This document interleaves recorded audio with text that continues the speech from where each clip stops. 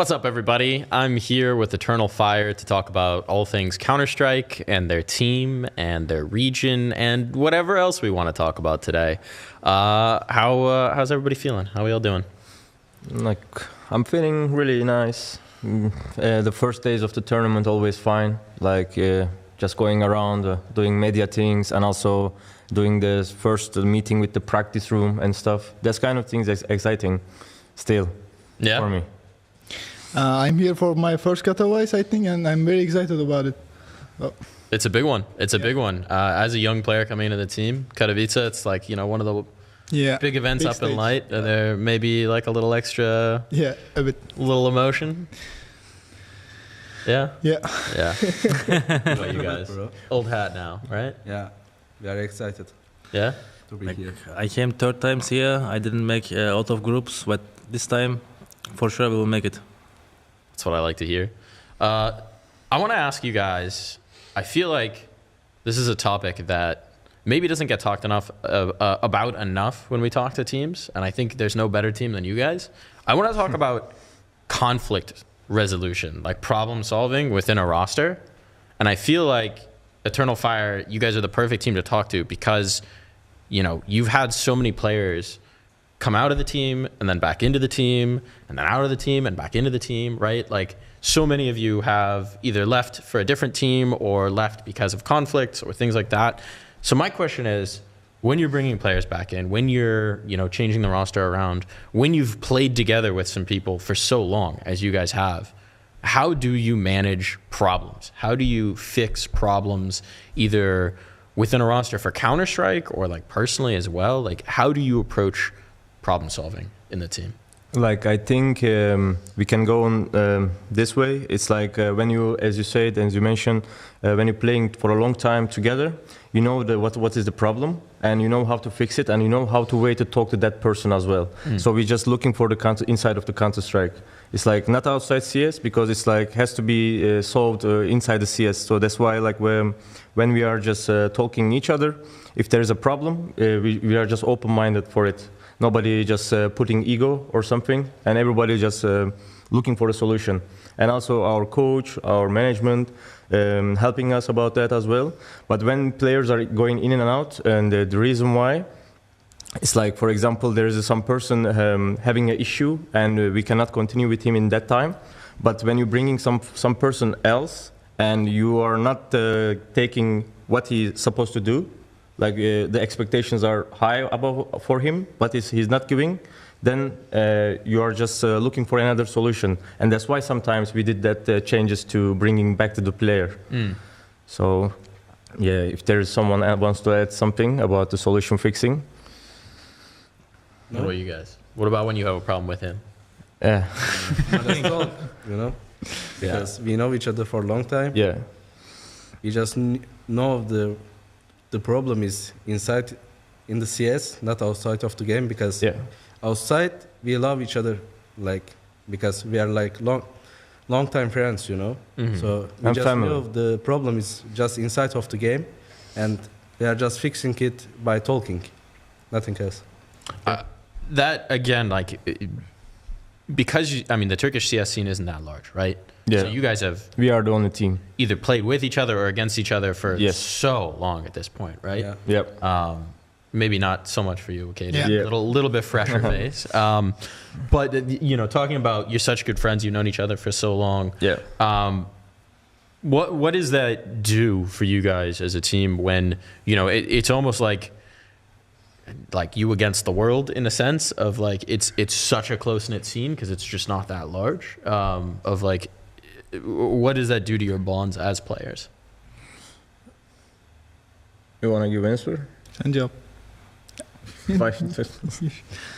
Answers? Sensor, then Maybe Zantares should answer. I didn't understand the question actually. So like, okay. Can you repeat it? Yeah, absolutely. So like it's sort of building on like the conflict or like how long you guys have been teammates, friends, competitors at some points, like when you have this small scene of not that many players in the Turkish scene, Like, what does that do in terms of playing with the same players for a very long period of time, in terms of how well you know each other, in terms of how well you function in the server? Like, what's that relationship like, that chemistry like? Shame with you. I just try to tell him what you said because I want to answer it. Kanka birbirinizi 10 yıldır çok uzun zaman tanıyorsunuz. Beraber oynuyorsunuz bir süre boyunca. Biz beraber de oynuyorsunuz. Evet. Bu daha önce rekabetti, şimdi birliktesiniz falan. Bu evet. Nasıl etkiliyor birbirinizi diyor. I don't know what can I say about it. Like we played, I know him like already 10 years. Yeah. And it's feel very good to play together. It feels good playing together because like besides other players, like just us can play together. Maybe cut here. I couldn't explain good. You're good. Yeah. I mean, I think it was a good answer. To be honest. That was honest answer from him, but he didn't want to be look like that. What he said. Like, there's no other player, sadly, in this our scene, but just us, and that's why like we think about this for a long time, and end of the day we just said we need to do this because like there's nobody else. If we don't do it, like nobody else save the Turkish scene, you know. Exactly. That's our point and main goal. Talking about that, I mean, let's talk about the Turkish scene because I mean, I'll freely admit I don't know that much. Right? I know it's a small scene. You guys are really the one international team competitive out of it, but why is that? Why is the scene in Turkey so small relative because of internet, man? Yeah, I can tell something about it if you finish. You can. I finish. So basically, it wasn't like this way before. It was like 10 years ago when the CS:GO was launched the first time. There were many Turkish teams was playing in competitive doing inside of the Turkey as well, like in the like LAN games and stuff. But small, but to people to recognize and to improve themselves, they were like events. But by the time they disappeared, and teams are closed their CS rosters, and the tournament organizers or just disappeared, and they just said we're not gonna do it again. And after that, in that time, also the other game Valorant came out, and because of the ping distance, which one we have now, like for example, when we're playing from our home, it's like 40, 45 ping, maybe 50, we are getting it. But in Valorant, everybody playing in the Turkish league and everyone having like 0 ping when they play against each other. And they are already low tier and they cannot competitive with the high level teams, like tier 2, tier 3 teams. And they are saying like, okay, we cannot fix the ping and we cannot win against them with this ping. Let's switch the game. So basically many players from Turkish scene who was playing Counter-Strike just switched to a different game. So that's why we just became like last 6-7 person who can beat and who had achievement before, like in this game. So that's why we just decided to create our own organization. And after that, like here we are after 2-3 years. Now, I mean, with that, I mean, this all kind of rings true for me as an NA guy as well, right? Valorant really left a lot of our player base out. True. What's the current scene like? Because we've started to see a resurgence in some regions. I mean, in North America, we're seeing a little bit more going. We've got a new talent coming through the pipeline as well, right? So if we're seeing all of that, if we're seeing that close off, my question is, where did you guys find a talent like Wikidia? So when they found him, I wasn't in the team, but he was part of Eternal Fire Academy team. So I don't know who found it and who brought him to the team for Academy roster. Yeah. But I'm glad that person made it. Yeah. Because we got something like this guy. Yeah. And which is like it's impossible to find it in Turkey in this nowadays, like in also previous years. So it's like really God-gifted guy. So I'll ask you, where'd you come from? Where'd they find you? I was playing in academy team before. I was promoted to main team and I was playing FPLC stuff. Then one day our coach said like we want to trial you for the team, and just like this. Okay. So with the close of the scene, you know, lands drying up. Yep. What made you want to get started in Counter-Strike? How did you find the game in general in a region that didn't have you know, a lot going on. Nereden CS öğrendin? CS'ye niye başladın? CS'ye niye oynamaya I was playing CS like when I was 6, like very, I was very young. My brother was playing CS like 1.6, and that's why I was playing. Like I like it a lot. I was playing maybe 12 hours a day, a lot when I come after school, and like 5 years ago, I started Counter-Strike Global Offensive. And it was like, I was just getting a lot of fun of it, and I just keep playing. That's it. I mean, that's how the scene grows back, right? Have you guys noticed any like positive development more recently? Anything coming back into the Turkish scene? No. Nothing? No, nothing else. Just only us now taking the flag to somewhere. But I hope this is gonna be the message for the other team owners or like organizations. They can do investment on this, and they can try to find the players, and they can maybe find the right chemistry, and we can have more team. But this is unfortunate because they know only we can do. Does that raise the pressure on you guys as a team when you know that, like, I mean, we've seen it before, right? Like, I mean, the classic example is like the Luminosity Kaboom team in terms of one team sort of becoming role models for a region and igniting the fire back in. Is that something that you guys are aware of, think about? Yeah, we are aware of this pressure. Sometimes it's like because all the community who is following the Counter-Strike, if there's a good result, they're just writing us, and if there's a bad result, they're also writing us. So we know how many people are just waiting from us to give them good results from here. So we know, and we just gonna look like professional on this. Okay, there's a scene behind us. There's our country people, but anyway, we have to do it for ourselves and for them and for families, for countries, like everything. So we know the responsibility basically, but we can take the pressure because I have been getting like a lot for myself. I'm talking like back in the days till now. If I even win great tournament, I had the pressure still. If I even like doing good performance, I had still pressure. If I playing bad, I had still pressure. So never going away from me. So it's always gonna stay. Yeah, you just learn. You learn it, used to it. On that subject as well, right? I mean, you three, again, long storied careers at this point, lots of experience. You've learned how to handle the pressure. With a new talent coming into the team, and with Katia, how do you get him used to that kind of an environment, that kind of focus, that kind of both support and pressure from back home? I think he personally doesn't care about it at all. Yeah? Nice. So it's good. How do you think about it? It just doesn't bother you? I'm not kind of a guy like being etkilenmek ne demek ya? Impressed. I'm not like a kind of the guy impressed by pressure. I just don't care about it, you know? Yeah. I'm just playing my game in game. That's it.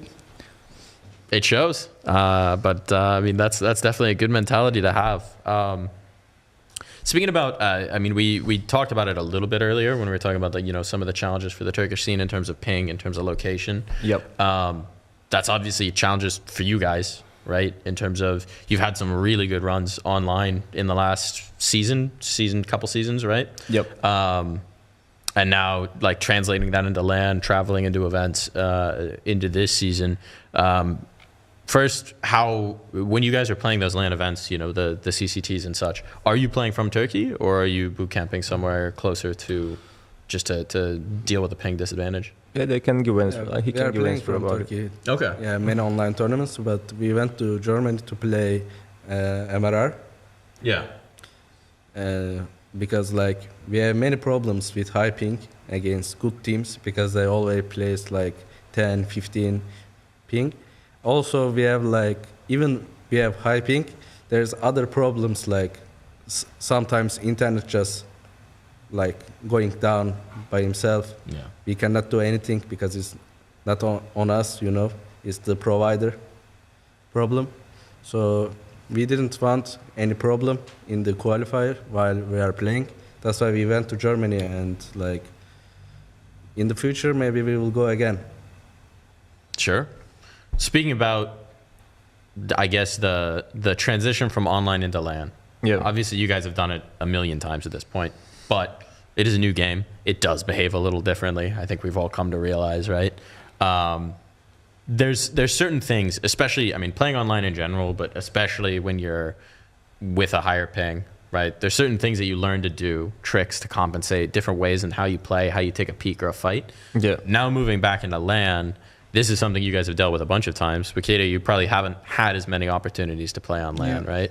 So how do you prepare the team for that transition? Is it something that you're like trying to like change habits or anything like that? It's like we already playing like we're gonna play on one ping. Okay. So like what are we doing? It's gonna be the same game, but it's gonna be better shooting and better showing reactions, because whatever we are doing, it's all the same.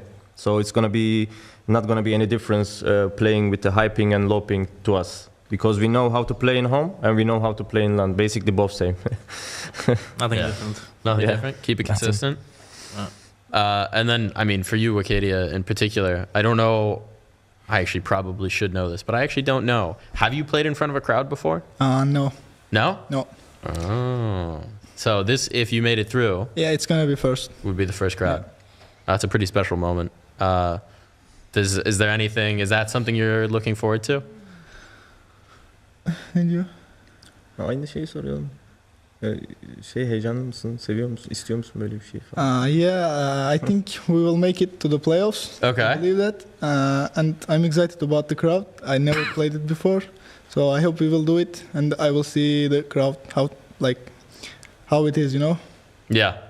That'll be, I mean, you guys said he doesn't feel pressure. That's a different one. We'll see. Yeah. That's if you go there, we'll see. Yeah. Let's see. Anything you guys want to talk about specifically? Anything you guys are really looking forward to of like this year of Counter-Strike, right? Fix the up. Fix the up. Yeah, I can say bring back the acceleration, because it changed a lot. Mm-hmm. Exactly. Like example, me and Zantres, we are playing with acceleration in CS:GO. Now we had to change the sensitivity, because there is no acceleration. It's completely changing our feeling of the mouse. Feeling of the mouse. Oh yeah. Yeah, because when you are turning around in the game, it completely feels different, because there is no acceleration. So we adapt together. New sensitivity. You know? Yeah. Like 10 years I play with same sensitivity, and then you somehow just came up new game, and then you change sensitivity, and you just must be adapt right now. And then we just try to doing it. I was playing 1.3 sensitivity. Now I'm playing 1.9. So that's a pretty big jump. Yeah. Too much difference. Too much difference. Yeah. And also, I'm just cutting. Bring the left hand. Probably you can stuff. All the time I played with left hand in any game. Yeah. Not just this one. Like in childhood time. Like Are you left-handed? Yes. Well, there you go. That's why. Left-handed as well, but he's using the mouse with right hand. Right-handed. Yeah. Wait, do you left-hand mouse as well? Yep. Yeah. Okay. Definitely makes sense then. Straight one.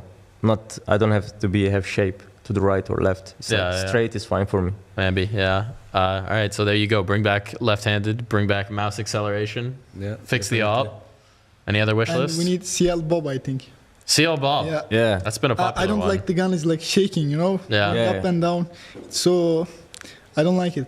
For me, it's a problem as well. But the first two things I said is much important for me. Like okay. This cannot be done. It's okay for me. It fix the others. The hierarchy of needs. Yeah, higher priority. Yeah. But talking about the team as well, right? Of like your guys' wish list. Starting off the year, you know, strong qualification into RMR, Katowice. Like, what are the goals for the year as a whole for Eternal Fire? You think? Like, I think we never had so many tier 1, 2 tournaments after and after, like we will have, and I think our main goal to at least won couple of them, and at least even if you cannot win, even show like you are just here permanently. You don't want to go back, because when you are going in the ranking list as well on the back, after like many people just switching players and stuff, and that's why they are going down, and it's really hard to come back in the top 10 area. So if you cannot come there, you don't get invitations, and you need to play online qualifiers with the hyping and stuff. The struggle starts, basically. So for that, we know, we are aware of it. Like, we're just gonna give our everything to be show we are permanent here, and we are not here by luck, and we're just gonna stay here like the other recognized teams in like which you have in your mind right now. So yeah, basically we want to give the best results for ourselves and for the people who is just supporting us. I like it. Establish you guys as the like consistent pack here. Yeah. But I think let's see if we have any other questions here real quick. We've gone through the scene. We've talked about the team. Yeah. What about voices in terms of like, all right, yeah, here's a question I've got for you guys. Yep. So this touches back on like the earlier conversation we had about like, you know, fixing problems within the team in a long time.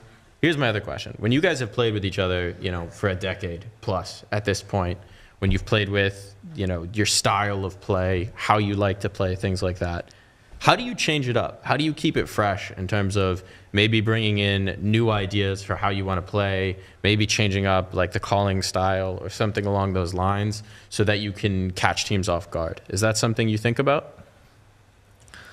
Like every day we make 2 hours theory, Yep. and we just improve our game style, and we also watch a lot of demos, like I do myself often, and just keep improve everyone like in the team, and learn a lot of like nades from demos and like the stuffs I do, and also our in-game leader Maj3r, he's just doing often, so we just try to catch our like other teams like that.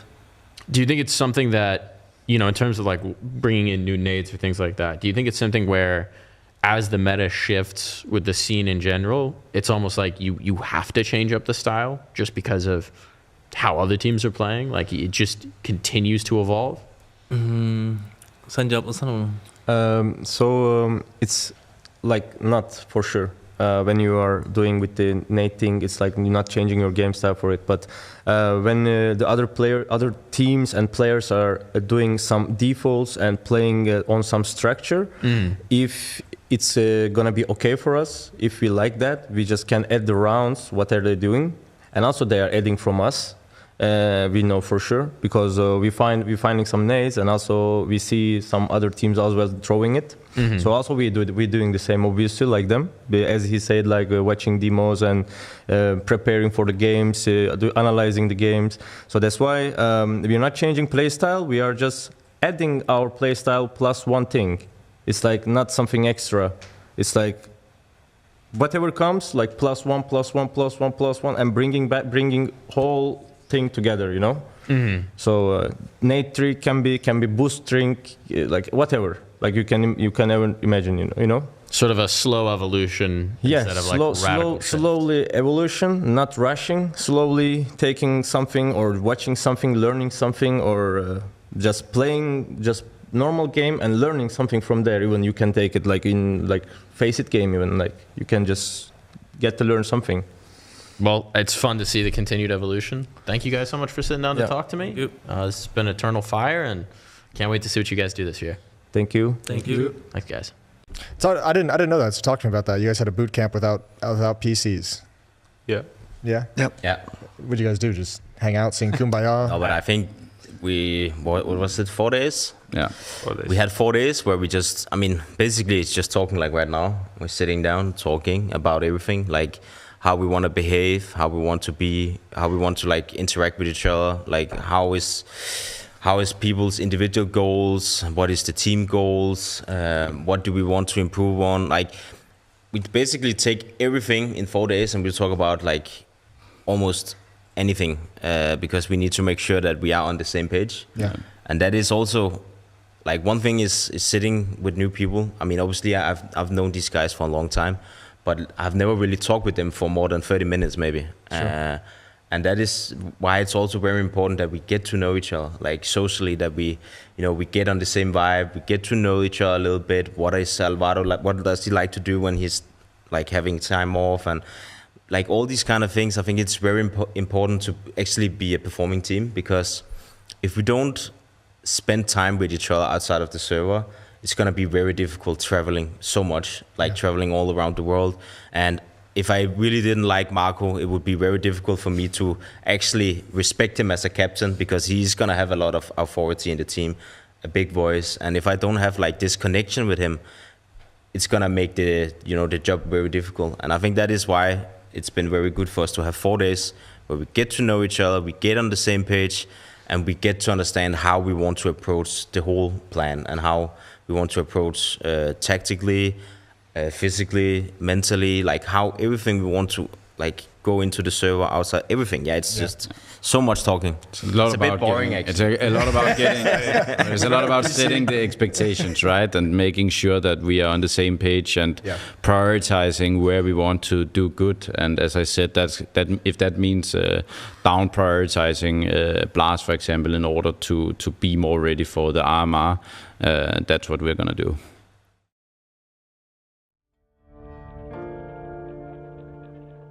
Intel Extreme Masters Katowice is brought to you in part by Intel, Acer Predator, DHL, Monster Energy, the United States Air Force, 1xBet, and White Market.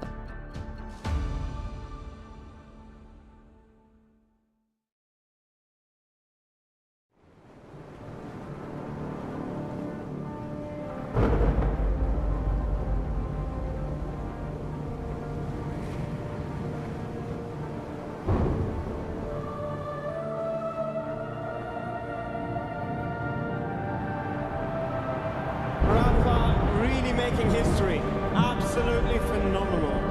And Ace is the champion of the Intel Extreme Masters World Finals. Storm's still not quite done. MC is going to take this fight though. 3 seconds left. Last 2 rounds of Passion's got to start it well for ESC. And this is a massive move for Zez, but he's not content with just a Nexus kill. He wants to win. GG! And it's all done. Astralis with it.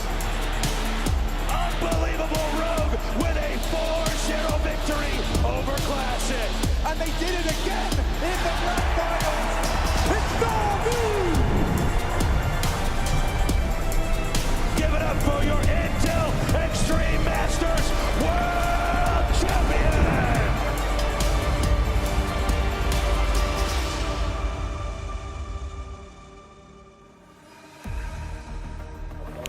Well, yesterday we've seen the playing conclude and we've seen some big teams head out of Katowice in 2024.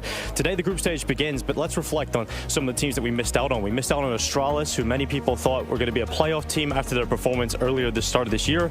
And then we lost out on Virtus.pro, who we definitely thought was going to be a play-in team. They got some of the best rifler performers in CS2. So very interesting stuff happening in the play-in, and I can only imagine there's going to be more upsets, more interesting storylines as we head into the group stage today. And I'm interested in seeing these guys behind us, the Falcons, showing up today. Coming up on the V stream today, we have the juggernauts of Intel Extreme Masters. It is FaZe taking on the plucky Polish underdogs, Rebels. Probably the biggest Counter-Strike matchup in their careers is going to be here in the group stages. But we first have Eternal Fire up against Falcons. Everyone is excited to see Falcons, that new look roster, the superstars or potential superstars of CS2. That's all going to be up for grabs here on the V stream. We're also going to be chatting to all your favorite players, Snappy, Magics. We've got them all, so make sure you stick around. Later on the A-stream, it is going to be Spirit versus Navi, and oh my god, are we not waiting for Dong's debut in the Elite here at the main stage. The first time on LAN, he isn't going to play against the top 10 team that isn't Virtus.pro, and I am so ready for that one. After this, Vitality versus Ents, but first, let's check in with Freya with some trivia. First up on the A stream, we've got G2 versus Heroic, which may sound familiar because it is. That was last year's grand final, but oh, how times have changed. Brand new iteration of Counter-Strike, basically an entirely different Heroic roster. So my question is to you, gentlemen, looking back at that grand final this time last year, who was the highest rated player? I don't even know who was quickest, so I like your noise more. Who was it? Pass. It was Hunter. It was Hunter. Yeah. That is correct. Yeah, he popped off. I thought JKS should have won MVP at that event until the grand final. Yeah. Can you give me the rating of Hunter in that series? Freya, that's a crazily specific question, and I, for some reason, am feeling 1.23. You got it exactly right. Oh my God, this guy is the analyst of the year. You heard it here first. Oh my God. What were your takes on G2 coming into CS2? Brand new game, obviously new mechanics. Do you think they've hit exactly the mark that you expected them to, or more improvement needed?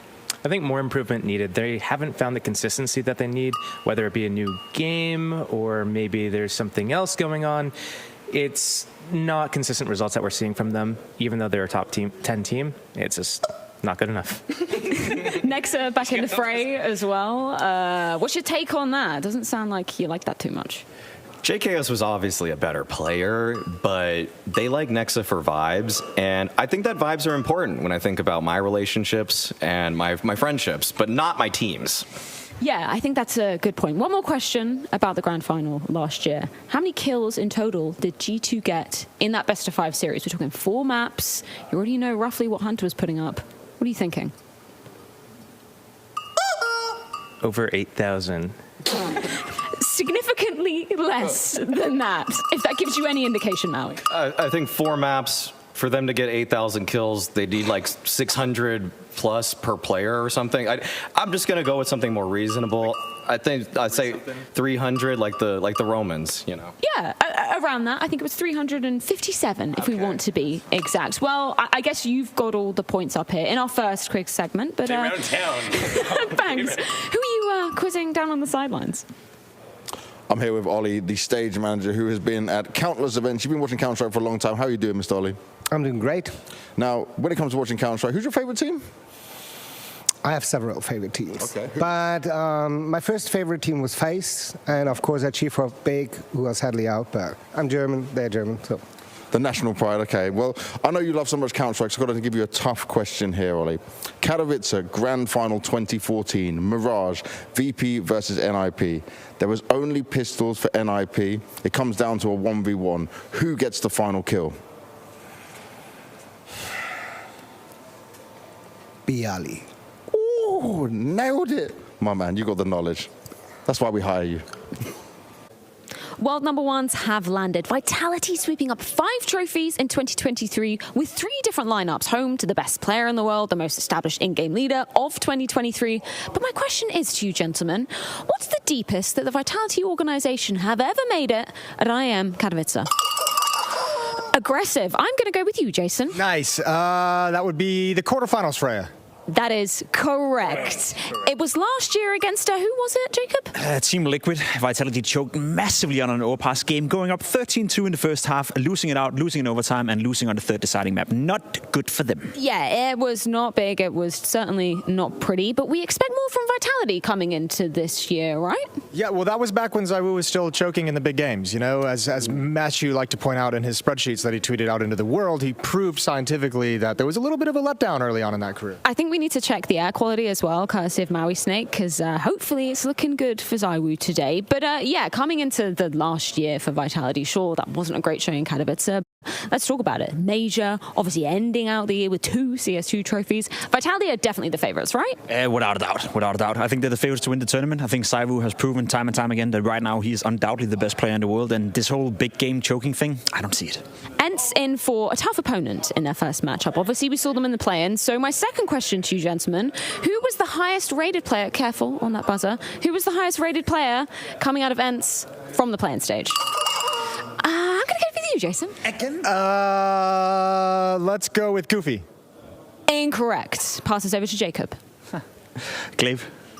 Oh, you're so close. It's by 0.01. It was actually Diha. 1.21 rating come out of him. But Glaive, it's a good shout, right? He was looking real hot. Yes, he's been playing well. He's been playing very well. Good to see Diha as well. He's been struggling in CS2. Wasn't looking great at the later stages of Ents. So if he's playing well, then Ents may have a chance of getting a couple of rounds today at least. You think Glaive's going to be as equally fired up as we saw him, you know, after winning versus his former brothers in Astralis versus Vitality today? No, that's a special situation that gets you fired up for that one. But you get a legend like Glaive and a chance in the group stage. Who knows? Like, the guy's going to manufacture some way to get hyped up. Well, I just want to say congratulations, gentlemen. You did substantially better than Maui and Steel in our first quiz. But I'm wondering, Banks, you got any more CS nerds down on the sidelines? Harry, I want to ask some tough questions to do with CSGO. You are a man that knows it all from start to finish. I love the jumper as well, man. Thank you. Yeah, it's actually from CS. It's from Valve, so pretty cool. I'm jealous. I'm very jealous right now. Okay, this is your question. Hard-hitting question for you. Grand Final, DreamHack Winter 2013. Who was the highest-rated player? It was Fnatic versus Nip, and Fnatic won. So I think it was. I know that Forest, I think, had a higher rating, but I'm pretty sure JW got more kills and was the top performer. So I think, am I good there? He's very good, and actually more detail than I expected. Harry, you're a master. Thank you very much, my man. Thank you very much, James Banks. I know you're very excited for the topic I'm about to talk about because it's Na'Vi versus Team Spirit. Wonderful versus his old organization. We know that Spirit were looking hella fired up in the play-in stage. So my question is to you, gentlemen. Who was the highest rated player coming out of the play-ins? Chicken says Donk. Chicken and Hugo are correct. If you can give me the opening rating for Donk, I'll give you an extra 5 bonus points. Ooh, 2. Let's go 2. No, unfortunately it was 1.64, but still pretty dirty. How has Donk lived up to your expectations so far, Dinko? I think he's kind of exceeded them. I thought maybe he'd have a drop-off when he came to LAN because he played all of his tournaments online and, 16 years old. I at the time of coming to his first international LANs, and now he's at Katowice, just turned 17, and he looks more comfortable than a lot of veteran players here. So really actually exceeded the expectations, and they were high to begin with. And he looks so comfortable that he is literally screaming at his opponents. I didn't know that Donk could get this loud, Hugo.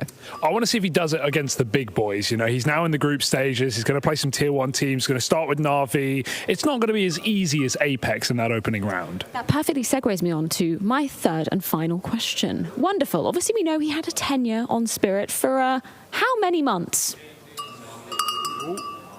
I'm going to say 8 months. Incorrect. I'm going to... 6? It's actually more. Double it. He was actually on there for a year, on their active lineup. We're going 13 if we're talking about the period he was getting benched. But yeah, how do you see Na'Vi testing Spirit? Is this the biggest test we're going to be seeing yet? Biggest test so far for Donk, right? We haven't even seen him play against some top 10 teams on LAN. So I think, Na'Vi are still in a proving ground, but their results recently have looked pretty solid. Wonderful's looked really good as well. Yeah, he's looked really good. I think coming into it, you obviously got the biggest shoes in the game to fill, right? And it's not an easy task to do, but he's done very well. And I think it looks like quite an organic growth from Na'Vi. Like everybody's ratings increased since the time was simple. Obviously, there's going to be a time together is going to be improving that. So yeah, I'm excited to see Na'Vi. I feel like they're a real dark horse of this tournament now. Any predictions for this game? I'm all Donk, baby. Yeah, I'm going to go with Donk as well. Is Spirit going to continue the run? Donk hype train up here, but Banks, how are you feeling about Na'Vi coming into this game? I'm here with Philip, our producer for many years and a good friend. How you doing, my man? Very well, very well. I'm very hyped for the group stage. You're always stressed about being on camera? Yes. Well, I know how much Counter-Strike you're watching and you love, so I've just got a clone question for you here. Grand Final 2018, who won it? That was Na'Vi over Big. I'm German. My heart was breaking that day. Yeah. But Na'Vi won, so I'm happy. That's all that matters. Thank you very much, Philip. Group start here on the A stream. It's going to be insane. Later up, the second match of the day is Team Spirit up versus Na'Vi, which is really exciting to see what Donk's going to do. But first up, we've got G2 Esports, their first match here at Katowice, where they will go up against Heroic, one of the surprises getting into this part of the competition. But what's going on B? Well, we get a bang to start off with. Falcons, we've got to see him a little bit at the start of the season. They're going up against Eternal Fire, who dominated throughout the play-ins. After that, we've got FaZe taking on Rebels. But Rebels, this is great for them, right? The best team they would have ever had to face. And then to end the day, Complexity, who have fallen off just a little bit shocks at going up against Apex, who fought so hard last night. Okay, I need to ask you, who's going to win between Na'Vi and Spirit? Na'Vi. You always say the same. I'm never going to ask you again, all right?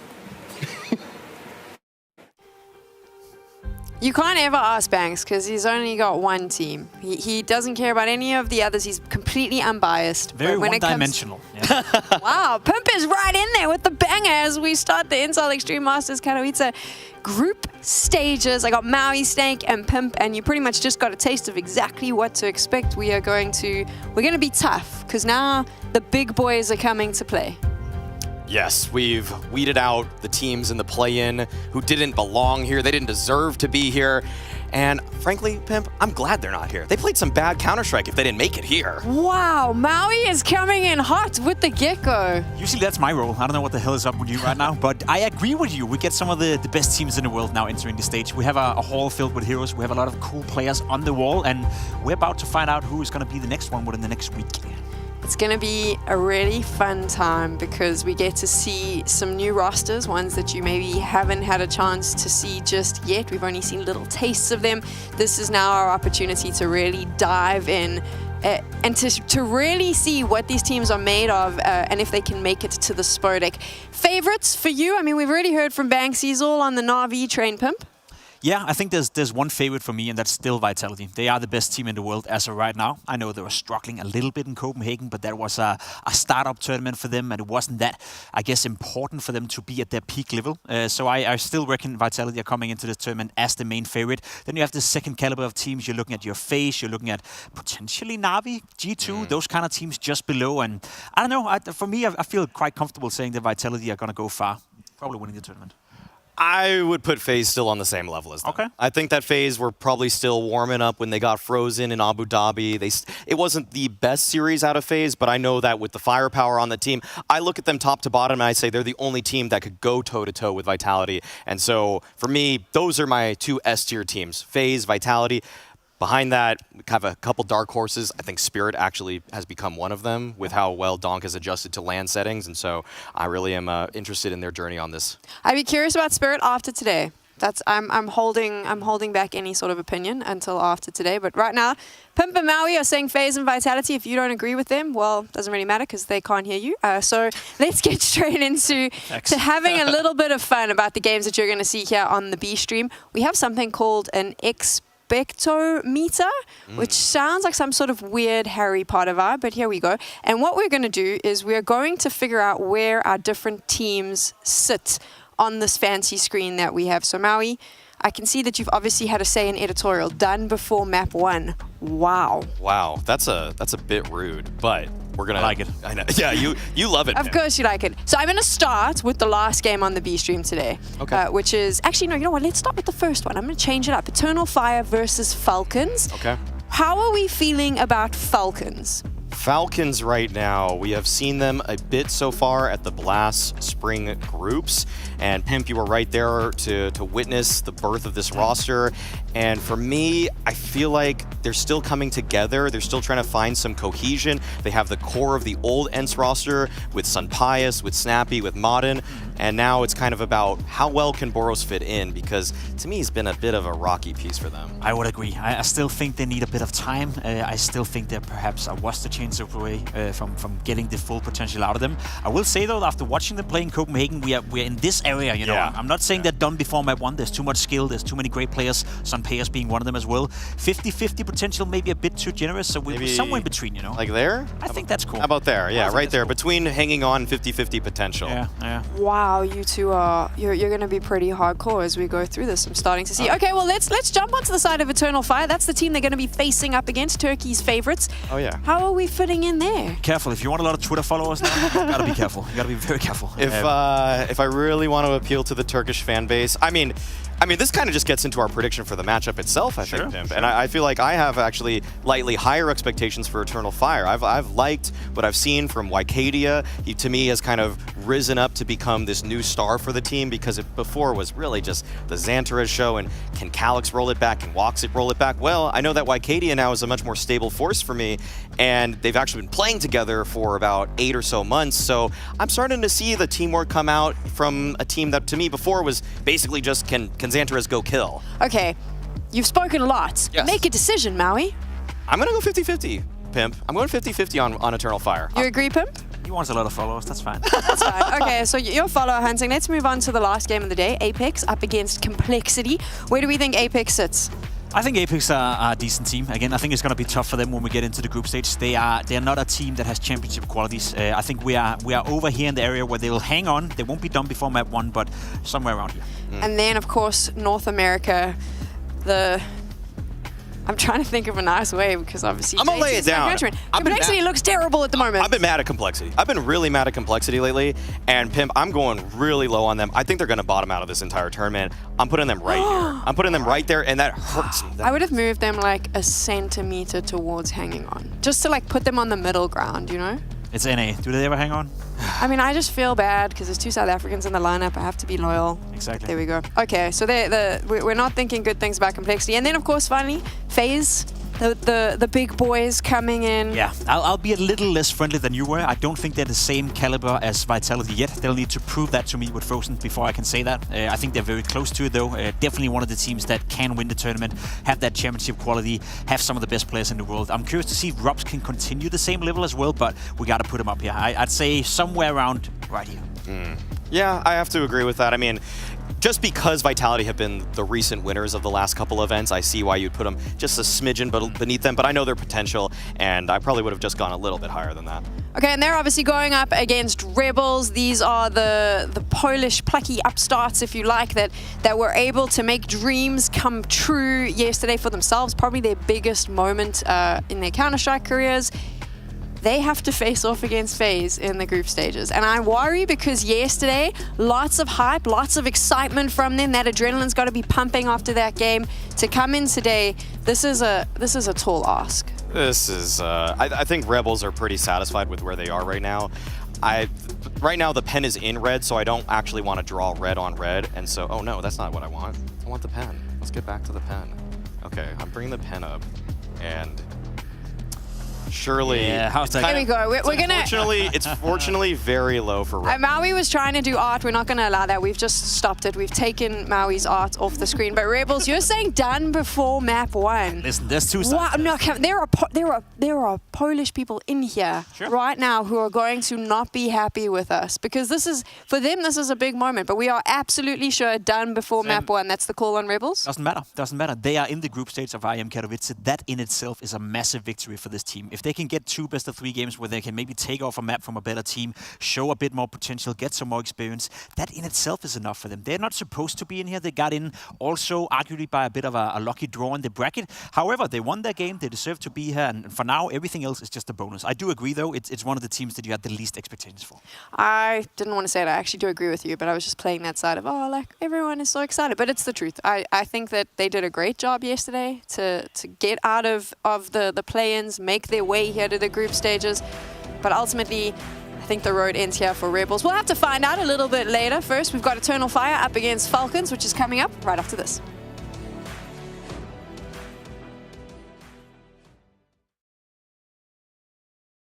Welcome, my friends, to the Cathedral of Counter-Strike! Elevate, level up, way to the top, headed to the peak. All them boys want it tall, hit them out of love, but don't got receipts. I ain't gonna lose it now. Gotta keep it moving now.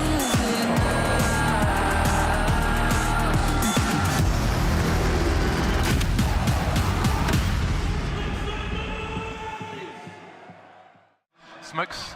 You see double smokes in the same place there. Simple just jumping casually into the side. Wait. What was that? Never miss a play again. Simple. That's not allowed. This is not FPL. This is a major. Finally. With Face It Watch, you're in control. Switch between player POVs live and see the game through the eyes of any pro. Never miss a moment with replays. Relive each highlight on demand from all angles. Watch it, control it, face it.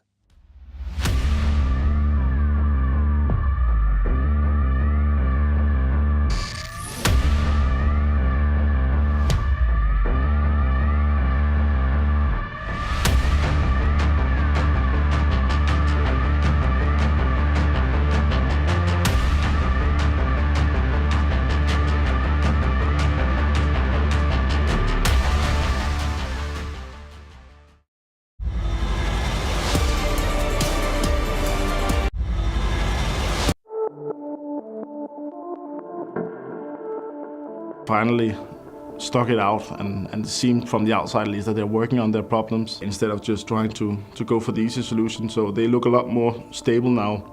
Tactically, I think they're good. I think Maj3r is a good in-game leader, actually. I think he's really underrated as an in-game leader. I think they're doing some theory crafting in CS2 now. I think a lot of the teams, including myself, because I've had some time off the game, has just been taking whatever we had success with from CSGO, and I think Eternal Fire and Maj3r is one of the teams, maybe going a little bit away from that, trying to see, okay, how can we come up with some new stuff in CS2 that we haven't seen before, and they are definitely a team that, if I wake up early and I have a couple of hours before joining with the guys and I want to, get some inspiration, I also tend to. Eternal Fire is one of the teams that I also look at. I think this young guy, Vicaria, I think he's definitely an exciting prospect to look at, but I have to go with Santaris. A guy you kind of feel sorry for in the end with his career, because I think he could have been a lot more. He had potential to be one of the absolute greatest, but I hope he gets success with Eternal Fire, and I respect him for staying there working on the project. But hopefully tomorrow he will calm down a little bit and let us. He can postpone his success a little bit, I guess.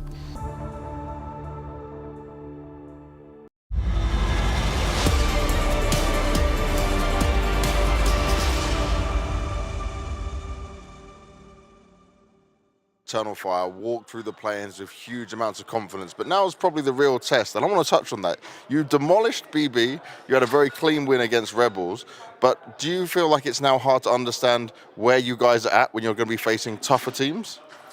Yeah, like you said, we played Bad Boom, then we play Rebels, so we did our job in these matches. Now we're facing, like we say, better team, so we're still confident in our game plan, in our style, so it doesn't matter. Yeah, like I don't think myself like this is a better team, so this is more stressful match. No, we're gonna play the same way we play, and we're trying to, as I always say, we're gonna try to show some good CS.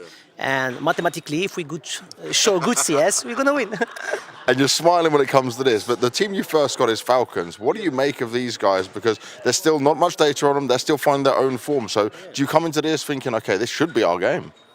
Yeah, I think Falcons is a new team, but there is 3 people from old ENCE team. So it's not like a new teams because they have a trio already inside. But yeah, they did Blast London, I think, the last event. Like I said, we're going to play our game, and the better team will win today. But we are confident. You're always confident. I like what I'm hearing. Let's see how Eternal Fire can get another win under their belt here in Katowice. If there's no tech delays, we are going to be jumping into game very soon. So here's the thing, we're going to speed run this to give you all the things that you need to know before we get into this if you've never watched Counter-Strike before. It is, of course, Eternal Fire up against Falcons. And here we heard Maj3r talking.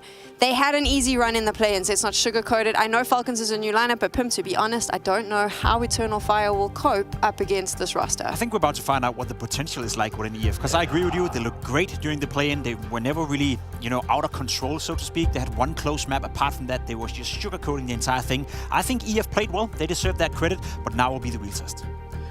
And Eternal Fire, for my money, have been trending upwards. So this is one of the biggest tests that they're going to have before themselves. Falcons, obviously still a new roster, but when you look at the victories that Eternal Fire had, they demolished BB team.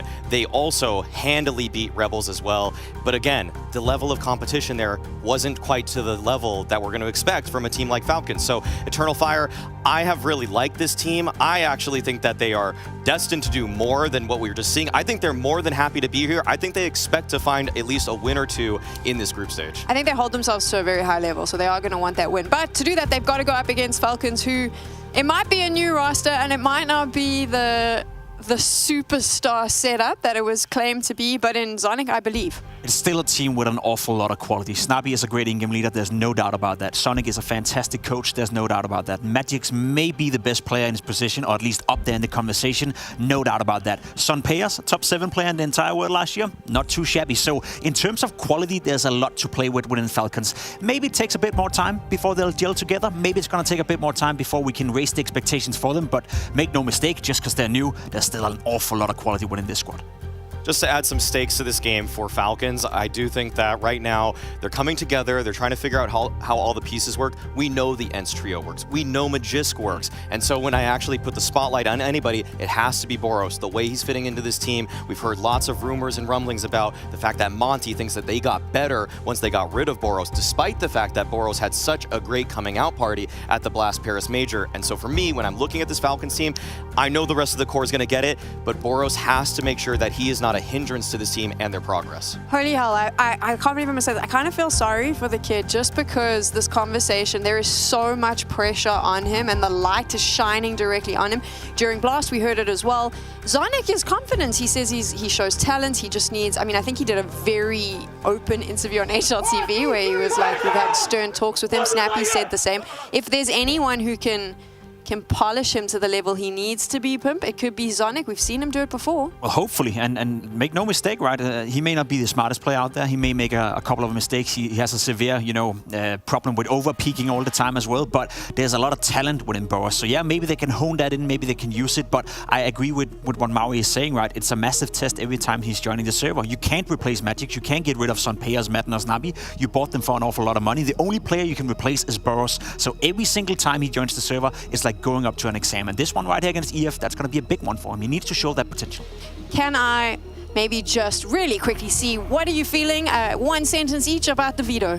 This is incredibly favorable for Eternal Fire. They have had disgusting results on Nuke lately. I don't think they've even dropped that map. Vertigo has always been their home map for picks, and so for me, the first two maps, this is why I actually favor Eternal Fire in the series. They love these two. I agree with you. It's looking great for EF, but Falcons are going to win this game. There we go. That's where we're sitting on the first game here in the group stages on the B stream for Intel Extreme Masters. Katowice, couldn't even get the name right. There we go. Professional as always. I'm going to stop talking and let Moses and Dinko do it instead. Thank you. Well, thank you very much, Sam. Talk we will. And I'm looking forward to this. I loved how Pimp, great reasoning there, I suppose. I'm on board. He sold me. He bought me over. He did the classic, all the positives for Eternal Fire, but Falcons is going to win.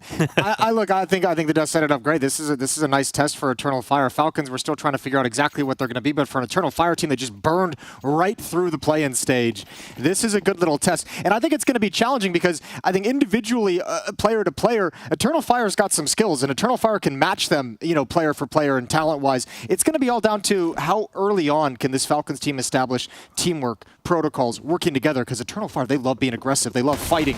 And how long will it be till Sunpayers establishes the opening kill? Well, they'll never do that. His Maj3r has taken him out. Sunpayers is down in Eternal Fire, given the first kill of the pistol. Plenty of utility behind this as well, still for Eternal Fire to take over this A-bomb site. And Falcons have rotated over multiple players to this side of the map, ready to go, ready to likely have to retake here. Yeah, well, look at that. That firing squad didn't do a whole lot through the smoke, but here comes the retake. Snappy starting it off, but all the trades go in the favor of Eternal Fire, and they are in the power position, the pole position here in this post plant. And I know Woxic has high sensitivity, but that was a little extreme. I like it. Keep the head moving so they can't hit the headshot. Having a good time spinning around. This is going to be a save. Magic is 9 HP, can't take a single bullet. They have no kit. They really have nothing to work with. So Madden sticking around perhaps for an exit kill, making sure there can be no hunt. This is a pistol round for Eternal Fire. A good start, nice and simple, grouped up hit towards the A-bomb site. And as Maj3r was saying, Vertigo is a map that Eternal Fire have been very comfortable on for a very long time. Yeah, and a lot of their different iterations and lineups, and that was a cool topic. Great words from Zonic in the pregame interview about Eternal Fire, about Maj3r specifically as an in-game leader. And I mean, the crazy thing, like this is obviously, it feels like this is the best Turkish team and lineup that we've had, going way back to all the different team names and variations that they've had, bringing players in, dropping some of them out, and it feels like finally they've worked through some of the issues that have caused roster changes in the past and feel comfortable with this going forward. It's been a learning experience through this as they've tried to find a Turkish lineup that can actually be competitive. Yeah, we've seen so many players exit and come back into the team. Woxic even being on that journey. I mean, when you think back to like Space Soldiers, who were always like a group stage upset team, a team that was going to be dangerous in best of ones but couldn't do much more, and then eventually they got to the point where, they could win a best of 3 series occasionally and just cause pain for one opponent. Now they seem like they're actually in a position to challenge and make a run through this bracket and make a bid for the playoffs. Everybody's been asking for this Turkish super team for years. And finally, they've put it together. I think part of it is you've got talent now on 3 positions between Wakadia, Woxic, and Xantares. Very powerful players. Yep. And Xantares Coming up into this B-bomb site, it's going to be Madden first out from Tetris. Only able to build up to 1 kill. Xantares is taken out. Wikidia comes back in with a reply, and Wikidia probably should have gone down there, but he stays alive, he stays up and gets another one out of it until Boros comes in with that MP9. So with 3v3 established here and Snappy's control, it should be impactful a little bit later into this round. Risky, swing for the fight, taken down. A little too much activity from Boros, and that makes Snappy start to make a play. Maj3r's got his eyes on it, so it's all down to timing. It's a lot of time that Snappy would have to be patient. There's a little bit of leg showing, and he somehow still wins the fight. I have no idea how Snappy still wins that duel, and to keep trying to get this AK-47, but it's a poison chalice for the players of Falcons. Snappy now alone in the 1v2, and he's not really in a position to get back into this one. Voxic saw those little T-Rex arms reaching out for that AK. He was like, I got Claw it. They're coming in. Yeah, it did not work out. And you know, that was something Pimp was speaking very candidly about, was the fact that Boros has a problem with over-peaking, with being a little too aggressive, and has some of those trademark tendencies of a player that has a lot of inexperience. And at this time in the roster's lifespan for Falcons, you're kind of like playing around that and dealing with it. Over time, that will get, you know, pulled out of him. That will get trained out of him by Zonic, by Snappy, by the players, and all the different reviews. It's like breaking a wild horse, you know, got to get it into the mentality ready to go. And I think all like young stars and young fraggers and kind of, I guess, quote-unquote phenoms that have like popped up here and there have had to go through that, where it's like you're playing at a different level now. These re-peaks are going to get punished. This over-aggression is going to get punished. You have to calm it down. You have to rein it back in, because at a certain point, that overconfidence that you have from dominating lower divisions of play is just gonna lead to disaster from time to time at this level. Yeah, it was very interesting reading the interview that Zonic gave about the fact that they had to maybe have a conversation with Boros about discipline and professionalism. Sure. And he was very candid about it, actually. You know, he said a lot of details, you know, not answering his phone for practice, not, you know, coming in a little late sometimes, not having the hunger or the drive to be competitive. And it was great to hear that honesty about a player like Boros, who you know has the talent, but yeah, definitely needs that. And you've got two great people over there with Snappy and Zonic who can definitely get him on track. And it was also interesting here back at Blast, Jason, the fact that Snappy and Zonic aren't seeing eye to eye on everything at the moment, and that's going to take some time to build out that philosophy for the team. Not in a bad way, though, right? Like it's a matter of any new team, you're kind of combining ideas, because I mean, you think they're taking ideas from, you know, Astralis, obviously, they're taking ideas from Vitality, they're taking ideas from ENCE, and it's you're always going to have some different opinions on how different situations play out, and it's about coming to some kind of comfortable compromise so that everyone's on the same page. And Xantares getting out through short, tickles his feet in the fire at short, but no commitment yet around that corner. There's not many expectations for Falcons in this particular round, but maybe they can get something here at short, and that's denied by Xantares on the double lineup. Madden and Snappy gone. Ooh. Tapping away, nice little jiggles. Looking sharp. I got a chance to speak with the Falcons yesterday, had a little bit of a conversation, and one of the ideas that Snappy was like really adamant about putting forward was this Falcons team is making decisions at the moment for the long term. He's like, there's probably some shortcuts we could have taken to be better in the moment, to be better to start this year, but we wanted to focus on building up a foundation so that we're better set 3 months from now, 4 months from now, when the major comes around. They want to actually, the long term is their priority, so they're very conscious of the fact that in their minds, they've made sacrifices to not be as effective now so that they can actually be more effective later on. Maj3r drilling out his orders, but yeah, interesting to hear that. How about Team Falcons in their pragmatic approach to this team? A lot of people wondering where Falcons were going to go when all the big deals fell through and Twists publicly turned them down, Eco fell through. They managed to pick themselves up a very pretty roster here. And here goes Sunpius on the AWP. Probably their prize jewel to an extent. He's going to come back away from that initial angle. Not seeing anything. Towards middle we go, right at Boros. Sunpius is going to be there in tandem working with the AWP. Boost up. First test for Boros is passed with flying colors. What a shot from Boros. Xantares taken out off the top. And Wikidia and Calix looking to make some space here for Eternal Fire towards the other side of the map at B. And that smoke just comes up as the boost is assembled, and they're going to have to cancel it out. The nade lands right in the top of the head of Woxic.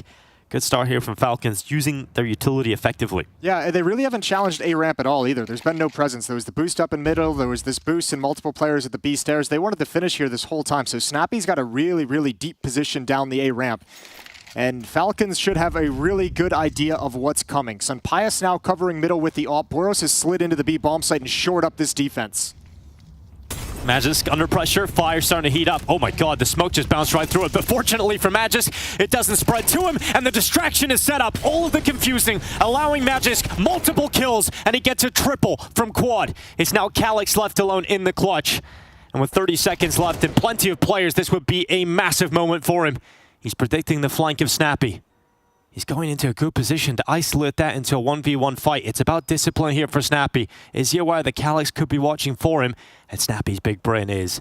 He's just holding 15 seconds, realizing it's on Calyx to make the play. He'll have to go to the bomb site. He'll have to start planting. And Calyx has now conceded the round by dropping down, and he even dies to Snappy, fortunately before the time. Yeah, well done from Snappy. Knowing Calyx is there and not pressing the issue with an economy that's not established on the CT side. But shout out to Maj3r. That's those thin margins that we always talk about at this level. One missed Molotov. He didn't even have to smoke it. No, he didn't. In reality, obviously, you're panicking a little bit and you think it's going to spread, but missed Molotov from Eternal Fire, and Maj3r punishes you with 3 kills out of it. They have to throw a follow-up Molotov as well. It slows everything down, and Maj3r, as we've known and as we've seen throughout his career, delivers time and time again. Eternal Fire can buy it right back again. AK-47's out across the board here. Maj3r already getting out through short, trying to apply pressure there early. Ukadia with him. And Xantar's a little further down that ramp. A scary trio to be taking ramp control here for Eternal Fire, and it's quite effective for Maj3r's swing, but Madden, still while blinded, is able to get that initial kill. Good on him to get one. That's a very committed position out in the open. And Snappy's going to step up next. Is there a flash coming for him? It looks like it's going to be dry for Snappy, and now he has to think about getting back behind cover, and he can't do it because Xantarez collapses upon him from short. Good distraction set up, and Xantarez is melting them right in front of their faces. Here he is, the Turkish god of Counter-Strike, the multiple kills already, and Sunpius is locked out of the round. There's nothing he can do about it. His teammates, they're just gone. Yeah, that setup, I think, collapses right out of the gate when Madden goes down. Snappy almost like you have to either get aggressive or fall back and be passive and concede the bomb site because you're going to be wrapped upon from scaffolding as well, and this just leaves Sunpius in a horrible situation. Calyx already kind of hunting, just locking him in towards the B bomb site. He's sticking around here, Sunpius, looking to defend it with a white knuckle grip. And Woxic's little peek has gathered all the information he needs, and they're on the hunt on the other side of the map. Sunpius, that bomb has a pretty large blast radius. Yeah, I was going to say, is he even going to survive here? If he goes back CT, Jason, he won't, and he can't stay there. So he's gone, no AWP here for Falcons. And that's unfortunate. Woxic got the AWP into his hands for a mere second. Wow, that's unfortunate for Team Falcons on the defense as Xantarez finds the gap at short. This is what I mentioned right when this game started about how this is really going to test the protocols of a very young, early Falcons team playing together. Is these Eternal Fire hits, it's going to be wave after wave and barrage after barrage. When they get aggressive and when they sense they have an advantage, they're going to keep pressing it. And when you have a setup that gets busted like that with Madden out in the open going 1-for-1, no chance of a trade from Snappy, and then you have Snappy kind of isolate on his own, forced into an aggressive play as well. Already spotted towards sandbags, but didn't expect that peek, and Madden's going to keep coming with it. Oh, big swing, big death. Xantarez hits the headshot without a problem. Maj3r just going down the B stairs. He's got some control back here for Falcons, realizing this A-ramp fight is not going their way. Snappy goes down as well. Yeah, this is going to start being an issue. Kadia and Xantarez at this A-ramp are just beastly. It's a firepower difference for sure between Snappy and Madden versus all of the sharpest hitters Star over players on Eternal versus Fire. role players. Yeah, exactly. Yeah, and that's going to have to be a decision eventually for Falcons if they want to keep being aggressive, or do you get Sunpius brought over with the AWP to try and give a little respect over to that attacking side? He did start early going for these peaks, but he was canceled out by utility, and he didn't really see anything anytime they did put the AWP in that initial position.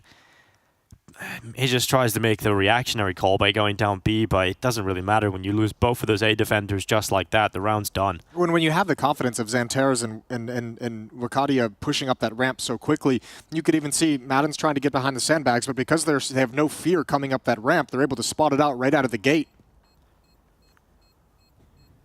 5-1. Hell of a start from Xantarez and Wakadia, 7-2.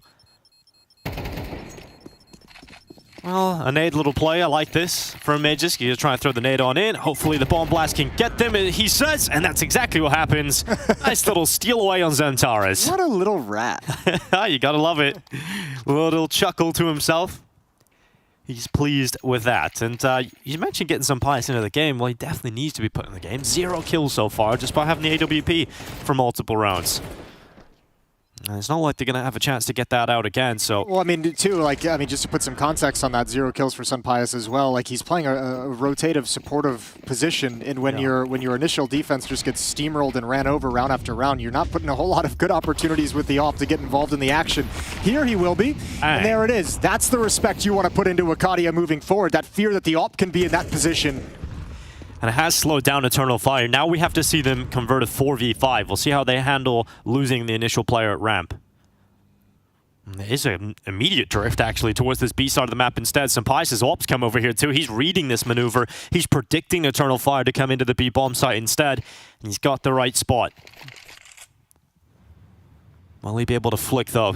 His crosshair's quite far off that initial angle that he's about to be peeked from. Oh, sound cue, though. Oh, he reacts to that. He takes a look at it now. Readies himself for the attack around the corner. Here they come. There's another shot for Sunpius, another kill in this round. And Maj3r now the next player in, but Sunpius is delivering on all fronts with his AWP. They've got him into the round, and Sunpius is looking for the ace. He's got 4 kills already, and it's just the Turkish Terminator left. Maj3r goes ahead and takes that, and that's the round where you get Sunpius activated. Yeah, there we go, baby. Opening kill towards A ramp, shifting to the B bomb site, reading everything as you mentioned, and just shutting them all down. And even if he doesn't get that 4th kill, that 3rd kill is so critical. Look how blind Maj3r is. Sunpius gets his 2nd kill at the B bomb site and saves Maj3r's life because he is just huddled up against the wall praying to God right here. And Maj3r is allowed to have vision back and be ready for the follow-up fights. Not that they were needed, no, but he was ready. The Falcons read Eternal Fire's reaction there like a book. They actually got a step ahead of them. They got the AWP back over to B before they even arrived. It's because you can see, like, it's kind of, you can see it on sometimes on Inferno as well. This Eternal Fire team, they like to play the trade game. They like to be kind of grouped up. They don't really, necessarily spread around the map and attack multiple points at the same time. And when you have the AWP at the A ramp and deny that kind of access with the opening kill onto Akadia, you're just making an educated guess that the follow-up is just going to be group as 4, execute onto the B bomb site. Tech-9s for Eternal Fire. Calyx and Woxic have to wield those. 3 AK-47 still present inside the side. But this is now Sunpius' chance to really start taking over the server.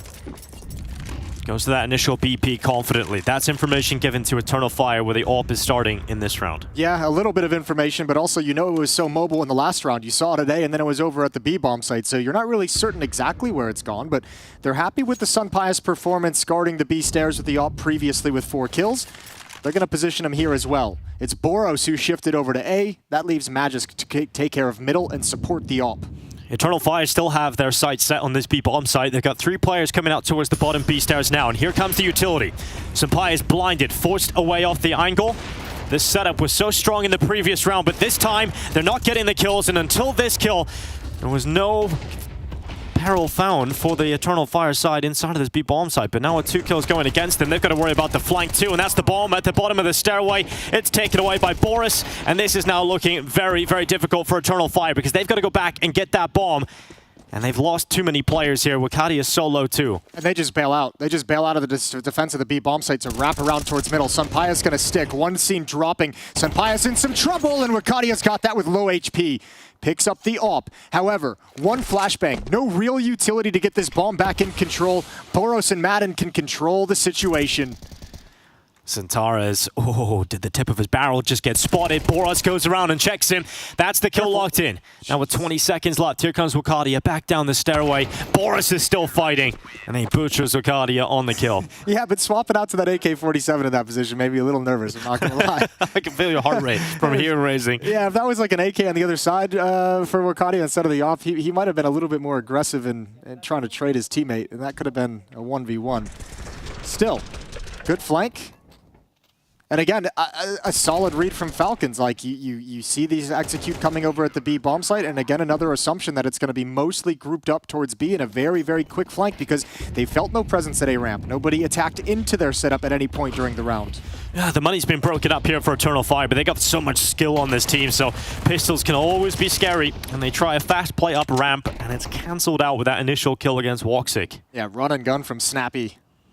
He does love an SMG kill, doesn't he? Going back for more. Toying with them, keeping track of their positioning on the map.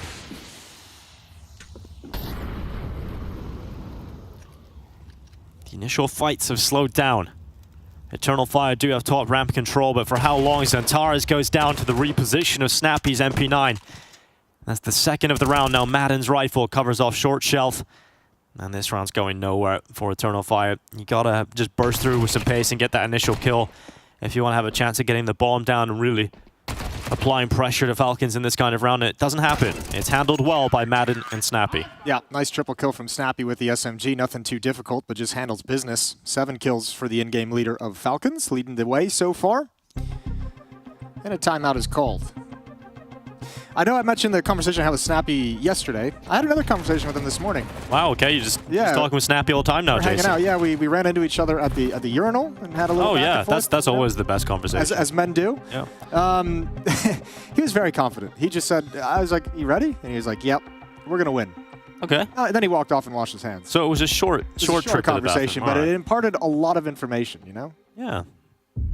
I'm glad we had that. The urinal talks are always fun. 5-4 though. Eternal Fire still in the lead, just about in the lead. It's always awkward when you head into the bathroom and it's in between maps. And both teams are in there who are playing each other. And they're all just having to stand around awkwardly, like not talking to each other, not making eye contact. Not as awkward as doing it when next to a player who just lost and got eliminated from a tournament. Yep. That's real rough. That's an awkward moment. Counter-Strike bathroom moments brought to you here in round 10. But it's Madden with that initial kill on Calyx, who is having a tough time here. Eternal Fire started to lose a lot of these opening fights, and they were getting them really early on. It's a good reversal and a good mark of why Falcons have made this comeback happen. They started getting some of these opening kills and forcing Eternal Fire to play man down. And it's been nice and simple and easy from there. Again, grouped up. Of all 4 players alive, 3 of them have been at the B stairs. Woxic is sliding over with the bomb just now.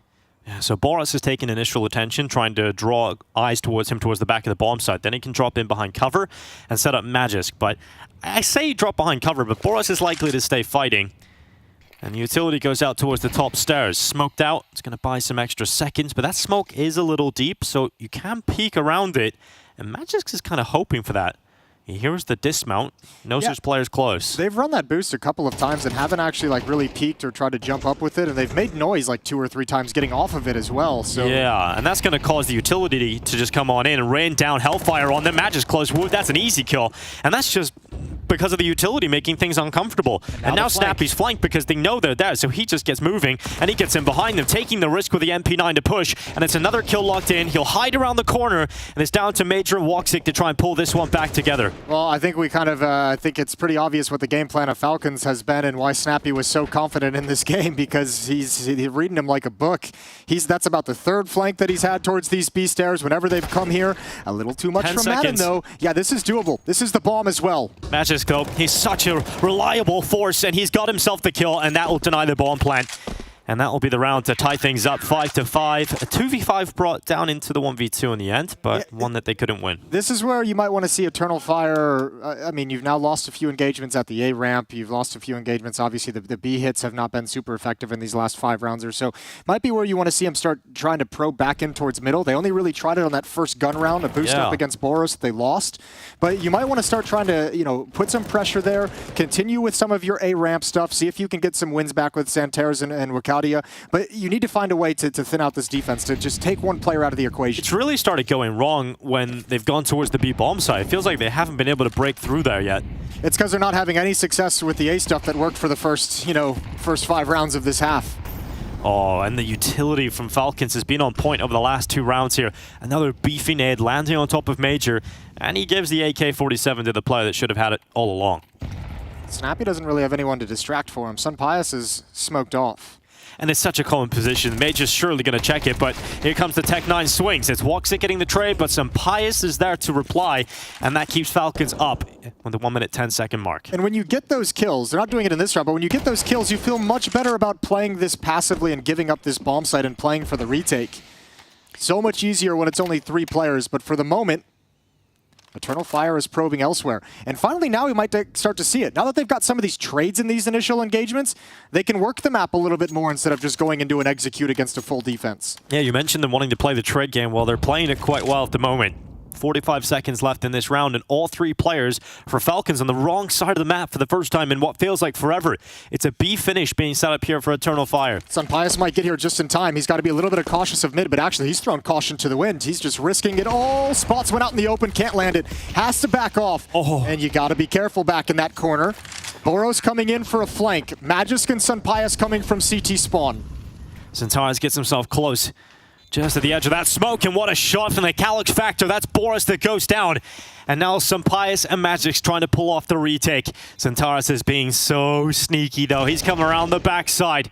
Needs to be careful, has to stay on this side of the smoke. He hears those steps moving forward. He knows he's got the up on them. He knows he has the element of surprise, and it's Centaurus that nails it. The 1v2 fight for him, and he picks it up.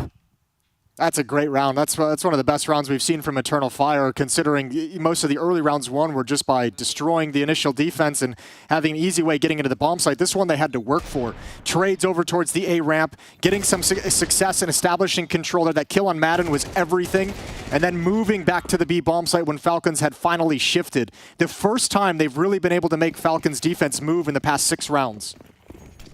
Last round of this half then. We'll see if it's going to be Eternal Fire leaving with a lead, or Falcons tying up this scoreline at 6 apiece. Once again, pressure early ramp from the Eternal Fire side. No one running around the corner. They're letting that initial utility be used up and hoping they get a peek. And Boros over peaks into the AWP. Woxic locks that one in.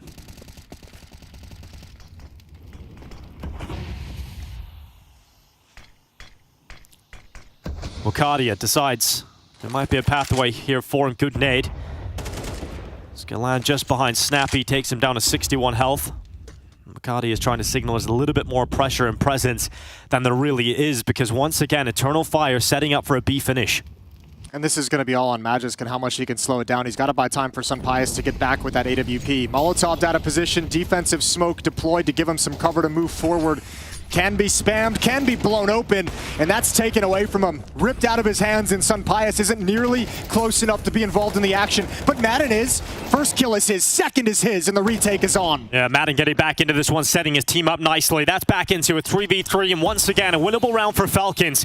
It didn't look like this round was going to go their way, but suddenly there is an opportunity. They don't have smokes, though. They do not have smokes, and that is going to make defusing this bomb a real difficulty, especially when the nade stack comes in this late in the round. Tap on the defuse again. Sampaius hits the shot, but remember, that flank from Wokadia, it's right behind him, and he is going to get destroyed. Eternal Fire will leave the first half of Vertigo with a 7-5 lead. Join us after the break for the second half.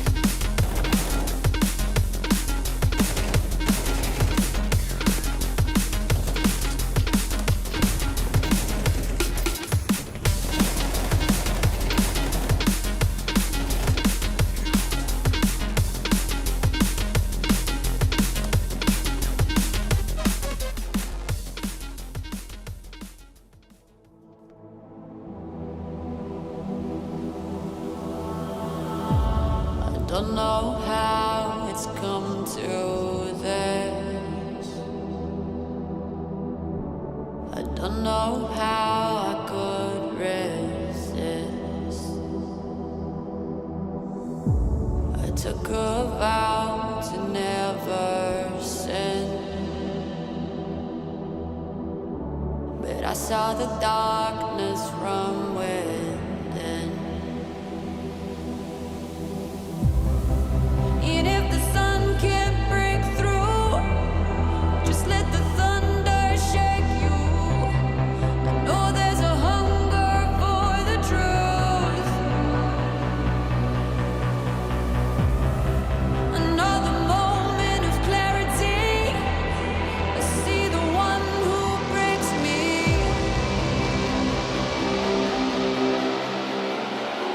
I never thought it could be.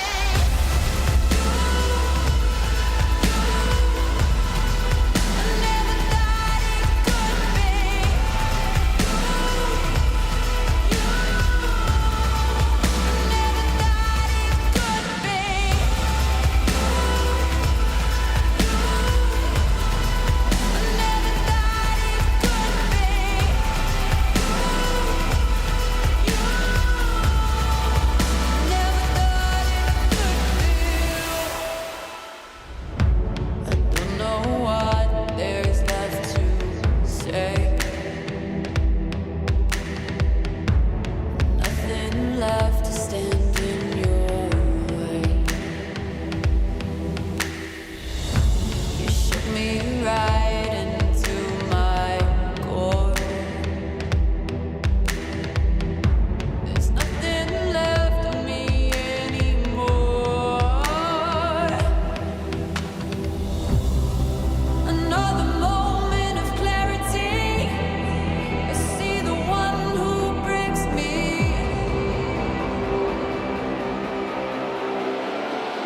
I never thought it could be.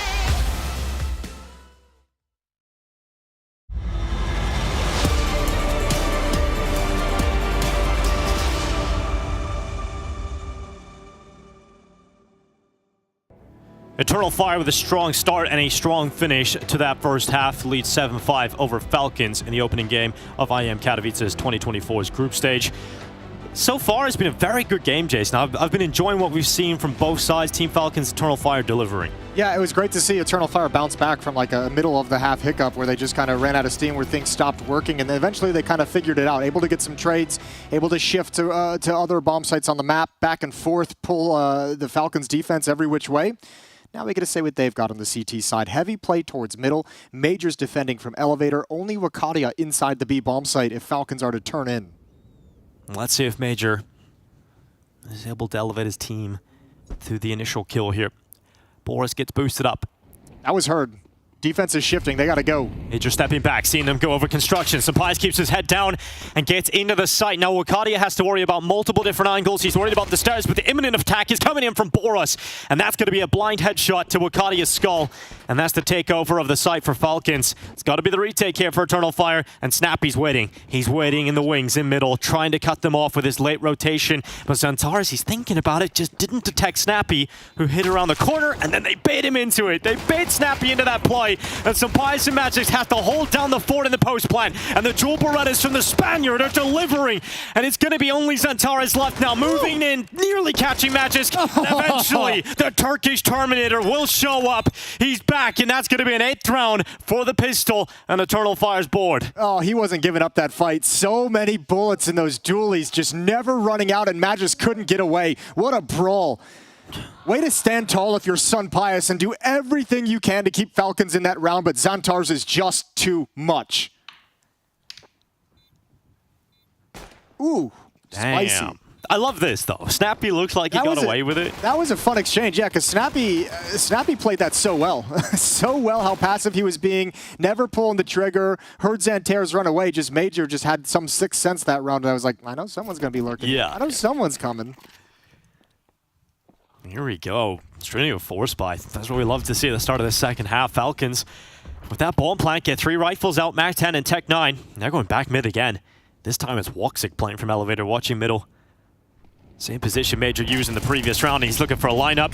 Does a lot of damage. Brings Boris down to 31 health, but that Galil still pierces him. And now it's Calyx at the back of the site, attempting to use a pillar for cover, but Boris is just landing everything, and Sampaius is there with him to follow up on the trades. Falcons break through to B. Shout out to Boros. That's exactly what you want to see out of your younger, inexperienced star that you're expecting a lot of development out of. That's what he's here for. Disgusting kill in middle.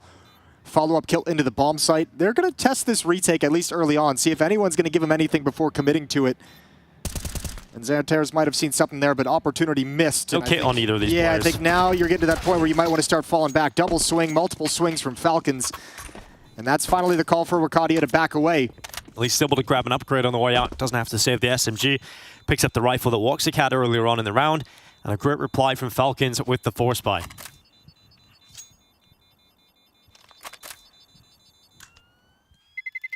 Attacking right into middle. I thought it was going to be a little bit sketchier entering the B bomb site because this time 2 defenders and both of them had M4s, but due to the sharp shooting from Boros. Good trade here on Woxic. This next kill is great. And even that took snap significant over. damage as well. He was down to 31 health when he was making these fights. Absolutely beautiful. So Falcons still in it. 6-8. Eternal Fire can't extend the lead a whole lot. And they bring out a force buy of their own. MP9 on Xantares, Wakadia with the saved M4, 5.7s and a Deagle outside of that. Falcons win this round due to the money situation for Eternal Fire. It presents the opportunity to tie the game up for Falcons. And I think we're going to see a much different T-side out of Falcons than we saw from Eternal Fire as well. I mean, you can already kind of see it starting off. It's against a force buy, so it could just be they don't want to mess with any kind of pistols or stack towards A ramp, but we're not seeing that kind of heavy body presence moving forward up ramp early on. This one is kind of spread out, throw some utility, throw some presence, and immediately they've gone back to the B bomb site. It's a great call too, because there's only one player close to the B bomb site, and that's Maj3r with a 5.7, and he's not even committed into the site. He's playing towards construction. So the world in which Eternal Fire do anything about this attack just doesn't exist. No, it's nothing. In fact, I think if you're Eternal Fire, you just make sure you save these weapons and you have this force buy for the next round, because you're going to be saving next round if you lose everything. So yeah, rinse and repeat, try it again. Easy bomb plant. Yeah, bomb goes down. Eternal Fire saving what they've got. And, you know, talking about Madden, we've just seen some reactions from him on the camera. It's one of my favorite things to see about him is just his body language during the game. It's a roller coaster. But in ends, he would always be that player that would be kind of the battering ram for the team, right? Sure, you had another aggressive player in there with Nerds, but if you think back to their performances on a map like Ancient, for example, you'd always go the B ramp. He would be the sort of battering ram. Now you've got Boros, who kind of is just insanely aggressive. So Madden's going to have to try and figure that puzzle out himself too, like where to share the aggression across the side. Yeah, that'll be some of the things they have to work out within the team in terms of role swaps and how they time things. But I have to imagine, I mean, Madden, I think, is going to stay in those more aggressive, like entry kind of initial contact. And I think more than anything, you'd probably want Boros coming in as the second guy, able to trade him off, able to build upon that in the multi-kills. I think Madden is someone who takes good pride in the fact that he gets these dirty, grimy roles that don't always pan out. I mean, he said a number of times, he's like, I'm going to do what I do with confidence. Sometimes it's going to work, sometimes it's not. But he's going to keep going for his plays.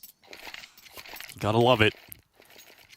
As Maui would say, the blue-collar Counter-Strike player gets his frags. Oh, we're attributing that to Maui now, huh? Well, he did say that originally, and then you said it too, Jason. But I guess both of you said it. All right. I apologize. Did you say it first? I don't know. I don't keep track of these things. Oh, sorry, Jason. You can have it. Here comes the nades up into the site, and it lands right behind Woxic. 11 health. And dead. Bang! Goodbye, Woxic. Thought he was safe. Thought he was good. Deagle chimes in, though. Calyx. One presses up behind the smoke. Matt just spotted it, calls it out. Maj3r, you ain't doing anything there. More utility to follow up. Calyx is stuck out in the open, but oh, missed shots, and all of a sudden a chance. Here comes Antares, the flank around those stairs. And this could be absolutely massive, or not required, because another kill comes through the smoke, and Xantares is there to pick it up. So, Eternal Fire, that decision to save the weapons from the previous round turns out to be a massive one, because they pick up the following and get a W. It still probably should have been a Falcons victory. It's missed shots on Calyx out in the open, which gave him the chance to find that second kill, that second headshot. Timeout taken here for Eternal Fire. This will be their second use so far in this map. And it's great because they have money now and they're able to recover 3 AK-47s. So they have a huge boost in terms of their economy moving forward into the later stages of this map. Up next is Nuke. And as Maui was saying on the desk, this was a Maui quote, 100% confirmed, talked about how this Veto is great for them. Vertigo and Nuke. Eternal Fire looked fantastic on Nuke, haven't been able to drop it recently. I'll save, yeah, I was going to save it for next map, but we can bust it out now since we're in a timeout, coming to a close. In the conversation I had with the Falcons yesterday, Snappy as well said they've got some very cool things on Nuke. He wouldn't elaborate. He kept them close to the chest.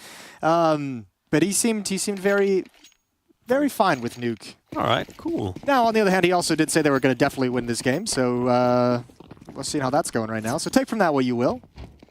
Let's go. But some tricks for Falcons. If he doesn't win this game, Jason, I don't think he's ever going to talk to you in the toilet ever again. Yeah, I know. It might be the bad luck charm.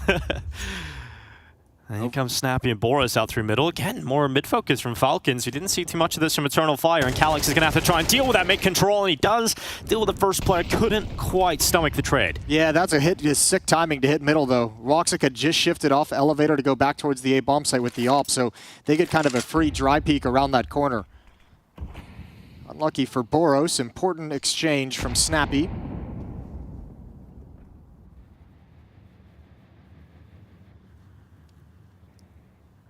And then quiet on the map. Here comes Maj3r. Down in behind the sandbags. Will he round this corner? If he does, it is going to be a favorable fight for Snappy. He will certainly land that headshot without issue. How patient was Snappy in that round. Oh, Magisk as well. Tagged up in the rebuttal as Woxic slides back out, but a headshot in return. And this is all just thinning out the defense and this patience, man. What do you do if you're Eternal Fire now? Xantares and Wakadia split across the map. Footsteps being made towards the A bomb site, but Xantares is being kept honest in middle. It's all on Wakadia for the moment. This India, you can throw that down on default or take this first fight with the AK-47. Some utility can dish out in the final 20 seconds here. There's still a shot for Xantares to make this one difficult. Here comes utility, throwing in the nade. Double stack, denies the bomb plant. Now with 14 seconds left, Wakadia hits the follow-up headshot. And sure, the patience is there, but now the round won't be unless Snappy can do something about it, and he can't. Eternal Fire pull the round back. Utility saves the day. What a disgusting, disgusting 2v4 from Wakadia and Xantares. That is beautiful how they played that. The initial kill on the entrance, and then just waiting, knowing time was an ally. Nade, double nade, kill on the planter, Molotov follow-up, and a brilliant shot from Wakadia. Oh, that hurts for Falcons. That really does. You feel like you're playing with him, toying with him. Your patient plays have got you all the advantages. There's an element in this game of frustration that can seep in for Falcons too when you think about it, because all these guys are the pedigree Ents who just spent the last year as a top 3, top 2 team across all of professional Counter-Strike. Magisk, who has obviously won majors, was on Vitality last year, #1 team of the year. I think there's a frustration that you can get as an experienced and veteran player that seeps into your head where it's like, 3 months from now, we will destroy, like this game should be easy, and we're struggling with it. And 3 months from now, we will destroy it, but we can't do it right now. And that can be frustrating. That's a layer that kind of can seep in sometimes that can cause your experience to backfire. Well, an AK-47 present in the hands of Magisk, but that is really the only talking point here for Falcons. Eternal Fire have every chance to go to 11. Zonic has had his say in the timeout. Let's see if Falcons can pull off a miracle in this one. Utility going down towards the B-stars, heating things up, making it uncomfortable. And Magisk just checking under, making sure no one's around. Standing on the side of the map. Smoke comes in at a perfect time just to block that boost. And that is a beefy nade. Yeah, that one hurts. But you're still, I mean, this round, regardless of that nade damage, is always going to rely on what Magisk can do with the AK-47. And I think Maj3r has just slid into checkmate for this boost. Yup. This feels really strong. A position that Magisk played in the first half. Again, noise being made this time in the dismount for Falcons. Magisk does not check the close wood position, ends up going down, and the follow-up is there from Maj3r. Exactly what you want from your in-game leader. And now a flank. Snappy getting a taste of his own medicine as Woxic closes the gap with an MP9. This feels almost identical to the rounds we were seeing flip reverse in the first half. And Woxic gets a double from that flank and the run over the top. Maj3r confirms his triple kill. And what a round in the end it is for Eternal Fire. Yeah, they've grabbed great control of this CT side, 3 in a row, and it seems like they're marching away with it, all off that second Force Buy win. Ever since Maj3r came into this team, into the Eternal Fire side, and we kind of got rid of that sort of whole Woxic calling, Centaurus calling, Immor calling, we've seen such an increase in utility. Like, they're so good at using utility across so many different maps. I know they were one of the first early adopters of Anubis and picking up really cool gimmicks with utility. And we're just seeing, like, that was the turning point in this half, is the round where they just win it off the back of util. And that's a heavy commitment for Woxic, and he's died to Boros. Yeah, that might have even been a 1-for-1 position as well, even if he does get that first kill. Either way, that's one of those shots as an AWPer it feels like you have to hit. Walking around the corner and just flicks a little bit too much. Double nade for some return damage, but Falcon's going to be happy with the 5-on-4. Yeah, strange position. You don't ever see an AWPer take that spot. Because like you said, even if you get the 1 kill, you're dead. So it's a full commitment to that, and not much found at all. And now Boros sticking around. I don't imagine Boros is naturally as patient as Snappy, but he will have to be in this round. I think in the context of the tactic being called as a shift around the map, he's not put in a lurk position. And that's, philosophically, you have to realize that you're not meant to be a battering ram that makes the first play. You're meant to kind of capitalize on what your teammates are doing as the defense shifts. Ooh, it's worked here. Is it ever shifting? Yep, it's definitely working for Falcons. They've shifted those 2 players to the other side of the map. And not only that, but they've left it B completely open. Falcons have this without issue. If they just keep going, they've got the bomb site. And they've got it. Interesting to see what Eternal Fire is going to decide to do. They're so very far away. Oh. Good kill from Maj3r. That might pull them back into a retake. Yeah, that does bring it now into a 4v4. It doesn't look like it, though. They're sticking around at A, so they're not actually going to go for this. They just say, all right, you've beat us on maneuvering the map. We're out of position. Even though we've got a pretty strong economy, no reason for us to blow it on any kind of a low percentage retake. So just chill, keep the guns, and we'll move forward. Yeah, I don't think we'll see Woxic take that position again. 1 kill, and they're knocked out of the round. It's interesting seeing how much Eternal Fire rotated that defense. Just I mean, it was nades on A ramp, but no real commitment, no real physical presence from Falcons players. Just kind of utility. They must have really felt like they knew what was coming their way. Like they definitely had some sort of read or tell that they thought it was going to be the A play. And it very much could have just been a call, just saying, we have a lead. Let's gamble. Let's take a risk and gamble it, and then we just save the weapons. They haven't lost too much. Just a round. 11-8.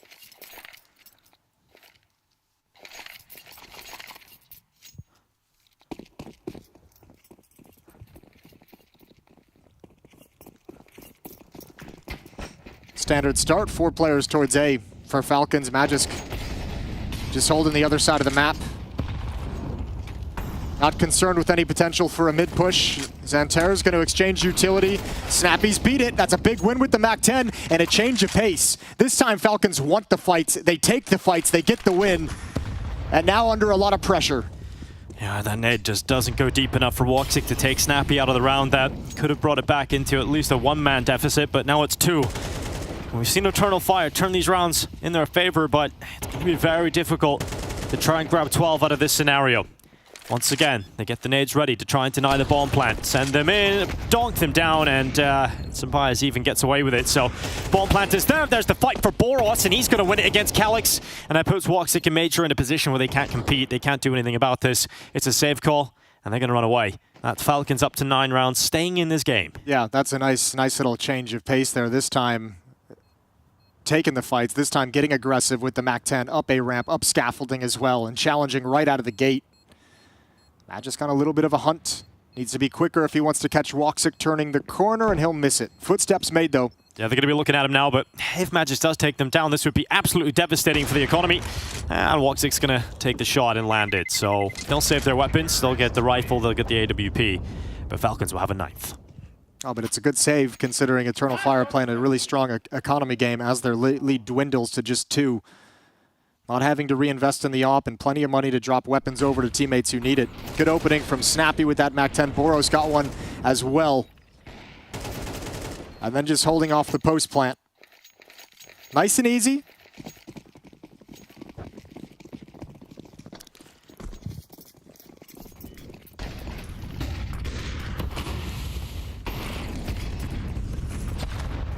Damn, so much utility being tossed up towards short. Madden and Sampayas obliterate Wukadia. And without even seeing their opponents, Eternal Fire have lost a player. Oh, and this gives space to Madden. Let's see what he does with it. How aggressive does he want to be? Little cautious of anyone peeking towards sandbags, but he's happy to maintain this ramp control real early, allowing Sampayas to scale up scaffolding as well. Missed shot from Sampayas, despite getting the opportunity to remove Woxic. Madden does take damage, he's lost half of his health, and the utility continues to bombard the top of the ramp. 3 players over here for Eternal Fire. 1 minute, 5 seconds left in the round. And a boost, this might be a good call. Centaurus, he's going to spot Sampayas. Oh, just about brings him down on the last bullet through the wallbang. The Falcons aren't getting the kind of space they were hoping for. They're being held at the top of ramp. They're causing a lot of chaos, but they're not able to take advantage of it. They slowed down so much, and Eternal Fire all in good positions. Gap, edge in the smoke. Woxic lands another, and Magisk, he needs so much more. Needs to convert this kill right now, and it gets away from him. A 1v2 is possible. That nade goes over the top, takes half the health away from Calyx, but Magisk was hoping that would have taken him out, and it's not going to happen. It's map point here on Vertigo for Eternal Fire. 1 round away from stealing away the first map and giving themselves a chance to 2-0 Falcons. It felt like Falcons had an advantage that they could have pressed there at some point, right? With Madden so pushed up for so long, but this slowdown of chucking out utility as it just allowed Eternal Fire to get in the right place, gave him time to execute the boost, gave him time to figure out where the smokes are, where the angles were. And yeah, I mean, that's going to be frustration. Remember, new team, Snappy and the team are trying to put things together on the fly as they go in this event. And it's going to be especially frustrating for the captain trying to micromanage all these pieces and all of his ideas. Gonna keep that brain safe though, you know? Can't be punching, punching the skull too hard. Yeah, it's a valuable head. Rattling around in that. Maybe you'll activate a new part of the brain. You'll come up with the solution to get back into the end of this game. So, very good position to be in if you're Eternal Fire.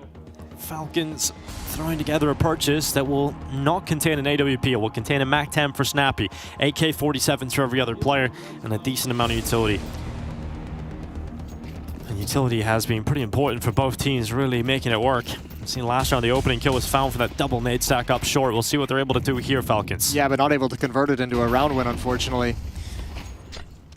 The last gasp of Falcons, they need 3 to force overtime, and that's not a great start. You just talked on utility damage. Well, a little chip on a Magisk and an easy frag for Calyx. He never knew they pushed, so risk taken and not rewarded. Yep, so a 5v4 to convert on to close this map.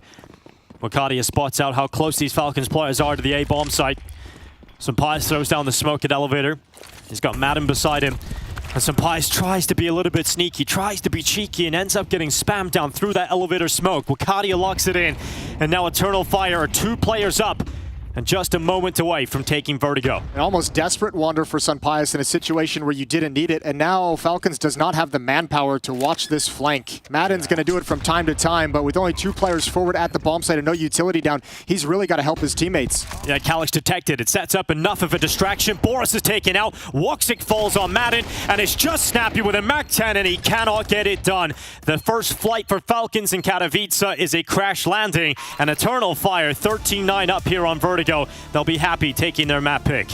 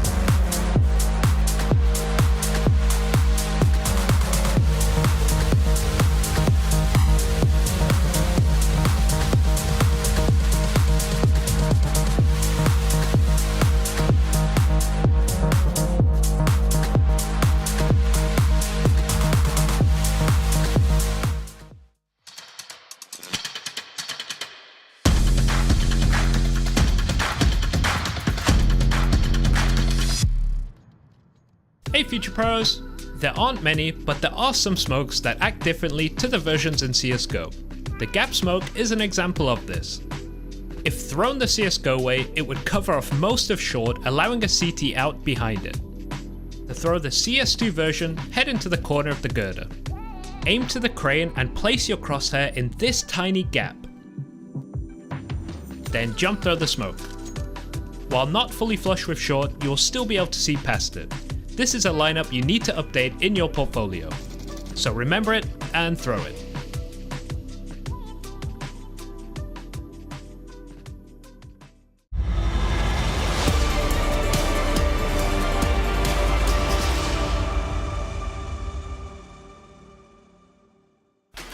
Here's the thing about Eternal Fire. If you'd been watching them last year, maybe, could very well have been a team that you would have gone, well, they don't really play such great Counter-Strike. They're kind of sitting at that challenger level, not really breaking up.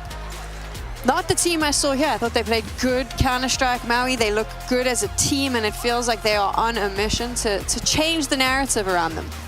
They had time, Sam. Every team says this. Every time they start, oh, we need more time, we need more time. Eternal Fire have had the time. They've settled into the lineup. They look a lot better now. They were able to defeat Falcons, and Pimp, I saw it coming. I saw it coming. Wycadia is a beast. Xantares, he's still doing his thing, and everybody else, they just know what their roles are now. I actually really like how Eternal Fire showed up in map 1. I agree. You say time, I'll add to the table some talent as well. They have a lot of talent within that squad. Obviously, Maj3r, not known to be a hardcore fracking in-game leader. I think the way he's setting up his team right now is beautiful. I think the way Wycadia has come into Eternal Fire has really given them life again. They went from being a team that occasionally would see them at tournaments, would see them at online qualifiers, beat a good team or make it into a tournament, but they would never show any sort of consistency whatsoever. So far at this tournament, they played 4 maps and they played fantastically well in every single map. The stars that you want to show up in Xantares, in Wycadia, even Voxic for that matter as well, coming back to life. There's so many positives right now surrounding EF. What did you like about those players? You've mentioned their names. Let's dive into their playstyles. What were you a fan of? I think for Wycadia, you know, often when we had the discussion as well in the green room, often when you're a rookie and you're coming into the game, we give them an excuse saying you need time or they may be a little bit rough on the edges. We had the conversation with Boris as well, maybe a fantastic talent, but not the smartest player in the world. Wycadia seems to make no mistake. He seems to be a hardcore grinder. He seems to be a study of the game. Seems to be a guy that is constantly showing up when needed the most, and I couldn't point out a single big mistake he made in this game. And for a rookie player at a big tournament like this, that's massive props. Absolutely. Obviously, we can just talk about Xantares on top of that. I mean, he's just been the hardcore fragger from the Turkish scene forever. The way Dinko is labeling him on the cast as the Turkish Terminator. So tough to kill because you give him a 50-50 aim duel, he's going to be coming out on top so many times. And Wycadia, I mean, just to reiterate some of what Pimp said there about this guy, he doesn't need to just play the beginning of the round or the end of the round. He's very versatile, and he has so many different positions across all the maps that Eternal Fire play, which are not even the same. He's not just anchoring, he's not just rotating, he's doing it all. And for those of you out there who are not super nerds, this guy is grinding the game. He's winning FPL month after month after month after month. He's putting in so many hours. He's of course practicing with his team, but whenever he's not practicing, he's playing the game. So if you're a grinder out there and if you think, he's just a natural talent, maybe he is, but he's also putting in an awful lot of hours into the game, and it's showing off already. We're talking Eternal Fire up in this match against Falcons, but it wasn't all clean from them, if you like. I wouldn't say it was dominating Counter-Strike at all. There were some nerves that seemed to show up early on for Eternal Fire. This is obviously a high-stakes game. It's against a team that people have built up as being one that has actually just thrown so much money at trying to win matches of Counter-Strike. And so, yeah, Eternal Fire on round number 4 early on, this is pretty much their first gun round, where we saw just some slip-ups here, and it made me worried about Eternal Fire. This is what I didn't want to see. We see here, round 4, Maj3r is playing back at quad right now, and there's a molly that lands right next to him, and this is where I was really scared. I was like, oh no, is this going to be the old Eternal Fire that I saw a lot of last year where there's these little slip-ups, little mistakes, and Maj3r able to capitalize, finding 3 kills off of it.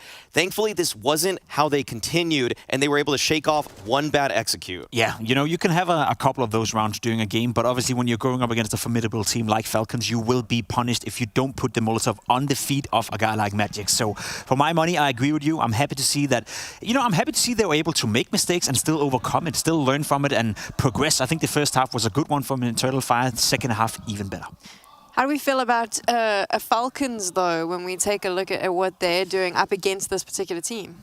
There were some good overall mid-rounds from Snappy. He did a good push and pull, but it actually just wasn't enough because it seemed like Eternal Fire, even when they were disadvantaged like they were on round 17, this was a good mid-round that we're going to see here from Snappy. They got a few picks across the map. They were playing with the defense pretty well. And then we see that Falcons, they're moving up into this A bomb site, and the guy that we've been singing his praises all day, Wycadia, he's just playing such a passive game. He's not going for too many overextensions. You see that he's not even really peeking too deeply. He waits for Majist to try to get onto the bomb site, and him and Xantares connect for a beautiful double nade pimp. It's great to see. It's great to see the coordination, great to see the synergy between the players. Great to see a player like Wycadia who trusts so much in his aim, also trusts in his own decision-making. You would see Boros in that exact same position, swing out, go for the duel, get one kill, and then get traded instantly. Wycadia, nah, he's holding the angle, getting the kill, playing with the teammate, and building up that synergy with Xantares in a situation like this. That's the difference between a rookie who got a brain and the difference between a rookie who got all in the aim. How does things turn around now when we move on to Falcons map pick? Do they turn around for the Falcons? I think it'll be better. I think the game will be more competitive than what we saw right here on Vertigo. I feel like had we played, 20 more rounds on Vertigo, it still would be EF winning this game. They were better on this map, hands down. For Falcons, I was also observing behind them the last couple of rounds. Communication was a bit off. Energy was a bit off. There was some Danish words being thrown out there by Maj3r. There was some other words being thrown out by another player. They don't really communicate in the same language as we saw on the server. So I'm a little bit worried on behalf of Falcons. I'm not going to lie. You mentioned this right at the start, and I'm just going to bring it up. This whole this conversation around the team needs more time. And I get it. I'm well aware. They get together, like Pimp said, you got to learn how to communicate. You're thrown straight into a very busy start to the season. But how much time? Because this is the argument that I have. How long can we use? How long can fans use the excuse? How long can teams use the excuse? We need some time. We need a bit more time. Because it does feel like the go-to, much like in any interview where you hear a player go, we're just going to play our own game. It feels like the same. I wonder at what point we hold them to an expectation of now you have to perform. Time now is much more concrete for these kinds of teams because the major cycle is much more obvious. It's not just in the middle of the season before the player break. It's kind of coming towards the end of it. So it's really just how do they do at the major? That's basically the big question for Falcons. That's a big question for every single team when they look at when do we make roster changes, and it's practically speaking right during the player break. Just to justify the expectations for Falcons as well. They've been very open in interviews speaking about they're not supposed to peak now. This upcoming major in Copenhagen is not necessarily their main goal. It's a process they want to build up for the future. I think if anything, the next couple of weeks, this tournament, the RMR, and potentially if they qualify for the major as well, that will learn us and teach us whether or not it's that 5-man roster or if they need a roster change or 2 more. There's some very good players out there who has contracts running out very, very soon. And for your Falcons, you're looking at those guys thinking, can we replace a Boros? Can we get a better player, into this position and then aim for the next major in the fall? I think that's more so for the Falcons. However, they want to win while they're here, but I don't think now is the time for them to peak. I think my favorite thing about Zonic is he'll always say that you've seen it in the past. I mean, he says it takes me a while to get my team going, and then when they do, they're like a freight train and no one can stop them. So in Zonic, do we trust, do we believe in this lineup and what he's put together? I don't believe this is the lineup he wanted. I think that there was another lineup based on, and I'm basing this purely on Twitter gossip, which means it's probably not relevant at all. But I don't necessarily know if this is the Falcons he was hoping for. But is it a Falcons that he can mold and allow to... I was going to do some weird thing about flying birds, but I've given up. The test for me isn't Zonic. He's proven. The test isn't for me with Snappy. He's proven. This is basically the best 2 leaders you can have if you're Boros. And if you fail here, this is almost to me like Boros' last chance in Tier 1 in a very strange way. Monty did not say kind things about this guy when he left their team. And if you are working under Zonic, the GOAT coach, if you're working under Snappy, who always gets more out of his players, and you're Boros and you're still not fitting in, where are you going next? Pimp, one piece. Is that it? We think that one piece needs to change, or maybe change. We don't even know yet. It depends on what kind of players comes up on the market. You know, Madden is a great player as well, a great role player, but I'm not saying he's going to be 100% safe. I think the same could be said for Son Payers. He's, of course, a fantastic AWP player by now, and you're not looking into replacing him at all. All I'm saying is that Falcons have ambitions of winning everything at some point. So down the line, yes, they will be looking at the solutions. If you can get a Nico in, whose contract perhaps is running out relatively soon, if you can get a Monasin at some point who's willing to move on, then of course you got to entertain that idea. And I think Falcons are ready and willing to make the moves when the right opportunities arise. Right now they're not here, so they got to do with what they have. I don't know. Kassad said that Manasi's going to C9, and obviously Kassad always tweets the truth. I don't think Manasi's... I'm kidding. All right, we are going to take a quick break, and when we return, Falcons map pick is up. It is Nuke.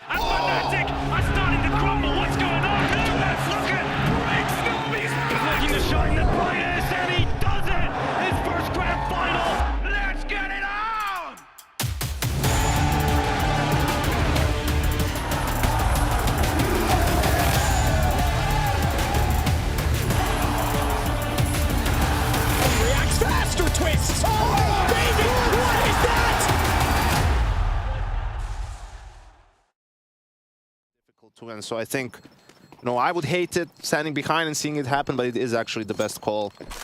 It's more like you watch the demo back as well and you're like, damn, Modesty had 3 health, the opportunity was there. But yeah, I mean, man up, no smoke for bomb. It's insane how much work Modesty has been doing this game. I mean, this trade kill on Tessus, now finding Nikodos. And even when those few rounds at the start of the T side, before he had the AWP, because they forced bought like 3 rounds in a row. He was on the rifle. He was winning. He won their first round with a 3K on A site. Like, he was winning rounds on the AK and Galil. And he's kept it going. 34 kills. And now, you know, this maybe feels bad for Heroic because they came into this matchup as the underdog in spite of a very impressive run through the play-in stage. They felt like they had this game in the palm of their hands. But it might just get away in OT. Nikodos trying to be the hero. And he will stand tall. Good for the double kill. Nico on the receiving end of one of those for a change. Eva tries to reroute out, and he's got Nertz backing him up every step of the way. This tag team of Nertz and Nikodos has locked G2 out of middle. Will 1 round on this CT side be enough for Heroic? First, they've got to get it. Next, attempted to walk out through short. Just the 1 kill, actually. And now it's Modesty 1v4. And don't get me wrong, he's not missed a beat all damn day. But he should never be able to get away with this one. Coming through Monster, the trade will be there immediately, surely smooth to try and make it happen. But there's Kicksang swinging it wide. And so Heroic at least find 1 round on this CT side. That's so crazy because I feel like G2 was ready for that play. That's why you see the molly and everything, right? But I'm not sure really how Nico completely...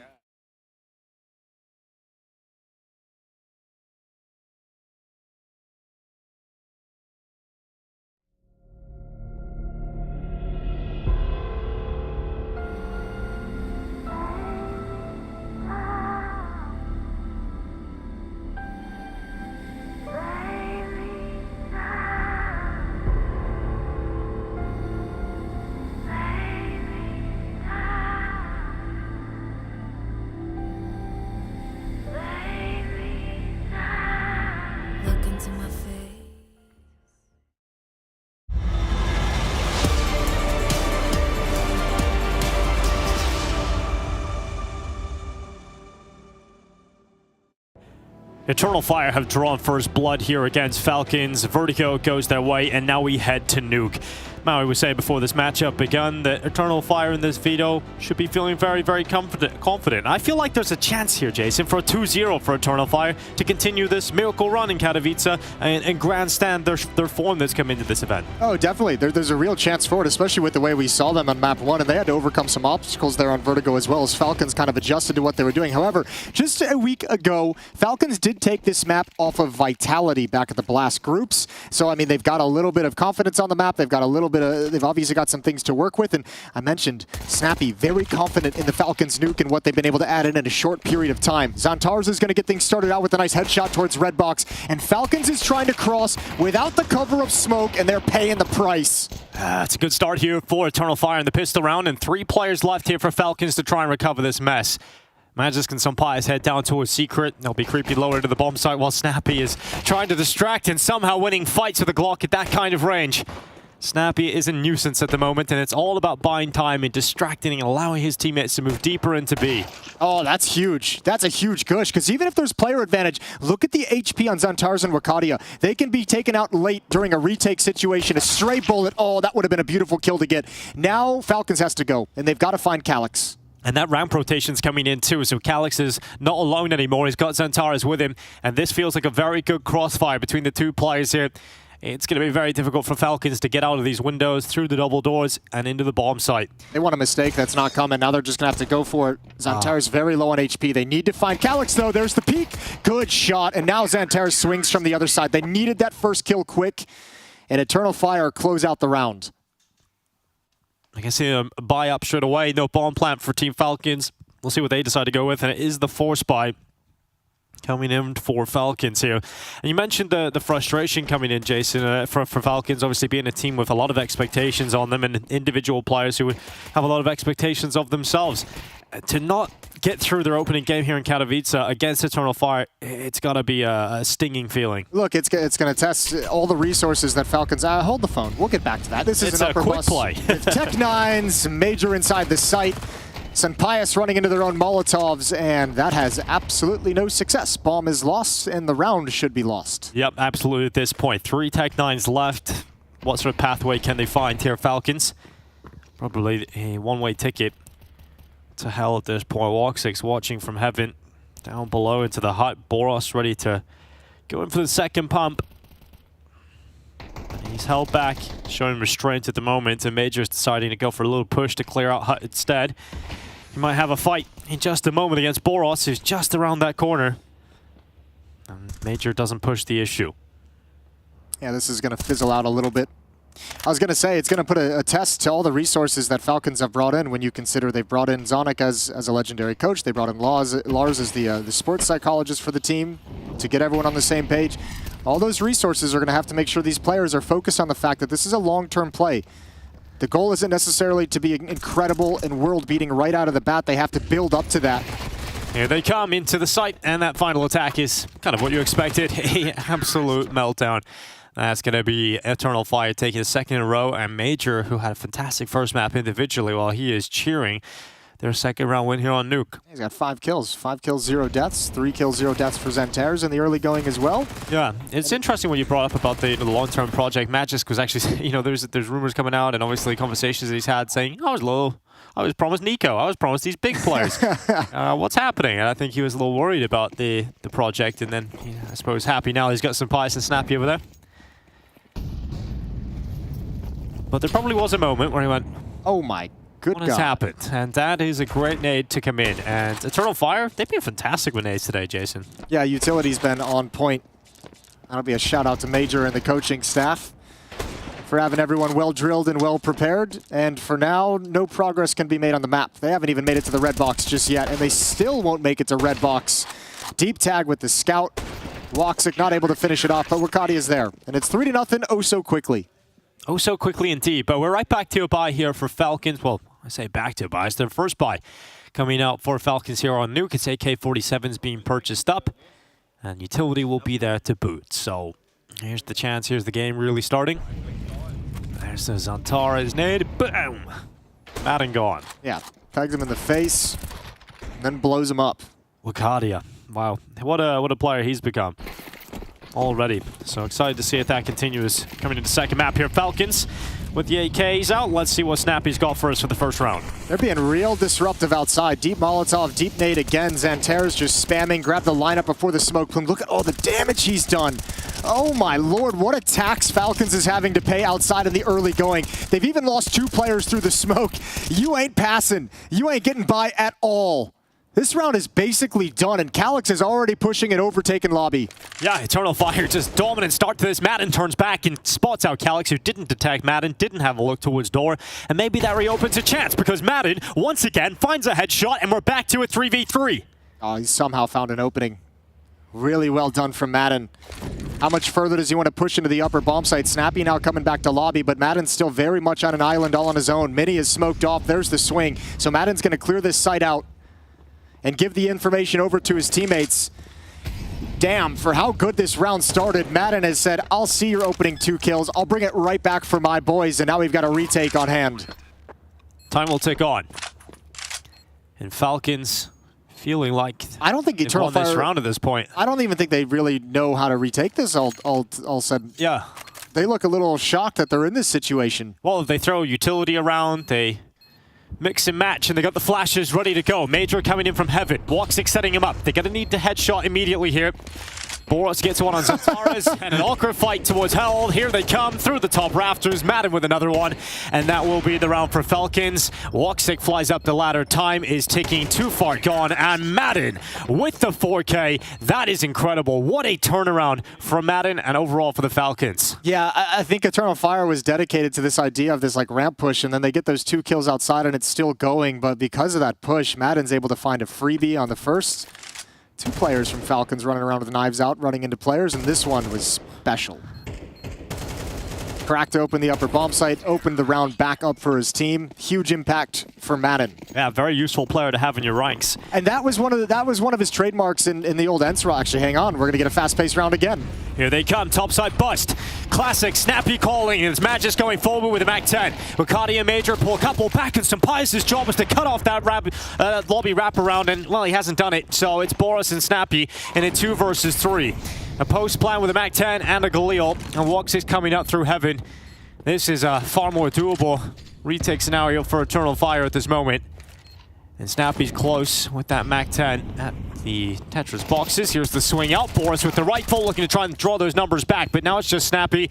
They're running after him. Mac-10 needs this close kill, needs to get around the corner, but it runs out of ammo. The quick switch, and Maj3r comes back in for the retake, and Eternal Fire have it. Yeah, that's well held on to. Again, the opening kill goes the way of Falcons, but the main defense holds on just enough to make that sketchy. Good crunch from Ramp Room as well. Doubled up to take out the lobby lurk. And Eternal Fire hang on. Maj3r good work. And frustration from Adam because he's done so much work in the previous round to get them back into a winning position. They try that upper bust. But by the nature of that call from Snappy, you mentioned it like the typical ENS hit with those Mac-10s, just getting fast-paced and going to the lower weapons, getting a bomb plan as well. They still have plenty of money to buy in this next one, so it's not like they're out of funds. It's not like that's any kind of a harsh reset. They come right back with AK-47s and Galils. But then you face the prospect of going outside into that absolutely deadly defense in the previous round, where Eternal Fire naded, spammed, Molotoved all the health away from Falcons. Maj3r's having a start to this map. 4 kills in the last round. He's up to 11.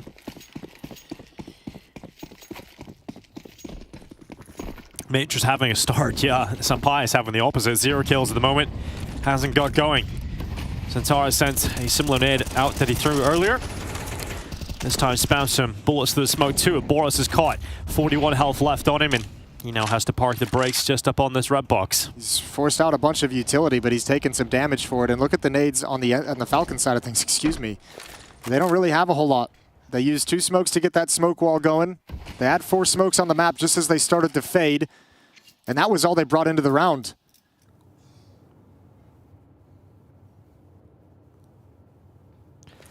Slower approach, but it's going to be a similar attack into this top bomb side for Falcons, currently setting up for that kind of play. I don't really know what you do in this situation if you're Falcons with no nades to find any access. You can walk outdoor, you can walk Ramp Room, and that feels about the options they have.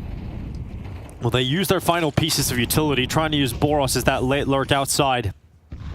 Santara still has eyes on that, but that's the mistake. That's the overstep, and that gives a chance now for Falcons to move into this bomb site. Wakadia inside of the vent, under pressure, and forced back down it. Woxic comes in from heaven.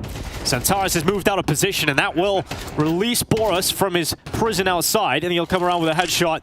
Now Falcons find their way into this top site, put the bomb down, and so far have kept Eternal Fire out. That mistake, and I think it's a factor of Maj3r feeling really nervous because he's the only one in the upper bomb site playing behind the silos, and he realizes they can walk outdoor, they can come out hut at any moment, and I think that pressure of being the sole defender is what forced him into a mistake.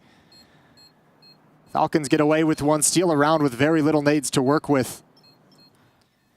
I'll tell you what, too, if you're Zonic, you're really pleased with the play Boros just made, wrapping around Mini for a trade kill at the perfect time. Really, really pleased with his decision-making there and the patience that he displayed. Second round for Falcons on the board.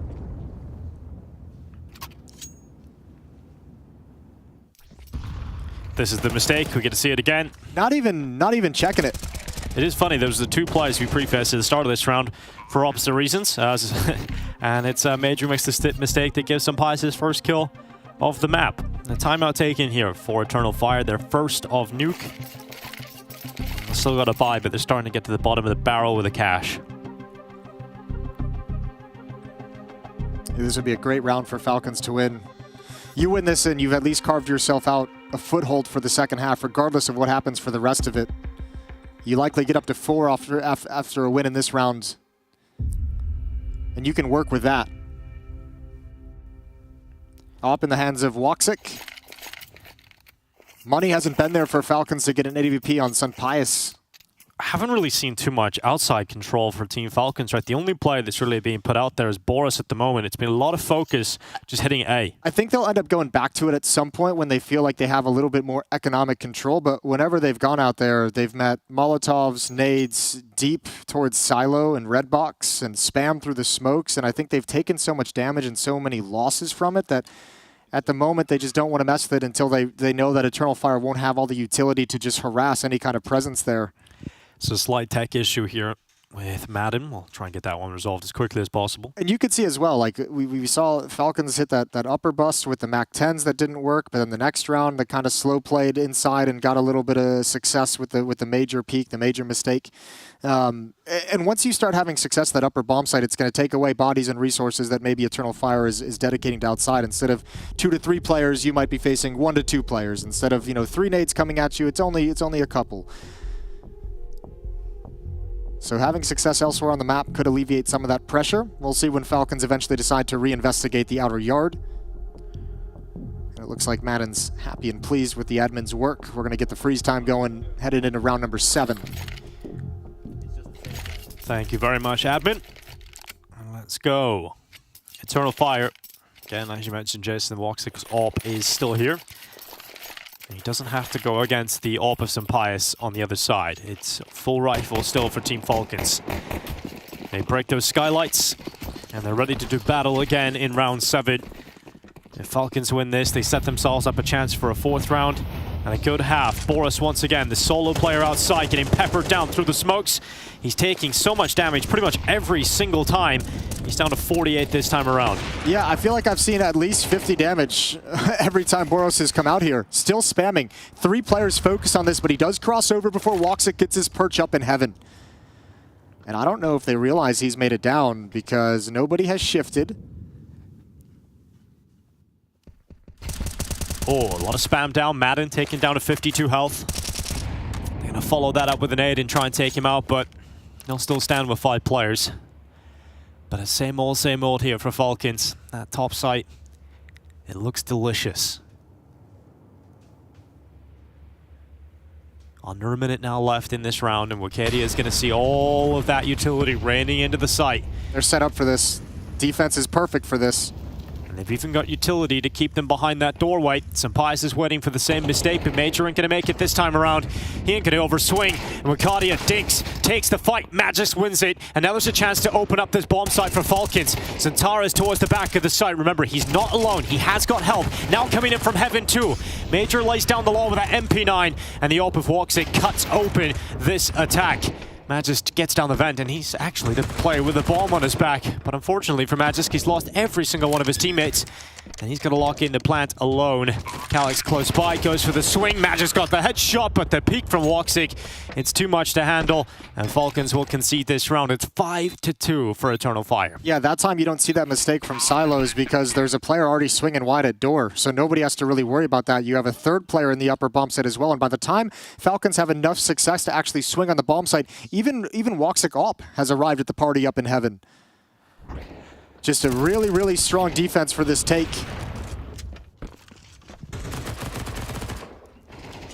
Good decision making, good rotations from Eternal Fire. They're up by 3.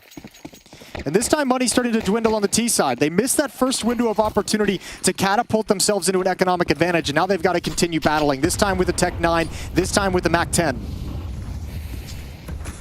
Zantara's good outside play, being disruptive, catching Boros, and I think he's had his number the majority of times towards this outside spot. This has been a problem since round 1, is the outside control from Eternal Fire on the CT side is limiting what Falcons can do on this map.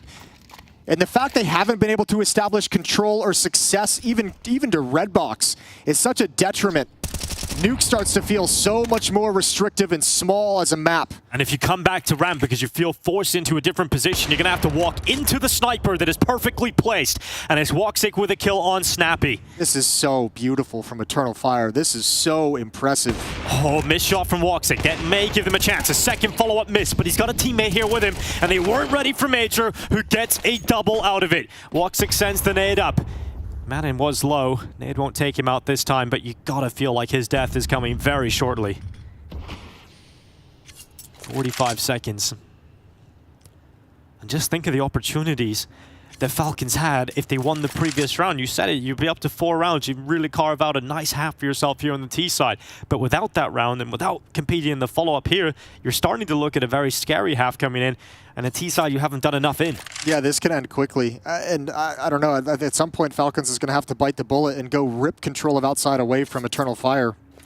Take what you've seen so far, process it, and come up with a plan to avoid the spam and the nade damage.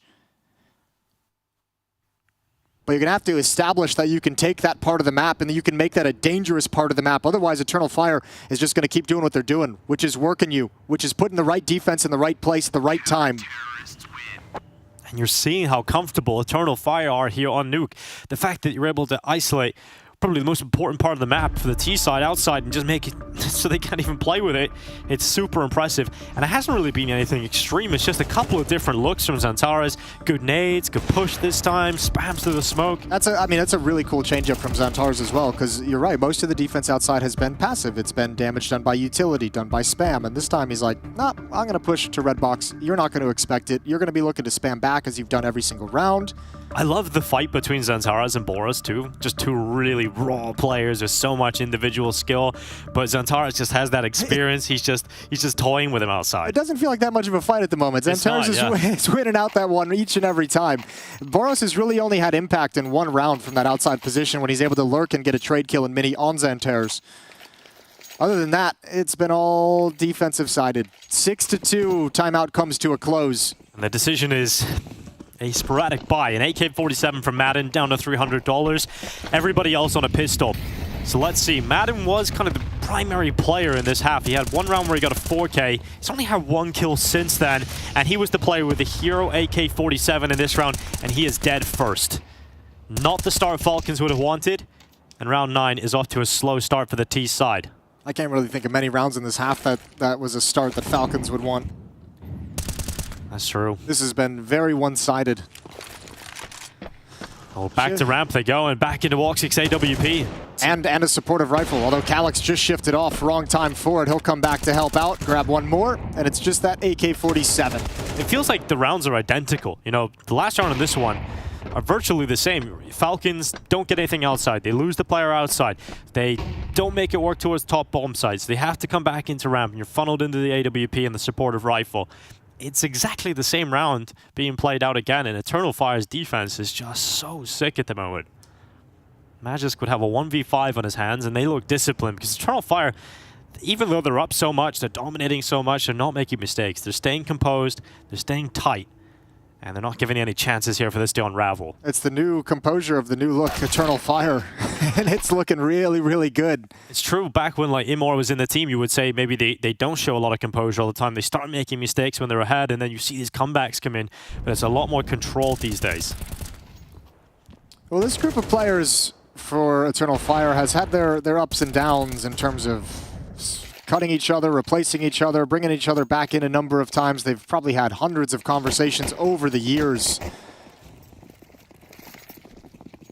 And something must have stuck when this roster come together, because the improvement is so impressive. I think it's the surprising nature of Wukadia, honestly. Like, I don't think anybody expected him to be this good this quickly. You got a stable player added into the mix.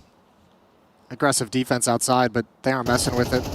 So Woxicop will be out of position for the execute, but it allows 3 rifles to be here in the upper bomb site, and Maj3r's just got Molotov in hand. And this change-up, as Boros is actually with the pack this time, not lurking towards outside alone, because he just hasn't been making it work. So maybe if you send him into this top site, maybe he's the sharp tool that can open up the attack. Maj3r, top of the site, cylinders, good counter utility, slowing down this attack. Falcons cannot break through, they cannot get into the site yet, and here they come. Mac-10 at the front, Madden goes in, still gets one out of it, but remember, Maj3r's in an off angle, and instead of reloading, he's playing gun game, switching through the rifles on the floor, and they've held Falcons at bay again. They can't get through HUD. Great counter utility. Maj3r was just ready for that execute. Molotov down as soon as utility streams in, smoke to follow it up, so even the second layer of flashbangs are ineffective, because you're coming out and fighting through a smoke. Absolute disaster of a half for Falcons. Well, Magisk was in a 1v5 last round, now a 1v4, so it's just this now. It tells you everything you need to know. The defense aren't toppling, Falcons aren't able to get kills, This is just horrible for Falcons T side at the moment. And it's a perfect time for Maj3r to have the game he's having, 17-3. And I mean, that should tell a pretty big story as well, because obviously he's been great at the defense at the upper bomb site. But because they can't go outside, because ramp has been a nuisance when you shift Woxic into that position, Falcons is really kind of stuck just trying to bust into the upper bomb side, and Maj3r's getting a lot of attention, a lot of love, and he's rising to the occasion each and every time. It's great to see Maj3r playing this well too. I mean, he's had a period to his career where it looked like he might have fizzled out, and that might be his time in the sun over, but this comeback to Eternal Fire after he was in the French scene for a while, playing with teams like LDLC, and he's come back here, he's got himself an Eternal Fire with the super team, and he's fracking out as he does it in Katowice. It's so sick to see him back here. And Falcons, well, yeah, I guess they're just out of ideas at this point. Like, where can we go? That's a look. What am I supposed to do? I think everyone's saying that down the line. A frustrating test for a new lineup together, trying to figure things out as they go, and Eternal Fire has them stumped. And there's simply not enough time together, not enough experience as a unit, I think, for Falcons to overcome this. These last 2 rounds would have to be something really special. They needed that economic break, and when they didn't get it, this half has just fizzled out entirely.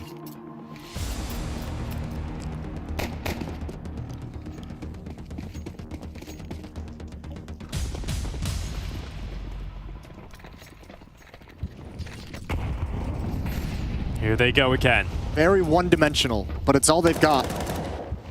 We got one play, and they're trying to go for it. Woxic, he's pushed up outside. Here comes that top site hit, throwing in everything they've got. They've got a little further than they have before, and Boris is the player to get the kill in the MAC-10. So for the first time in a while, they have a chance to plant that bomb. But here come the nades. Bang, bang, and Sumpius will take significant damage, but will allow the plant to go forward. Maj3r takes out Woxic, and now we've got a 4v3 for the first time in a long time, favoring Falcons. Has to be a win. Calyx coming in for the flank, Sumpius to guard that. Oh, he can't get it. Nightmare half for Sumpius. Yeah, he's down and out. Good headshot from Maj3r, but it's just one, and Calyx able to follow up with a double.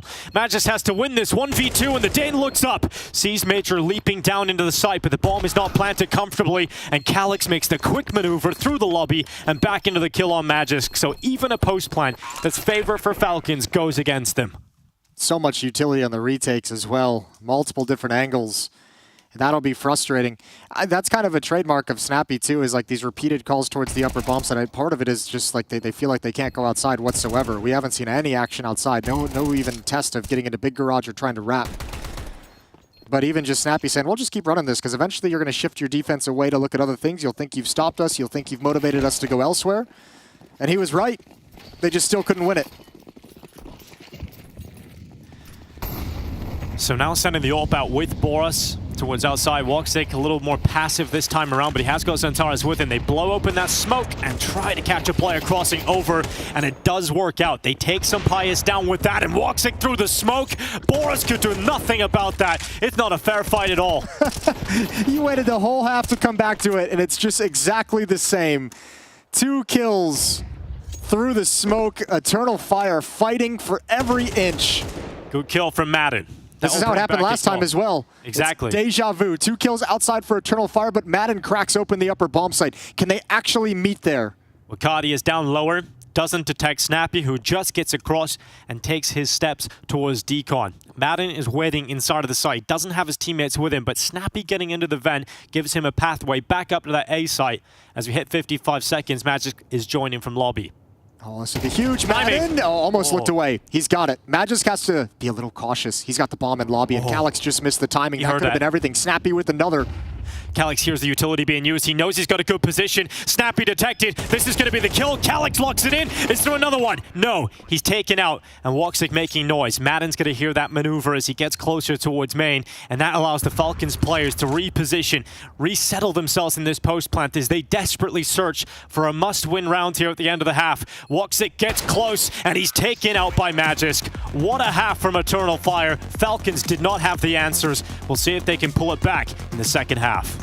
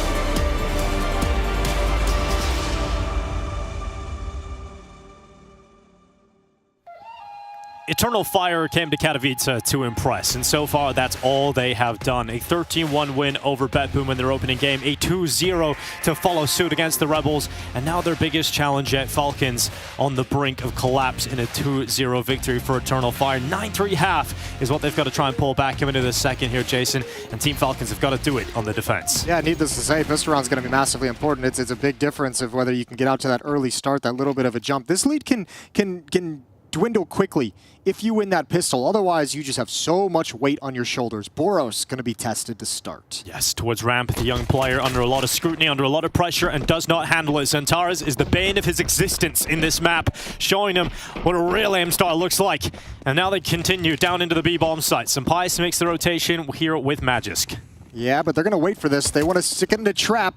Dualies, jumping Glock don't matter. Zantares, though, on point with the trade. Now, Madden's going to come in behind, spearhead this retake from Ramp Room. All three players stuck behind the double doors control side. Yeah, 3v3. It's doable for a retake, but still a favor to Eternal Fire as the time takes on here. Snappy coming down the ramp. Zantares needed to win that duel, and he doesn't. What a headshot from the USP from the Dane. But Woxic still fighting, and that defuse is not being committed to. Woxic can see it perfectly from the control room, but he will not control this round. It is Madden who gets back to that defuse, and Falcons who win a must-win pistol. That's some fine pistol work from Falcons. They had about 3 critical shots that they had to hit in one bullet, and they got it each and every time. I think Madden gets 2 of them down the stretch. And that's a strong retake in a must-win round. 4v5 conversion. That's despite some great shots for Zantares. This shot, though, from Magis really flips it around, and Madden able to help him. But that bomb did go down, and we know what that means. It means a good force buys coming in here for Eternal Fire. They'll get rifles out, they'll get MAC-10 and Deagle with it. So they're not out of the woods just yet here, Falcons. Now a chance to redeem their T-side with a strong defense. Madden's opened things up. Zantares takes a challenge at door. Madden's got 12 kills. The most impactful player, I feel like, in the first half for Falcons. Not that that was a huge bar. Yeah, that's definitely the case. He's got to need some of his teammates to show up. In particular, Sampais, 2 and 12. And here they come into the ramp room. Boros once again under pressure. Did not handle it in the pistol. This time, instead of fighting, decides to drop down and just stay alive. Yeah, he's got no utility. He had to make that call very, very quick. Snappy and Sampais keeping eyes outside to make sure nobody can cross over, but at the moment it's still just Boros downstairs as the only defender. And Eternal Fire is wrapping up towards heaven. Oh, it's Madden with a headshot. Maj3r is gone and 2 players up now. Falcons, this has got to feel pretty good about quelling this force bite.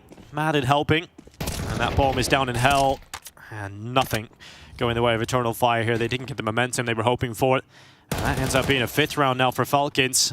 Unless Woxic's got something magic left in his gun, and well, that's 2 kills to draw it right back. Falcons give him a chance, and 30 seconds left. He heads his way back into the ramp room and will descend into B. Magisk is a little bit late on this rotation. He was outside. 20 seconds. Yeah, Woxic looking to get like one more mistake, one more player to alleviate some of the pressure. Magisk can't really stop this plant.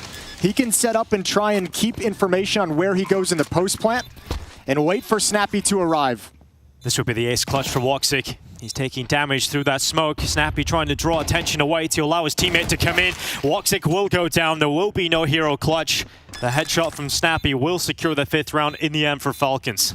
Yeah, but a little bit tense. I'll say as well, that's a situation you don't often see, especially if you're Eternal Fire wrapping to heaven from ramp room. The next fight you have is not usually 2 CT players pushing Mini to outside and fighting you lockers in heaven. That's not normally where the next fight comes from. So a unique change of rotation for Falcons. I think, is what really secures this round for them. Oh, I was really starting to believe about Woxic winning that, though. Those two fights come in so quickly. He has enough health to get it done, but just couldn't pull it off. And now they're back to another decent buy here, honestly, considering the situation. Two AK-47s. That's the real strength of those 2 kills from Woxic. It allows them to get that bomb planted. So they buy up, like, I guess we can't call them hero AKs, but 2 AK-47s and 3 players safe. So they have, like, a solid buy in this round and a solid buy in the next round as well because of this pattern. Looks like Boros is going to have a lot of work in this second half. And they just know to keep applying the pressure on this Falcons economy, keep the money low. Something Falcons couldn't do to them in the first half. All right, Boros, what have you got on this ramp hold? They're really testing Boros and ramp early on. So far, not making too many ill-advised decisions. Oh no. This game just keeps getting worse for Sampais. Fortunately, the nade goes out. Yeah, nade was great. Yeah. If he just did that with a molly as well, you know, we'd be on point, but not to be the case. And Boros has dropped down. Good little gap here on the angle, but he comes off it just at the wrong time, and he doesn't gather the information about how close they are. So Madden has nades in hand. He gets back. He has his rifle in the right position, but he's now smoked out. And that once again severs off the support for Boros. Madden has to change up his position, and Eternal Fire are composed, still taking their time committing into this lower bomb site. Eventually, they should detect Boros, but it's a little too late, and he gets a further kill. Xantares eradicates him, but Madden has found a gap, and he will seize his chance. Xantares goes down, and just Calyx left. Good headshot, but 3 more needed, and it just isn't going to happen for him. Falcons win a 6th round, and this comeback is really on. Madden deserves a really nice piece of steak tonight. This is... we're talking ribeye, we're talking New York strip, or... Like dry-aged ribeye. Give it to him. Okay, this is not quite Wagyu. This is such a wonderful performance from him in a game where it feels like Falcons coming in a little bit flat and maybe a little bit lost and not a deep enough playbook to overcome some of this, but Madden has been so important. Even when the smokes come up, just being a distraction so they don't hard clear Boros' position, finding 2 kills, playing with the smokes, protecting Boros as long as possible. The impact he had on the T side is magnificent. Madden's keeping Falcons alive in this game. I didn't even mention the triple kill in the pistol round from Madden. Yeah, he's just doing everything, isn't he? Such a valuable player.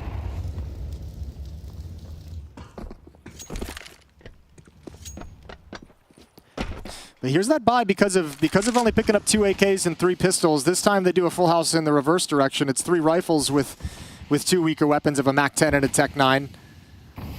So finding ways to maintain a dangerous element to your round due to all these bomb plants that they've gotten, finally denied in the previous round. But unlike Falcons, they've been able to close out, or actually cross over to Secret and start probing and applying pressure outside. Yeah. Xantares burns Snappy's credit card, and he's going to take a headshot too. Snappy cannot compete against Xantares. Has created a great opportunity. Not only that, but space has been taken. Look how fast Xantares has got up towards heaven. This could be a perfect position for Eternal Fire to collapse upon the Falcons' defense from 2 sides. Yeah, they're executing the lobby crunch to losing outside. They have to gain control elsewhere, and Maj3r's very aware of it. Look at how passive an angle this is with this MAC-10. Very vocal too. You can see it on his player cams, communicating very heavily, likely telling his teammates to freeze. And when he goes into the lobby, he doesn't see anybody. And so Sampais is about to be put under a lot of pressure as Xantares comes over heaven. There's the warning shots, and that's going to be Calyx taking Sampais out. The attack from so many different positions, and Falcons not in the right place, not at the right time, and they can't get back into this. Zonic's making a note right now. This is a round they'll go over post, because this is a round they get absolutely wrecked. They take that lobby control. They don't fully take it and control it and find Maj3r and go deep, and then they just kind of assume that Eternal Fire has gone downstairs. With that kind of lobby crunch, they never gathered the information of what was coming next, and Xantares showing a little bit of just his head in heaven, knows that his teammates coming in from mini are going to deal with Sampais. Just completely wrapped and outmaneuvered Falcons, so Eternal Fire gets to double digits.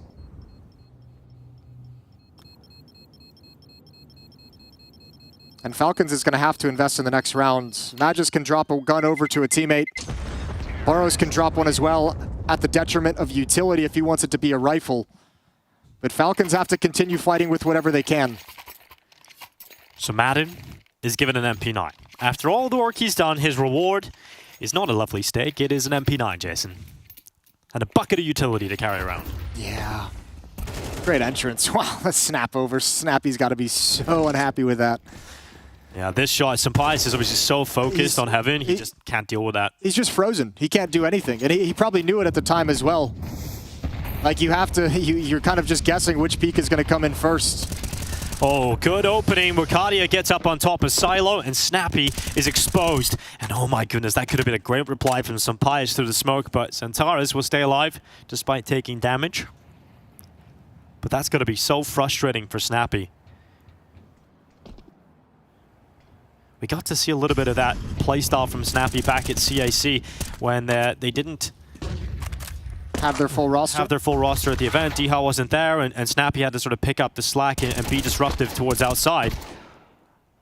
And he's doing it again here on Falcons, but not allowed to at the start of this round thanks to Wakadia. But Falcons have pulled it back, a couple of kills in, and a 4v3 up. It's a minute left in this round, and Eternal Fire still have options to go with here, and perhaps this ramp fight could open up even more as Maj3r takes out Boros. Oh, he's going to feel like that was a must-win fight. That's one he should have. Senpais is in a really awkward situation as well. Low HP, and he's got to take a risk of crossing back to the other side of Big Garage to get into a position where he can help his teammates now in a 3v3. Maj3r's under a lot of pressure at the upper bomb site. Got to worry about multiple choke points. 35 left on this clock. Falcons ain't comfortable in this setup. No, they are not. Madden, he's usually so good towards this B bomb site. He's not in a position where he's gathering information. So Walk6 already dodged him. He's walked up all the way to control room. He opens those double doors and he's creating a distraction. But this top side finish is coming in here for Eternal Fire. 17 seconds, timing to look away. Oh, Magisk, that is a nightmare. He looks away at the wrong time. Madden needs to win this fight in the vent. And he's just missed the timing too. Walk6 comes back down that ladder. Madden has an upgrade. And he comes back in again. AK-47 in hand this time around. And he's the player with health. Can Madden be the hero again of the Falcons? His talent sharpened, but he's taken out by Calyx. And a 1v1 up against Senpais, who has had the quietest map I have seen from him in a very long time. 4 kills total, looking to descend down from heaven, making no secret of his position. He needs to win the fight, and he will not do it. Calyx gets it done. 11 rounds for Eternal Fire, and Falcons are not here to play. No, and they got no money. They have absolutely no money. They've got to buy and scrape together whatever they can. It's going to be Scout, MP9s, pistols. Senpais even had the read. Even just went for the fight and had it correct and could not complete the kill. And you're exactly right. Very quiet map from Senpais, and he's probably thinking about that right now. Couldn't have gone worse for Magisk. But that's the thing. Playing without information, you hear that door open up downstairs, you hear the smoke plume inside the bomb site, and it's almost just forcing you to make some kind of a play. Zatara's low, 36 health. The initial smoke spam battle. But when Falcons come to play with this kind of purchase, you don't feel confident, and you lose Snappy again at the start of the round. Yeah, this is 3 back-to-back rounds where he's the opening kill. This one not really by any fault of his own, just spammed down through smoke. Wrong place, wrong time. Now they think about a play towards Boros again. He hasn't been able to handle too many of the ramp plays when he's fought, and this time he's got an MP9. And that might be the weapon that gets the job done, because it's 1.5 kills. And he will absolutely take that if Senpais can hit that softened up player, but it's not the peak of Wakadia coming in. Instead, it's Calyx. Senpais landing shots regardless. And Maj3r, look at that. Look at that positioning. Madden was completely unaware, and Maj3r got a follow-up kill. And now Eternal Fire destined for 12 rounds, even though there's a couple of shots coming in here and there. It's map and series point for Eternal Fire. Hard part is now that Falcons has just been broken in that previous round, 2 rounds ago. As we saw in Vertigo, Eternal Fire just so good at controlling the map when they have all the advantages. It's a 6-round lead, and nothing that we've seen from Falcons so far makes us believe that this comeback is possible. Desperate in round 19. Again, a very labored buy. Fighting with pots and pans here, Falcon. And what a stark contrast, too, because while Falcons could never take outside in the first half, Eternal Fire has been able to get outside. Falcons haven't been able to stop them even when they've put bodies and been aggressive there. They've been able to challenge into Boros over at Ramp Room and take over Ramp Room whenever they've won it. Falcons just didn't have the playbook to test all these various points of defense. Zatara's confident peaks. In towards ramp, does not land the shot, but does get the space. Forces that ramp player down into the lower bomb site. And we call them Falcons, but right now it's just one bird of prey that's doing anything. It's Madden on the 5-7. Boris overwhelmed from two sides, worried about too many different angles and couldn't quite handle it. 3v4, Falcons up a player for the moment, but Eternal Fire have shown that they can pull these rounds back regardless of how many players are up. Plant locked in, Woxic on the lobby lurk, cuts off that rotation. The support is not being provided to Falcons on the retake attempt. The reinforcements are weak, the weapons even weaker. And Eternal Fire have come to Katowice with some expectations, and so far they've blown us away.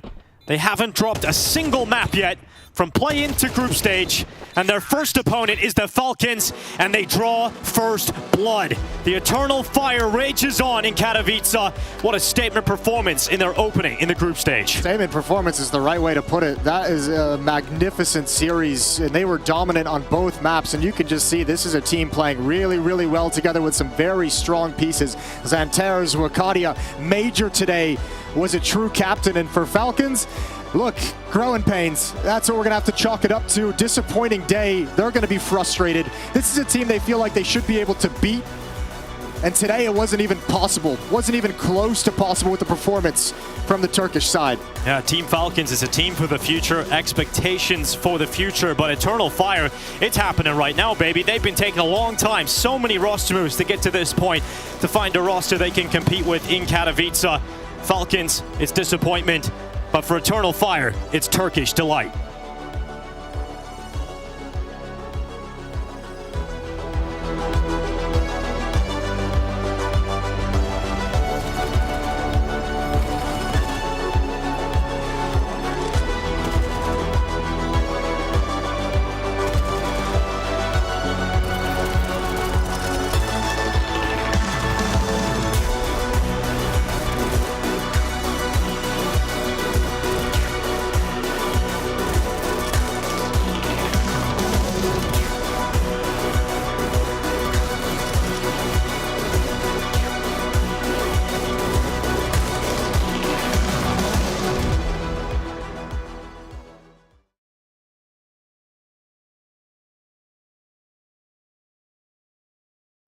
Dinko mentioned Turkish Delight. That is a top-tier sweet, or candy if you're from America, in my opinion as well. And top-tier playing from Eternal Fire. Turkish Counter-Strike fans are going to be super happy. 2-0. Looked really clean, looked good. That was easy, man. That was super easy for Eternal Fire. They played a fantastic game of Counter-Strike, I'm not gonna lie. We praised a lot of the individuals on the first map of Vertigo that was slightly more competitive. On Nuke, all of a sudden, it's the player that you could argue perhaps being the weakest mechanically skilled player in the entire group stage in Major. Coming up huge, 17 kills, 3 deaths, 10 rounds into the game, and at that point you just knew what was coming for the Falcons. They were never in the game. EF from start to finish dominate. They did dominate. I want to deep dive into Falcons. We're not going to do that just yet because a winner's interview is coming up. So if you are a Turkish CS fan, stick around. That's happening. We can have a great time with Falcons in a little bit. And actually, you know what? I think we're just going to go straight to the interview so that we can be mean to the Falcons. Banks, who you got for us? I've got Xanter's with me, and then he tried to avoid giving me the interview, but, you know, we had to make sure it happened there. He's got a smile on his face, and I would have a smile on my face after that victory. I'll be honest, mate, this looked a little bit easy. You had a great game plan for this? Yeah, of course. We just make a preparate before the game, and then we just talk a lot, and we have also good plan generally. Yeah, we just managed to beat like them. They're a very good team. That's what can I say? What can I say? Well, I can say we're very impressed for this. When you looked at the Veto, though, we've seen them play a bit of Vertigo when it came to Blast. Nuke is a map that, okay, they beat Vitality on. But was this enough data for you to actually prepare well? Yeah, we just feel ourselves on this Vertigo map. Like, we are insane on this Vertigo. So what can I say? Like we can pick against every team. Like.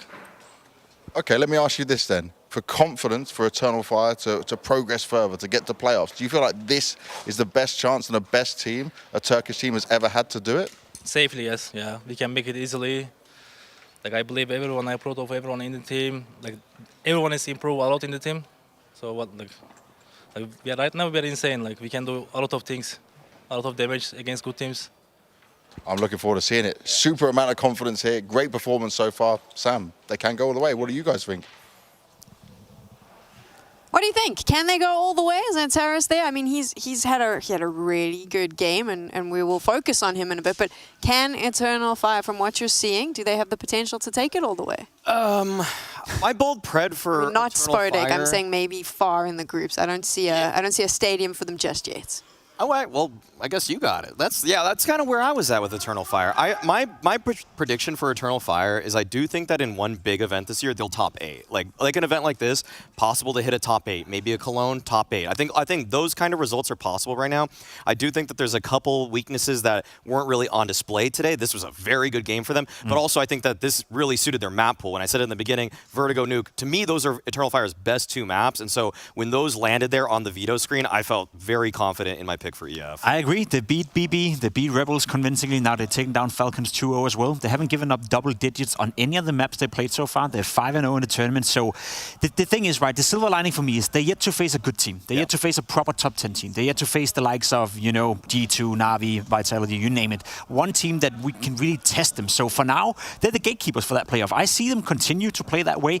As we saw today against the Falcons, well, the Falcons are not going to make the playoff according, to EF. They will be the team making that in that case. But we're yet to see them go up against a proper team. If they continue the way they're playing right now, I can see a world where they book a spot into that playoff. They're playing good Counter-Strike right now. We'll hype up the Eternal Fire a little bit more, but first what I want to do is I want to get real about Falcons, because here's my thing. I think a lot of fans hold them to a very high standard for various reasons. They've heard all the rumors and things online about how much money is being thrown around, whether or not it is. There has been confirmation about the business class flights and the nice life that these players are getting.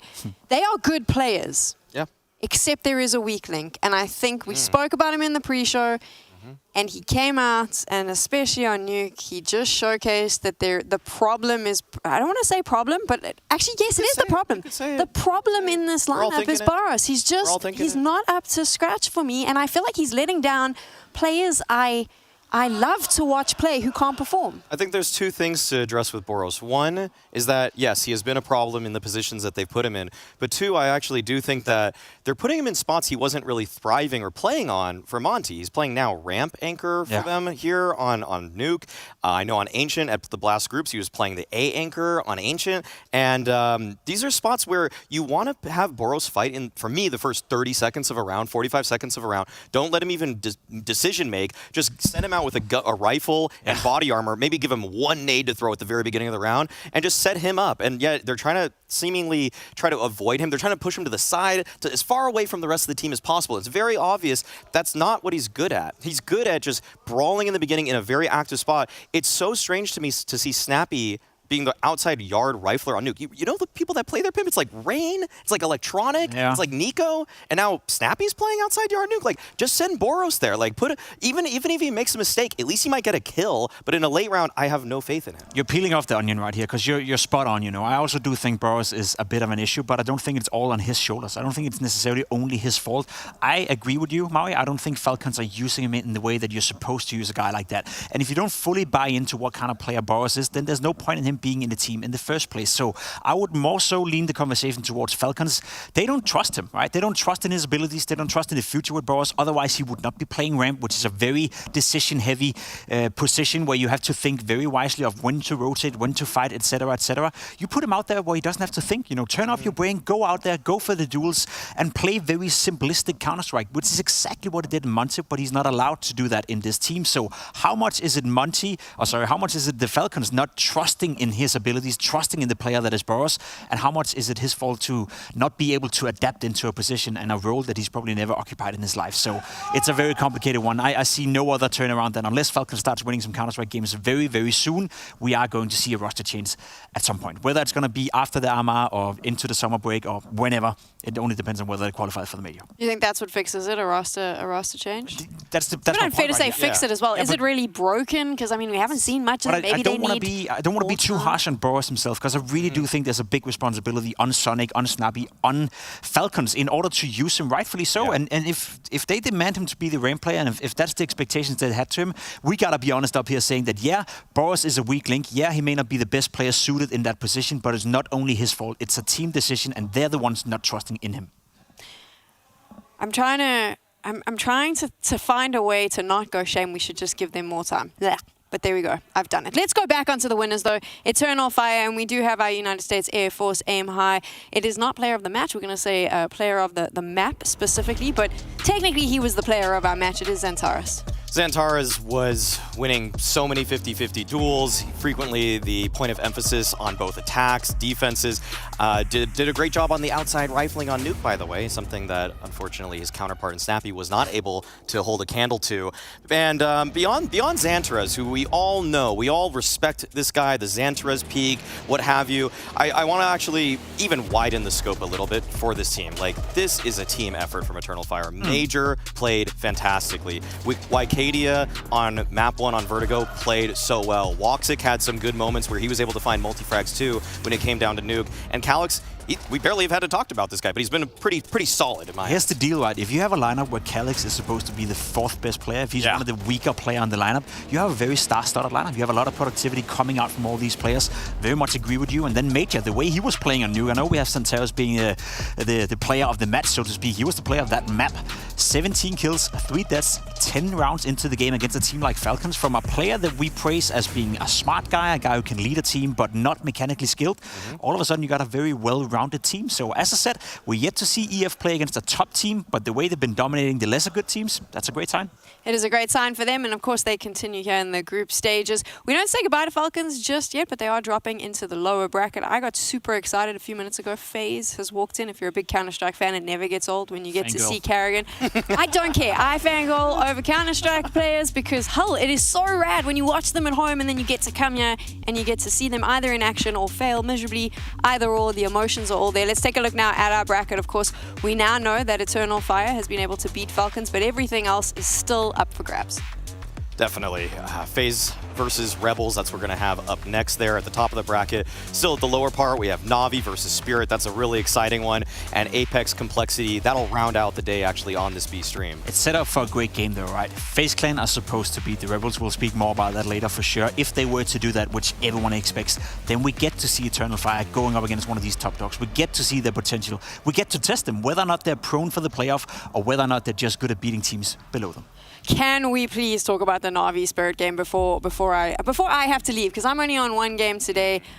How is Maui's pulling such a face? I thought you would be excited. It's a it's a hard game to read, honestly. So it's a really interesting one, and I feel like you're going to get to see whether Donk and Shiro can do it against a good team, because they have been kind of just wiping the floor with people through that play-in, and it got us really excited. It got us kind of tingly feeling. It's like, oh my god, he's doing it on LAN, isn't he? And then all of a sudden, boom, they're playing against a real team, and Na'Vi has shown that they actually, top to bottom, Alexi B has put together a good squad. How do you feel about that one?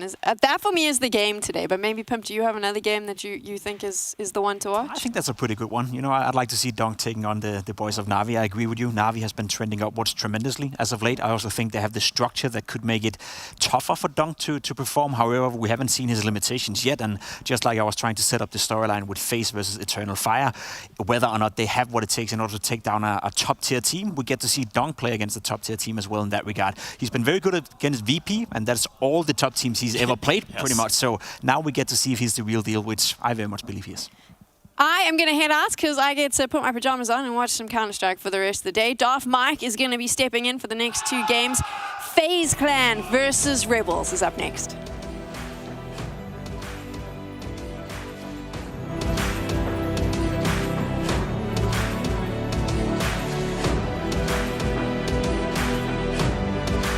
Welcome, my friends, to the Cathedral of Counter-Strike! Elevated, never low, way to the top, headed to the peak. All them boys wanna talk, hit them out of love, but don't got receipts. I ain't gonna lose it now. Gotta keep it moving now.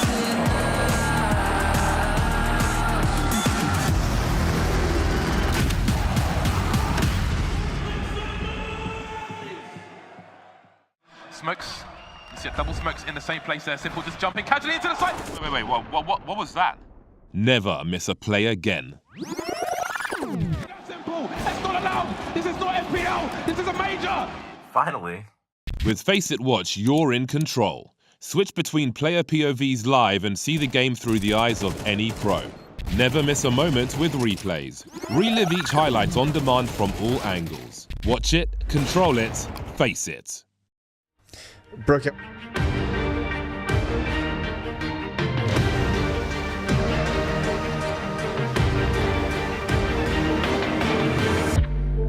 Something's in the air tonight. Something's in the water. The walls are closing in. This room is smaller. Another desperate eye. Another face off. The clock is ticking down. Embrace the chaos. This isn't over. It's only begun. Feels like a cold war in a burning sun. They never see me coming. A weapon of mass destruction. And I won't give up until there's nothing. Hey, why would you think I'm bluffing? A weapon of mass destruction. A rocket machine better start your running.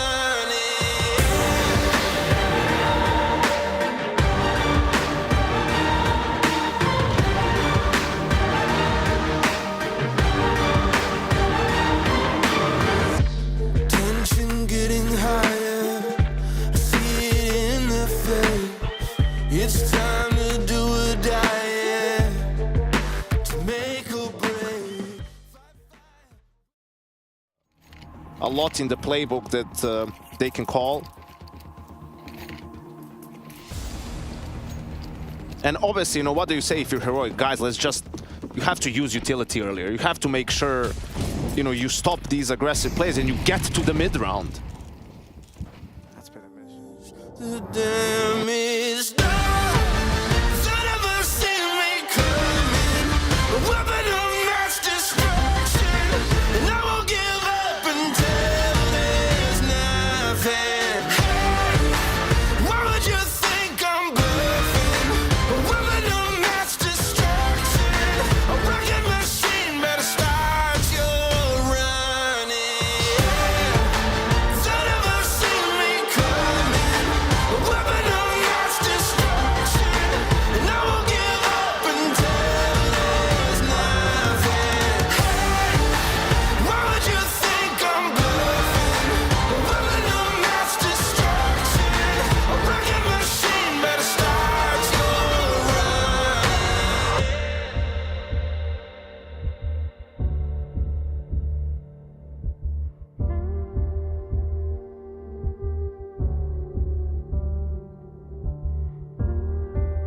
This isn't finished, it's only begun.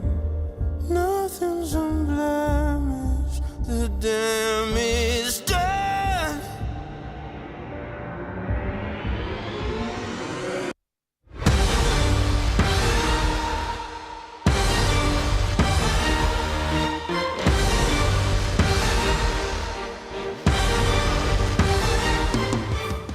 Nico storming his way through CT, taps out the first man. He's seen the barrel, and he's going to follow up with another. Nico, fast as lightning on that flank through the spawn, and he's cracked this one open for G2, giving them a chance where there was nothing before. This one looked done. Instead, Heroic throwing in to a 2v2 retake.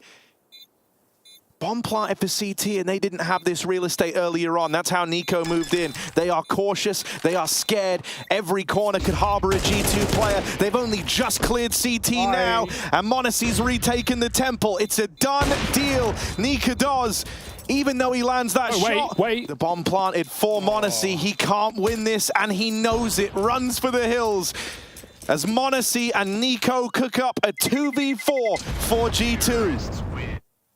I mean, a 2v4 and a 1v3 from Hunter in the first half. I'm not really sure the positioning from Heroic to be too plat. I mean, they knew m0NESY was water outside A, and they spot Nico in mid. I mean, you can go too con, right? Try to isolate the fight with one of the two. Instead, they get pinched. Yeah, it's the reroute Beach with 10 seconds on the clock, right? If he goes temple, both players can fight him, but kicks in at the back of the site. He was spotted. He can't even see Nico in that position, and it's the rifle that gets found out. m0NESY hunts down the second player, and just the way they play off of each other, even with that bomb tap and no one playing for it. m0NESY runs in, but it's Nico who gets the kill while Heroic are distracted.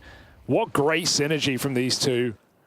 And even better shooting from Nico, who's had a quiet map, but shows up when it matters, breaking the money of Heroic at 9 apiece, and with no timeouts left as well, Heroic are in hot water.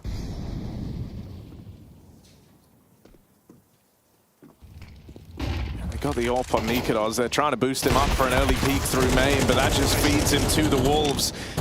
m0NESY's actually the one to get that over the smoke, and Nico finds success in middle. Kixan gets whack-a-moled out of the round. This one's over. The A-site play works wonders for G2. Just that AWP to worry about, and it was the first thing to fall in the round. They now retake the lead, and you can see Taz is very happy about that. He's liking what he's getting out of the gang right now, and with good reason. 5 out of the 7 rounds in the half already going G2's favor. That's after losing Pistol, winning a force buy. And of course, the one round they lost was Nikodos getting a crazy 2K spray down in Dark, and Nerds clutching m0NESY on a timing. 10-9. G2 looking to make this a quick day in the group stages. Oh my god, man. m0NESY is absolutely mad. Mental. And he wins that! Nerds dead! m0NESY, so quick, follows up on the Glock. It's written in the stars that m0NESY is meant to be doing this. He just doesn't care, does he? He does what he wants, when he wants it, and how. Doesn't matter if you're holding, if you're mollying him, he will go through it, and he will Glock you. m0NESY in this form, I mean, he's already made runs to the Katowice finals. He's already picked up that trophy. He wants to do it again. He glocked the second. Yeah, I don't know, man. He's literally like on his Matrix story arc. They're in the lobby, he's just dropping guns, pulling out a new one, taking heads off. So 4 gun rounds, 2 of them you win by kind of rushing A. Okay, the anti-force buy. And then 2 of them you win by just m0NESY being unleashed and finding an entry kill, or 2 entries in this case. Yeah. That's 4 rounds that are over in the first 15 seconds, where it's, you know, completely done. Nothing for Heroic. And that's a full buy. That's a full buy. It's not even a full buy like they lose the A round and then they just save. No, it's a full buy where almost everyone falls. With how like commanding he's being right now, it's not even HooXi saying m0NESY go kill. It's m0NESY telling HooXi I am gonna go kill. It's crazy. Yeah. This is mad. Oh, he's doing it again. The madman. He's mollied main. He's gonna try peek behind it this time. It has to be a little bit slower. The molly's there. He's meant to peek round it. They're gonna blow this smoke open. Try give him a line. Nothing presents itself. Everyone is terrified. If you're inside of the site and you're even still for a second, you are so scared about this AWP just bearing down upon you. HooXi around the smoke down in Dark. He's been betrayed by this before, and this round's no different. Hunter dead. m0NESY with the reply as they push this smoke through B main. The alarm bells go off for a moment, but Kixan could alleviate that right now with this mid push. No way. m0NESY, he did turn around to check it, but a second too late to that fact. And so Heroic, with a nice re-establisher here in that round. They come through with some aggression. Kixan takes that upon himself to shut m0NESY out of the round. And that was an equal. I mean, the players with the rifles didn't really invest into nades either, so helps their economy a lot. That's why they play as aggressive as they do, right? They're running down mid and sending quick flanks. That's the round winner. If m0NESY can get the bomb into B with his teammate lurking out as well, could be a G2 round. Instead, you have to give Heroic the due diligence, the respect here at this point. Well, who's at the front again? No, you're kidding. m0NESY, yeah, that one step too far. He had an AWP, a different story, but now it's unraveling in front of our very eyes. G2 jumping the gun, a speedy pace, maybe too fast.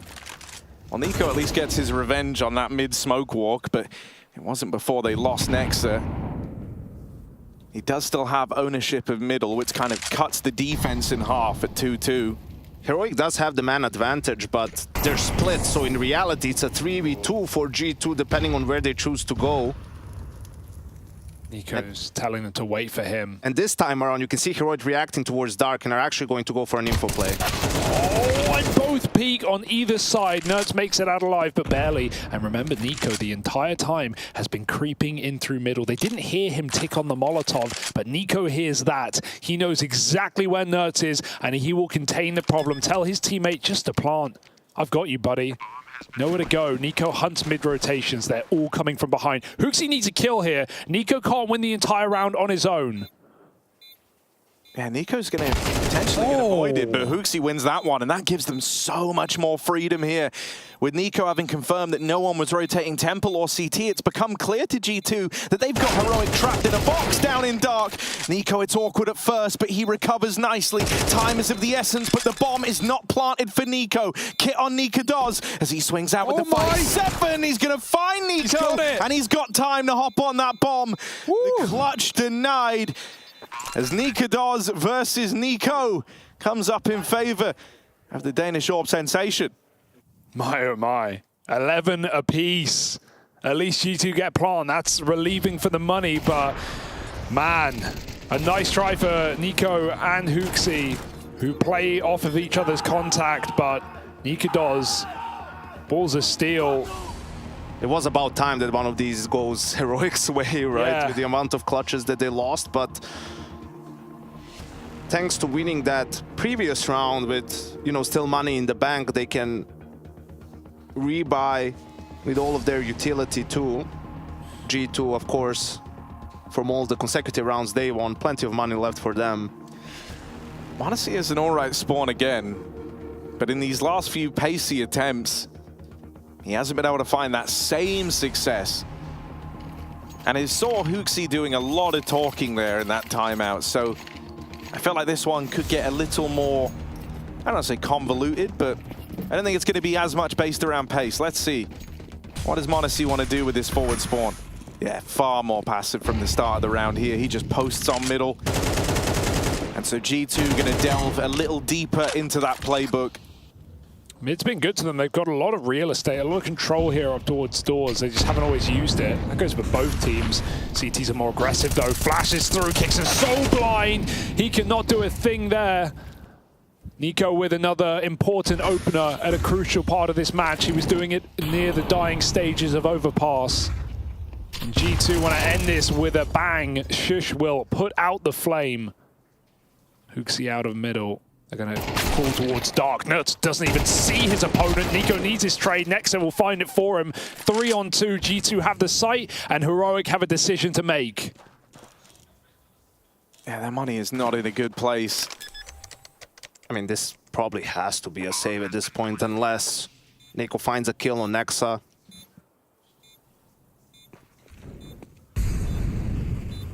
Oh, no, don't give him it. Yeah.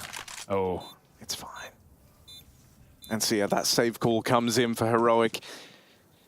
That's purely on the back of where the money's at, right? If they were a little more well off, if there's a world where saving these two guns isn't the make or break of this entire game, you might see them give that a look in, but never destined to go for it when they're not fed a kill in the 2-on-3. Big round for Nexa. Haven't really had to talk about him all too much. He had a couple of nice moments on that CT side after kind of getting bullied over on the A site. Here, he gets that gnarly double kill out through Dark and facilitates the entire B play coming through for G2. Just hurts for Kixon, who I don't know if he self-flashed himself or if Nico flashed him. It was one of them.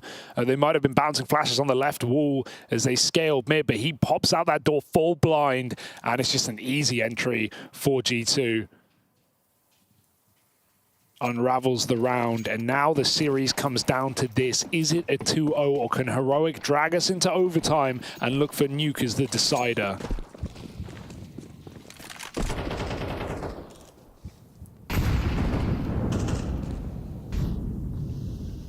Well, they keep the same pace to the way the last round started. Monacy just holding a line this time. Waiting to see if he's given any aggression out through main.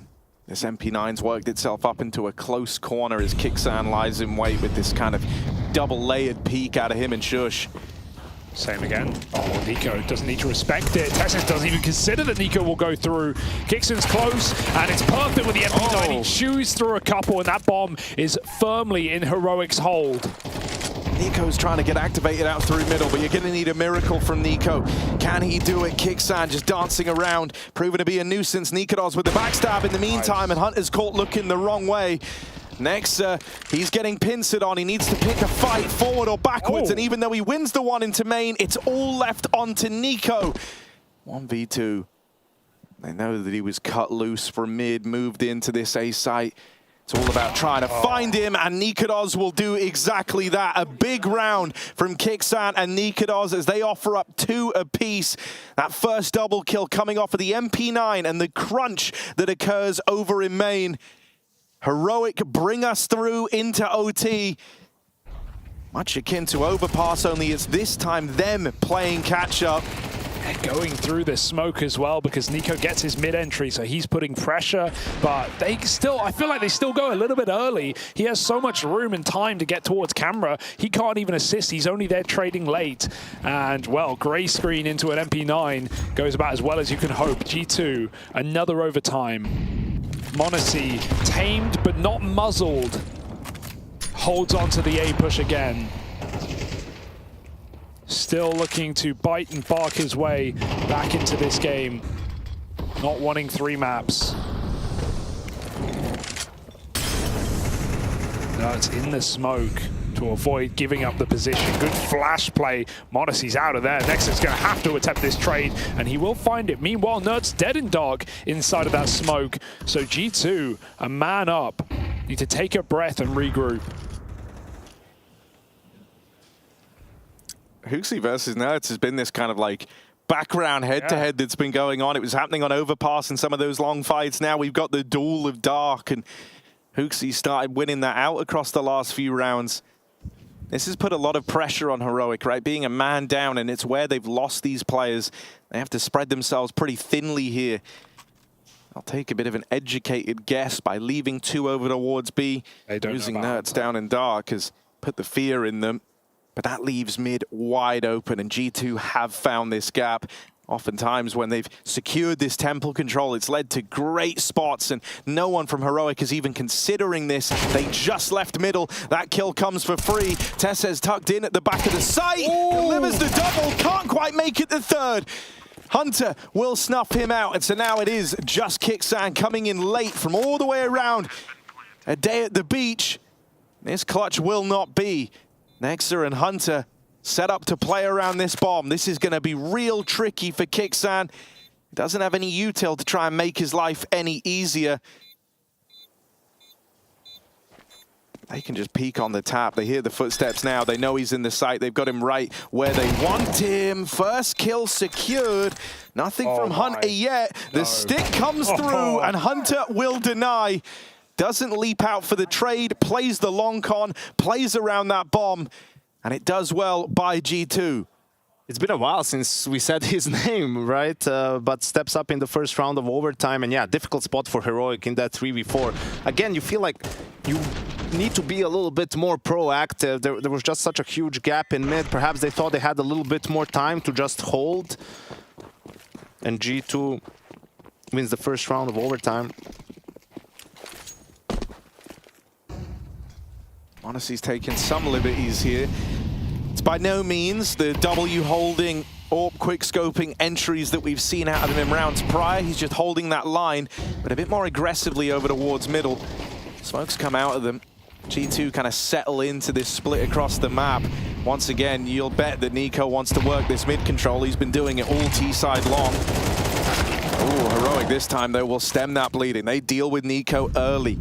And that's a real tool from the toolkit of G2 removed. It only gets worse with the death of Hunter over here at B. Think about some of the moments that Nico's opened up in this game with his lurks in through middle. Now that you don't have that, HooXi's job gets that much harder. Nuts, he didn't get flashed, he just walked the entire way through B main, so he is on a big flank, he is closing the net. Kixan, oh, he didn't need to commit to that, but he gets away with a frag. Dropping in is a bridge too far, and m0NESY cuts him down, but he is left alone in the impossible. A 1v3 now. m0NESY I'm not banking on it. Not with 17 health, but this kid has shown us everything. Anything is possible. He's got timing. He's got a window to plant this bomb. Question is, what happens after he goes back? Odyssey. Not another ace clutch on Anubis. He's super low on health, and he never knew about Nerds having pushed all the way through long, but you are scratching your head a bit when you haven't seen him yet. He's usually down in dark. Still, timing gets the better of m0NESY on his way to that 1v5. Sjuush puts a stop to it, and so Heroic tie this up in OT. And the switch up there from Heroic was the double op, right? Sjuush as well on A, and they stick with it. So let's see what G2's response is going to be. Usually it's the utility-heavy rounds that work great against that. You don't want to be spread out, searching with the AKs. That gives the ops an advantage. Been a while since we saw that A rush, boys. Hey, look, they're going to run it back again. It's tried and tested for G2 at this point. I do love it. Although Sjuush has an orb, is that going to be to his benefit? The smoke comes down, they jump through, and this time he can evade capture as he takes two. Sjuush finally headshot, but they are in the sight. Yeah, still not for long. Kixan moving in to rein them in. It's just HooXi left standing here. First kill goes his way, and that's when Nerds pops up to trade. Heroic ready for that one as they very quickly flood players in to assist Sjuush on that hold. A flash would have gone a long way into helping that rush. It felt strange to just be running at him like that. I feel like in previous ones, there was an extra flash there, but yeah, great 2 kills by Sjuush. The rotate is there really fast from Kixan, and they shut it down. Heroic. This game is intense, man. I mean, first map overtime, second map overtime. Heroic playing some really good CS. I mean, off of name value alone, it was the grand final of last Katowice. Of course, only with 2 of the Heroic players. But still, Heroic have a lot to prove, and G2 have haters to silence, doubters to displease. And while m0NESY was trying his best to do so, we need someone else to carry the logs. Sorry, that really came out of nowhere. Here we are, Naked Oz. All primed and ready to go, posted on Dark early. A bit of spam go down range there. A 3-man start over towards B. Hello, Nerds has worked his way out through main. Heroic trying to use G2's own trick against them. They pop out A, only that's not where this play was looking to end up. And look at the rotate it's drawn. G2 have completely up and left the B site. Heroic use G2's own look against them. I love that, because even if it doesn't go well, you're still on your default. You're not committed by any means if you're Heroic, but if Nerds gets a kill, you just know you can walk into the bomb site. And they, so much utility. Cycle Molotovs towards Temple. I don't know how G2 are supposed to win this. Smoke the bomb. Smoke the bomb, yeah. Hope Ray. Here we are. Nico a long ways out, takes a little while to rotate on in. So G2, this retake is late. Smoke on the bomb might be their best option, but they don't have them left anymore. Molly start to rain in, and with that Molotov on the bomb, this should be a done deal. m0NESY doing all he can, but they get to that bomb. And it's pigeon shooting for Heroic. They'll clean that one up. The bundle of G2 knocked down as Heroic soldier on to map point. Yanko, you said that this one's been intense. First map, overtime. Second map, now overtime as well. The third map was the big question mark, and Heroic are just 5 kills away from taking us there. 2 chances to do it, and you got to say, you got to give some props to Kixan in this series and inside of this team, what he's able to accomplish with powerful pieces. He's right now doing a damn good job calling out G2 in these 2 rounds. I mean, that's a pretty cheap round to give away by G2. Of course, there's chaos, Nerds finds the entry kill, there's still utility flowing over, but it's kind of a fundamental rule that the anchor from the opposite side is not supposed to leave until you see the bomb, or they're planting the bomb exactly for this reason. It's not like they saw too many bodies on the side of G2, so probably just the intensity of the game, sort of annoying that Heroic has a couple of rounds to work with, making them over-rotate, and once Heroic gets into B, it's a very, very difficult retake for G2. Left side smoking. Takes contact first, and Hunter late to getting into dark. Pays the ultimate price. This one might be done, and it's all on the back of this guy right here. 3 kills from Nerds. m0NESY 1v5, a phrase we've said a lot throughout this series, and even though he's always given it a go, he's made it exciting. He's never won them, and so here we are. Watching m0NESY in the dying light of Anubis. Heroic have done it. They've longed this one out. A 3-map series we have on our hands here as Heroic stand tall in that overtime. And it's signposted with this beautiful performance from Nerds as we break into OT.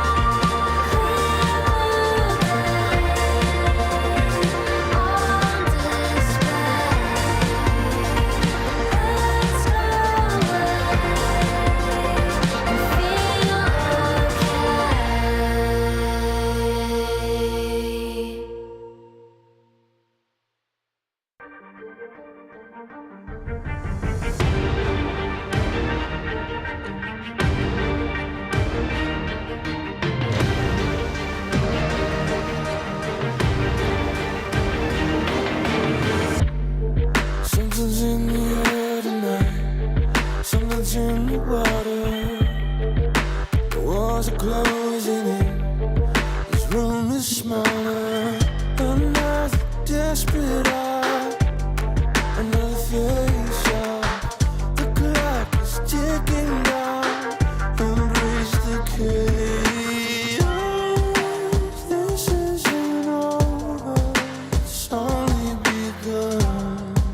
Feels like a cold war in a burning sun. None of us see me coming. A weapon of mass destruction. And I won't give up.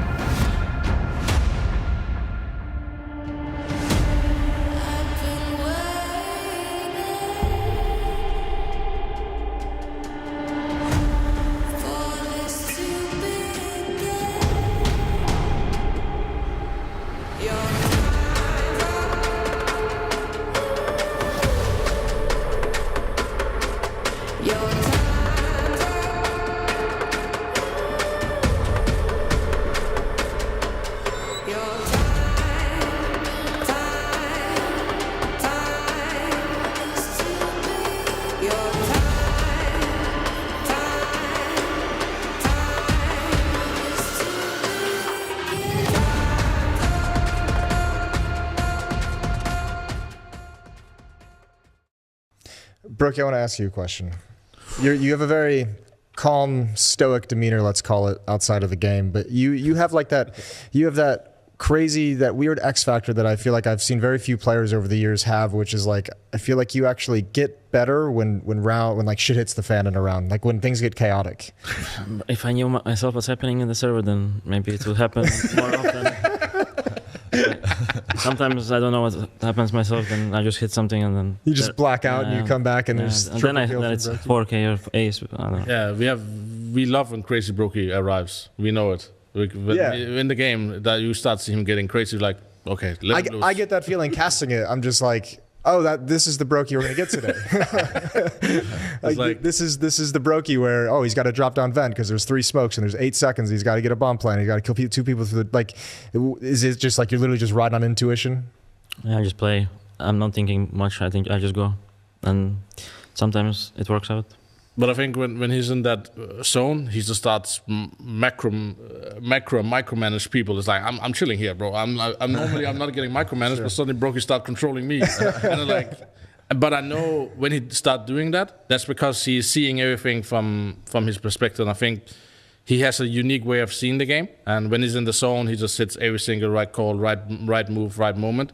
But it's always hard to be in the zone, right? So there's always a balance to be between Crazy Brokey or just like calm Brokey, you know? And I think you just have to understand that as teammates, that once he's there, you just have to let it flow, let him be in a flow state. And I think that's where, like you say, we have X factor when Brokey hits that, but also Hovey starts not communicating, just start running, and the only thing he says is dead, you know? It's like you just understand each player in that sense when you play together for a long time. And I think that's why we're also so special team, that we have, every player has that like kind of extra layer to them that's like, you can't get it out every single time, but if you have the good average, decent level as a team, then there's room for that X factor. I think like he's like unique example on that shit. Like I don't know how many crazy flicks and shit he does running through smokes. I'm like, well, that's not an AWPer, bro.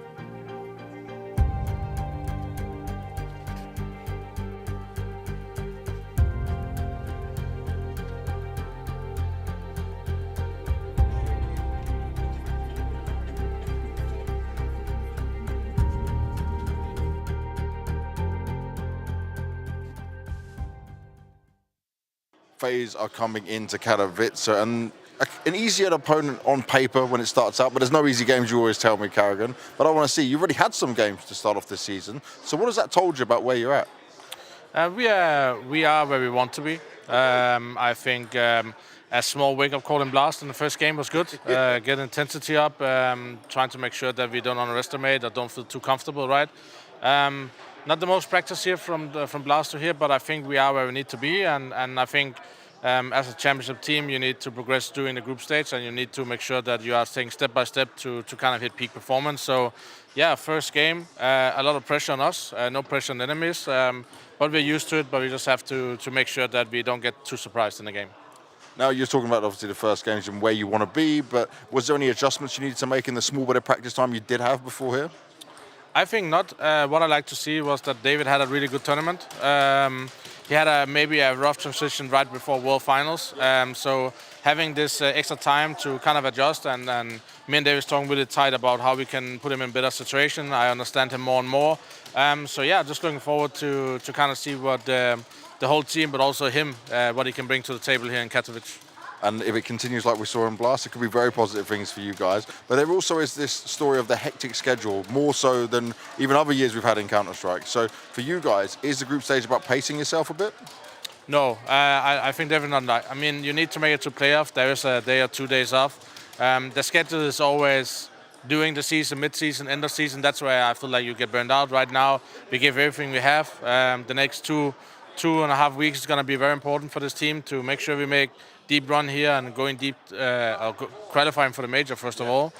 So yeah, it's very important weeks for all the teams at this tournament, and I think this is the first real stress test for every single team, how ready they are for this year. And so far, we are in the same boat like everyone else, but I feel good about this year. So hopefully we take the first step this year.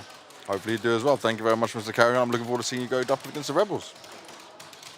Kerrigan thinks they are right where they want to be, and I'm right where I want to be, here on the desk of the Intel Extreme Masters Katowice. Welcome back here. It's a David and Goliath matchup. And so I've got two guys who are Goliaths in their own right, in Maui and Pimp, to bring this through. What do we make of this, boys? What am I a Goliath at? Mike? Cultural impact. Okay, thank you. All right, we need Twitter, X, call it what you want. Yeah, thank you for the glazing, fellas. Yes, this is obviously a matchup that is probably one of the most lopsided that we're going to have here on day number 1, where Rebels, making it through the domestic Polish league, is now face off against one of the toughest opposition they could have drawn.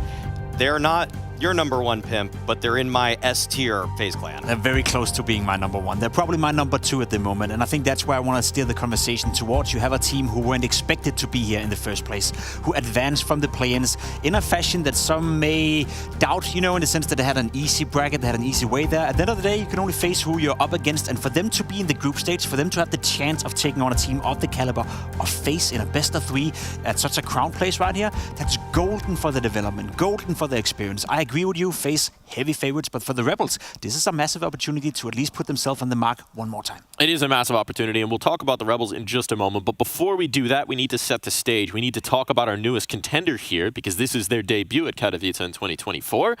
It's FaZe Clan, right? They had a tremendous 2023. They make a change here with Frozen coming into the roster, but this is a team that's built to be world beaters. We see that since the start of CS2, FaZe Clan have failed to fall beneath 2nd place in any event they have competed in. 1st place in Sydney, 1st pick at the Thunder Pick World Finals, 1st place at the CAC, and 2nd place in the 2 final Blast events of the year. They are gunning for a trophy here at IEM Katowice, and that is again why we are billing this as such a lopsided matchup. The replacement in Frozen for Twist was what FaZe thought they needed to do in order to even level their game up, as Twist was leaving for Liquid. And right now, I don't think we see yet necessarily the exact same level of chemistry that we saw from that old Grand Slam winning FaZe, Pimp, but I do think that in terms of potential, Frozen for me has a higher ceiling than Twisted. I think we all agree that Twist is a fantastic Counter-Strike player, and he's probably one of the worst players you could replace within any team, but if there was any rifler out there you could put into his place and you could actually expect him to do as well, if not even better, it would be Frozen. I think he's a massive talent, he's a great guy. I like the way Kerrigan speak about him as well. He's already been given a lot of responsibility. The best example I can give you is that he's now the one playing on A overpass CT side. You move Rain away from the toilet area, a place he's been dominating for 4 or 5 years. You put him over towards the B bomb side to be the anchor, and you let Frozen thrive in that position. This guy right here on your screen had a bit of a rough showing at the World Finals, was way better at the groups here a couple of weeks ago, but he's been given responsibility from the get-go, and I think he is hands down a better player than Twist will be for the next 2 years. Ooh, that's hands down is a bold statement there. I'll tell you one area. Look, the hair game's good, but it ain't ever going to be Twist level. Right? That's true. That's true. Better get some more action going on there. I mean, that is a bold statement, hands down over the next 2 years. But look, we've all talked about the promise of Frozen and the results that he's already delivered. Right, top player in the world, indisputably. Definitely, it's one of those situations where it's like, oh no, how do we? Oh wait, that's how we replace him. Fine. We're doing all right. We're doing okay. Yeah, exactly. I mean, Twist maybe actually was a bit. That's the thing is that when we talk about kind of the fit and what we saw at the World Finals, is that there were some pieces that needed to move to accommodate Frozen because there was some role overlap. And for my money, anytime FaZe had a little bit of a downturn in the last year and a half, which were brief little moments, but they did exist, I was saying, well, maybe they should just get Frozen for Rain. Well, instead, it's Frozen for Twist, and that's why we're seeing that, yeah, Rain has to swap spots. And actually, Rain has, as an individual, not really always loved these new positions. Like, now he's the B rotator on Overpass, and he's been okay, but, like, it's clearly not his comfort zone. No, that's true, you know, and it comes at a cost, you know, with Frozen being brought into the team. We also heard that Kerrigan uses him as a secondary in-game leader. So you bring in a guy who have a lot of experience from his mouse tenure, and now all of a sudden, he's going to be the one calling the shots next to Kerrigan. So I don't really doubt Frozen's abilities. I don't doubt his individual output on the server. That's going to be just fine. But you have a point in saying that how is it going to affect the players around him? Is Rain going to drop off a little bit? Is Robs going to continue to be as good as he's been in the beginning of CS2? Or is Frozen going to come in and maybe take up too much space in that regard? Well, we do have those questions, but for now, we'll leave them unanswered. We'll shift gears. We'll talk about our David here, a team that no one really expected to get through. They are the Polish squad of Rebels, and they're making a name for themselves here in Katowice. There's nothing you can take away from what Rebels were able to accomplish, taking down 9 in the domestic competition to actually make it to the play-in, then actually making it through the play-in. And I think for most people's money, this is probably already a great showing for them, because I frankly, before this event, other than the little bits of research I did, I didn't really know any of these guys. And now they're showing me that, okay, they can play some good Counter-Strike. They can beat a team like Cloud9 in a best of 1. Okay, actually they can win a BO3 versus a wounded but a sometimes formidable M80. And so for me, Rebels, they're not playing necessarily the flashiest Counter-Strike, but I can say for certain that sometimes in these late round moments, they were getting the better of teams that I thought would be better than them, like Cloud9. Say what you want, you know, take nothing away from the Rebels. They did beat Cloud9 in their best of 1. They did secure themselves an easy bracket, so to speak, in the lower one, and that came off the back of their own performance against Cloud9. I was observing them behind in their game and the mood within the team. Obviously, I don't speak Polish, but I could just sense that whenever they were losing big rounds, they could laugh it off. They could be enjoying themselves. They could be playing the game. They could refocus. And usually that's what we speak about when we have inexperienced players on a big stage. It gets to them, the nerves. Wasn't the case with them. I think we've seen it at every stage with this Rebels team, right? Even the footage of them getting out of the van, they're all smiles immediately. They are enjoying this. They are soaking in every aspect of it. You know, seeing them in the hotel lobby, they're all smiling. They're all saying hi, which sometimes, yeah, players who aren't at these kind of events are a little bit nervous. They don't necessarily engage in the same way. What? You're not used to people saying hi to you? Well, you know, sometimes. They're like, hey, could you take this to the trash for me? And it's, you know, you get confused. But anyway, suffice it to say, this Rebels team is exciting. And I am going to paint a scenario for you here, right? Okay. Because, look, yes, this should be a David Goliath. FaZe are the massive Titan. We're expecting them to be title contenders. We didn't have the same expectations for Rebels. But what would be more FaZe clan than losing an opening round matchup to somebody you should never lose to? Cue Bad News Eagles, right? I mean, the thing is that... Just saying. It seems it is ridiculously unlikely, because not only is this just kind of an overperformance from Rebels themselves to take down a team like Cloud9, but they had to replace a player right before this event too. I mean, they were playing with Moonwalker before at the domestic competition where they took down 9, and then Casey slotted in, and I think anybody that's looking at HLTV Fantasy is seeing that guy and like, whoa, why is he so inexpensive? Well, he hasn't been doing that well. And so he had a little burst in performance at the play-in stage, and I feel like it's hard to... He got me above the 10%, so shout-outs Casey for the points. There is another guy on the roster, though, who might be key to this, right? Olymp has been having a massive performance, has been making some good moves here, Maui. Olymp has, to me, been the ROPS of this team. He plays some of the similar positions of him, like he's playing like B anchor on Mirage, he's playing ramp on Nuke. He's not playing the glamorous positions, but damn is he delivering when he's in them. Sometimes he's being contested in these positions where he's not really the focal point of an attack or even being set up in a defense,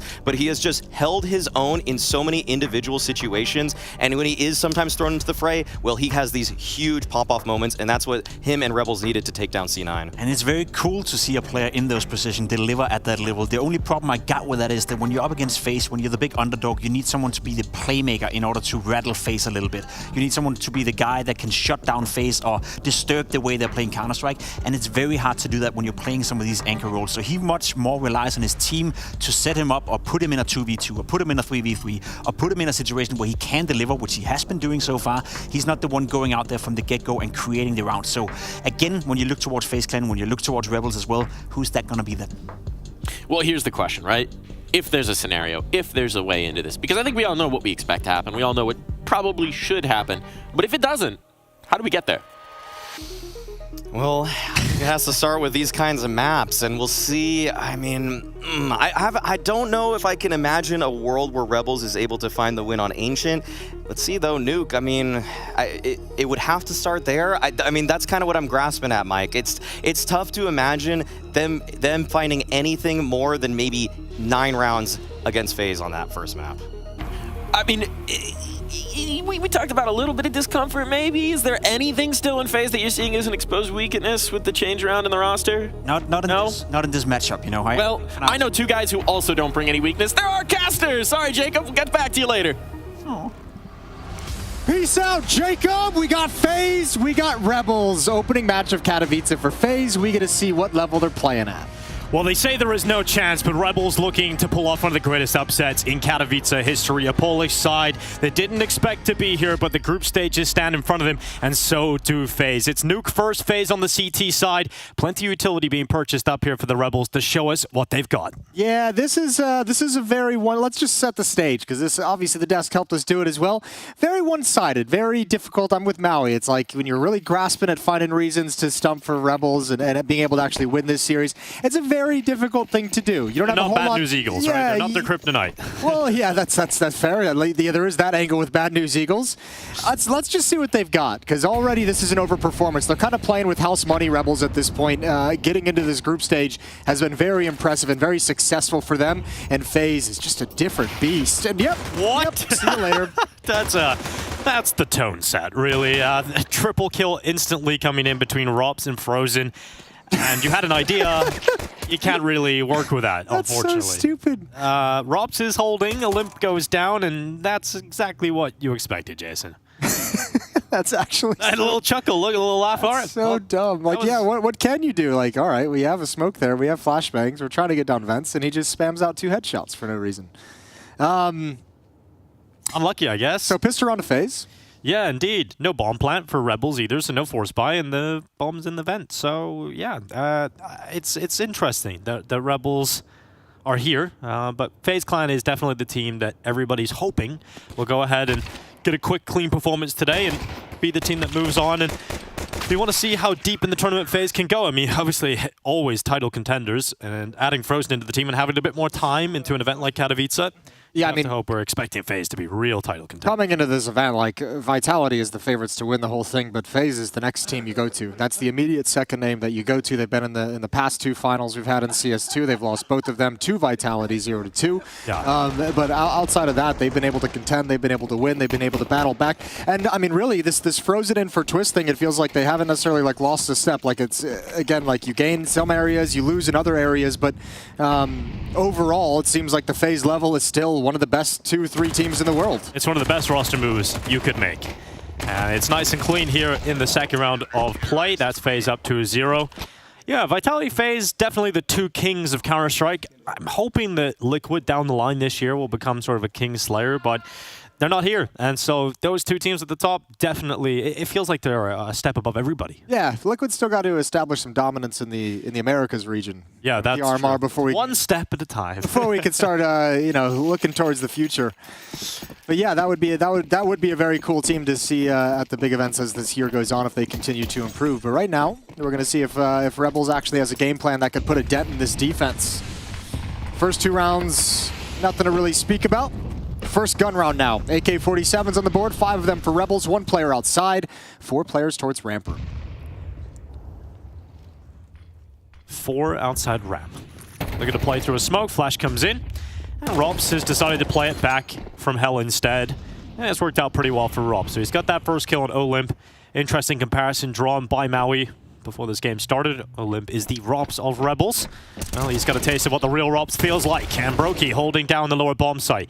Good first headshot, traded out by SNX, and now Frozen should deal with Kisserike. But I don't know. It's quite good, and Frozen still detects him. Yeah, I was curious if Frozen was actually going to hard clear this angle, and he does indeed, wins out the fight. He had a teammate coming down secret rain to help him out if things went south.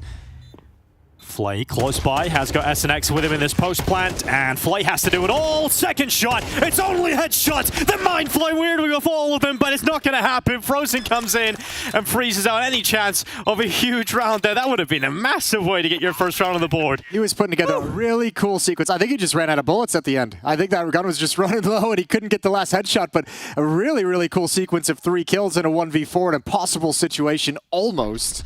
My God, I really didn't expect him to get this close to it, but damn, he's got some aim here, Flay. And yeah, Frozen comes in and just ends that dream. Yeah, he's still got a little cheeky. They've all got a little cheeky smile. Look, they understand the odds of winning this game as well, so they're here trying to win, but having fun with it as well. Not getting on top of each other, not feeling the pressure of the situation, and that's good to see at least early on in the game. It's great to see them having the time of their life. It's funny when you're kind of like this much of an underdog in a matchup. The pressure only really comes in if you get to a point where you have a chance to win. So like, we didn't expect to be here. Yeah, you don't feel it until you get to like 11 rounds, 12 rounds, and then you're like, oh shit, we didn't really think about this eventuality. This wasn't a reality in our mind, but it doesn't look like that's going to be the case right now. Anyway, a 3-0 start for FaZe. Rebels do have enough money, of course, to get the full buyout again with Galil's. Here's SNX coming through the smoke. Nice double kill. Ooh, very snappy onto Rain and Carrigan.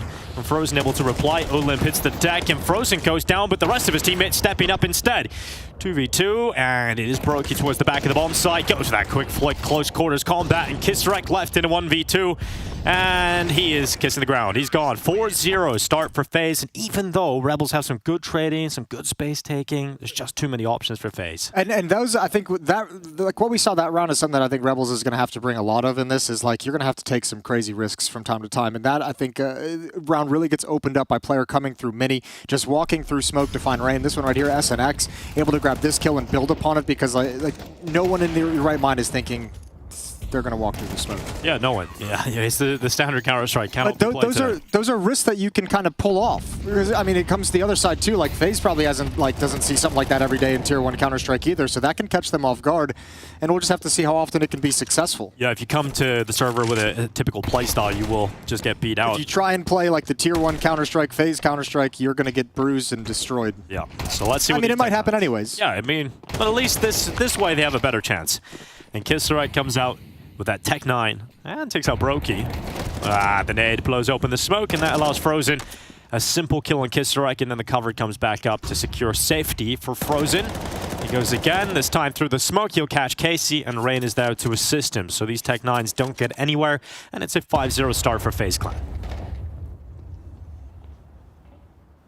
I mean, there's no secrets about today. You know, most people are just coming into today expecting to see FaZe dominate them, and that's kind of the result, as a Counter-Strike fan, you do want to see. You don't want to see one of the top contending teams to come in and be pushed to the limit by a team like Rebels. You want this to be as convincing as possible if you're just a fan of the game. Well, just for the playoffs, right? You want to have FaZe come into this and really light things up and not really have any issues.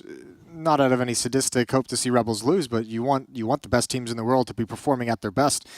Also, I mean, the romantic storyline obviously is what this is. I think it's been like 5 or 6 years since we've had 2 Polish teams in the group stage of Katowice. And this is the most amount of Polish players across all of the teams.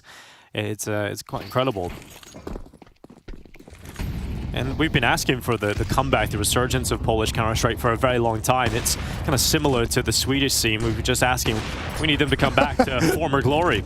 And missed shots from Broke. He's still going for it. He's still attempting these shots. He's fully committed to it now, and he'll use that smoke to possibly give him a new angle, and he misses every single bullet in that gun. Fortunately for him, he's got plenty of teammates to rely upon, and Rain is able to trade out 1 for 1. Yeah, trying to throw a little disrespect in their face with how aggressive he's being and misses every single shot. Rops, easy one. Easy follow-up as well. Yeah, just Kissrek, he is looking for the clutch ahead of him. It would be a 4K, and not bad. He's got a second, but can't get away, can't get to safety, and Frozen will take him out. Yeah, Brokey just deathmatching outside. He needs it. Timeout taken for Rebels. First used. It's been a very quick 6 rounds. We've got to this point in the game halfway through the first half. You could say the quarter. Quarter of a way through, yeah. If you want to go American style. Thought you appreciate that one.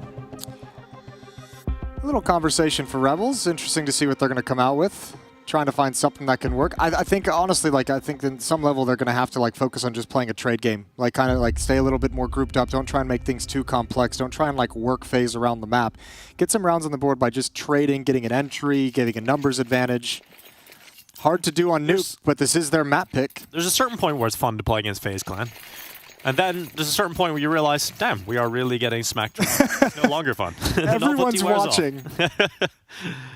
So definitely looking to try and pull something out of this game, the Rebels. It'd be quite the rebellion if they do anything here today. And it's pretty cool seeing Neo stand behind FaZe over the last few events, and Taz with his spot behind the G2 players. Yeah, a pair of Katowice champions coaching some of the top teams. It's pretty surreal, actually, you know, from growing up watching those players play Counter-Strike to now seeing them still involved in the scene. It's really nice to see it. Yeah, and I mean they had a lot of really good words. FaZe. I spoke to them as well. I spoke to everyone yesterday. Yeah, Jesus, you were a social butterfly yesterday, Jason. Yeah, I gotta interview the FaZe boys. Have a little pod session with them, and yeah, they had some really nice words about Neo and how he's kind of developed, especially considering when he came into the team and how rough of a time it was for the team and how much work he kind of had to do. And very happy with how he's kind of developed behind them. I believe talked about a couple of he brings some really good individual tactics into the team and ideas, and then he's gotten very, very good at kind of understanding how to manage the personal relationships between the players. So they're very pleased with his development as a coach. Well, that's great news. Yeah, it was all positive things.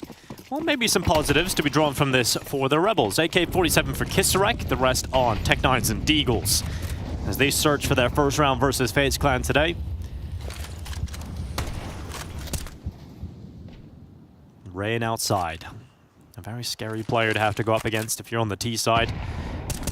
Not bad on the timing. A dink through the smoke. Doesn't do a whole lot. I believe it cut through the edge of the box, so it's a soft dink. Just information more than anything for Rain. Utility faking out that top side hit. Here comes that red push. Nice shot from Casey. Rain gets one, but he's dealt a trade kill, and Frozen's already down here in the lower bomb site. Yeah, got to be careful about that AK-47. Going to be passed over to Flay, who's got 100 HP.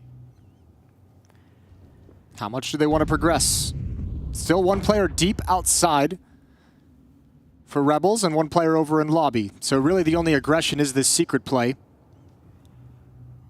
Big Brokey. Here he is. Frozen's here too, so they kind of actually have to be a little bit aggressive. Once the timing comes where they don't push it, the only real option is for FaZe to counter-push secret. Here comes this play in the lobby though. Carrigan's pushed forward. Oh, limp! What a headshot, but here comes Frozen on that secret play, and it's a triple. Frozen with no problems, Rups with the other, and that is 7 in a row for FaZe. Yeah, it just don't matter. So many abilities, so many players who can recover these rounds. Frozen up to 12-2 with the FaZe team in these first 7 rounds of play. And yeah, good shot by Olymp, but Frozen's just got him so lined up and not even really aware of the secret push, and easy triple kill. Glocks. Og, that's what you like to see. Yeah. Carrigan, in his old age, needs a little scope there for the rifle these days. Yeah, needs the extra pair of glasses. All right, Brokey, take 2. Come on, you gotta at least land one. Aww. And he does. He gets one, but Flay will come back with the AWP in response. At least he hit it. He did. It was better than last time. Now 4v4 off the back of that. Some utility will be tossed towards outside from the Rebels, but they have zero intentions of committing behind those yet. And it's pretty scary going outside, as I mentioned, with Rain spamming down, and they don't know about Carrigan, but he's over here too. There's some gaps in these smokes that they're going to toy with. Rain especially has a very nice one towards the garage entrance. Ooh, Rops in the meantime has moved himself a little deeper, nearly at the vending machines. Casey's holding for a ramp push in total. Rops is intelligent enough not to push forward until the right time to strike. Yeah, Robs hasn't seen a whole lot in ramp room. Double kill when they came there the one time, but other than that, now he's in a position, if they go ramp, I mean, it's at least one, but he's got a really fast turnaround to get involved in action towards the upper bomb site as well. This is a perfect position for the AUG. Carrigan cannot make it work. Olim comes in with a headshot.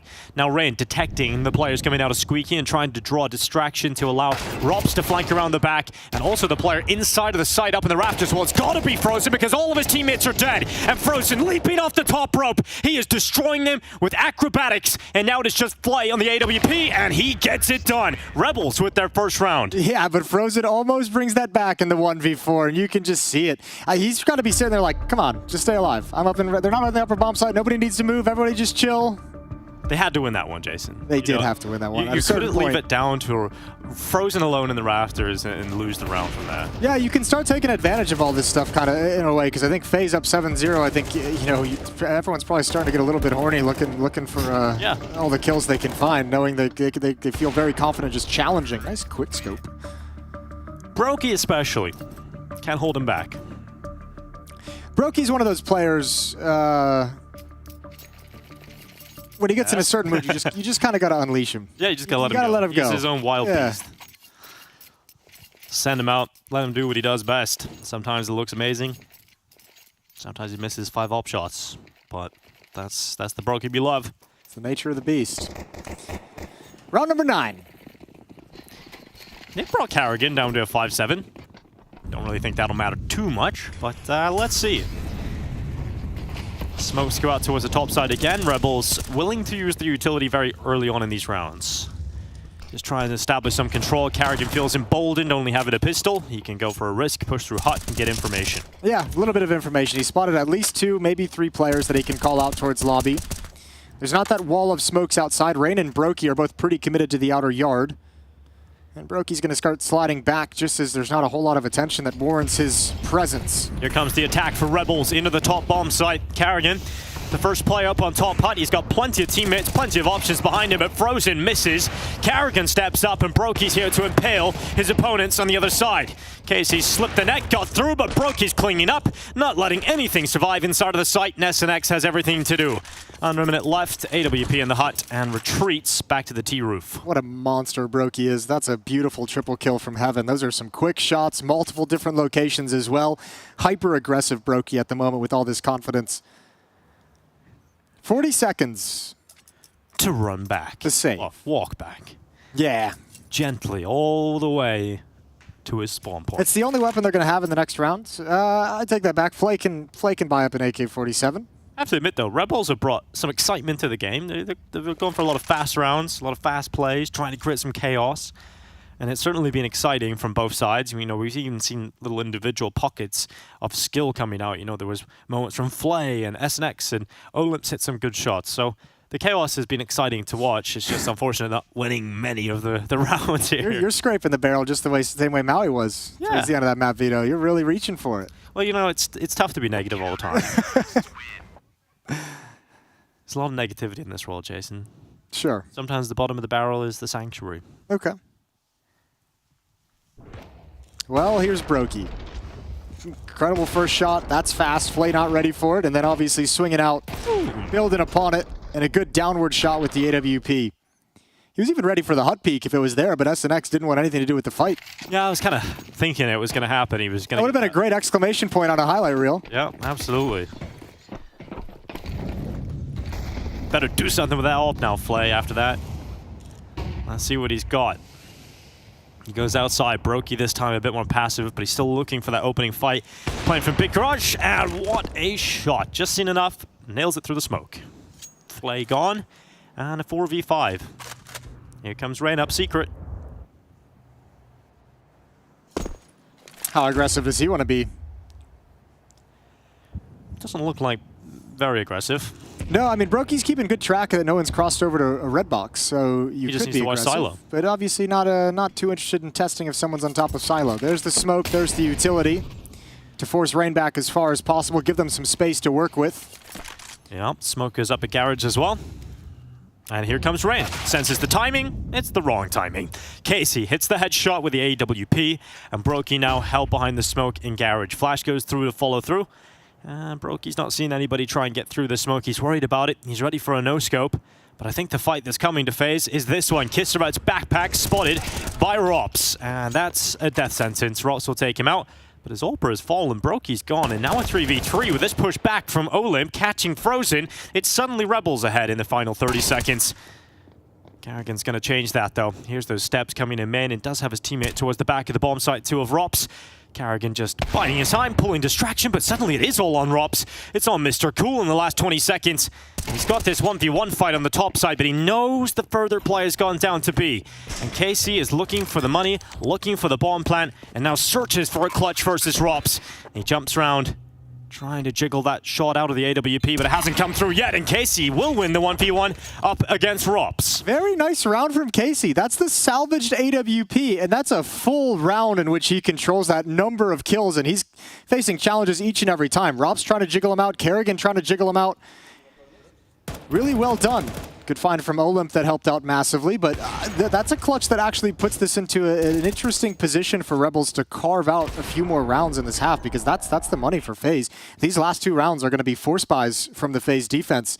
This one with a single M4, Deagles, SMG on Carrigan, and here's that ramp rush. Here it comes, and Rops is in a different position yet again. They all line up for him, and it's a double from Rops initially, but it's all about this. They haven't hurt Carrigan. It's so damn quick, and the in-game leader takes that MP9, rapidly kills them, and now it is just Kisserat alone in a 1v4. That's such a rough start to the round. And it's over just like that. Yeah, good defense from Rops. 2.5 kills on the initial spray down as he gets to the left wall. Oh, damn it. It looked pretty good. You know, you brought them down to a weak bye. Maybe there's a chance to squeeze some more out of the half, and then that happens. Yeah, just too strong, Rops over in ramp room, and obviously the quick flank from Carrigan's a thing of beauty. He's been a little bit aggressive in towards HUD a number of times, and this was his moment when he hears the ramp rush being called by his teammate. So 7-round lead, and the economy doesn't get completely broken. They're back up to M4s. It's actually the Rebels who got to drop down to a few Tech 9s. Let's see what they've got here in round 12. Last round of the first half. Carrigan into the HUD again, this time punished for his aggression. Casey decided to look for it, but it's Rops coming around the back, and a quick execution onto 2. Caught by a flash, left dead, and Rank cleaning up the mess outside. So 3 versus 2, FaZe searching for double figures to exit this first half of Nuke. And the Rebels doing everything they can to squeeze a third. It's so tough what a team like this is just being constantly aggressive when you're so outmatched and you're so focused on what you want to run, how you want to try and break them, and then everything just gets thrown into chaos with the pace of these pushes, the aggression of these pushes, and how often FaZe is willing to bring them out. Another kill from Frozen. He's got 16 kills, 5 deaths in this half. Oh, saying SNX, he's got a chance to the 1v3 with a Galil. But a lot of work to be done in this one to put it all together. He walks a little closer to the garage. Rain has got it, and that will be 10 to close the first half. The first half in Katowice for FaZe has gone swimmingly. Join us for the second half after the break.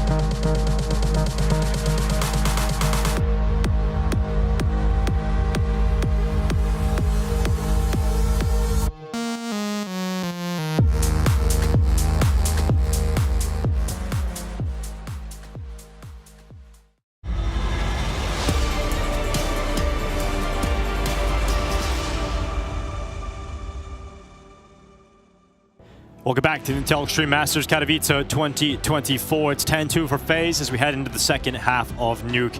The Rebels Gaming, it's quite a difficult opening match here at the group stages, and it's going as you would expect. Yeah, it really is. There hasn't been anything yet topsy-turvy that's been thrown into the mix that makes us think this can change. And I mean, you could just see individually Frozen, Rops, those guys so good at turning situations on their head. Brokey as well. And against Rebels, they've been able to pretty much stifle any chance of even winning individual rounds. Pistol round is live, and Rain is going to take those fights aggressively. Teammates streaming over the silos. There goes Casey, though. Double kill for him with the USP. A couple of nice shots here already. There's another one, Casey. Go on, get yourself a clip for the highlight reel. That second one. He had that great op round in the first half. All of a sudden, he's putting a couple rounds on the board. Now Rops trying to fight down in the ramp room. There's multiple players here, and that Joel Beretta swing is going to come out and sentence him to death. So Frozen up on top of Silo. That's not going to be the pistol round here for FaZe. Rebels come out with a swinging play, and that's going to be Casey with 3. And Frozen, ooh, they're coming for it. He's trying to bait the player up the ladder. Yup. And they're not falling for it. It shows you how much respect they have, Jason, for a player like Frozen. Yeah, he's 16-5. Maybe we don't give him all the chances in the world to draw this into a winnable situation. Yeah, it is just funny seeing 5 people all just being like, none of us want to mess with the next fight. Nope. None of us want anything to do with it. It's a smart way to play. And Frozen now going to have to commit himself forward. Spots one over towards Credit. Saw the shoulder. Oh, brings Casey down to just 1 health. He's now reading the flank around the backside, but the peak wasn't there just yet, so he still stays focused towards outside. And on the big picture, there's not enough time for him to try and bait out some of these peaks anymore, right? 25 seconds? He's got a sprint to a bomb site. Now he's getting fought from multiple different angles, from Silo, below him, towards Garage. He's doing so much damage, Thorwin. 17 seconds, you got to get a move on, and Frozen isn't going to make it to Secret. They do take him down. Starting to get a little worried with the amount of damage he was doing, but the time certainly was the limiting factor there. Yeah, it looks better because they're giving him so much respect that he's the one who's able to aggress into all those fights and kind of make it look good. But there was, with the time dwindling down, there was really no chance that he'd be able to actually complete that. Good shooting from Casey. That one managing aim punch as well, bringing it down onto Brokey. All right, so they win pistol round. Let's see what they can do with this. Interesting. Force buy back for FaZe Clan, despite not getting the bomb plant. They feel confident. They've got the rounds to play with. They go for the Tech 9. So Red heads towards Red. Nade ready to go behind that smoke for SNX. He's just choosing which smoke to break apart. That was a little late for the third smoke, but eventually it's arrived. He'll toss that nade down, and oh, good night, Frozen. Carrigan, good timing to slip in towards main. They have no idea until SNX detected him. He had a little look and spotted Carrigan walking in. And all these steps in the B-bomb site are being heard right now by Olymp. He knows that there's FaZe players around. He's calling for his teammate surely soon to help him, but Rops is still in that upper bomb site. Tap on the plant. Olymp gets the kill. Brokey actually is the one that picks that up, but he's got a second one coming through the vent, and now he's diving down looking for a little bit more action. He's looking for a follow-up headshot, and he's got it. So 2 more locked in for Brokey. And 3 more players remaining on the Rebel side of things. He's got the bomb on his back here and access to the vent. Yeah, unfortunately he hasn't been able to recover any weapons. No M4 salvage, no FAMAS, nothing like that to make this a little bit more dangerous. 1v3. And really unsure of the positioning of these last 3 players, so it's all a guessing game from here with this Tech 9. Now MP9 is in his back pocket as well. Yeah, 30 seconds. What you got? You gonna take Brokey? No. All right. No, not right now. There we go. As expected, he goes down. And it's 10-4. Rebels do stop the Tech 9 buy. FaZe didn't get a bomb plant again, so we're going to see the eco this time around. And as long as you start to build up a few rounds over on the Rebel side of things, you can make this scoreline look somewhat respectable. Listen, after this, assuming they win this round and it's 10-5, you win 1 more gun round and you're starting to feel like, okay, we're kind of within striking distance here. Catch a little momentum, a little fire. You get a bunch of utility in your pocket, really restrict the map, and this is the best chance to really see what Rebels can bring to the table. After all, this is their map pick. This is their best chance to do damage against FaZe.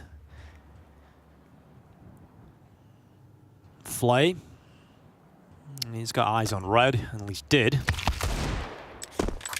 Rain is going to take damage down to 59. decide to change up that position, not stay so advanced. He's the bomb carrier. FaZe is being patient. They're seeing if anyone's going to like rotate or take a peek based off this kind of contact outside, if there's going to be any movement. You can see these Deagles in position to just take these shots. One connects, one lucky shot lands. And all of a sudden that might open up a couple different options. Rain goes down, Kerrigan. Oh, he's itching for it. He wants this fight with the Deagle. Trying to squeeze his way through it. Good timing. He might be able to do so. And he has got the chance, but Olymp, what a flick.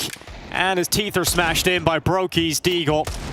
Frozen looking for a bit more of a fight. Oh, he's doing damage to the chest here. Fly down to 47. That might be a warning shot as Casey comes in below. Frozen can't stop that.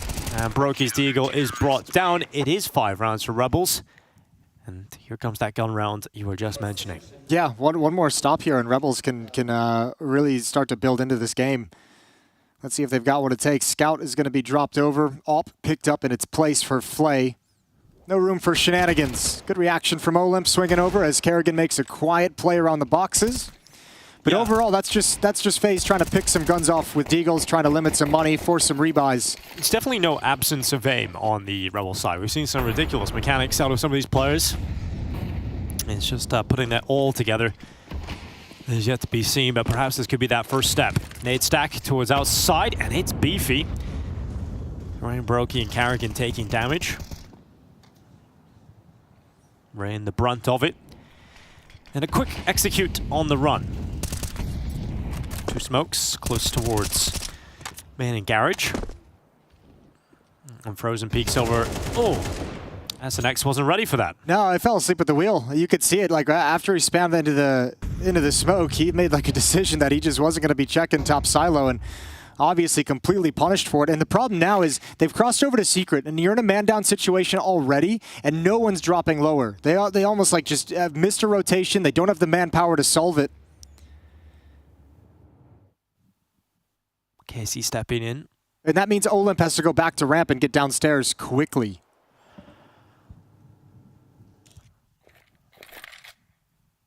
It's about to be a pop through that decon door. Fly cutting off Frozen from joining his teammates, but the issue is Fly can't stay here for long, and Rops is up on the T-roof too.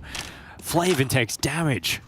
He's down to 17 health, and now no secret that FaZe are inside of the B-bomb site, locking in that plant. This has been Rebels like looking for FaZe players everywhere but the lower bomb site. Like never shifted, and you just get completely out-positioned, and that was the biggest glaring hole in this defense.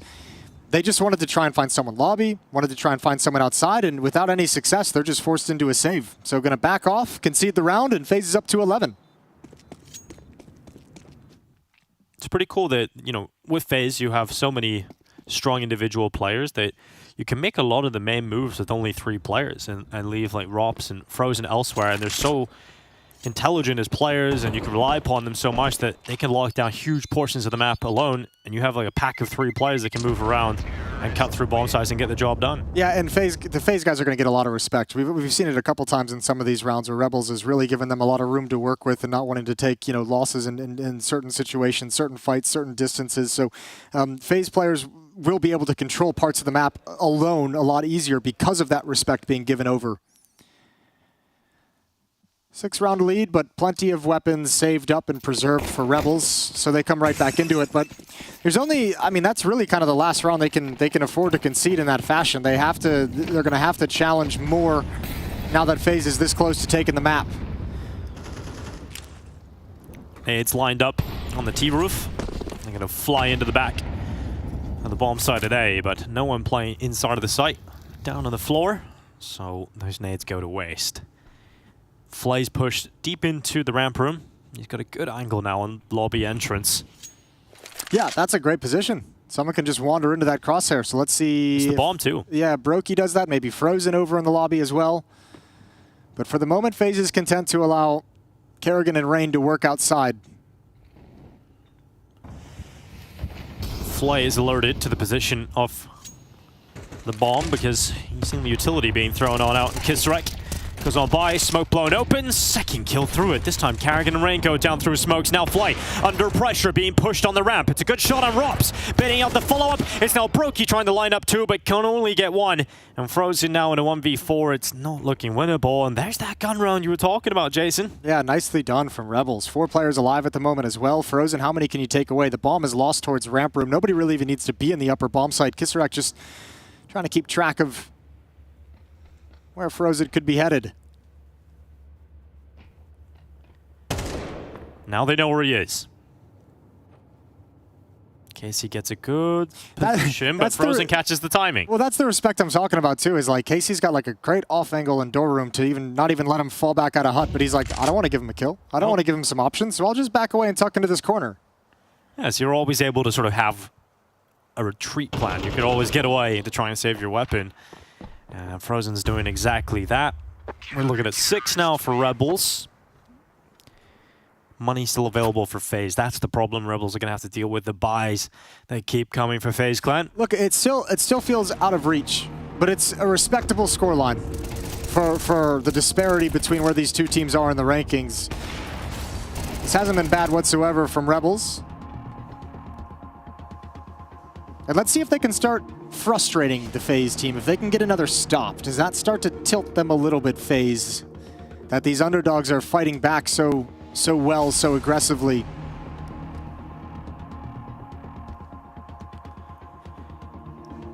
That's the last of the timeouts for Rebels.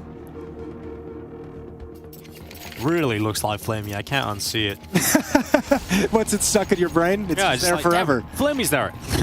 What's Flamey doing on a Polish team? He did have one of the most memorable plays from Flamey's career here in Katowice. That little pistol ace on ramp. And here we go. Back into the action. FaZe have got the AWP out for Brokey. AK-47's out around it. Not a lot of utility for the T side, but enough. And Flay's going to take position in the back of the garage. Trying to peer over the edges of 2 smokes. Maybe a gap forms in them. Maybe someone tries to step around the front smoke. Nothing quite yet. We've seen a couple of times Rebels is more than happy to bring an extra player outside, blow open a smoke, get a little bit aggressive on it. Oh, there it is. That's what you needed. Yeah, good kill. Oh, second one was difficult to hit. It was just a pinpoint of Frozen's head up on top of Silo. Now the ramp play coming in. Brokey and Rops looking to try and get through. And Olymp is the defender there. Oh no, SNX tries to take a risk, tries to get aggressive towards outside and gets stopped by Frozen. But this position has now got the shadow advantage. Rops is going to clear it though, and Olymp has to react. And he does in time. His teammate comes back to cover off in case he scares the FaZe players away from the ramp attack.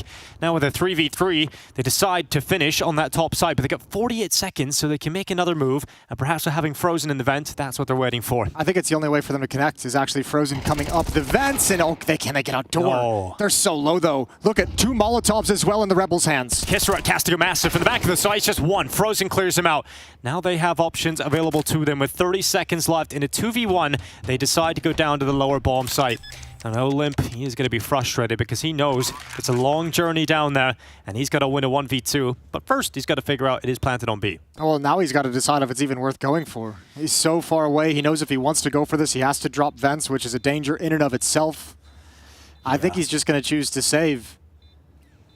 Good call from FaZe to stay composed there and decide to go down to the B bomb site. And that does cancel out any chance here for Olymp. Oh, it's such a shame those Molotovs were never in a situation to really get used effectively considering the HP. Brokey was low, the third player was low before getting taken down.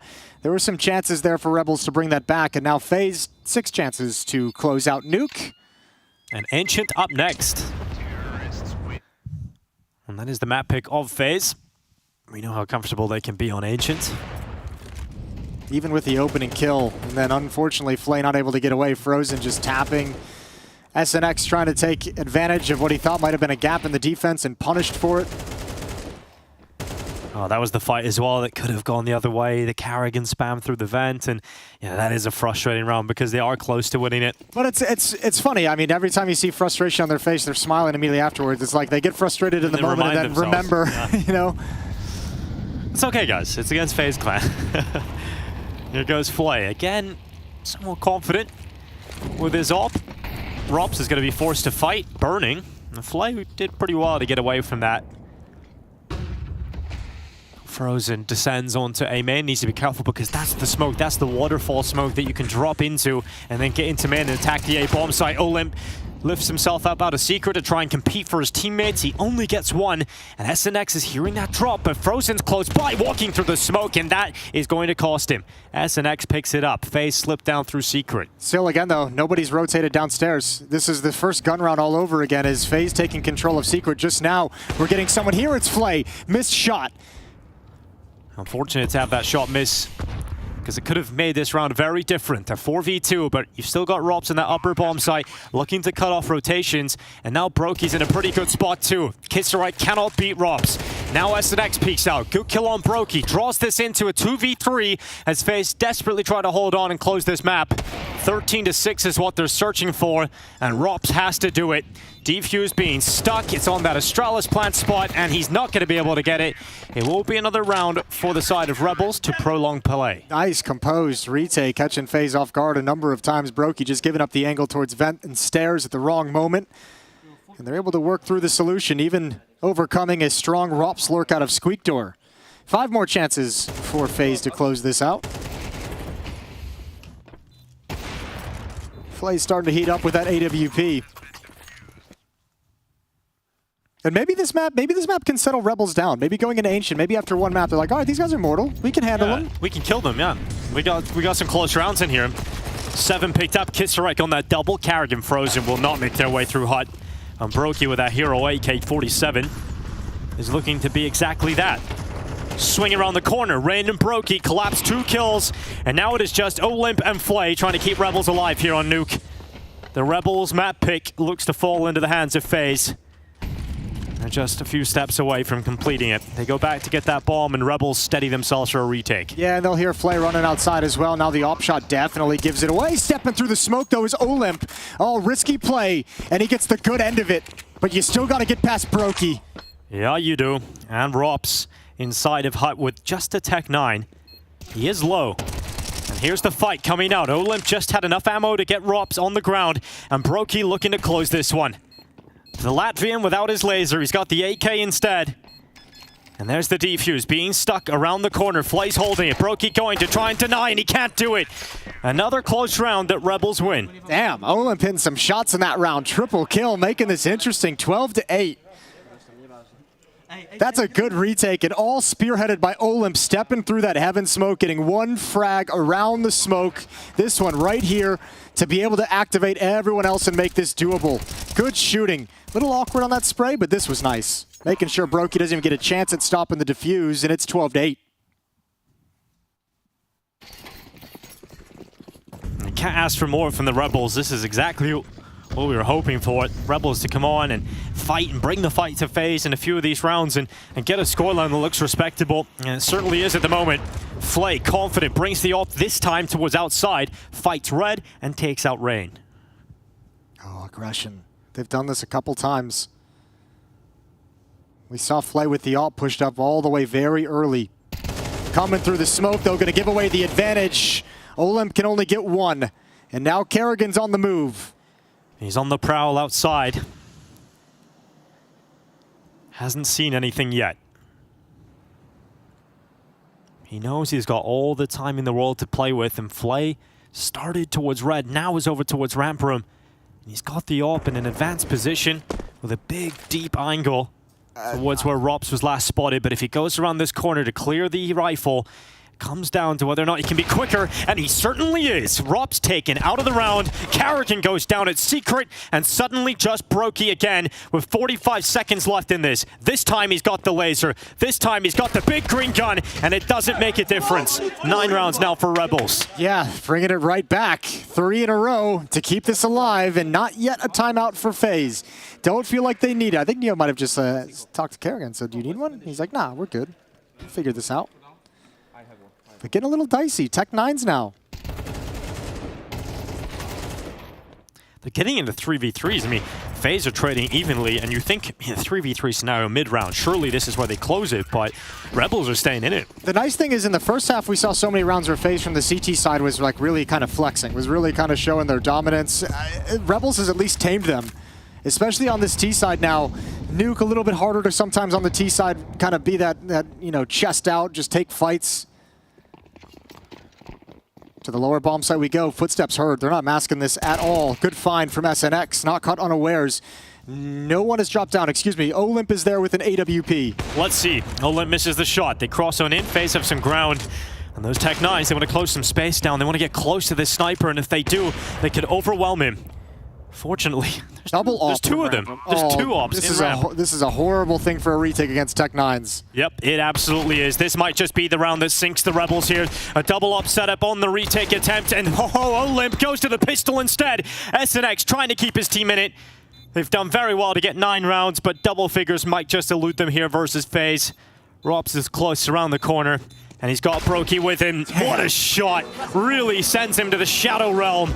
And FaZe Clan come to Katowice. They've got 1 map already, 13-9 versus the Rebels on Nuke.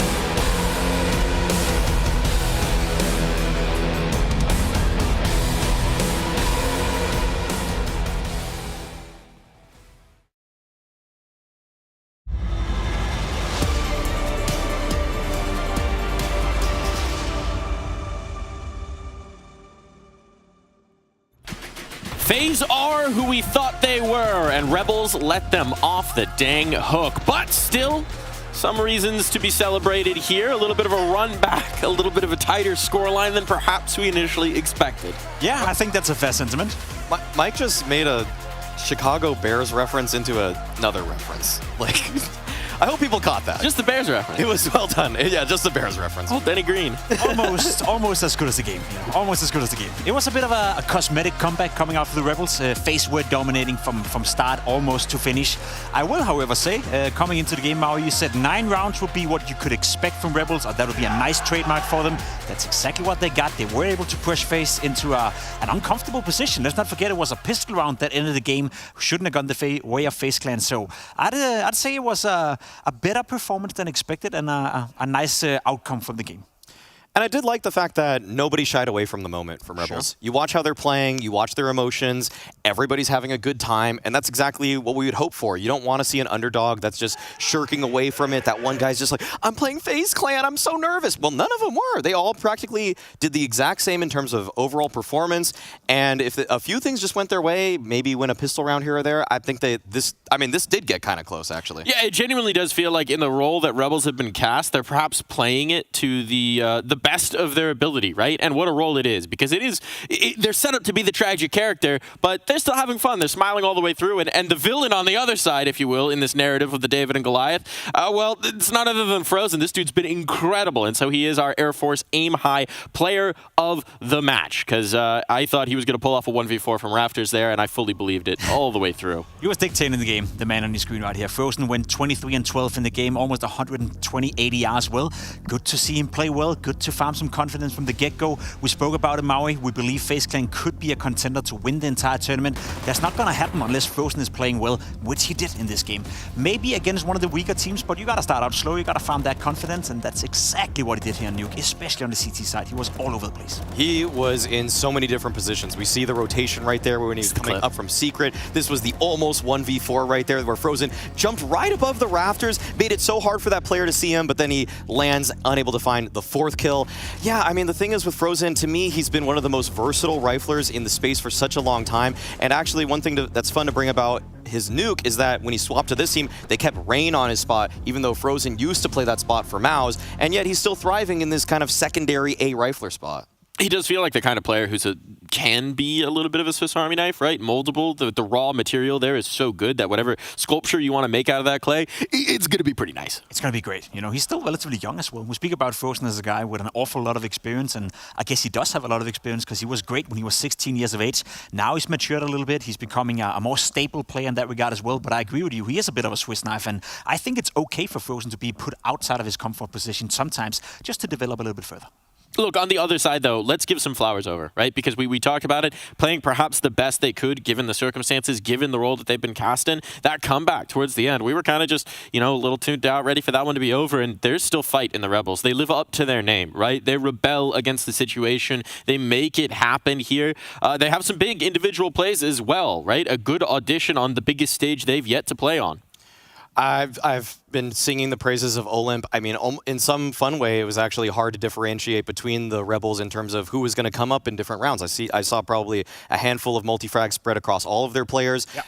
The opping was good for them. I think that I still do want to talk about Olymp just a little bit. I feel like he's kind of has like really tough roles, and sometimes he's still able to find some pretty good impact. Like in that first half, he was actually having to entry out ramp a few times, and that's not necessarily where I think he's best, but he's always like willing to take the space. He's always going to just do what the team needs for him, and I feel like when I see him tether between another player, he's one where if I just had to put my finger on it, who am I going to see from Rebels maybe in a year's time on a maybe lightly better team? I think it could be him. I think that's a fair shout out to give to Olymp, as you said, coming into the game as well, not playing the best positions at all in the game, not necessarily the guy that you set up to succeed, but he's sort of making sure that he can do it by himself. I'll also argue we've seen consistency coming out of Olymp as well. Every single game he's played so far in this tournament, we've had something positive to say about him, and it can be very tough for a new, inexperienced player coming into a stage like this. Sure, you can have a couple of maps where you're popping off and you catch our attention, but doing it every single map so far, that's a massive credit to his name as well.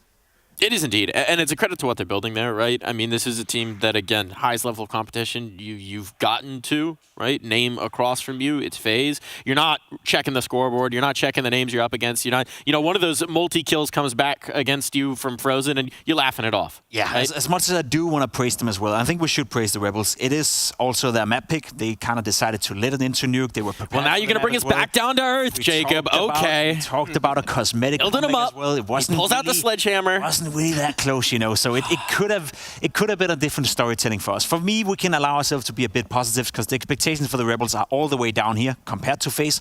Also, the cosmetic comebacks allows us to be a little bit positive. But let's not fool anyone out here. It wasn't really a close game. It was never to a point where I thought, oh, FaZe is going to lose this one. It's going to go into OT and maybe Rebels can win it. We never got to that stage. Look, that last round, I was thinking maybe, and then the Tech-9s, it happens. Yeah. Let's talk about the next map, right? There's more maps to be played in this series, potentially 2 of them, but we're probably not expecting 2 of them, are we? No, I think we're moving into Ancient, if I'm not mistaken. I believe you're correct. I think it's Ancient moving into it next. And actually, you know what? I don't think we've actually had to see Rebels play this map at this tournament just yet. So I'm not sure what kind of prep work FaZe would be coming into this one with. But at the same time, I just feel like they're very confident on Ancient. I've seen them have some really incredible series over the last year.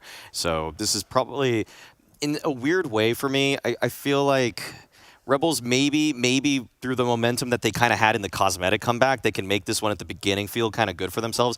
But if I'll try to do like a score pred again, because I did 9 rounds last time. I'll do 13-6, but I think that Rebels will get 4 of them in the first 6 rounds. Okay, I'll try to raise the bar a little bit. I would like to see a more competitive game. However, I also do believe that FaZe are heavy favorites coming into it.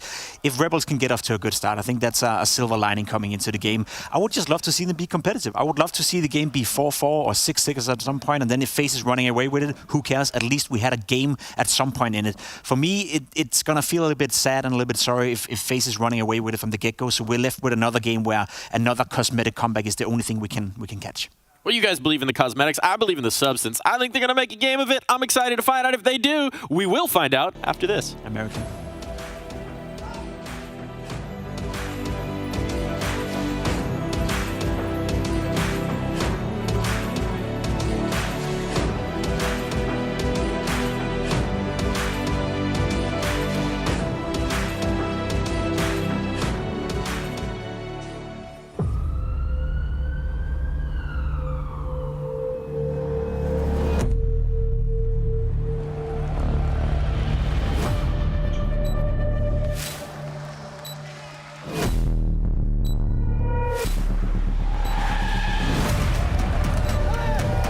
Colt's gonna jump across. Oh my God!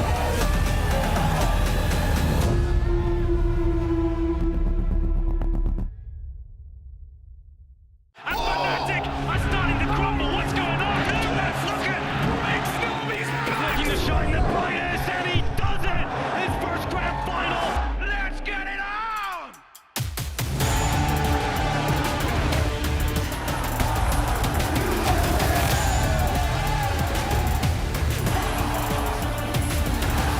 Reacts faster twists. Oh, baby! What is that?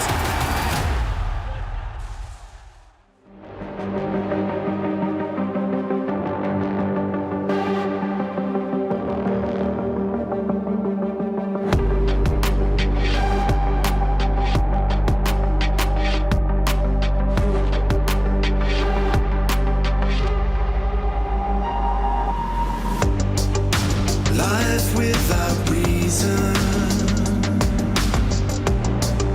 is no life at all. We are taking over. We can change it all. We can change it all. We can change it all. We can change it all. Hey, hey. We can change it all. We can change it all. Hey, hey. We can change it all. We can change it all. Much of a nerd as we all kind of think he is from the outside. Like, he's always like, where you don't like to watch the demos. I know Rops is in there like checking numbers. He's like triple tasking, you know. He's Yeah, doing exactly. Minecraft and demos and run escape, the Minecraft, sorry. and watching streaming meanwhile. Yeah, it's 3 things at the same monitor. Playing KZ maps. One monitor. Yeah. So you see this faker meme when he's playing like 6 games at the same time? That's Robin. That's Robin. Hypertasking. Does he like bring new things in? Is it when you guys like show up to practice? He's like found like these 5 new like nerdy little tricks to the game. I think he did in the beginning. I think that helped me a lot because there was a lot on my plate to understand the macro and the micro and understanding how I need to play the game. And Someone's focused on the micro and the detail. and he was like bringing a lot of new smokes, new ideas, and I think that helped us like speed up our understanding and feel of the game. And I think And now I think he's more focused on his individual level, and I think that's where it needs to be. And then probably sometimes he finds some insane grenades, and then we can use them. But I think generally he also needs to be careful he doesn't put 120 hours past 2 weeks constantly, because we need him to be there in the peak moments and not being burned out.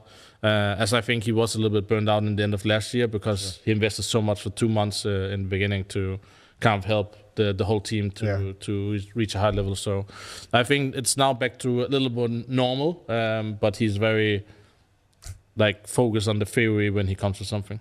That's kind of scary that you say he's focusing on his own individual level, because I think we got third best player last year. So that's need to keep it in shape.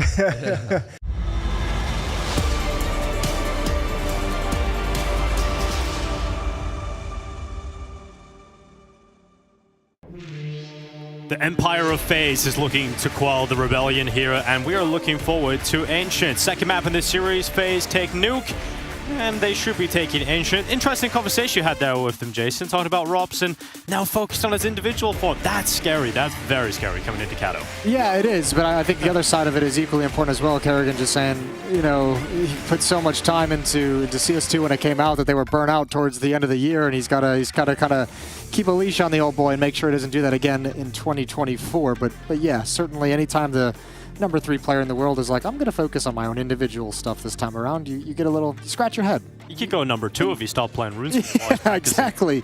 RuneScape of all games. Well, we've got another game on Ancient. Rebels taking on FaZe. And Pimp said something very good, like as much as the scoreline looks, you know, reasonably close, there was never really any danger in that map for FaZe actually dropping or that comeback coming the whole way. In my mind, I'm just thinking, I'm hoping Rebels come to this with that mindset where they're like, we just played them on Nuke. And yeah, they might have played a little bit loose at different points, but hopefully that first map made Rebels realize that, you know, they can compete with these guys. They can take some fights. They can take a few more fights. They can play their game a little bit better and lets them settle down into the second map to make a real challenge of it. Well, FaZe Clan versus Rebels continues, and we're heading into Ancient. It's a T-side start for FaZe Clan. Rebels will have to do some hard work on that CT side.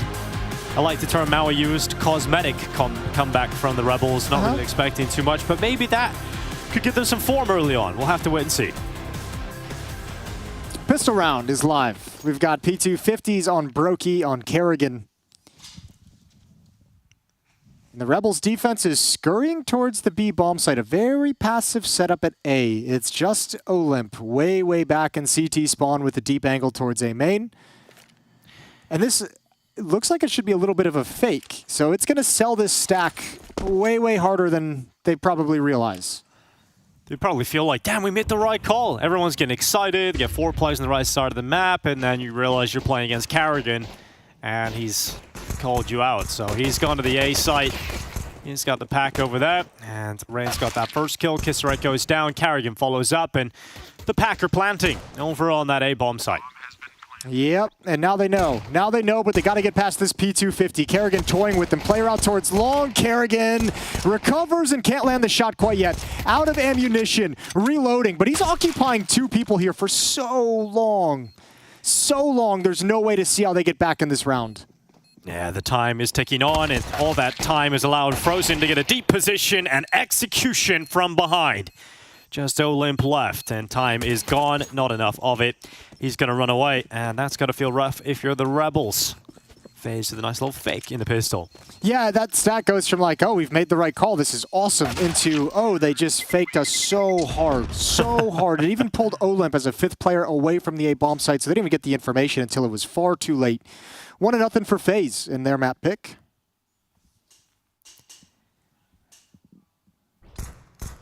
It could be a really good time for Frozen to come into this team. Obviously, people were kind of shocked at Twist's departure, but you know, we won a bunch of competitions at the start of CS2. Then you start losing. You know, you're not getting those finals going your way, and then bringing in a new player might just, you know, freshen things up. You know? I think more than anything, it was reinvigorating and kind of refreshing to get like a new voice, something new in the team to focus on. They in other parts of that interview that I'm sure will be played, they discussed just like the feeling of kind of what everyone had sort of assumed towards halfway last year, of just like being in that stuck in that rut of like waiting for CS2, it not kind of coming out and being in limbo, and it just won a Grand Slam. They didn't have the next objective. Yeah, lack a little bit of loss of motivation, not really sure where to put their energy, you know, at certain points during the year, and that kind of bringing Frozen in was like a whole new like a refreshing influx of energy that they can kind of latch onto. Yeah, well, the first half of the year was stressful, to say the least, with the RMR run and then the major. And just overall disappointment. Yeah, sure. Yeah, that'll beat down on anyone. No. Well, 2-0 here for FaZe Clan. And the Rebels come in with a bye. Flay started to get going at the end of Nuke there with his AWP. It'll be cool to see if he can get it going here. He's looking deep in towards A main. He's got the right position if he wants to catch Brokey and Carrigan. Always easy to fall back from here if they get some space on you. So he needs to hit this first shot. If Brokey is to round this corner. Oh, multiple players coming to peek, and early on the shot, trying to get away, can't do it, no cover, and he didn't make a donut before Carrigan exploded upon him, and no one else here in the site to defend. Olymp has to do it from donut, and it's just one before he's traded. Yeah, another follow-up challenge erupts, and Carrigan's going to step forward into donut, gets another headshot as well. So there we go, Rebels have to save on the other side of the map, and it just comes down to a missed shot and getting punished. He's a little jumpy. You see him like AD that whole time while he was aiming as well? I mean, I'd be a little shaky too. Can't sit still. Nice and easy. And now we chill. Now we relax. We enjoy the sauna music. I was recently doing some research into saunas, Jason. Okay. And where are we going to this one? Finnish law. You know, every public building has a sauna in it. Really? Yeah. And so when they were discussing in history, the Soviet Union and the Finns were talking, you know, discussing policy and the Soviet Union coming out of Finland. They discussed it in a sauna, the two leaders of Finland and the Soviet Union. Cool. So I would, if I had a sauna, I would have my business meetings in there too. Yeah, and they're adding a new sauna into, I believe the United Nations are getting a sauna put into the building. Cool. So there you go. Good for the UN.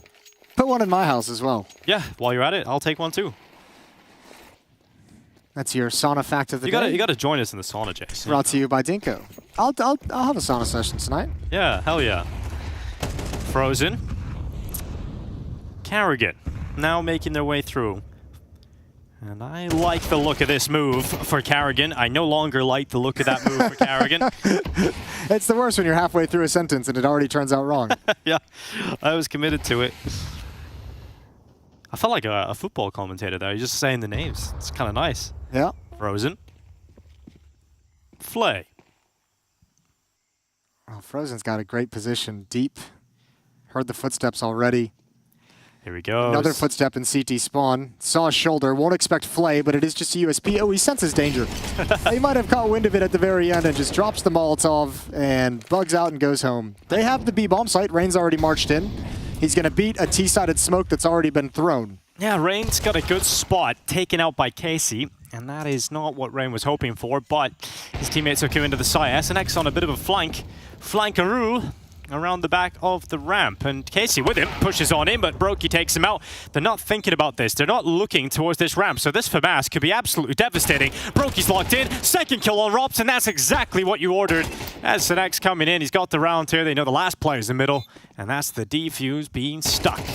Yeah, Frozen can't do anything. No HP, that dink from the USP. I don't even know if he would have been able to make it in time to even get a spam. He would have certainly encountered somebody. So nice win, good flank, and Rebels take advantage of a round that kind of got away from FaZe, starting with Carrigan's solo aggression in A main. That's one hell of a round to win for Rebels, though, considering what they brought to the table there. You know, there's a player with just the USP, so you needed the rifles to do most of the work, and that's exactly what happens. M4 and then the FAMAS coming up on that flank. It's really good trigger discipline here as well. He knew the position of the AWP and also just says, I'll leave Rops there for the moment. I'll come back for it. Nice clean kill on Brokey, allows him to transfer over with some speed. And that's not always what happens when you're a nervous player and playing in this kind of environment going up against FaZe. You take that first opportunity to get that kill, but stays composed, has the presence of mind to get away with a second. And now we settle into this next round. FaZe have taken B lane control already. SNX still applying pressure. He's positioned himself in Jaguar.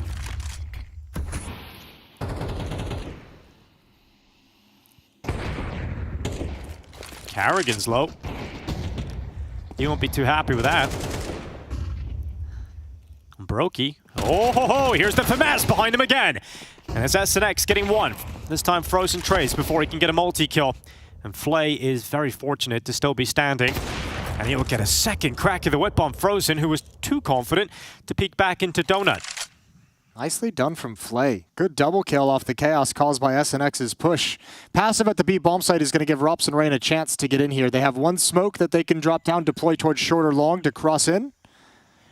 Rain holding on to it for the moment. Needs to win that fight, and he's spot on. Yeah, great shot from Rain. Here's Casey. Oh, dink on Rops, but the kill on Rain. The Berserker protects his teammate inside of the site. And now Flay and Kisarek trying to come back into this one. Sprinting, using utility to get through the molly quickly. They realize time is of the essence. And now with the position that Rops has got himself, that low health is somewhat cancelled out. And it's Rain who still has the strength to fight, but he's taken out by Kisarek and it's put on Rops. And usually in a clutch, you would always bank on Rops picking it up, even with the low health, but he's just down to a singular point of health. And that defuse being stuck around the corner. Maybe this is the way, but he got off it. He got off the defuse, but he's sticking it a second time, and Rops is going to let him. Oh my, Kisarek with the double defuse, and it works out for him. I don't even know if that was intentional. No, it wasn't. It looked like a mistake, and he got back on it. Yeah, it's like he had a 10-second defuse with a kit. Oh, Rain might want that peek back towards long. He was trying to thin them out to just one player before they got into the bomb site. Ketchum maybe unawares, peeking down towards ramp as they cross into the bomb site, and that's just a lost fight from otherwise a good round. But this started with Flay. The op kills in middle are wonderful. Good adjustment from Kisarek here. And the awkwardness of the defuse as well. So wild. I mean, that is the way you're going to win a 1v1 against Rops, I suppose. And here we go, Carrigan straight up with that MAC-10, sprinting his way through B lane. Not a position you see the AWP in a lot, Jason. No, he might not want to be there when that smoke fades. I would imagine that he'll want to move at some. No, all right, I take it back. Well then, not the position you'll be seeing the AWP in ever again. A little bit, I would imagine. Too big for his britches, I imagine. Yeah. We talked about there's a difference between being disruptive, playing an unorthodox style, and that. Unfortunately, and Raiden is just going to swing out through bottom ramp. Good headshot. And that does give FaZe their second advantage in this round. That's such a shame. And those are nice little flashbang, but there's way too many people to worry about. SNX can only get the one as Rain slides in. But these are the rounds. Those like little mistakes, and Opper taking a way too aggressive of an angle in a very tough spot to manage it. That doesn't allow you to build on any success, and Olin better have something special for us. Well, he's got the right read. He's going back to watch Cave, and he has separated the fights into 1v1s, but he's overwhelmed. He cannot fight Frozen in a fair duel. And Kisarek better kiss this round goodbye, unless he gets that spam, and he won't. So out of that, saving that M4, and that's going to be FaZe up to 4. And you just think back to the positioning of Flay early on. We sung his praises in the round previous, and this round, you gotta say it is a bit of an overstep. Yeah, and I think that's one big difference too from like teams at the level of FaZe and teams that compete, on the tier 1 circuit throughout the years versus teams that are still kind of rising up. Is I feel like that level of thought of how each position plays out, not just with the first contact, but with the follow-up of how you respond, what utility you have to use to fall back safely. That might not have been as fleshed out as Flay would have liked. And obviously punished for it. Kisarek, gonna chill. Everyone calls a stalemate, save their weapons. It's 4-2. You're currently watching the B stream action here at IEM Katowice 2024, but there's 2 simultaneous streams running. Over on the A stream, we've got Na'Vi versus Spirit. That is an exciting game to take a look at if you're interested. That's over on ESL CS.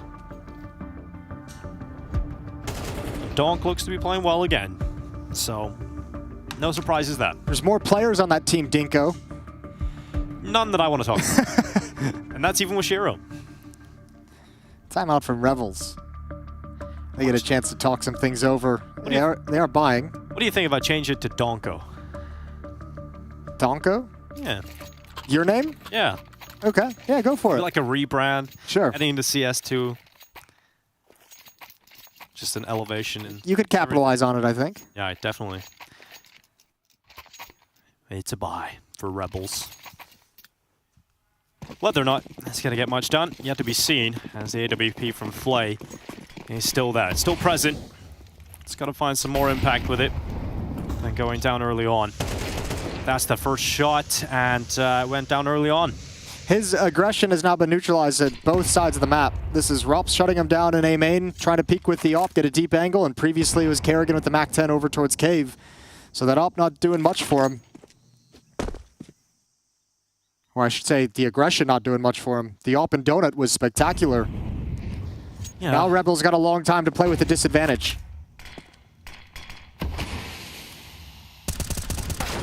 Peace. Oh! Good night. Frozen with the shot straight through the smoke. There was no tracers to even come through. You could just see the little hole being created in the smoke, and that was enough. Frozen locks that in, and Olymp now picks up the AWP, sends that kill out from Donut. SNX on the double. He's wielding this FAMAS to great effect. Yeah, he is. I haven't seen it look this good in a long time.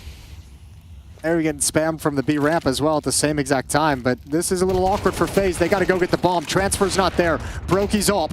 Needs this kill. He's got it. Now into a one-on-one. And Olymp is on the other side of things, and Brokey's going to bail out. Olymp is very much committed to this B site, and Brokey's already gone. Yeah, he's just arrived. He's having a look around. He's realized, damn, Brokey has left the premises. He's going over towards A. He's going to lock that bomb plant in, and now he's got so much time to position himself for the post plant. And when you put Brokey in a clutch on the A side of Ancient, it doesn't usually go against him. And he knows what's happening. He knows what's up. Olymp's trying to get back. He's coming through CT spawn, and Brokey's already waiting for him. No problem, no issue. Brokey gets the clutch. Yeah, he had to kind of hustle to get over to that bomb site, and Brokey just had so many advantages. Never expected him to step forward. And Brokey's just so smart, knowing, okay, 1 versus 2. We know the last time the op was spotted was towards Donut. Highly aggressive on the player in Cave, just making sure he could eliminate him before teammates arrive. Good job from SNX, but it goes to waste. Advantages ripped out of their hand. And FaZe starting to really bring the pain. Here comes a bit of a charge into A main. Kerrigan not slowing down, feeling confident as he gets a sense of what might be on the other side and a weakness when it comes to the weapons. Olymp is cut through immediately. Kerrigan has that A site under wraps. And there might be a flash play through the CT smoke. Hope it catches multiple players. And in fact, it has blinded a couple of the members of Rebels, and they're doing their best. They're doing some damage. Kisrek's down on 1 health, and Brokey will finish him off with the AWP. It's a 4-round lead, and it feels like this will extend even further. Flay's got the AWP back in his hand. Let's see how he decides to play this round. 2 rounds of aggression have gone against him. I imagine we would see something a little bit more passive.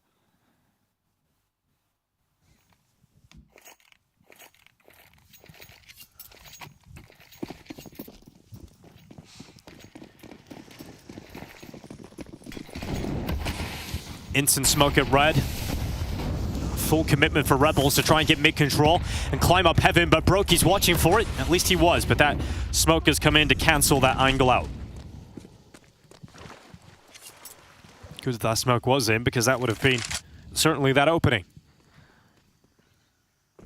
Casey comes down the ramp. A little bit of control given over to Rebels.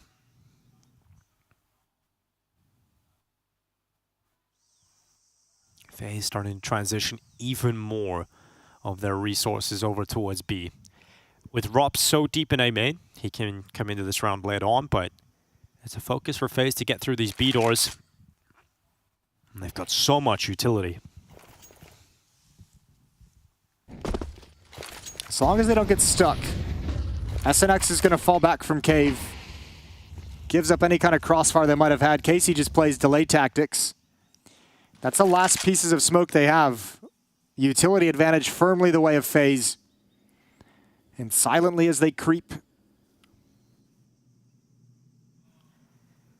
Kisrek. Not the best day at the office here for Flay. AWP misses shots right in front of him. SNX coming to clean it up. He's run out of ammo, has to go to the sidearm and can't finish off Brokey. But it's suddenly Rain, still in a 1v2, still in a deficit with 20 seconds left. He's got the bomb. He needs one kill and needs to commit to a bomb site as soon as he gets it, and he doesn't get that kill. Casey picks it up, and another round here for Red Bulls. Man, SNX is being very impactful in some of these situations over towards Cave, over towards Jaguar. He's handling this position very, very well. Tough position to play strong, especially against a team like FaZe. But he's doing it. He's pouncing and flanking at the perfect moment. He's being aggressive and assertive, confident to make those plays when he sees the opportunity. And this is great. That's a good round, all things considered. First kill goes against Flay again with the AWP. He's kind of saving them, actually. You know, you see, he's just pulling these rounds back, putting them in a position where they can actually compete. And FaZe, heavy A play. They like to throw this in every now and then, and it can be so impactful. This is a better angle for Flay. Much better behind that box if he can pick one and fall away behind it. But he misses the shot, and now with that, it might just be the death sentence. Rain and Carrigan coming in with a double opener on this A bomb site. No limp is inside of Donut. Again, it's SNX getting a kill back to draw it into 3v3. And there's still some time left here, a lot of it. And that bomb plant is going through for FaZe. Yeah, but they're going to know there's a good amount of the retake is going to come through Donut. It'll be Olymp and Casey. SNX is wrapping all the way around towards A main. Oh, good shot. Brokey's there with the AWP right at Temple. Both players for FaZe now in Temple. Yeah, this is Brokey's domain. This is his position. He's got that kill out towards Donut. Here comes SNX. Late from A main. Brokey now has to be aware of that, and he looks towards it. Smoke is up. Severs off the information flow to Brokey, who decides to drop further into the temple and rejoin Frozen from CT, who's got that kill on the immediate tap, and now Olymp has to do it, and he won't. Frozen doubles up. That's kind of a cool little smoke tip for SNX to kind of bypass anyone playing in temple and actually get into the bomb site, just slide right through it. But an even better reposition from FaZe, from Brokey, and from Frozen in the 2v2. Neutralize it entirely and still have a clear glimpse of the bomb.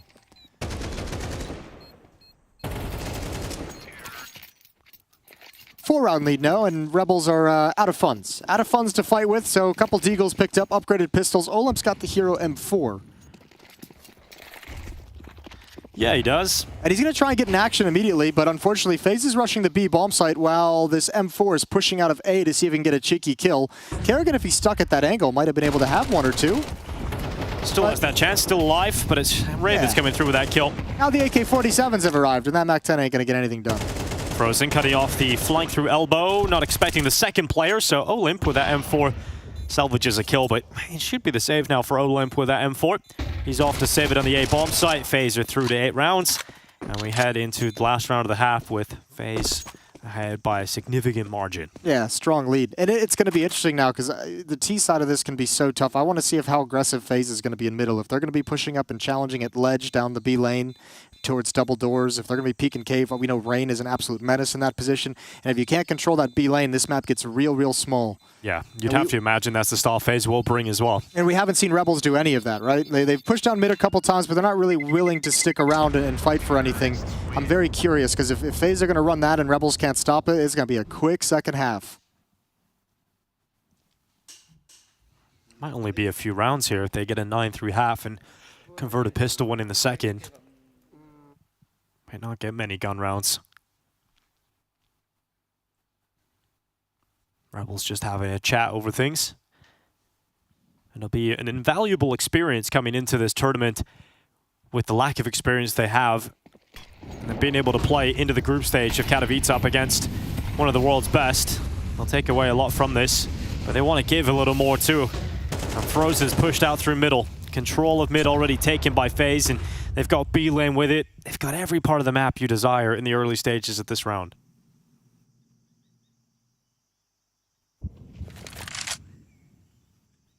Brokey posted up on top of the boxes. Waiting on an overextension. There's a bit of a push going on though, Jason. Look at this. Olimp's taking some space. Yeah, he's probably getting a little bit bored. Ooh, good shot. I want to go back to Flay. Let's see this off in this position now. We were scratching our heads before. Let's see if it works out. Time number 2. Oh, I'm sorry, Flay. Oh, we had to watch that thanks to you, Jason. I'm sorry, Flay. I didn't mean to do you like that. Oh, damn it. Olymp and Kisarek in a 2v3. Carrigan going back into the same position. Jaguar, he's got a headshot, rips it off the top of Olymp. And Katowice now with a 1v3 on his hands, has to go for it. And he's got Carrigan, they know where he's coming from now. And that should secure this round for Frozen and Rain. But we'll see what Katowice got in him for this last round of this half. Jumps out, smoke in the middle of the site. Taps that defuse, doesn't stick it, and it's 9-3 for FaZe. At the turn of the first half here on Ancient, it's looking good for a 2-0 victory to kick off Katowice 2024.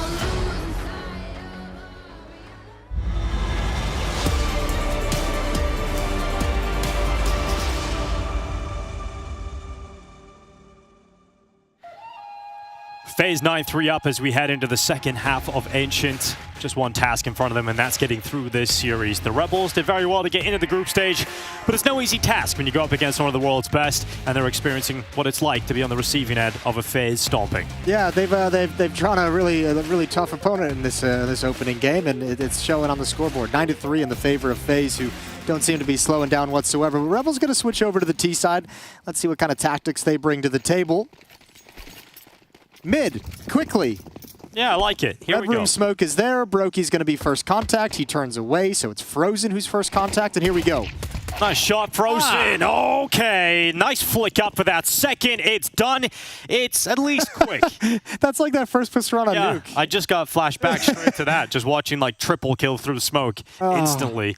I mean, Rebels come into, you can't really say too much about it. They tried, and they didn't succeed. It's 5 players up for FaZe, 10 rounds on the board, and that might just be the series. Yeah, nice shooting from Frozen. Really nice shooting. That second kill is a thing of beauty. 128 ADR for Frozen as well. Kerrigan's up there with 111 ADR. Shout out to the captain. Give him some credit. This is nice. Clotheslines, picks him out of the sky. And yeah, you aren't going anywhere. Not really much to be said about that one. M4s and MP9s out on the board for FaZe, but without plants, without kills, Rebels just sticking with the Glocks. They want to get one good gun round on this T side. I like that. Don't throw away your chance of having a gun round for the sake of a force here. Here's that aggression. Now, I mean, it's against unarmored Glocks and FaZe know it. Rain steals the kill from Brokey with a nade. This is what we're going to like to see. Rops is going to clean up nice and easily. There's 3 already. Make it 4, and Rops with the A4 does it. 11 for FaZe. Now that's a professional right there. You just know when you look at Rops. There's like 0 issue. You know he's going to get them. There's no panic, no spraying, just calm bursts. Knows he's got a massive advantage. Tabbed out from RuneScape just to get the 4K, tab right back in. He might actually be playing RuneScape at the same time. That was pretty funny seeing that clip of while Olim's on the server. It's put me into the Flamey mindset. It was funny years back seeing Flamey just kind of like chill playing other games while he's waiting for the game to start. You say funny. Yeah, funny looking back. Brokey through the smoke is going to grab Olimp, making a mad dash for the boxes. Ain't going to get there in time. There's Carrigan sprinting down that B ramp. Casey's under fire. At least gets 1 out of it, but Carrigan, no way he gets a second. Of course he does. Straight through that smoke. That's what I mean. If FaZe is going to be that aggressive down the B ramp from Cave as well, it's just like, what are you really going to do? How do you really even start out any kind of a default? That's their one good gun round, Jason. Yeah, I mean, Olimp couldn't even get to the mid boxes. They haven't even escaped the double doors. Not even a chance to really sniff the bomb sites before FaZe shuts them down. It's SNX and Flay against 4. Yeah, they got 4 flashes between them, a minute left. That's about the only positives I can give you at the moment. Maybe they can give us a few more. The issue is when they walk into Cave, Frozen's boosted up on the box. SNX nearly just got a double kill from spamming down. He took Brokey out of the round, and Carrigan was so low. So he nearly got 2 from that spam, and that would have drawn us right back into a 2v2 right away. But this angle is so difficult to clear, but he does it anyway. Frozen's gone, and somehow Rebels have pulled this one back. Yeah, but Rops is flanking. SNX doesn't know, and SNX has the bomb. And he's really tucked into the cubby. He's got to make his move. Not a whole lot of time. That's a win. That's a win and a half. And now you get to bail out, go to the other side of the map. But Kerrigan's already on the jump, only with 12 HP. Yeah, you try to outbrain Carrigan, he's going to be there already, but problem is the health, as you mentioned. But SNX is kind of alone. Yeah, true, he could deny the plant, couldn't he here? Oh, Carrigan stepping, making noise, and Flay is ready for the peak. I cannot believe they recovered that round. Yeah, that kill on Rops from SNX is lovely. Is beautiful, just checking towards the ledge. Just one last one, something inside. Little spidey sense. So Rebels stay alive despite the calamity that was the start of this round. A fortunate spam. It's nearly got 2. A good clear. And then a heads-up check as you spin around and move towards Cave. Good reaction. Bang, bang. Well, 11-4 Rebels to find themselves. But again, this is prime for exactly what you enjoyed in the analysis between the maps, the cosmetic comeback, right? Like even like how long before this actually feels like a real comeback? How long before you get the sense that FaZe might actually lose it is the question.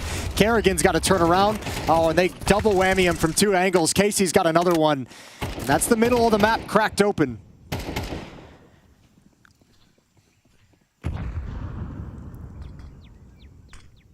Olimp hearing the transition of Rops.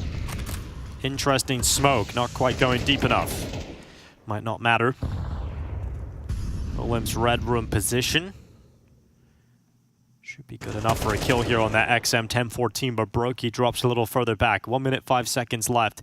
Rebels have pumped the brakes. They don't want to make a mistake here. Yeah, but it's also a shotgun. You just don't want to go into that. Yeah, you don't want to walk near Brokey. I ain't messing in with the XM. That's not what I'm here for. The thing is, the XM's so unpredictable too. You could be like halfway down middle and it just gets a double headshot. Don't want to walk into that at all. And Olimp's made some pressure happen over towards this A bomb site. He's come out of Donut. He could get there as that XM 1014 is leaving the temple.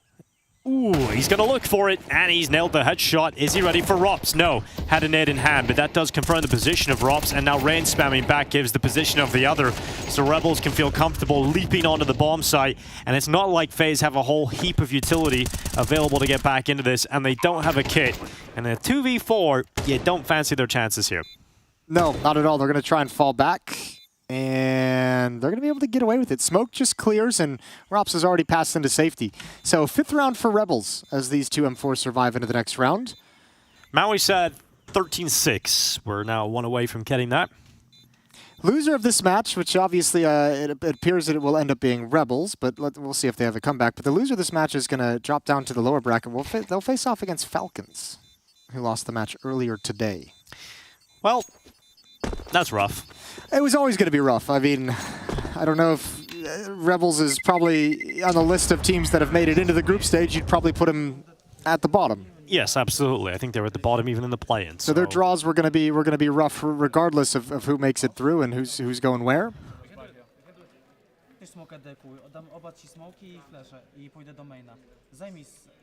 So he's talking about smokes and flashes, Jason.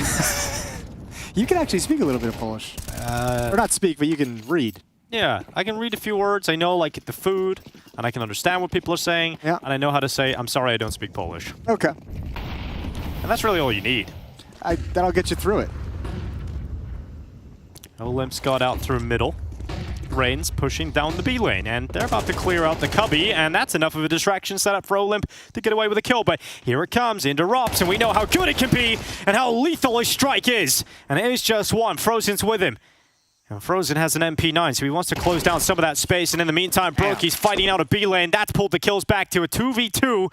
And Kissarek's waiting for that overextension, which is what comes his way. And Frozen has taken damage. He's down to 19. And he knows he's got a player pinned. But it doesn't matter because the reactionary flick is enough to bring him down due to the low HP. Yeah, got a little dicey there. All right. I would like to see Rebels close this gap before FaZe get to 12. Like, we were kind of at a similar position on Nuke. And then FaZe kind of got to, like, I think it was 12-6, actually. It might have actually been the straight-up scoreline, 12-7 maybe. And then once they get to 12, it just feels like, it feels so far away. But if you keep them at 11, that comeback, that hope of actually being able to take the map in regulation is still there driving you. And I want to see what Rebels can do with that. Give me like an 11-10. Yeah, that would be nice. That would be a nice scoreline. That's what I want. And then just, you want them to build up all the hope in the world and then crush them, Jason. Is that what? No, I just want to see what happens from there. Well, that's what would happen. 11-10, I'm happy. Sees that out for Rain. Or CZ, Jason. That is the one thing Americans do better, I think, in What's the that? English language. Z? Z. It just rhymes with all the other letters. Okay. A, B, C. I've never really thought. I've actually XYZ. I've actually been converted. Since we normally cast in Europe, I usually say CZ as an American. I've gotten used to it. Yeah. CZZ. And Carrigan. A couple of Zeds towards FaZe. He's asleep. Locked out of this one. 1 minute left. Smoke's going on up. And here comes Casey walking up the ramp. Nice shot. Carrigan's got another one. There's Deagle. It's got some potency. And finally, it is taken out by Kissarak. The kiss of death comes through as he gets a double. And now it's pistols on Rops and Frozen. And they're both on the right side of the map at the moment. If that bomb goes back in the middle, Rops has the chance to flank them, and it has to be effective. Oh, the dink is up. A lot of damage done, but he didn't get a single kill. Not a single frag going this way, and a good maneuver from Kissarak. But it has given Frozen somewhat of a chance here because players are low in front of him. There's the first execution for Frozen. 1. I think they get the second. They think he's still in Temple. Oh, they don't know he's there, and he gets behind that big box. Now they know exactly where he is. He doesn't sink his chance onto the second low HP player, but there was obviously an opportunity there for Frozen. Yeah, Rops almost blew that wide open. Good dinks with the 5-7. If he could have just cleaned up one of those kills, Frozen is sitting in much nicer position. But it all starts out with those 2 dinks from Carrigan. Those things were beautiful. Good double from Kissarak to keep it in control. And closing out the round. So a 7th and a second timeout used for Rebels.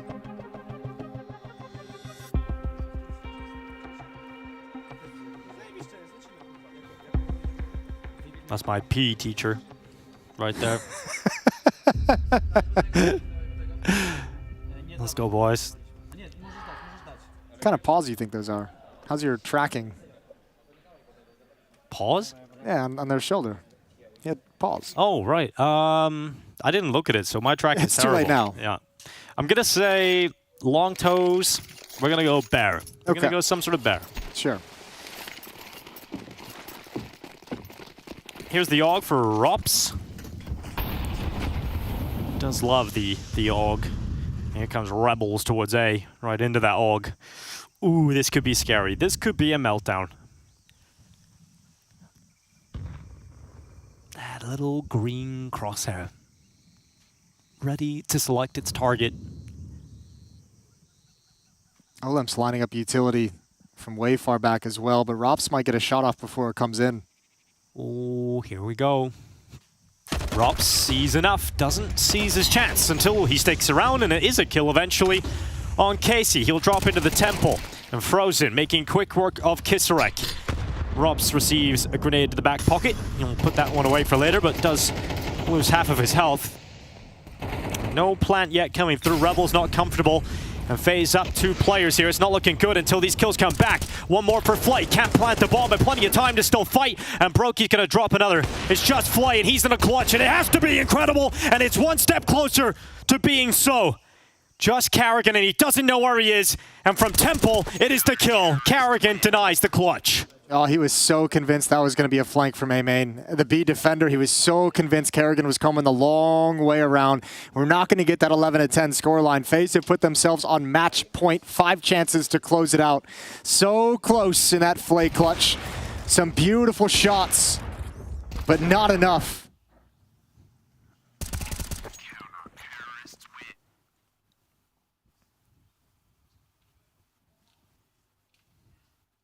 And those are the rounds that are so frustrating for Rebels.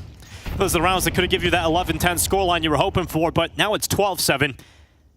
The buy is battered on both sides. But Brokey can often break people with his AWP.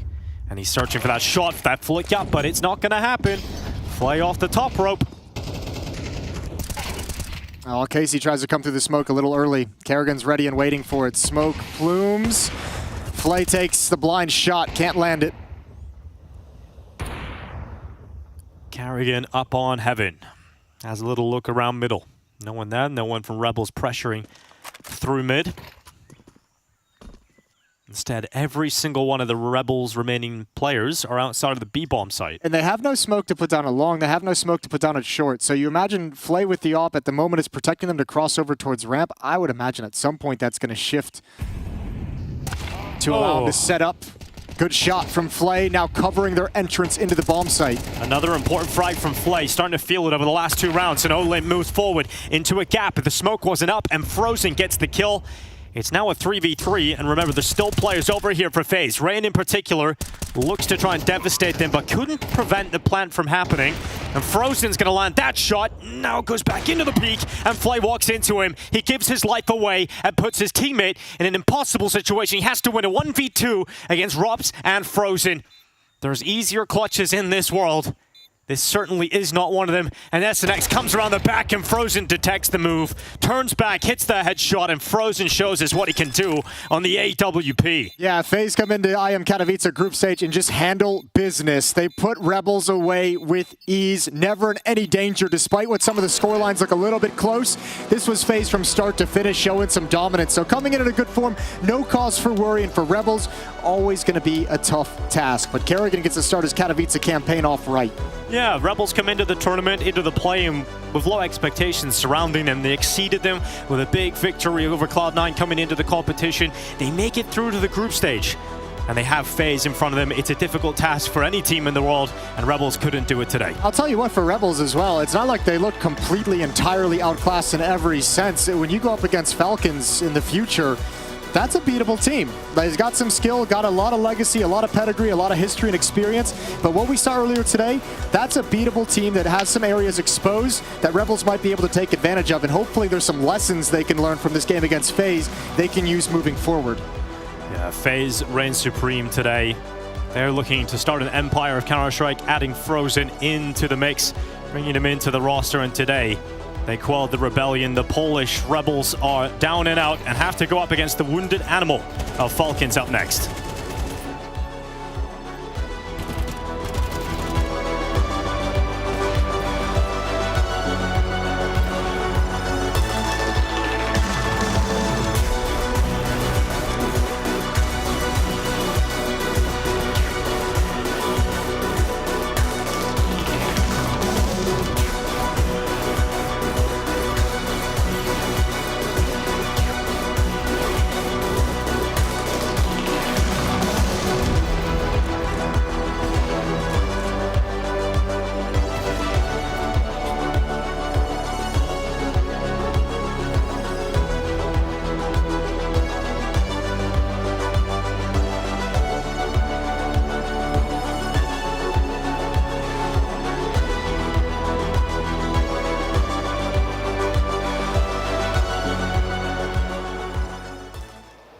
FaZe start their campaign here in Katowice exactly as they would want here, but obviously we look at the opposition, it's one you're expecting you guys to win in. They did give you a few rounds of trouble though. What's it like playing against the kind of people you don't usually play against, the unknown? Yeah, I mean, as you said, I think, yeah, they're unknown in a way, right? So I think there's less pressure on their side. I mean, we're obviously the big dogs, we have to win, right? So yeah, in this match, all the pressure is on us in a way. So yeah, you know, I think at the end of the day, just like any other match, you just need to be better and win. So yeah. That's certainly what it's about. You just have to be better. But you also, in your case, on that last round, have to be an AWPer as well? Yeah, I mean, I haven't picked up all in a long time. So, you know, I saw it on the ground. I'm like, it's time now. Why not? Yeah, man. So, Brokey, watch out? Nah, he can keep it. I just, you know, I'm like a side AWPer. You're not making trouble in the team just yet, right? We'll wait a little bit, get you used to it. But in terms of you getting used to it, though, right, there's not been much time practice. When I spoke to you, I think it was on the first day here, you said you like, went home for one day and then a day practice and then straight back out here. So what did you do in this space of time between Blast and now? Like, how did you get yourselves to be completely ready for Katowice? Well, rest was one of it. Then, you know, I mean, we had some practice days, so... But I think it was mostly about, you know, keeping the individual level there and, you know, just being there mentally once the tournament arrives and once we arrive. So, yeah, you know, resting, working hard at the same time, working smart, and, yeah. Individually, though, you have been looking very sharp yourself as well. Is this something you focus on more so now you come into FaZe? Do you feel there's more pressure that you need to perform? No, I think I'm just, honestly, I think day by day I'm just getting used to the system and everything. Yeah, I mean, it's nice that I can perform, but yeah, I mean, it's still not the level where I would like to be at, so yeah.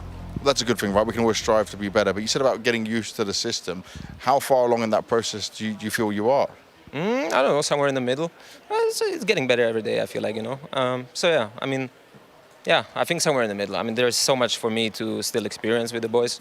So at the moment, I'm just focusing to, you know, be part of the system, to leave my identity on the server as well in some way, and yeah, I think that's the biggest goal and focus. And for those of the people who may have not caught the interview before, when we'd spoken in the past, you were saying like you have quite a big voice here as well, right? You're helping Kerrigan out with that. How is that going for you? You still feel like you can say what you want, call what you want? Yeah, definitely. I think it's really more about to know how much I can say and when. So sometimes you need to shush? Yeah, I mean, sometimes I need to shut up at the end of the day, you know. So yeah, I think I don't know. I think me and Finn, we have like, I mean, I think like he's calling way more, you know. I just have, I have my things to say on my side of the maps, or you know, part of the maps where I play. Yeah, I mean, I think yeah, we're just a great team. A great team, great energy as well. I will just touch quickly on the opponent you're going to face next. So you're going to go up against the Eternal Fire guys, and oh, you didn't know? No, I didn't know. Osgreker, I'm looking forward. Yeah, what do you make of that, right? Because obviously you did used to play with Woxic on the team. I mean, looking forward. I don't think I played Eternal Fire in I don't even know when I played them last time. So I'm looking forward to that game. You make sure you get the win? We definitely have to get a win. Definitely have to get the win. Frozen's full of confidence, he's full of life as always, but we get ourselves back to the desk and keep things moving. Thank you. Full of confidence and life indeed. Look, some days David places that lucky sling stone in the right spot at the right time, but more often than not, most days perhaps, Goliath does what he's supposed to do. He crushes them under the boot heel. Frozen looking like a Goliath right now on the server. That dude, unreal. Rebels not up to the task. Isn't his name David? Frozen's name's David, I'm pretty sure. Irony. So, Yeah. It is. Who'd have thunk? Yeah. Yeah, I mean, it was a convincing win from FaZe. We saw a little bit of a mini comeback again at the end from Rebels, and I think that Moses kind of actually nailed it there at the very end, that really it didn't feel like Rebels were completely outclassed. It's just that you would actually probably say FaZe are maybe 15% better as a team. When coming into this, I probably would have said FaZe are twice the team. Yeah, I would agree. I think FaZe did what they had to do. They didn't outplay themselves. They didn't go over their boundaries. They got the job done without putting in too much of an effort into it. Don't think anyone is going to watch this game against the Rebel thinking, now we figured out how FaZe is approaching Ancient or how they're playing this sort of position. So for FaZe Clan, they got the job done relatively easy. And I think for Rebels, they left us with a positive impression, which is all we could have hoped for. So in my books, it's a win-win. Win-win. Wins all around, but there's only one who actually walks away with the victory. But there is someone on the other side. And so to hear from the losing team, to hear from Rebels, we've got Banks standing by. What you got? I've got myself Mr. SNX once again. He's always happy to talk to me, even after these tough games. But I want to touch on this. It was not like you just bowed out of the server when it came to this match. You feel at least satisfied a bit that you were able to challenge the guys on FaZe? I mean, as I've said to you before, like we are still living our dream. It's really like we are every day we keep reminding that we are actually satisfied with what we have done in the past, like in the previous days. So it's a really good feeling that even against playing against FaZe, and after the game you can say to tell to yourself that you could do more. Like you didn't get smashed. You could fight. You could compete. So as I said, like it means a lot to me because we can compete. And when you say about competing, right, you've done that against Cloud9, you've fought your way here, you've shown us that you can fight on a server like this. Does it feel you have more confidence going forward, like not just here at Katowice, but in other events and just where this team's going? Yes, obviously it helped us a lot. Also me as an in-game leader, it's like I can see my work is like the runs I am calling, they can work. Like we are missing some stuff as a team still, but for me it's like really a gift. Like it's amazing feeling for IGL that you put your work and the results are like we can see. So it's amazing. Now, I have to ask a little bit about Nuke, because you were down 10-2 right after the first half, but you still fought back into it. Was there a moment, especially I think it was like there was some 3v3s, you were trading well, you were playing good. Was there some moments where you thought, actually, we can win this? I mean, we were still like fighting, as you said. About winning, we were like we were not even thinking about it, but we were just trying to play our best game, and that's it. And in terms of playing your best game, next up you'll be going up against Falcons. So another tough team of notable names, but it's a team that's not really found their way just yet, right? They don't have everything kind of down as a full team. Do you think you could get a map there, maybe take a win? Do you think you can upset once again? Do you believe? I believe. I mean, they have really good players.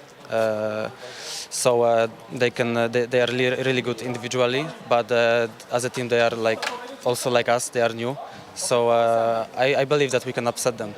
Now, I'm sure there is thousands, hundreds of thousands of players who play Counter-Strike who would love to be in your position, right? To go through a qualifier, to make it here to Katowice or an event of the same caliber. What advice would you give to them to be in the same position you are later on in their life? My advice would be to just keep grinding. Like if whenever like you feel like something doesn't work or you don't see the process, I mean you don't see the results. It's just the process. It's like you just need to keep going. Everyone in any sports says like don't give up or whatever, and it's like to some people it's a meme, but this is actually true. Like I as I remember, as far as I know, I didn't give up. And I put this team together, and now we are playing in Katowice. Like I'm living my dream once again, and it's really amazing. So just don't give up and hard work, grind, guys, and that's it. I love this, an absolutely wonderful story. Thank you very much once again, my man. We'll go back to Mike, and we'll see how the rest of the show looks. Living the dream. Living the dream indeed, and the main dream, the ultimate dream, it's still alive, right? They're not done yet. They've been knocked down to the lower bracket, but there's still a world where we see the Rebels in front of the hometown crowd in the Spodek. Yeah, there's a world where that could happen. I don't think it's gonna happen. However, I will say, facing Falcons in the lower bracket, that's a beatable opponent. We saw Falcons struggle massively today. So if I'm the Rebels, I'd continue to grind, continue to believe, and continue to live that dream. We spoke about it coming into the game, just for them to be in the group stage in itself, for them to qualify from the play-in or progress from it. That was a big performance for them. Yeah, I'm glad that he walks away with a positive mindset through the whole thing. He even said something that you may love, Mike, that he said, trust the process. If everybody knows like how that term originated, it's because the Sixers just lost a bunch of games in a row so that they could get Joel Embiid, essentially. And so, you know... And he just dropped 70, so maybe we're going to see someone drop 70 over on the... Maybe. Side. But it's that they learned a lot from this loss. That's what I was trying to get at there. That they lost that match, sure, but they probably look at the game plan that they had and say, okay, how do we tighten a couple things up here? And that's why I actually think that the Falcons upset, unlikely, but actually more possible than I would have said before today. What is Joe Embiid? Joel Embiid. He's just an incredibly tall, very athletically gifted human being. Oh, I see. That's it. Good at basketball. That's his summary in total. But we do have a little bit of time here, right? Courtesy of FaZe giving us a nice early run through this particular series. So I want to ask you guys some things. I want to cast our minds forward towards the Spodek. I want to cast our minds towards that trophy that sits beautifully here in the middle of the Hall of Heroes, lit up like a star. I want to know who's going to light up the board all the way through. And my question is, we started the morning with the expectometer. I want to keep going with it, but this time I want to go for the high-end scale. I want to talk about teams that you think have a realistic chance of lifting that trophy at the end of this coming week. Maui, should we just get it out of the way? Get Vitality in there, get FaZe in there straight away. You know, Vitality right there. FaZe, you want to put them close to Vitality, but not quite at the same spot. Like that. Something like that. I can live with that. You can live with that. From now on, it's going to be difficult, isn't it? It does become a lot tougher very quickly. I think that one team that people are going to be curious about, given they won the last Katowice, is G2.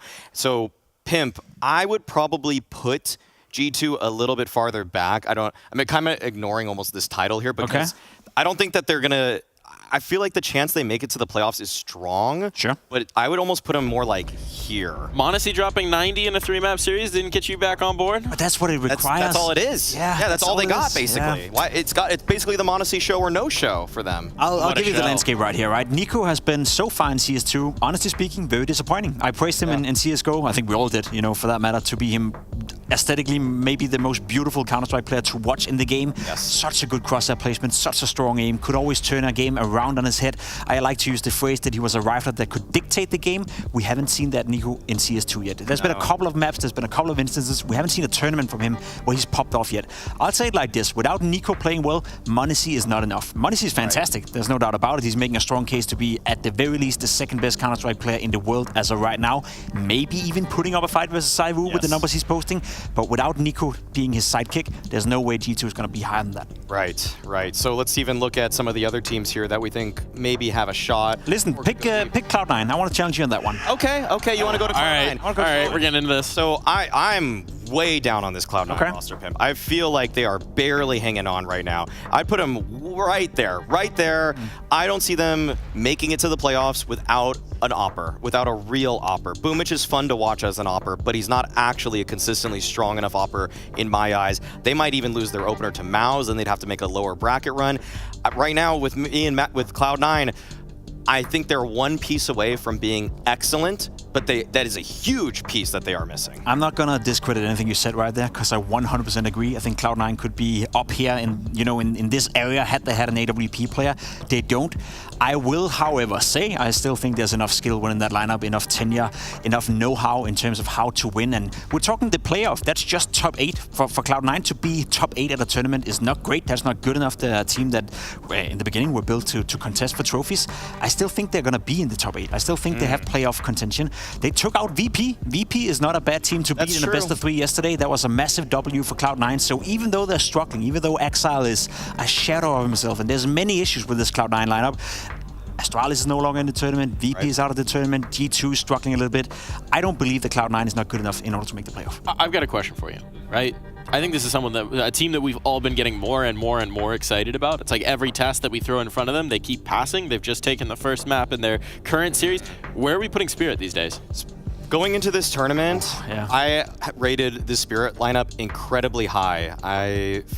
The Spirit lineup to me, moving into this tournament, there you go, was a top 5 team. I actually thought they were going to make playoffs from the get-go. I would have put them right here. I feel like they are going to have, at the very least, a ticket to the Spodek. I think they're going to make it through the group stage. Whether they actually are able to do damage once they hit that stage is a completely different story for me. But right now, especially given Astralis is out, especially given VP is out, especially given the form that these teams, Cloud9 and G2, are in right now, I think Spirit has everything they need in order to succeed. Allow me to challenge you a little bit. You would have put him there before the tournament. Yes, I would have had him top 5. Where would you put him now then? I think now they're probably top 3 minimum. Yeah? You think they're close to a team like FaZe right now? I don't know if they've had the reps in terms of all, like, against top 10 teams, they have very limited sample size, very limited data. That win against Na'Vi, that was nice, a nice map to start off on against a top 10 team. And so for me, the top 5 is probably them, maybe add Na'Vi into the mix, maybe G2. Maybe. Okay. I'll buy it still have that Na'Vi series, right? But I mean, you get an answer to that question pretty quick. Yeah, Donk was playing well, Shiro was playing well. It feels like they're all coming together. We even saw them in Copenhagen with a stand-in and a coach playing good, you know, almost beating Team Liquid. Some may say they should have beaten Team Liquid in that best of 3. So I agree with you. There's an awful lot of potential in Spirit. Again, the only thing we haven't seen yet is whether or not they're good enough to take down a team like FaZe, Vitality, maybe even Na'Vi right now. They're playing, of course, got off to a good start. So I'm leaning towards giving you the benefit of the doubt here. I probably would have put them closer to G2. But I think with the way they're playing and the way Donk is just a menace, then why not? You want to move it to Na'Vi? Yeah, do it. I think that's you ruined it, Maui. Oh no, the sleeve! The sleeve has done us on! I'll put him back. I'll start with Na'Vi then. I think Na'Vi is a team that's been trending upwards for a very long time. Na'Vi is a team that I guess slowly but surely have found a way to integrate the way Alexa B want to play Counter-Strike together with the way Blade likes to build a team from the ground and up. We also spoke about some of the individuals. Emma, a player that we saw play absolutely outstandingly well at the Blast Paris Major. We haven't really seen that high level ever since. He's slowly but surely coming into it. Wonderful has been a great signing as well. Where I find myself, Maui, with Na'Vi is that there's a lot of positives to drag out, but it's small positives. There's not that one shining light. There's not that one player who's just bursting through the scene. Bit surely have had a couple of good tournaments where he's shown up, but I fail to see that one player who can really turn it around for Na'Vi. They're trending upwards, but I'm not willing to say that they're better than G2 as an example. I highlighted them. I want you to put a pimp. Put all the rest. Yeah, where are you putting them down? Do it. Do it. Moment of truth. Moment of truth. Well, listen, likely winners, let's be honest, they're not. Do they have 50-50 potential? Just ignore the titles. Ignore the labels. Compared to where we put compared to the 5 teams so far, where there's 6 below G2. They just beat G2 how many times in a row? I think they're worse than G2. No! At a tournament of the caliber of IEM Katowice, I bet you if Na'Vi face G2 one more time, Monacy is going to take it. I was asking you, who we think's likely to get towards the Spodek, who do we think's likely to pick up the trophy? We've got 6 teams up there. I think this is our limit here. We're not missing anyone in this top 6, are we? For teams that are going to make playoffs? No, for teams that are at the top 6. Top 6. Yeah, top 6. That's playoffs. That's playoffs. That's playoffs right there. Yeah, I think that's it. Good. I would have wanted to say VP, but they ain't here. I would have wanted to say Astralis, but they ain't here. They ain't walking through that door, Maui. They ain't walking through that door. But you know who is going to be walking through that door? Us on our way to a break. We'll be back with our final series of the day here when we come back. Complexity, take on Apex. Stick around. We'll see you then.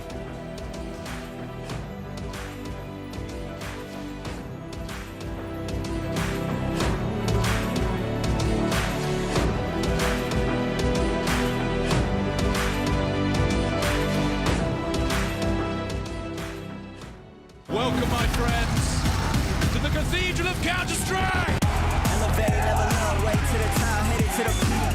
All them boys want it tall, hit them out of love, but don't got receipts. I ain't gonna lose it now. Gotta keep it moving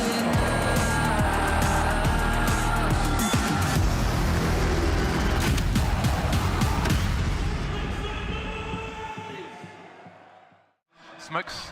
You see double smokes in the same place there. Simple just jumping casually into the side. Wait. What was that? Never miss a play again. Simple. That's not allowed. This is not FPL. This is a major. Finally. With Faceit Watch, you're in control. Switch between player POVs live and see the game through the eyes of any pro. Never miss a moment with replays. Relive each highlight on demand from all angles. Watch it, control it, face it. First, but it's insta-traded from the donk. And so the save call made for Na'Vi. And we're ready for the A play. If it ended up going B, you were just hoping Alexi had time of his life there. When that doesn't happen, Spirit will at least stick the landing versus this force buy. 2 Famises saved out of the round. But I don't know if that's enough to get Na'Vi interested in putting too much into this follow-up. Yeah, it's tough for Na'Vi. You know, good patience from Spirit, and then they win the duels in A main. From that point on, you know, Na'Vi has to risk something, and Ima slides over to A, leaving Alexi all on his own. Not much he can do in that situation. Terrorists win. Where can Na'Vi go with this? Put their rifles together in A main isn't a bad bet. You feel like guaranteed fights are coming there eventually. They're definitely going to need to figure this out. Spirit will keep exploiting it if they can keep getting favorable trades. They don't even need to commit if Na'Vi are going to give them those fountain fights. Lots of smokes bought on this eco. Na'Vi still have some faith that they can drag it out with the rifles. Don going to head very quick towards A main yet again, just defaulting. Oh, Ima, hello. Fast run out through dark, and he's taken a lot of space. Ooh. He's going to phase through the smoke. It's being held by Shiro. Unlucky. So that's one of the guns lost. Ima trying to make a play, trying to be that spark that ignites this round for Na'Vi. It ends up being a dud. I respect it.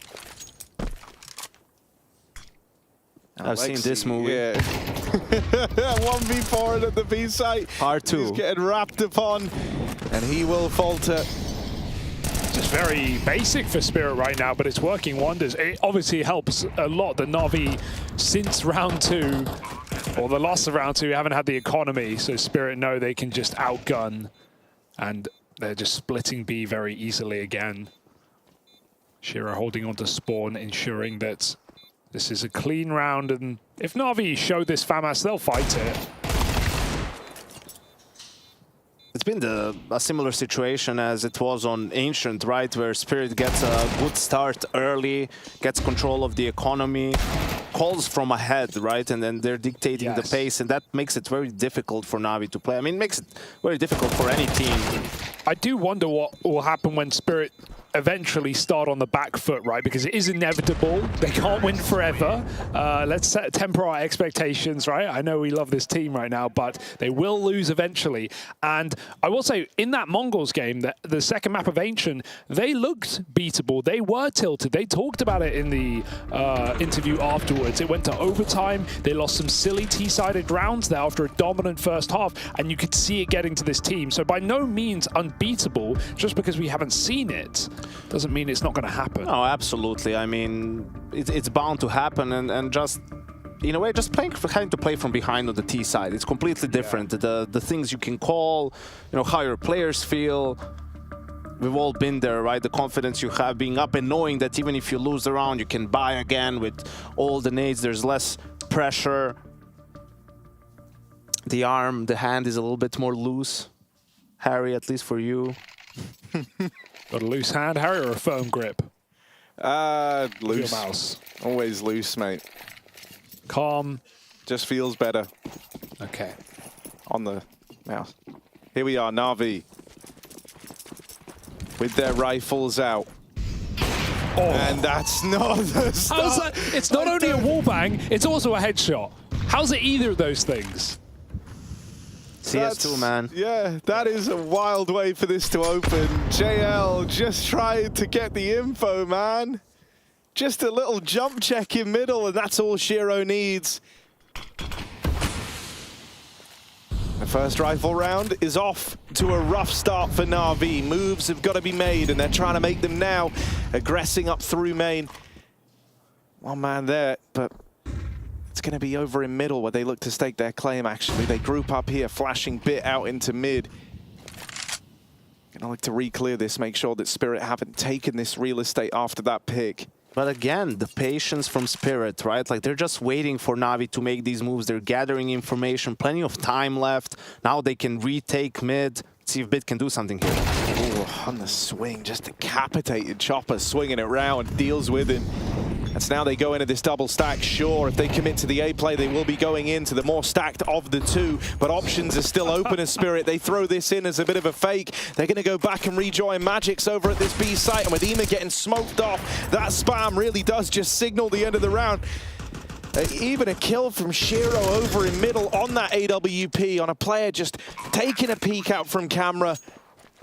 And Na'Vi don't know what just hit them. They get pushed, they get pulled all around the map. And with the openers coming up in favor of Spirit every step of the way, Na'Vi are playing from the back foot in more ways than one. It's obviously the freedom that you have being in that advantage 5v4, 5v3. They have, Spirit have a player at B and a player at A, but when Spirit set up to take mid and split that A site, Magic sees IMA rotate, so he just calls, guys, come back. Like, pull out, drop, Dark, let's go back to B, and it's completely empty. Spirit are afforded the ability to rotate out. Some nice exit kills here for IMA, but it's still a very strong start to this map for Team Spirit on the T side of Anubis.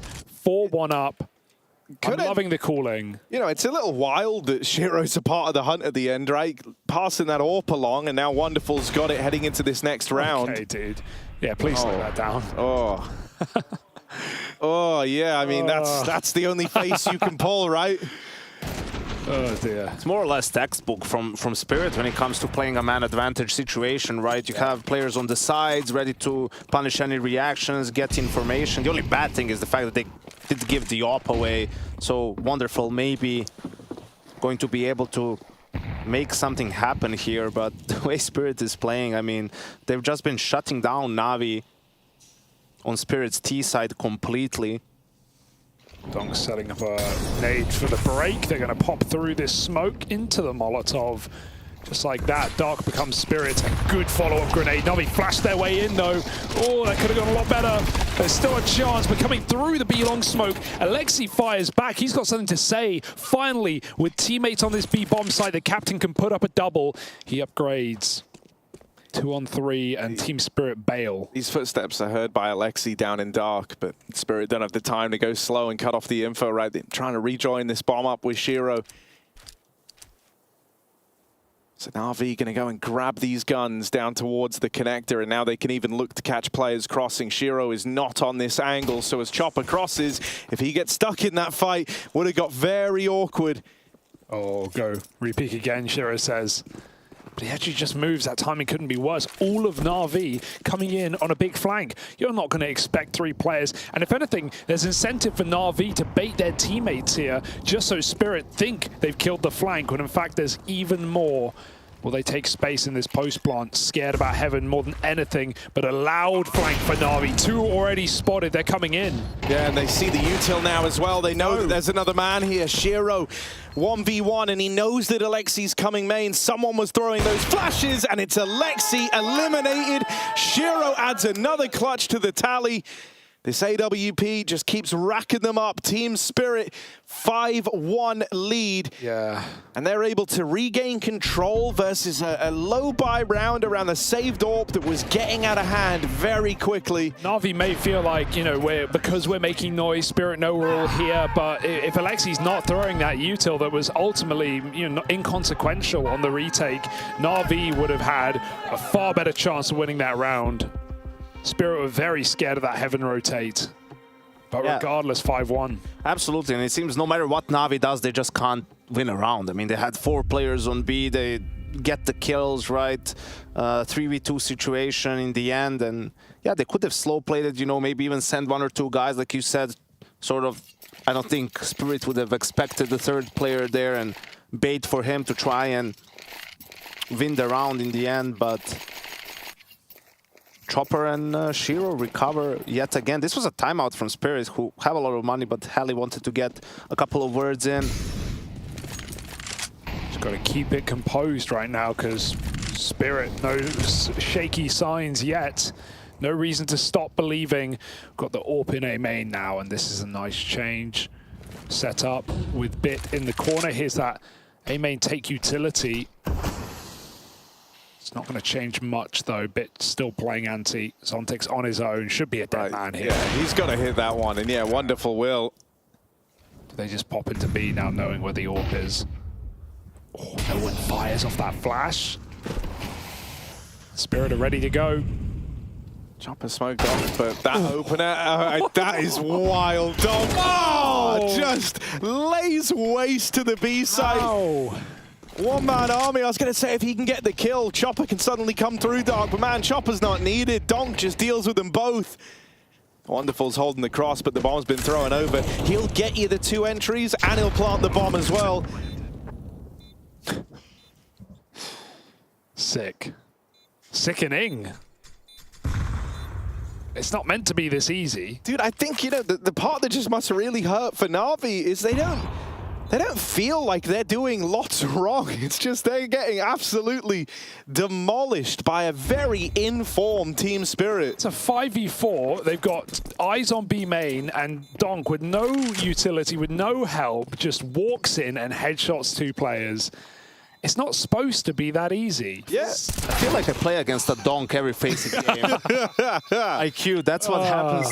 That's what happens to me. But yeah, just, I mean, incredible. Completely dismantles the defense on his own. I don't even think, you know, the B players had any utility left in terms of an incendiary or a smoke, something to buy time for help to come in, right? Because once Wonderful shows himself and gets the kill in A main, you know that the reaction might come on B. Alexis shoulder peeking. Yeah, you know, right. Like he's not looking for that fight, but don't worry, Yanko. You know, Donk. Oh, dude, that's the face of someone like that. Yeah. That is the face. That's my face. Yeah.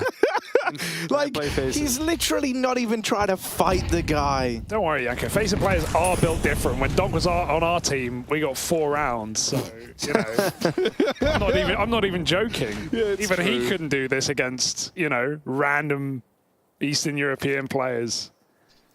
But he can do it against Na'Vi. He's an on-lanner. Oh, out towards Dark. The molly somewhat stifles the aggression, but not really. It's allowed Zontix to slip in there all the same. Still, Team Spirit don't want to get put in a box. They up and leave that after applying a great amount of pressure. They know they've done damage. They've used a lot of this B site's util and a cash-strapped round for Na'Vi. And so Spirit, they can feel how in control of it they are right now, this round and the game. They know they've whittled through basically everything Na'Vi have.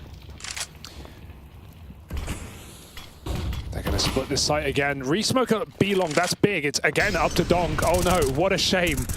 He's going to have to run through this on his own. There's a lot of damage done through this smoke though, and forced out. Donk still finds that headshot. Nima's out of the picture. Backed up is Alexi, and Na'Vi must be considering save. It relies on Bit and the big flank for JL. They need to find some success on these flanks.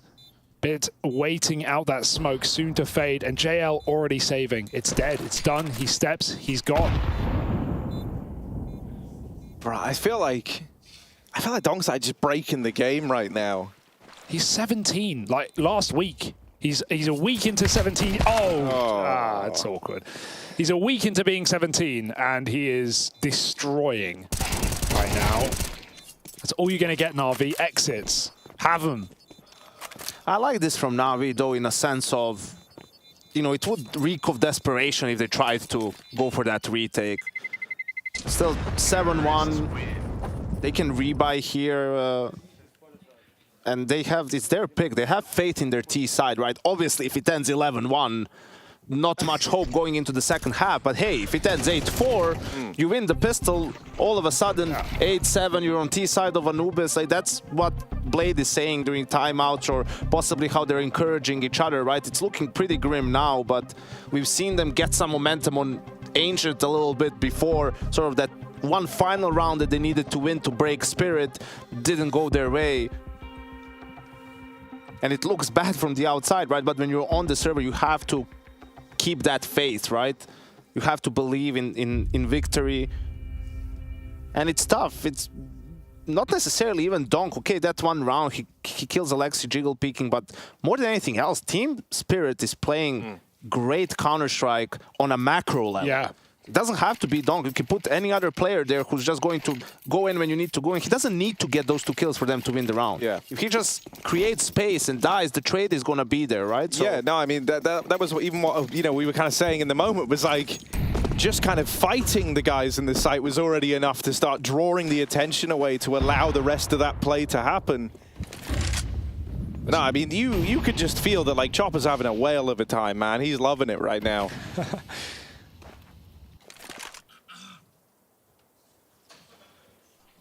just feels like there's no weak player on this roster when there has every reason to be, you know?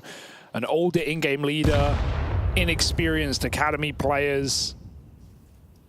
That's the thing also, you know, sure, they need some experience, but, you know, the fact that young players need, I don't know how much time to sort of get good or whatever, I don't really buy that too much. I think there's good and bad players, not necessarily young and old players. And you can tell that from, I mean, okay, Donk, let's say he's out of the world talent, but even Zontix, incredibly solid for such a young player in a sort of a tough role, right? Left to his own devices a lot of the time as an anchor. Yeah, he's only 18. Another B split. Yeah, that smoke goes into block, and Na'Vi breathe a sigh of relief. Chopper tries his hand at lurking up through dark again, and this time is silenced now. That's all the util whittled through. With Zontix falling to this main push, this looks more like it for Na'Vi. 3 players left to get through. Magic's, Shiro, and Donk lie in wait back at main. For Na'Vi, this one isn't much of a guessing game. That push has allowed and freed up an extra player to rotate on in. Gonna need something special here, and what's got cooked up for us? Just the one. Magic's gonna get the trade at least. 2 on 3. Time. But very little time. They're not gonna be able to do this one. The clock will elude them. Na'Vi finally put another round up on the board. Oh my god, at what cost though? A shame. It feels like they could have tried to swing that together, and you know, if you both get the kills, the plant is available, you win the round. Na'Vi play it very well to line up in CT spawn, layered peaks.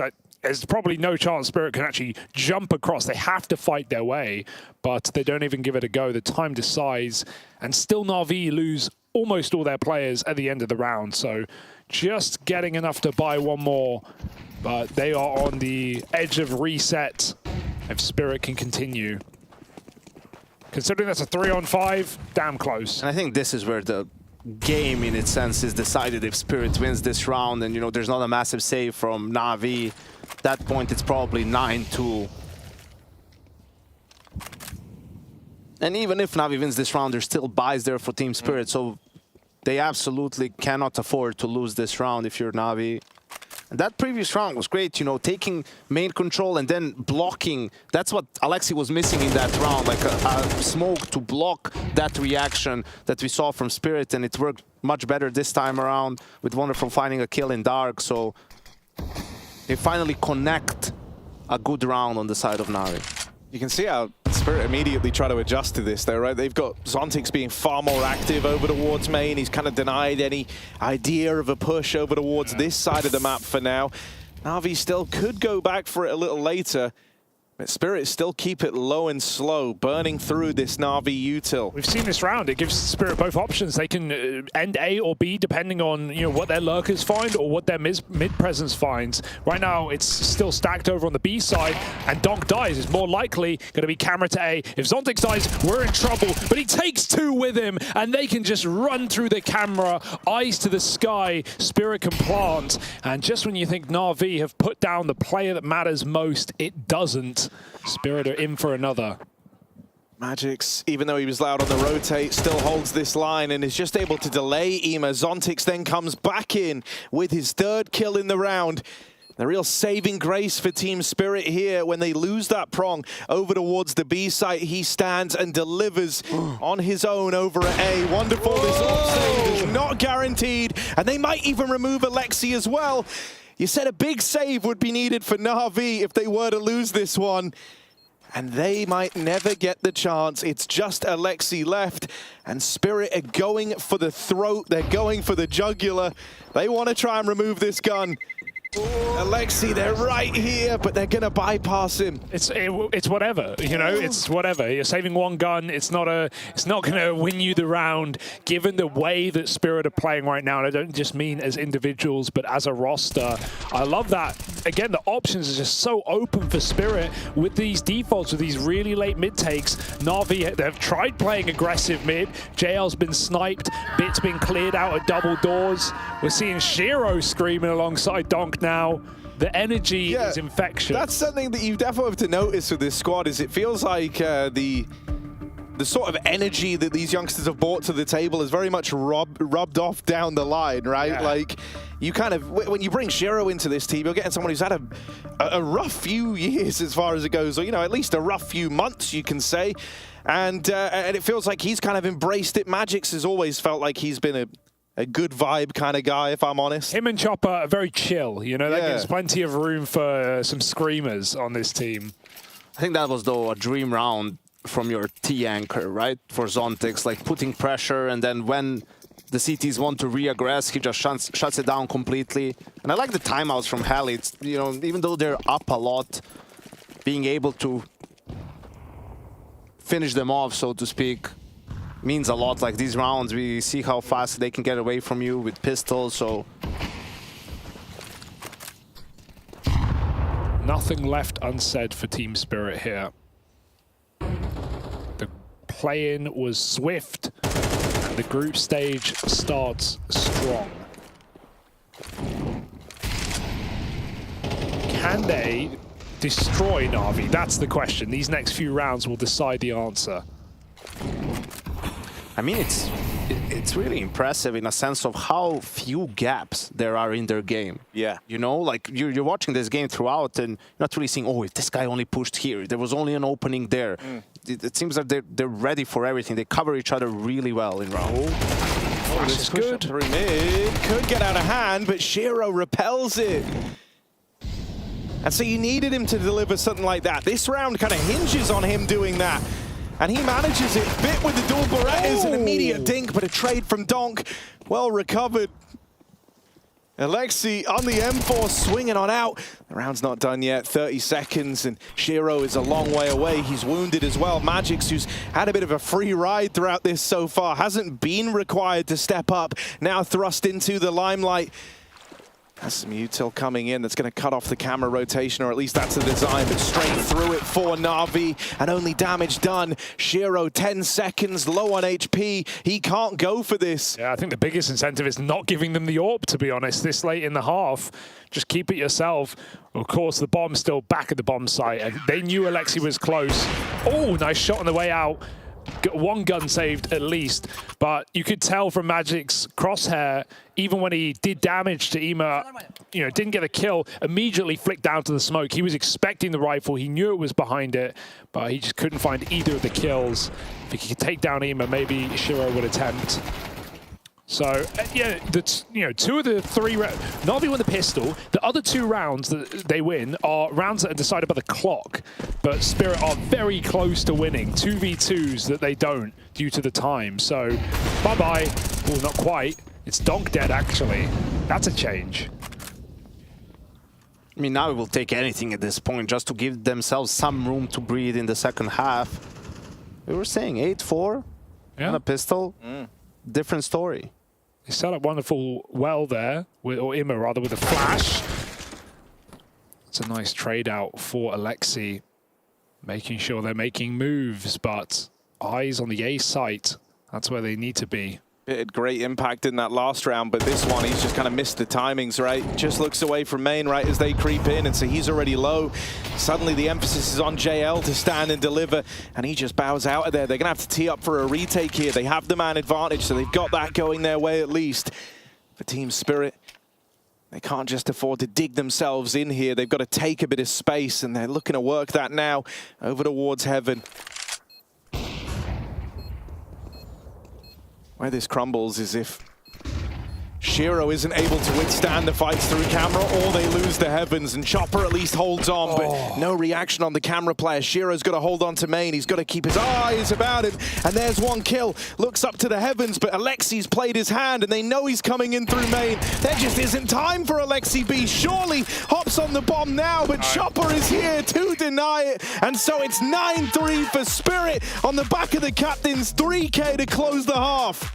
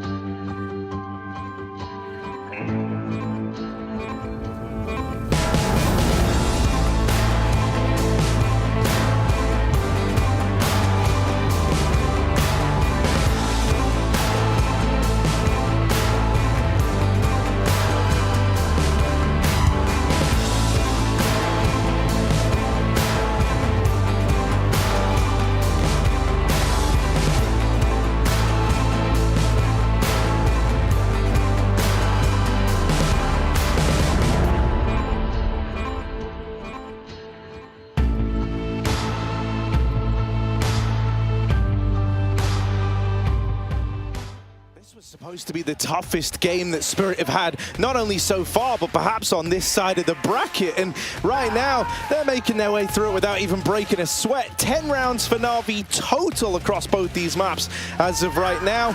Only 3 on the CT side of Anubis. As they move on to the T side, you're left wondering just how much more hope is there for Na'Vi.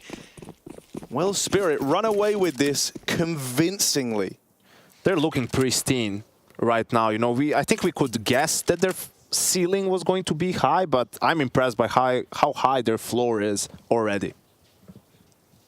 The aggression spotted by Ema. And Spirit pulled back. They got 3 in mid right now. Looking to make a move in the mid round, perhaps go for a flank. RV will be coming back to them. So the fact that Spirit even keep this setup for this long is maddening. But as I say that, they peel away and Na'Vi move into the void. This is great timing for Na'Vi.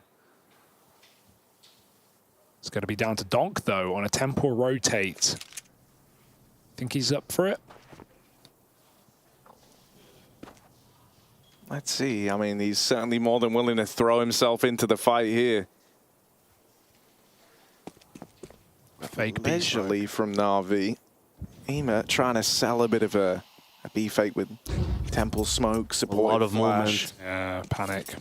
Spirit really react to that, and there's no push on the back of it. Shiro gonna rotate. I didn't imagine he would up and leave completely. This is crazy. They're realizing, surely, they're realizing there's not a single, there's just one smoke, that's it. I can't believe he runs back out in the middle like everything was going to be fine. There's a trade back from Zontix, but more men in mid. Ema fires off immediately and Donk taps back.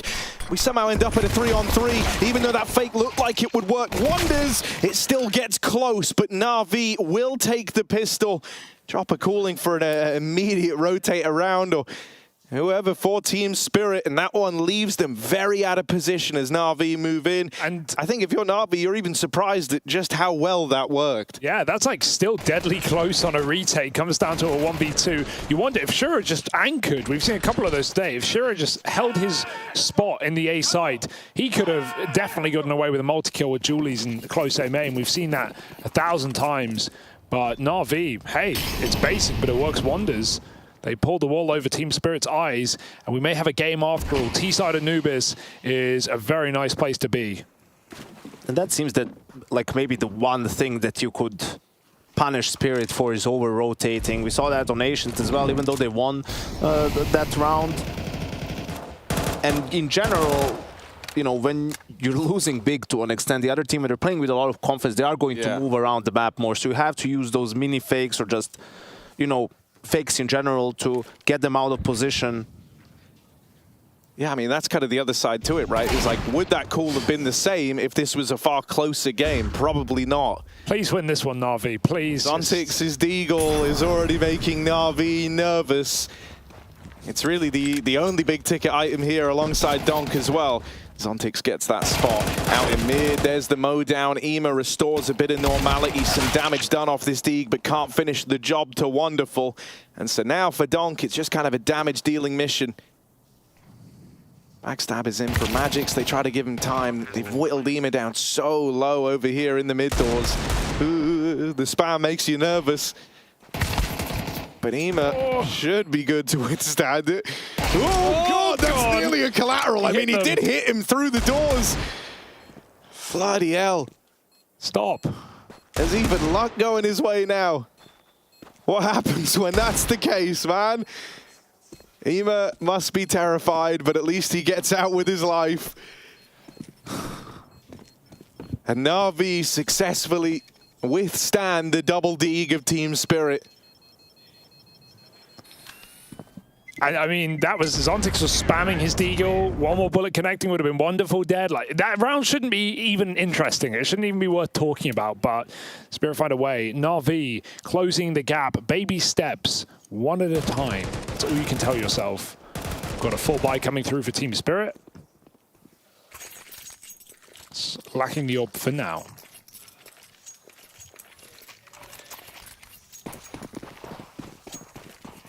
Seems like a mirror game to what we saw on Ancient, right? Like a lead for Spirit, but Na'Vi wins the pistol. Perhaps there's a chance. Psych. We'll see if the ending can be different to Ancient, but so far looking pretty similar. Oof. Yeah, lovely nade early on. And a great candidate to have been hit by it as well if your Spirit. JL softened up. He's the one who's actually had like a good series across the board. Taking the pep out of his step is nice for Team Spirit. They're double layered here with Zontix and Shiro. Playing 2 towards main, and they are about to have a test come their way. Bit, usually very proficient here, and he's even got support. A second man in Alexi B. Oh, these nades. It looks to move in, but ends up getting locked out. Bit usually fantastic here, but it's Zontix to get the better of him. And so now Na'Vi need answers elsewhere. Donk down in dark. This smoke a little ways away from fading. Spirit don't feel the pressure to go on any sort of aggro here. They have this one man pushed up in main and he just drops the smoke. Big. Zontix, very smart with this real estate, man. After winning this double, he's kind of longed it out for as long as he can with no util net down. And now he's dropped this smoke in. He slows the push. They're going to try and break it to get past him. Only damage to JL. But now they know this play's coming in at A. Well played to break, right? They don't wait. They don't allow Zontix to play that on his own timing. They're in the site now. Shiro waiting for the big flank in no hurry to force these kills. Magic's will. Bombs going down, but this smoke is actually a problem for Na'Vi as they get spammed right through it. Wonderful needs a clutch, and he might be good for it. 5 in the mag! And into the face. 4 kills for Wonderful. Na'Vi are here to play. A name we haven't had to say much yet, but what a way to arrive. Wonderful has landed in Katowice, and it's on his back that they find that. Oh, for Spirit, that one's like a gut punch. They thought they'd won the round. They thought they'd done enough, but dancing around default, Wonderful. What a display. That's sick. It was about time. Absolute filth from Wonderful. I mean, those are the rounds that can sometimes re-energize a team, right? They remind you kind of what you're capable of. And so if we get Wonderful switching on, if that's the late activation of Na'Vi, this one could get a hell of a lot more interesting. They've still got a partially bought Spirit to go up against here. We've seen these rounds get close before. Will that be the round that re-energizes Na'Vi and brings them back into this series? The rage buy for Donk, I love it. M4 around pistols, but it might be avoided here. It's rotating through the temple. Na'Vi are taking a main. Alexi's got a lot to contend with here in mid. He may have the gun for the job, but 2 players tucked in, plus that M4 range getting closer, and it spams him down. Guns gifted to Team Spirit, and a round worth considering, even without the kits. Brutal. That nade is brutal. Softens them up as they move through camera. And even though there's dinks down range, it's looking nice and clean for Na'Vi. Alexi, the only casualty, the late lurk up through mid from Ema. Really does drive this one home. It's a Na'Vi round all day long. And so back to the drawing board for Team Spirit as rifles await them in the next.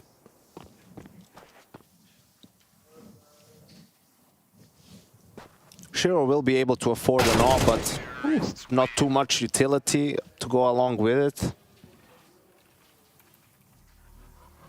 Yeah, absolutely. I mean, that round from Wonderful really rejuvenates a squad, right? Like a big moment. Usually it was happening to you. Now you're doing it to them. And this is the last time out for Spirit. You know, I was praising Halley for using them in the first half to make sure you get a lot of rounds. But this is going to be it for regulation. The last time he'll be able to speak to his team unless Na'Vi takes time out of their own. So we'll see. I mean, so far, nothing really to talk about all too much, right? They had a 4v1 that they just didn't convert. They played the round well. So perhaps at this moment, just sort of reminding the players about what they talked about in the pre-game. You know, what is it that Na'Vi likes to do? Make sure they're still focused and able to close out this game. So great to see those rounds from Wonderful Man, especially with, you know, the boots that he has to fill. Zorping has been incredible. And his rifling is as well, but Donk will show up on Ema outside of the B site. Alexi just eats that flash. Takes a certain intuition to know which flashes are info flashes and which ones are opponents pushing with them. He doesn't fire to reveal his position. Bomb is still outside of B. It hits the smoke. He still gets away with a kill. Something to be said for that. Zontix has been solid in A main on both halves. I mean, that's a fight that's so often been going Zontix's way, right? So to even kind of see Bit approach that with the confidence, like he thinks he can win it. Instead of going slow, he doesn't respect the smoke. He goes straight through, looks to challenge the guy who's been kind of the bane of his existence on that side of the map. And so now Team Spirit, desperate times calling for desperate measures. Oh, set in the back of the site, and one more player here, but Chopper's smoked off. The nades, they might think this is clear now because they get that kill. Magic's one from him. Can he find any more as he's trapped in this smoke? He spams out another. Chopper reigns in from CT, and now it's Alexi's time to clutch. Swinging on out, Chopper dead. Magic's low on health. He sees the barrel, but Alexi's gone, and it's Magic's from nowhere with 3 kills in at the back of the site. A smoke spam, his fingers crossed, and that's Team Spirit on double digits. Donk's death has never been so helpful in a round. It's exactly as you put it, right? They molly, they'd only seen one player, they nade, it kills, and everyone looks away. Everyone pulls nades out, the bomb in hand. Magix is able to spam out a second as well. 3 kills to close it for Team Spirit. And right when you think Na'Vi are energized, invigorated off of a massive clutch, Spirit put them back down. Lethal injection.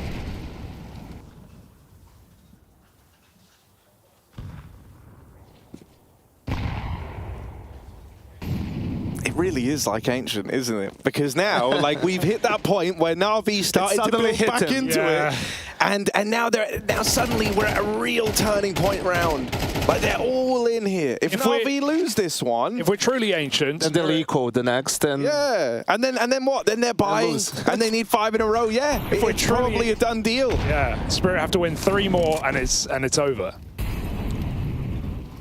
And I would, that's how it works. That was preface. But then it will really be like Ancient. Right now, I feel like nothing's going to stop that. We need another heroic play out of a Na'Vi player. Could it be this tag team, Bit and Wonderful, back in A main, B stack? And well, the fakers worked against them, but I don't think they'll bite twice. And they're even going to get aggressive. Chopper, if he clears this completely, as Ema pulls away, I think he got spotted there. So now Na'Vi know their fake hasn't worked.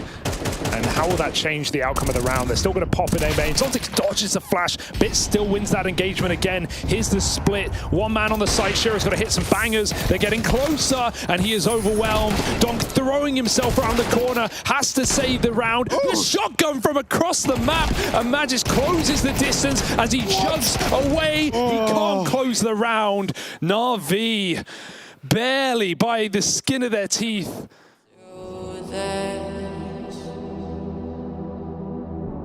I don't know how I could resist. I took a vow to never sin, but I saw the darkness from within.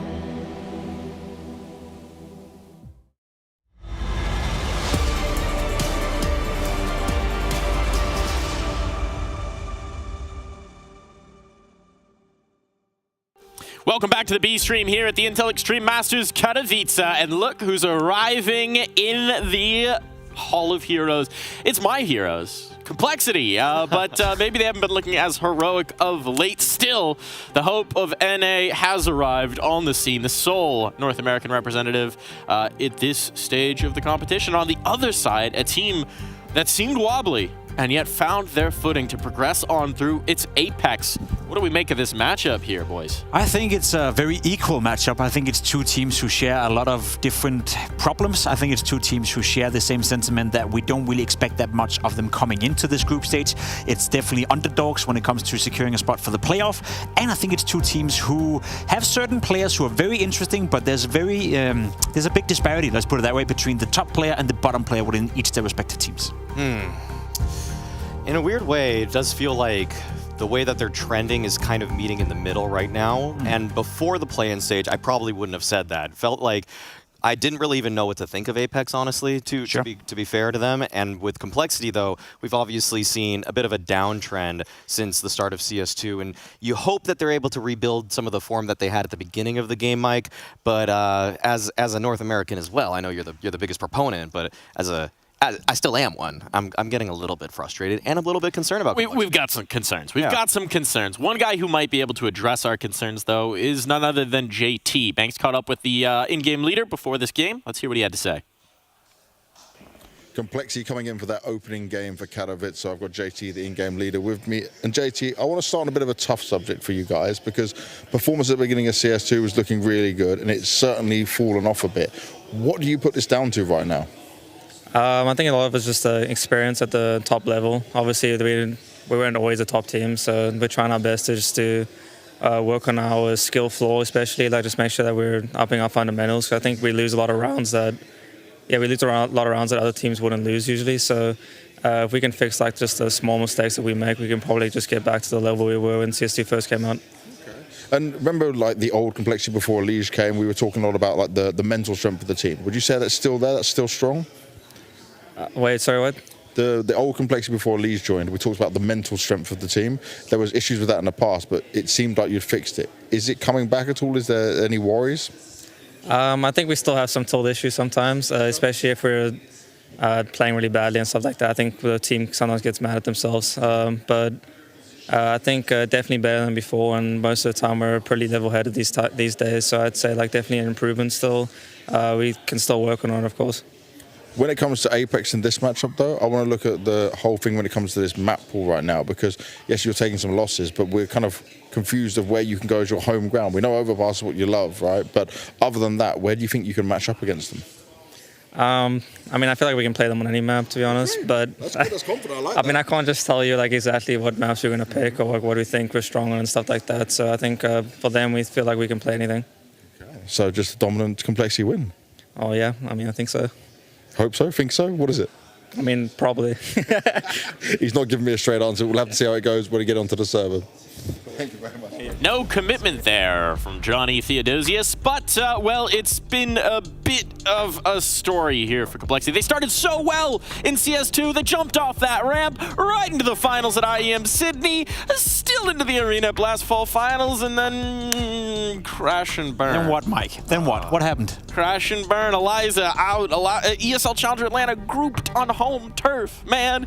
Blast Spring groups last place as well, man. It has not been pretty since the hot start. No, it has not been pretty. IEM Sydney was fantastic for Complexity. Again, take nothing away. That performance in itself was great. That performance at Blast Fall Finals was also great, very, very respectable performances coming in. The last 3 events they've played, as you can see in this graph, or the graph you saw before, is completely unacceptable. Elisa, they finished last at a tournament where they went in with the expectations to win the entire thing. ESL Challenger Atlanta, home turf. Mike, they couldn't do anything on home turf. That gotta be a bit embarrassing for guys like you. And then, of course, the Blast Spring groups where they just played some horrific Counter-Strike. Maui, where does that leave us with Complexity? Because 2 months ago, we were praising them for being one of the most up-and-coming teams. Now, the car's burning.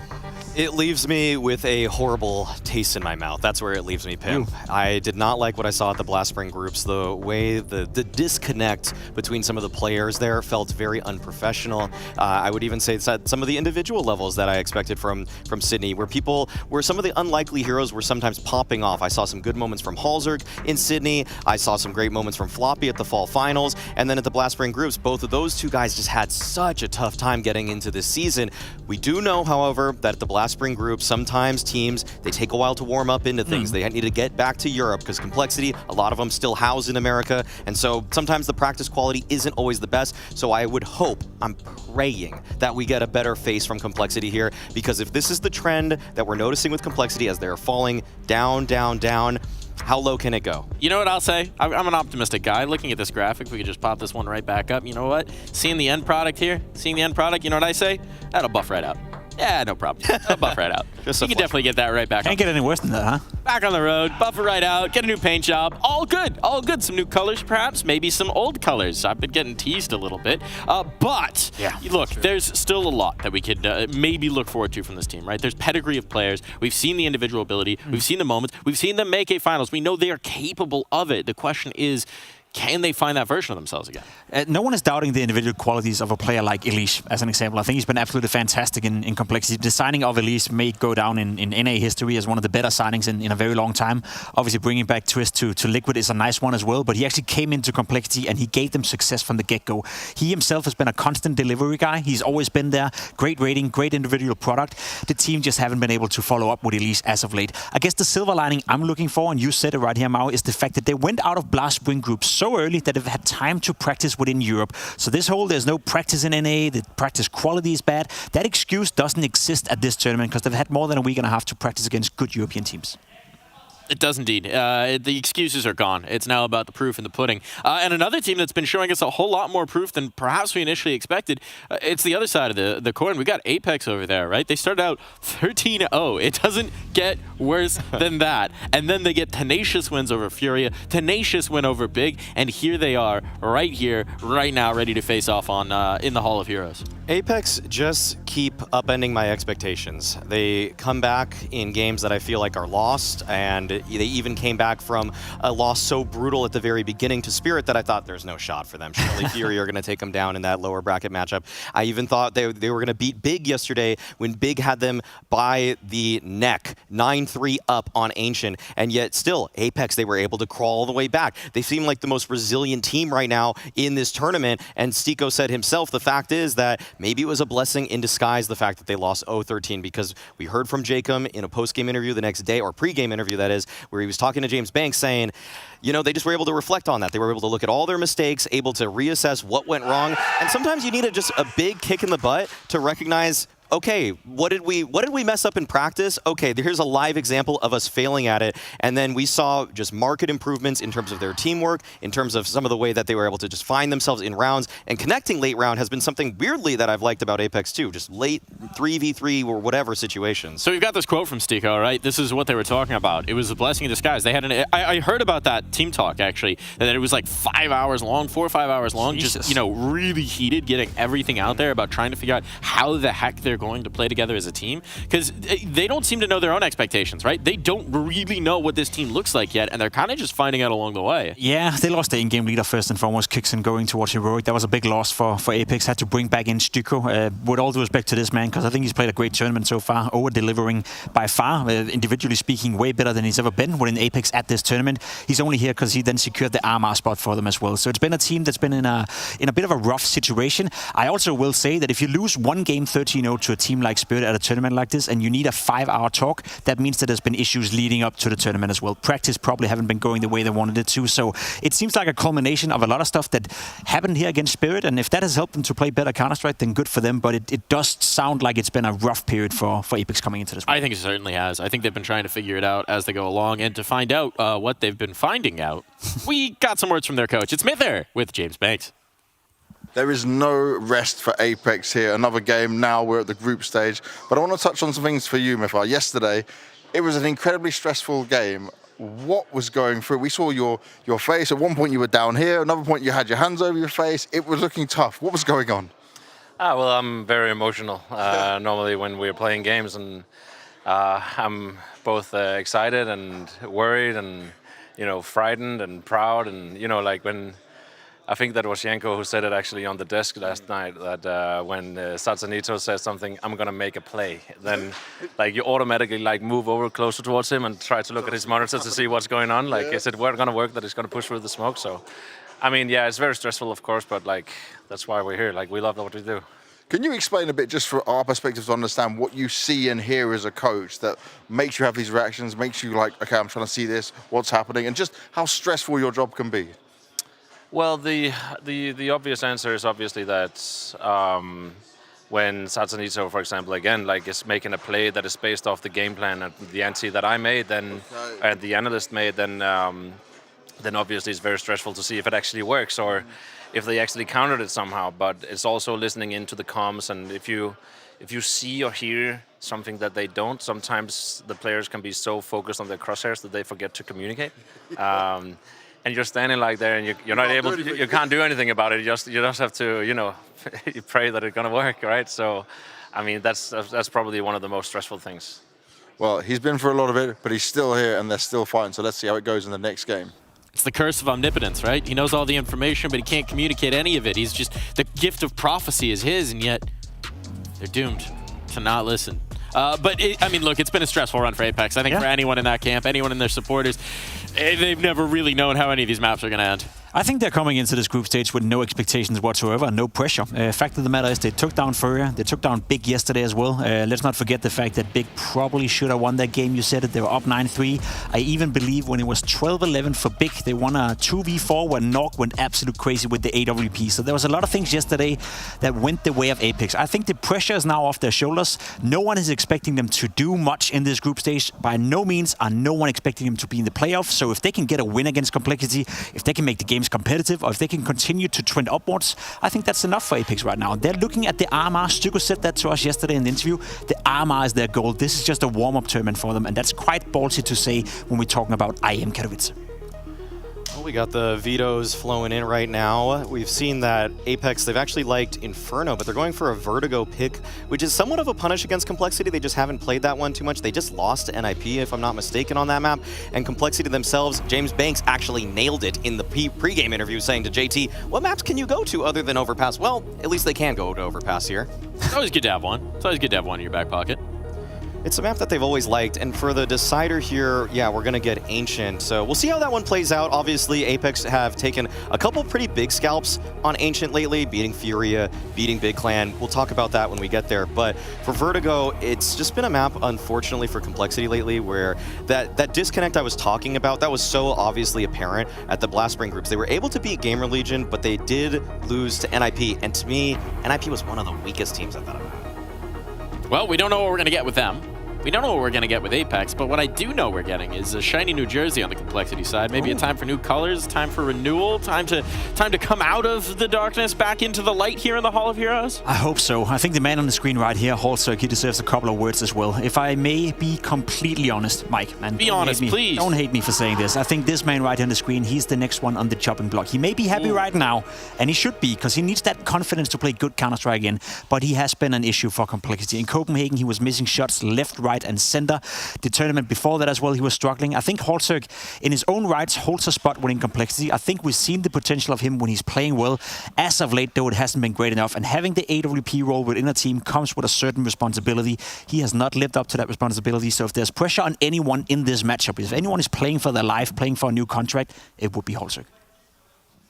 I would love to see Halsuk reinvigorate himself. I'd also like to see more from Floppy. I really rate Ricky so highly as an individual, as that anchor force, as that lurk presence on the map for Complexity, and I feel like he really lost himself at the most recent Blast Spring groups. If he's able to have some sort of resurgence, well, that's when Complexity are at their best. Well, we'll see if the flop is back. Let's see if you can stop him. They say you can't. We have to find out. I know two guys. You can never stop. It's, of course, our casters, Machine and Sponge. Can't stop, addicted to the shindig. Wow, I'm not ready to pick that one up. I was about to say you can stop. I just have to ask nicely. We will stop. Just to please. Thank you. That would be great. It's matters. It goes a very long way. But about to get this one underway. Complexity versus Apex on the desk saying, well, Complexity on a downward trend, and I'd have to agree. Ever since we had them in the IEM Sydney Grand Final. That was exciting. Everything since then has not been. Has been quite opposite results for the team. But then also from Jacob saying Apex, no expectations. And that's kind of what I feel with this team as well. They seemed somewhat surprised in the tweets once it hit the Twitter sphere yesterday after their victory over Big. Let's see.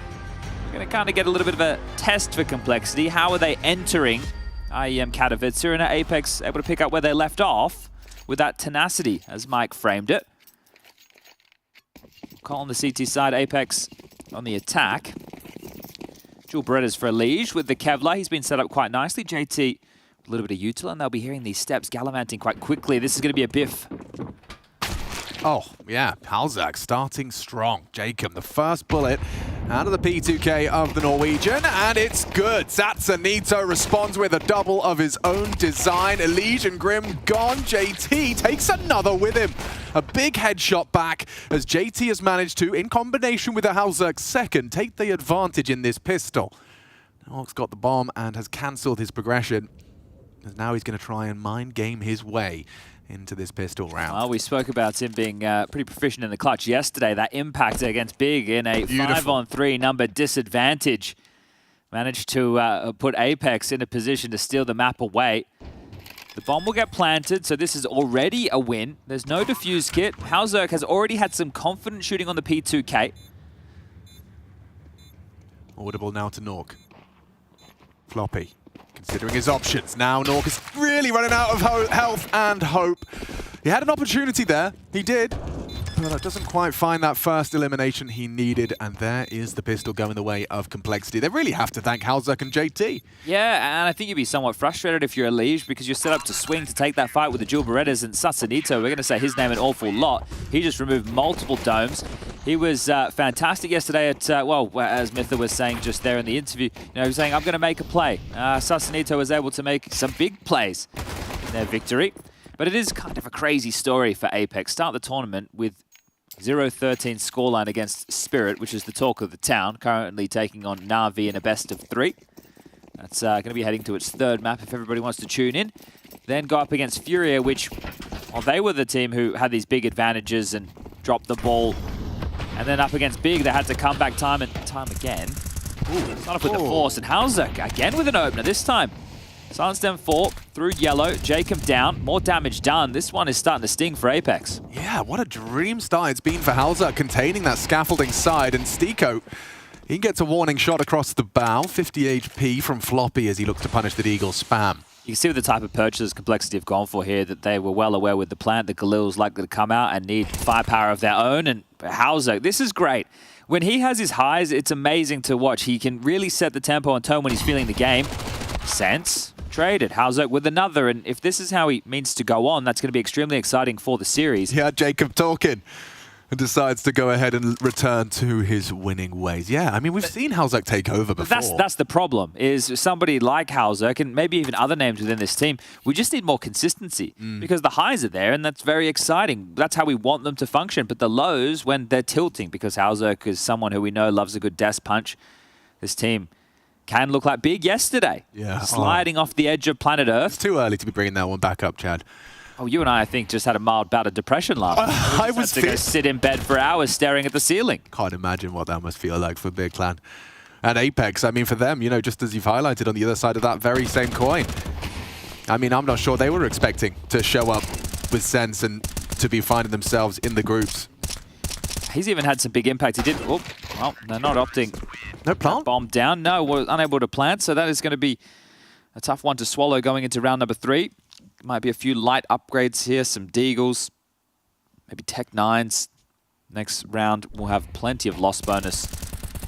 2,900 to be exact. But great openers from Halzak. Good impact to deal with this force play. These can be quite deadly rounds, but stalled out with ease.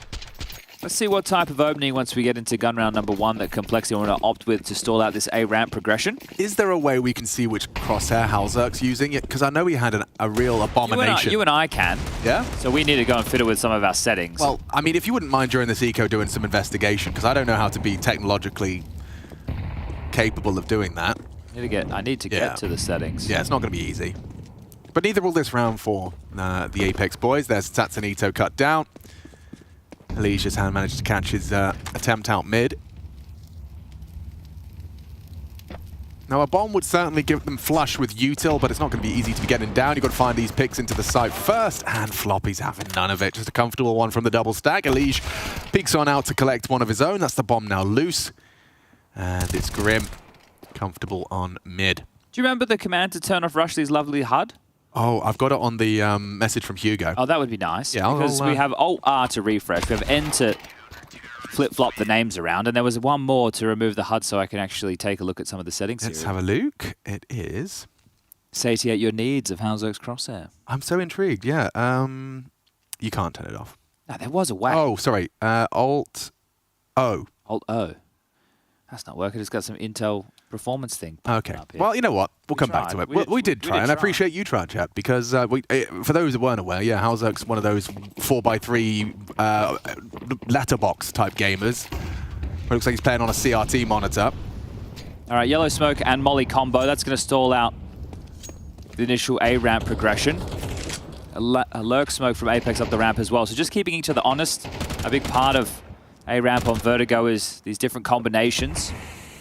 But B lobby control has been garnered, and Floppy this time will be starting towards quad. HE's softening up his towards the white box. Molly towards wood, so just clearing out any up close and personal positions as Stiko will take a nade on his dome. So the back and forth of the utility early, but JT starting to get frisky, Alex. He's going to find a fight.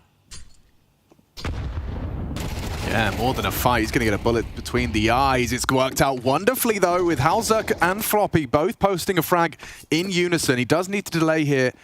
Oh, and with his knife out, Satsanito catches a glimpse, but not the frag. Onto Grim, crossing back to the Ellie. Elisia's pushed so deep. Let's cut them off. They will have to finish towards A, so that will be contained by Elisia's aggression. Oh, he's even found Satsanito, so they know what's coming now. Apex, they're boxed in. Well, it feels hopeless for Nork Sense now. A boost erected. Headshot, not quite provided, but the bullets do find their mark. It's Grim gone. 30 seconds for Nork to make this one work. 20 HP, a single bullet, a stray one through the smoke, and he knows that there's a bit of an Elige hunt coming from behind with the loss of Satsanito. Bomb plant, unlikely to be going in. He fakes it out, hoping to catch them as they look to punish, and, well, he does isolate a duel, but unable to find that headshot. All right, well, yet to die. Both Halzerk and Floppy off to great guns. 8 for Halzerk, 5 for Floppy, and a tactical timeout. Mytha now on the mic. 30 seconds to discuss what's gone wrong and what could go right. And I like that into the gun round. So they were aggressive at A ramp and B lobby. They actually had 3 players over towards B as a bit of a trap to deal with that aggression. Elige was then allowed to push. I think Halzerk's kill on the ramp after JT went down was the most integral because it slowed them down from just being able to run in towards that A site after the B push, and then Elige closing the door behind them. So a very solid start from Complexity on map number 1. Sitting pretty residual cash, and Apex with the loss bonus maxed out will be taking some liberties with their investment. A few Galils, Tech9, and this is where you want something a bit poppy, you know, a pocket strat. Because you're not going to have all the goodies, you won't have all the utils, so you need to be very efficient with what you've invested. He's actually completely mixed it up. He's joined the dot lifestyle. He's a fuzzy tennis ball. Yeah, thanks to our ops team getting us answers, and JT's gotten a frag and away. Trying to turn the heat up on that ramp position. JT doesn't shy away from the opening engagement. It will recede now. Elige housekeeping middle, make sure that no one's slipping out, and so far, yeah, they are just committed towards this ramp site, starting to maneuver backwards now. Floppy responsible for this B site, Stiko just having a little looky-loo. Nades-wise, it's just a single smoke, so they're going to try every trick they've got. A little boost hit, they're going to get Nork up. Floppy does have to worry about this because he doesn't have anybody to watch off. Like, this B lobby, it feels like there should just be one angle that you need to worry about, but the boost, either wood side or on the rail, as well as the stairs, and Floppy playing behind the tall box, an absolute banger. Handles that one with grace. Good stuff from Floppy. It's a difficult side to anchor. Collar playing some fundamentally sound Counter-Strike right now. Even gets another. This is great work. Really good Counter-Strike so far. Yeah, you can see the absence of options for Apex. It's become a bit of a recurring theme for these few rounds. Satsanito gone. Can they keep it clean? It's spotless. A bit of damage, but Apex still on the goose egg. I think one of the keys to note here with Complexity is in a lot of these rounds, they've been making moves to set the tone. You think about the pistol round, they had a bunch over towards A and they were ready to pounce forward and take that fight off of the steps. On the first gun round, that's where JT pushed down the ramp, but they also had the pincer maneuver over towards B. And that was the only round where Complexity have given up the opening pick, is when they were going aggressive, but still capitalized off the top of that play. So that's beautiful work. No T-side AWP out for Nork, as they're going to send quite a few bodies to grab this B lobby control. Stiko will be across, has multiple members of support. Nork with flashes, but he's just going to lurk on through, and Alish will spot that out. Now, do they have a move where they can molly forward, smoke the stairs, try and flush this out, or will they just wait and allow Apex to make the move? Well, that molly's quite telling. They throw their own. The pop's coming, and Floppy stops them at the door. Yeah, that could have been two. Jacob very, very battered and bruised. They're committed, Alex. They are. Charging up the stairs now. Alicia's smoke means nothing. He's calling for backup. Grim has arrived on the scene. Keep your eyes on Sasanito. He's keeping the options open towards A. Good float back. It's Sense trying to sell the commitment. JT's maybe not ready for the Sasanito arrival on A. Still now they scurry all the way across the map. And Sasanito's got to find a right position for him. And that smoke, that's beautiful. By locking off Elevator, it limits their options, and it should facilitate a full plant and a 3 versus 3. Fuse kit's present. Don't have to rush this. And a re-smoke on Elevator. This is going to really grind the gears of Cole. Looks like Apex could very well, off the back of the Satsunito push, be converting their first here on the T side. Walk in the smoke, that's what Nork's pre-aiming. Elish confirms it. There is still time for this, but are they interested? The answer seems to be no. 2 AK-47s, and they're not feeling particularly lucky on the retake. Yeah, difficult retake. And Sasanito, yesterday I think the terminology I used to describe some of his plays was wormy. Right? He's getting under your skin while he puts you 6 feet under. And he does it again. He keeps the options open, because I said that felt like a full commitment. They're committed to this. They'd used all their jutsu, and they had. And it had forced that rotation, which opened the door for Sasanito, and that kill that he gets onto JT, coming back, understanding that that full commitment hasn't actually followed through towards B just yet, essentially winning them the round. So impact's right there as Apex get on the board with their first. Yeah, and I mean, as you perfectly highlighted, the scavenge smoke and drop was probably the difference maker. You know, Cole are much more likely to be giving that a go. That plant's going to be a whole lot more difficult if it wasn't for that 20 seconds of time bought by the scavenge JT smoke. So there's the first. Apex on the board. Well, with that save, you can see Complexity are playing the long game. Still with a bunch of residual cash. Halzo will bring out the AWP. But now they need to be very aware of these type of lurks throughout. We know Sasanito can do it over towards A. Middle, we saw it to great effect yesterday against Big. And this time round, well, that's exactly where he is.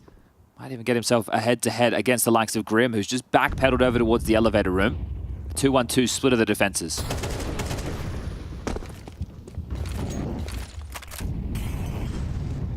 Not the best flash in the world there from Grim. Went behind the box.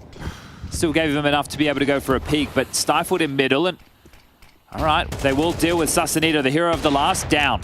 Yeah, Halzak, he's fired off a warning shot. Oh, and they clear the smoke. Find the AWP. JT very stubborn on this forward position. Slipping into short. Jacob trying to be the difference maker. Is Grim capable? Yes, he is. Lingers in the off angle. Jacob unprepared for it. 4 versus 2 as Complexity look to be returning straight back to their winning ways. An overextension, perhaps. Grim, he goes down, and now with the B side open, Stiko's caught the B defender. The bomb's on A. This gets uncomfortable for Elysian JT. He's anticipating the potential for CT. Window deleted. Great mechanics out of Elysian onto the head. Looking for the plant. Nork. He's got space. He's got the code punched. Extends the clock. Maneuvering away and finds the first of the 2. Clean Jules. Elish peeking in. Nork threatening. It's an even battle now. First one to pull the trigger and tracks him nicely. Nork clutches up for Apex. Oh, 2 rounds back to back, and I think that's frustrating. Didn't really play that one together. I think JT didn't want to lose him, allow him to get away, but by doing so gave him the one-on-one. And then Elige is left to scamper to try and take that fight. Do I let him get away? And then he can play between short / Ivy and the ramp and then toy with me. So misplayed from Complexity. And again, it was through a gap. This time it was Stiko through middle who caused the chaos. There was the pressure towards A, the back and forth trades, an important one there from Nork Shore, but Stiko up and over construction. That's a big kill because look, it's drawn them away from the A side. That's allowed Nork in to get the bomb down, which has then set him up for this 1-on-2 situation. And Sense, well, we saw him make an awful lot of noise yesterday. Didn't necessarily have the best start to Ancient, the third and final map. I think he had 1 kill in the first half, but then he had a clutch in the second half, and having an in-game lead, such a young age. He did find his impact, the same as Stiko. Yeah, interesting quotes as well from Stiko talking about how that 13-0 was a gift in disguise, having a rather intense and kind of putting all their cards on the table in regards to what they're expecting from an in-game leader. Not the kind of conversation you want to be having in the middle of a tournament, but not particularly. Handled nonetheless. Elige, ooh, That was heard. that was a revealing sound cue. Sense has punished Elige's forward position on towards the B site. Halzok scoping towards the ramp side.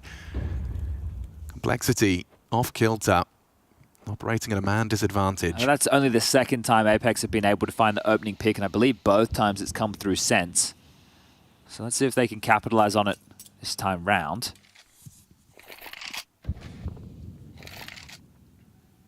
Where on the map would you even want to aggressive your Complexity? You would just push down B lobby. You lost that jaunt. You have Halzok posted in middle with the AWP. JT playing more retake on the A bomb side, and Apex allowing the clock to do a lot of the work for them. Now starting to set their sights on B. Floppy has to move, swung into the open, but still grabs one, and if he gets away, that's a good job. Wow, respect. He mollied out his position, he leaves with a frag. And his life. It just feels like they're everywhere. Look at the space Jacobs taken this time round. Yeah, it looks like Halzok was holding. Oh. Yeah, it will manage to stop the rot. It's like they're just attacking both sides simultaneously. Sassanito coming over Cont. Oh, it's beautiful! Grim holding on. So much to do. And so little time for the plant. Sense goes wide. That's a bit of an overstep. It's been punished by Grim. A high impact round in the rotation. It's Halzok to put the cherry on top. And yeah, felt like they have Complexity's number in terms of pulling rotations, but not quite in that final execution. The map must feel very small for Complexity. For real. Yeah, they're not able to really hold on to any territory, and it's not to say for lack of trying. They started that round by trying to hold control of the B lobby. It was just spammed through the smoke. But this was the trade from Halzok. Jacob must hit a bit of a banger there on JT. And then Sassanito, again, so the map being small, they're coming from every orifice. Pushing B, pushing A, lurking out mid on these really annoying timings. And those are the really frustrating deaths, because you're Complexity, we don't have anything, we don't have any space, we don't have any information. But you still got the round.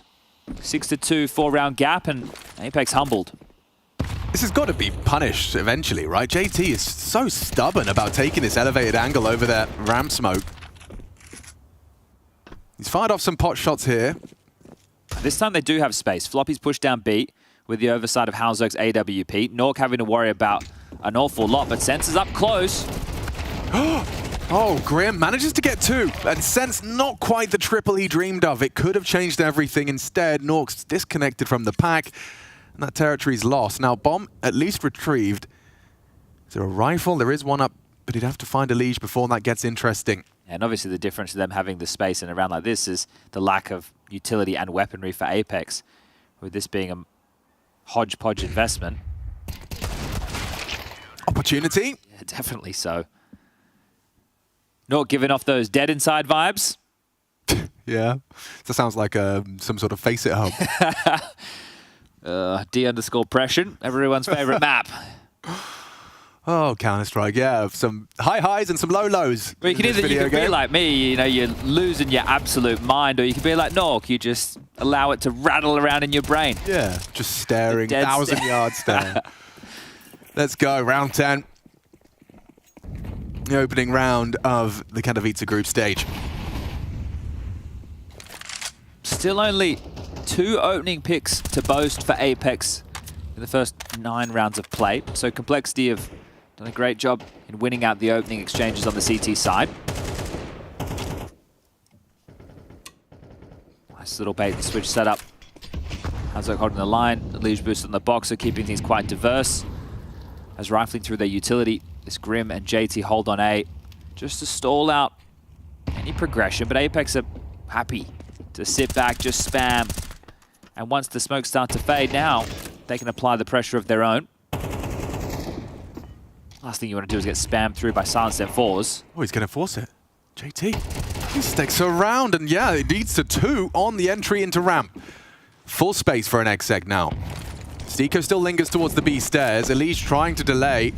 They aren't up on the site yet, but it's, ooh, only a moment of time. Look at that, a flash and a swing. Jacob doubles up. And the site is theirs, the round to follow. Just the one man noted on B. Gonna try and maintain this AK-47 into the next. You can see Grim could really use a little bit of assistance into the next. $0 in his bank account. If they were to break through, Alex, and find 5 at the half, considering how dominant this has felt for Complexity out the gates, I really think Apex will be more than happy with that. When you look at the scores, you'd expect it to be, yeah, very much one-way street. You got 2 deaths on Halzek, 11 kills. You got 10-3 on Floppy, 8-4 on Elige. Like it reads as if a team have just completely dominated a half. But yeah, if Apex keep this up, it could be one hell of a recovery. You think of 2 of the 3 rounds as Floppy. Will he survive? They're just above, making plenty of noise. And he gets to retain that AK. Important. But yeah, you think of they saved on a 3-on-3. That was where Sasanito had walked them through. Then you had the Nuke clutch after that. So these are rounds where individuals needed to pull off some quite heroic moments. And that's the best round for Apex so far to win as a team. So this is using patience. And then when the fights came their way, able to capitalize some great shooting. It's all Jacob. High impact round from him. Puts himself on a comfortable frag total. 5, majority of which were in that round. Sense is going. JT! Perfect pop flash from Satsanito. Sets his IGL up for an opening, and look how quickly he slipped up gap. He's up short. Might be a save. How are you meant to get back into this round if you're Complexity? A man down, out of position, about to be overwhelmed. Yeah, that smoke already indicates that the site is lost. Going for the boost. Need to be careful with this. Smokes are deep enough. It's only really giving you info on peeks onto sandbags. You could try some speculative shots. Bomb's coming on Stiko. A little bit late to the party, but they still have more smokes. Oh, it's going to stick up. Yeah, Jacob, maybe an overextension. Bomb's still going down, and oh, that one leaves a mark. A HE between the 2 of them, Grim and Halzerg. Out position from Nuke for the post. Yeah, and you can really see he's demonstrating the power of it. And there's the save. Wow, another success into the A site. These ramp players are starting to get rumbled. It was Elige and JT this time that were felled, and it was that pop flash from Satsanito. Oh, beautiful. And you could see the intent of Sense as well by extinguishing. Understanding the defense they're setting up, I think the most unfortunate factor for Complexity there was they were doing a 2-2-1, and well, the 1 being the weakest site where Apex decided to charge on down. So great little pace change. The previous round, it was slow. Right, it was waiting out utility. This time they changed the gear completely. So a nice little mix-up from Apex to grab them the 4th. And now we have back-to-back rounds with the opening picks. So they've, really started to get back in that conversation. We don't need to highlight that as much because, well, it's starting to level out in that regard. And here it is again. Sense through, extinguish, straight up, back turn, flash, bang, JT down. And the site is theirs. Final round, first half. MP9 for JT, Elige into a FAMAS, and the save rifles to see if Complexity can salvage a little bit of confidence before that halftime break. Wow, that's an opening. JT, very quickly cut down by Nuke. He was just pre-aiming that. Well, you asked if he was going to get punished playing in that frame position. It happens. Oh, I like this double up in mid. Satsanito does too, though. He takes Elige out on the retreat.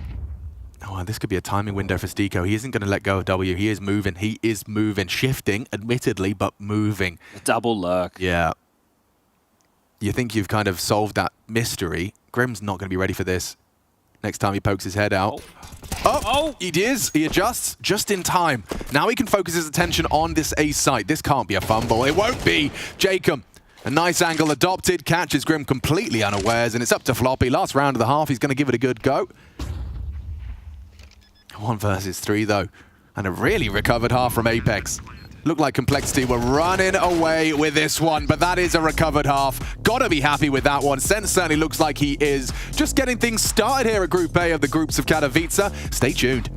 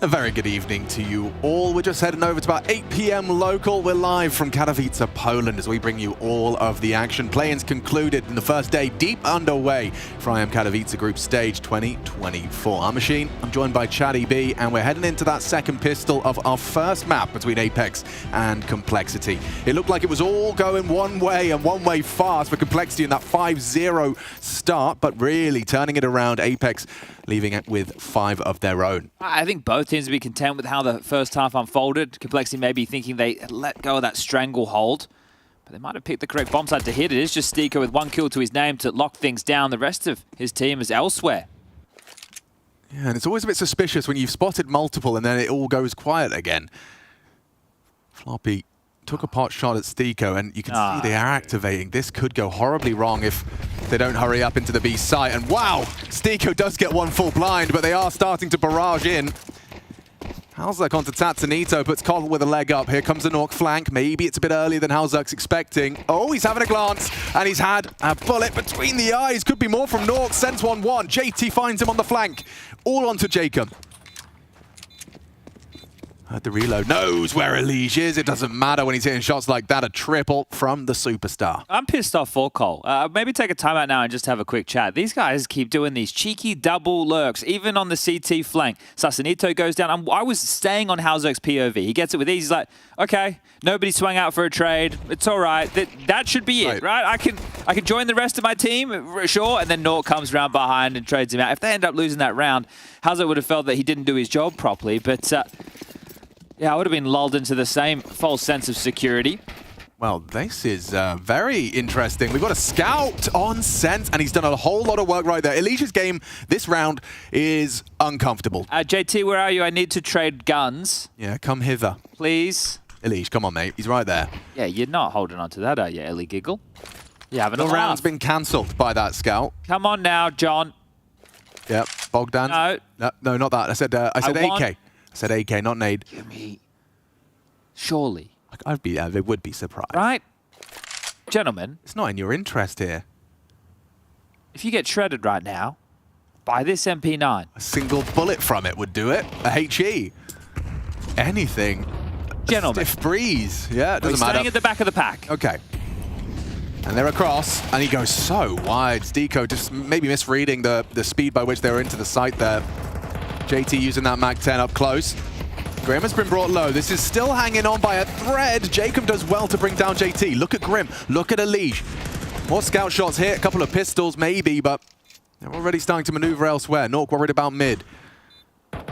Yeah, for that save. 9 already for Cole. So yeah, dream start in both halves so far.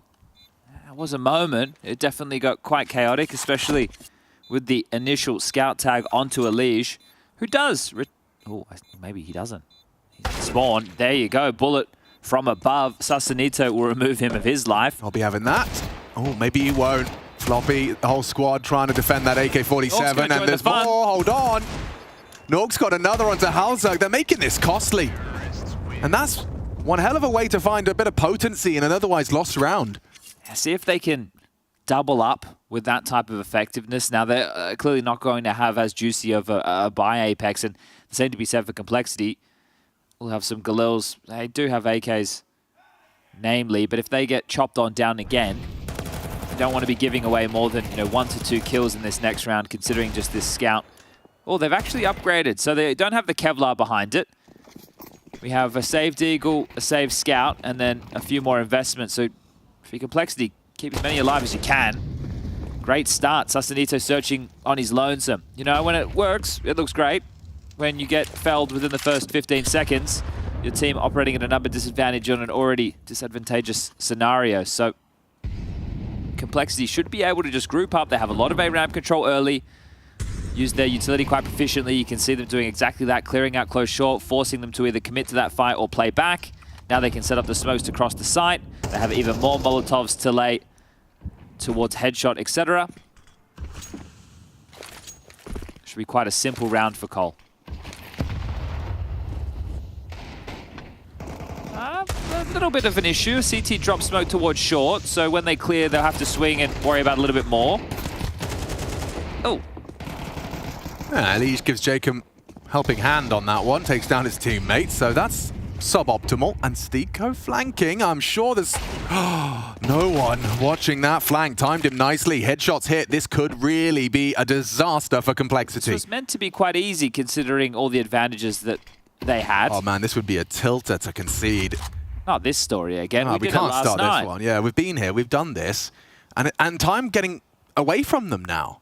Your smoke's up. It has to be a plant. It's going to be... Oh, fake. Far enough a scout shot. And in the meantime, Jacob's going to be crawling on that flank. Sure, he's low HP, but this element of surprise, it could come back to haunt them. A passing glance here from Grim, it's necessary. Otherwise, that 5-7, 3 HP or otherwise, he could get one into the back of the head. Oh, my goodness. It has to be Halzerk. Can he save them from red faces? Good play from Halzerk, but he's gone. And Complexity fumble.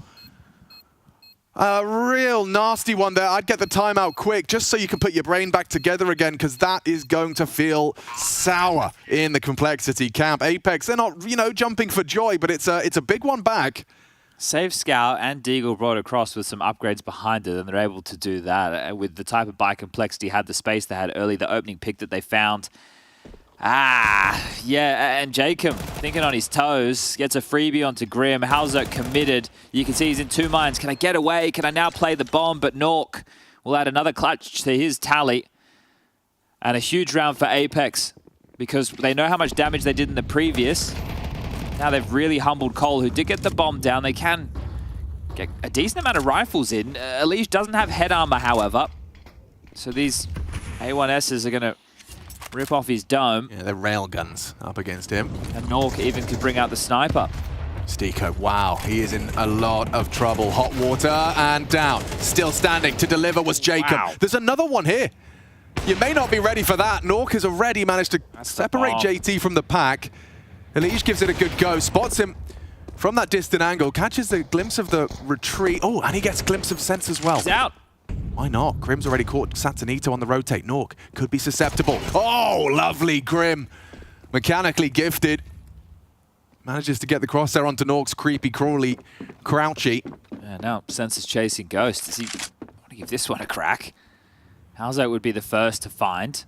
And still worried about Grim lurking somewhere around middle. So the digits to be punched. Elige will oblige. Halzerk currently looking the wrong way. Head on a swivel.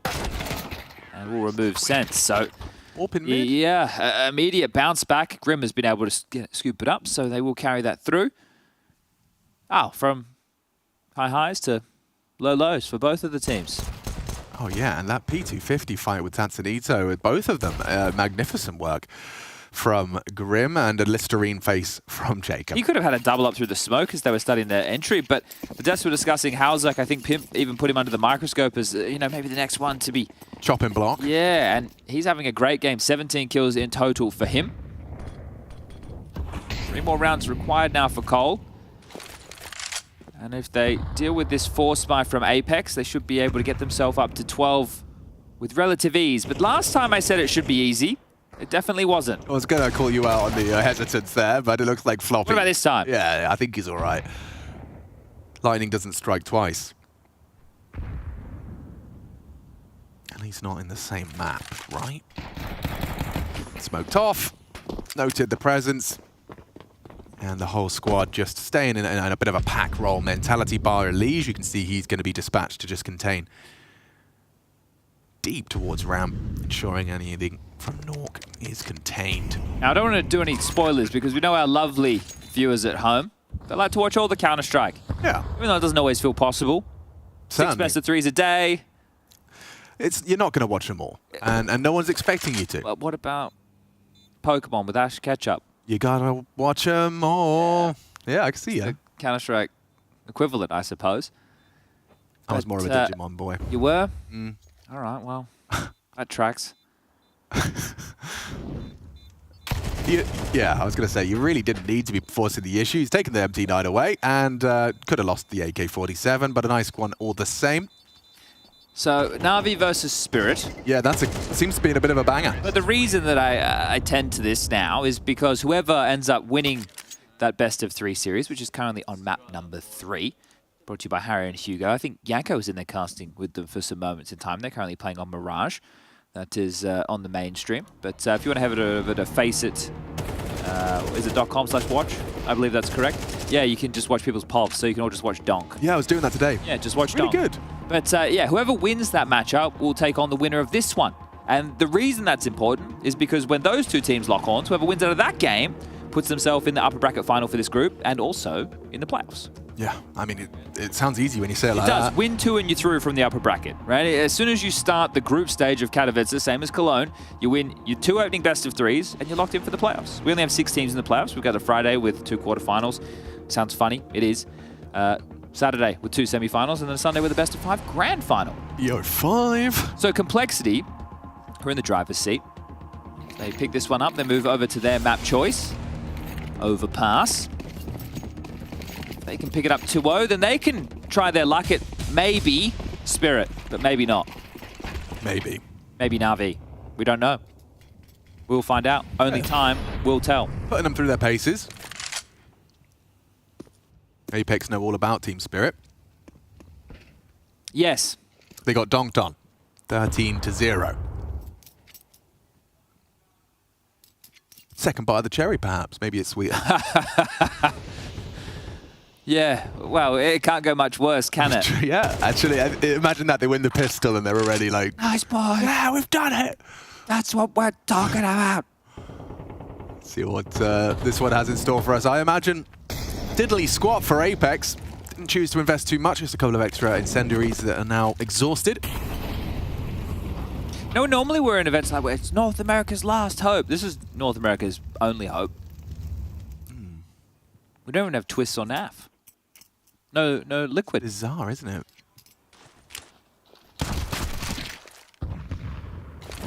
Oh, that's drawn the rotation. 45 seconds.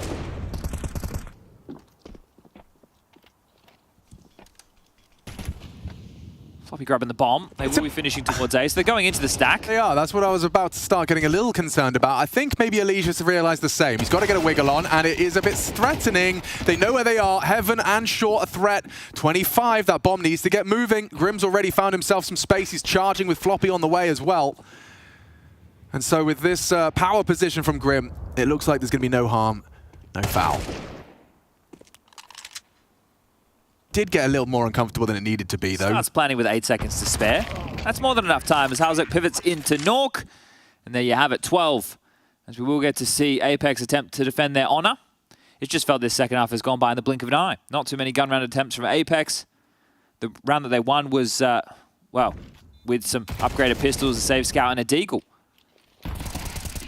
Gun rounds is where they need to do the talking, however. And they will get that opportunity. So here we go. Apex, can you put 6 on the trot to take us to overtime on your map choice? Or will Complexity maybe be stopping this downward trend for now with a map win? This looks a bit more fast and furious. It's JT just swinging into the site. Welcome Satsunito to take that duel. Now Nork, he at least managed to trade the engagement. It's Sense's turn up next. They know where the AWPer is. And no need, with all of this space, to hurry things up. And he's feeling a lot of pressure, right? Looking for answers as Elise just slinks and slips behind the sandbags. They don't seem hugely aware that that's a possibility. They could actually rescind from the ramp, allow Elise to stay. If Apex clear forward, Elise will get the jump on them. That seems to be exactly the game plan, but oh, a big frag from Stiko. Caught. And yeah, Elige down as well by Sense. So both different extremities, both working wonderfully, and this one has just fallen into place. That's Apex getting their second CT round and doing so convincingly. I think Stiko stopping that B pivot is a pivotal frag, if you pardon the pun. Well, Complexity trying to get things done, as you mentioned, in a fast and furious nature there. So just quick over towards A. They even were able to get that opening, but then stunted by the defense of Apex. Was JT quite quick to the draw, but a good defense, and yeah, Sense was aware of that Elige position. And then when the round stalled out, they capitalized, won their duels. So Complexity maybe just slow things down. Play some color by numbers Counter-Strike, just go through the paces, default, call out the smokes, call out the flashes, play with the rotation, look for the picks, and find yourself a finishing blow. Yeah, Apex, they're backed up into a corner for this one. Floppy, he's actually quite brazen in just holding this, hoping he's going to catch a CT. On the B site, Nuke posted mid.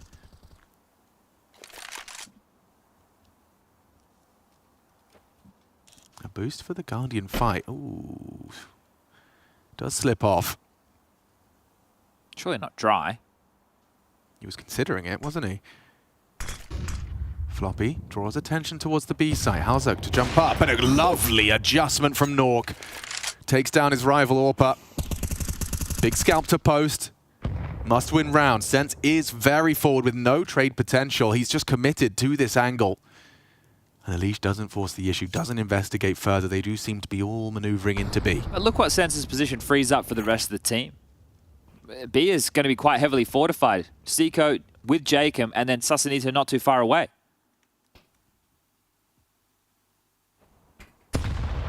Chip damage onto Steeko. He is just playing this one defensively. And it's Jacob staying active, staying deadly. So good from Jacob. He can play these tough headshot angles with ease. The round's over. There's the flank again of Sense. Yeah, JT's anticipating it, but Sense is going to be playing the long game. Trying to save after time would be miserable. Job done. Round one. You've definitely felt like you're down in the dumps a couple of times if you're Apex. So seeing this just feel like a game that should simmer out, you need to kind of slap yourself and remember that they've looked like a team who's been on the way out the door a couple of times. And well, this isn't for elimination. This is just the opening stages of the group stage. A double elimination bracket now starts again. And if anything from yesterday's game, the belief in coming back must exist. The belief of winning a 3-on-5 number disadvantage situation because Nuke pops off with the AWP and the bomb gets stuck outside the doors on Ancient. You know it's possible. Don't remind me. First tack timeout. I mean, it makes sense. Things have been going very well. Yeah, I mean, there's probably no reason to be alarmed. These two rounds, however, pistols. Yeah, these two have been a bit more alarming in the sense that there's only been one frag from Complexity over the course of those two. CTs find themselves laden with some extra bonus AKs. Where's Floppy taking this? What are you thinking, Flopdo? Looks like he's heading over towards B, which does make sense for Floppy in his flight paths. Straight in, going to be looking for the opening. Multiple bodies to deal with. Nade, not a molly, so is able to creep in and under in towards B lobby. Steeko may set Jacob up with a flash where he can just jump on wood and peer down. Molly will come a little bit later, dissuading. He jumped just then, Floppy, so I'm sure there was a sound cue heard. So Jacob aware of presence. No follow through off the flash. Just a smoke for Steeko now. And they've seen enough. So the aggression didn't come their way. Complexity went fishing. No bites. But that very, very deep smoke tells them that they may have completely foregone control of forklift room. Good of Apex to at least posture forward with the util, but not be playing behind it, knowing that likely they're not up against anything too juicy in the buy department. You don't want to be playing close to the pistols, allow them to swarm the wide swing. You lose track of the first, and then the rest will finish you off. AWP at range should be good for the job, 40 seconds. Yeah, he's readying himself. Oh, and it's, of course, the rifle. Of all the frags he finds, it's onto Floppy. Now it's Sasanito's turn for the double. Runs out of bullets as Elige will catch him. Good work from Nuke. Good work from the Apex defense. Off you got for us, Elige. Anything at all? A single bullet will do it. And he's down. Gap is closing rapidly. Off the back of the timeout, Colt still empty-handed. Majority still can afford to get themselves back into this round, though. After that pistol. Where's Elige's? Yeah, okay, he's going to have... it's a save, right? So the save, the no loss bonus. Yeah.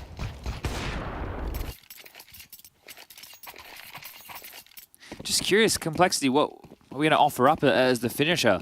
I think, essentially, if you can just establish that ramp control, which is what I said against that low buy, then you should just be able to execute. But they've been held at the door several times. Apex is doing a good job of being quite jarring. you're on board with the Liege here, right? He's got a smoke behind him. And Molly was in front of him. This is a smoke of their own design, which is now starting to fade. This head-to-head could be quite telling. Ooh, Sense is trying his luck. He welcomes an aggressive engagement, but yeah, he's been caught out there. Just missed playing that one on the smoke timing. Unable to get his gun out in time. So a real gift from Sense. Yeah, but to finish the round, there's only one smoke available here for Cole. We've got a bunch of flashes and Molly HE, but only one smoke to execute with and block off the choke point. So trying to stay silent in their rotations. They're dipping back, starting to head over towards B, where Floppy still worried about Wood. Nork's Orbs here, and he's deadly. Yeah, I mean, if Floppy releases that crouch key, it could very well be the end of him, and a nice early warning for a rotation to support Nork. He is all alone, and that frag might pull him away. Still not drawn. Yeah, sticking around. Ouch! Floppy rips his head off, and it looks like Vertigo is done. Apex's map pick. And Complexity take it. Nice way to start off proceedings for the North American squad. They'll be happy with that. 2 maps ahead of us, could just be the one if Apex can't find the W next.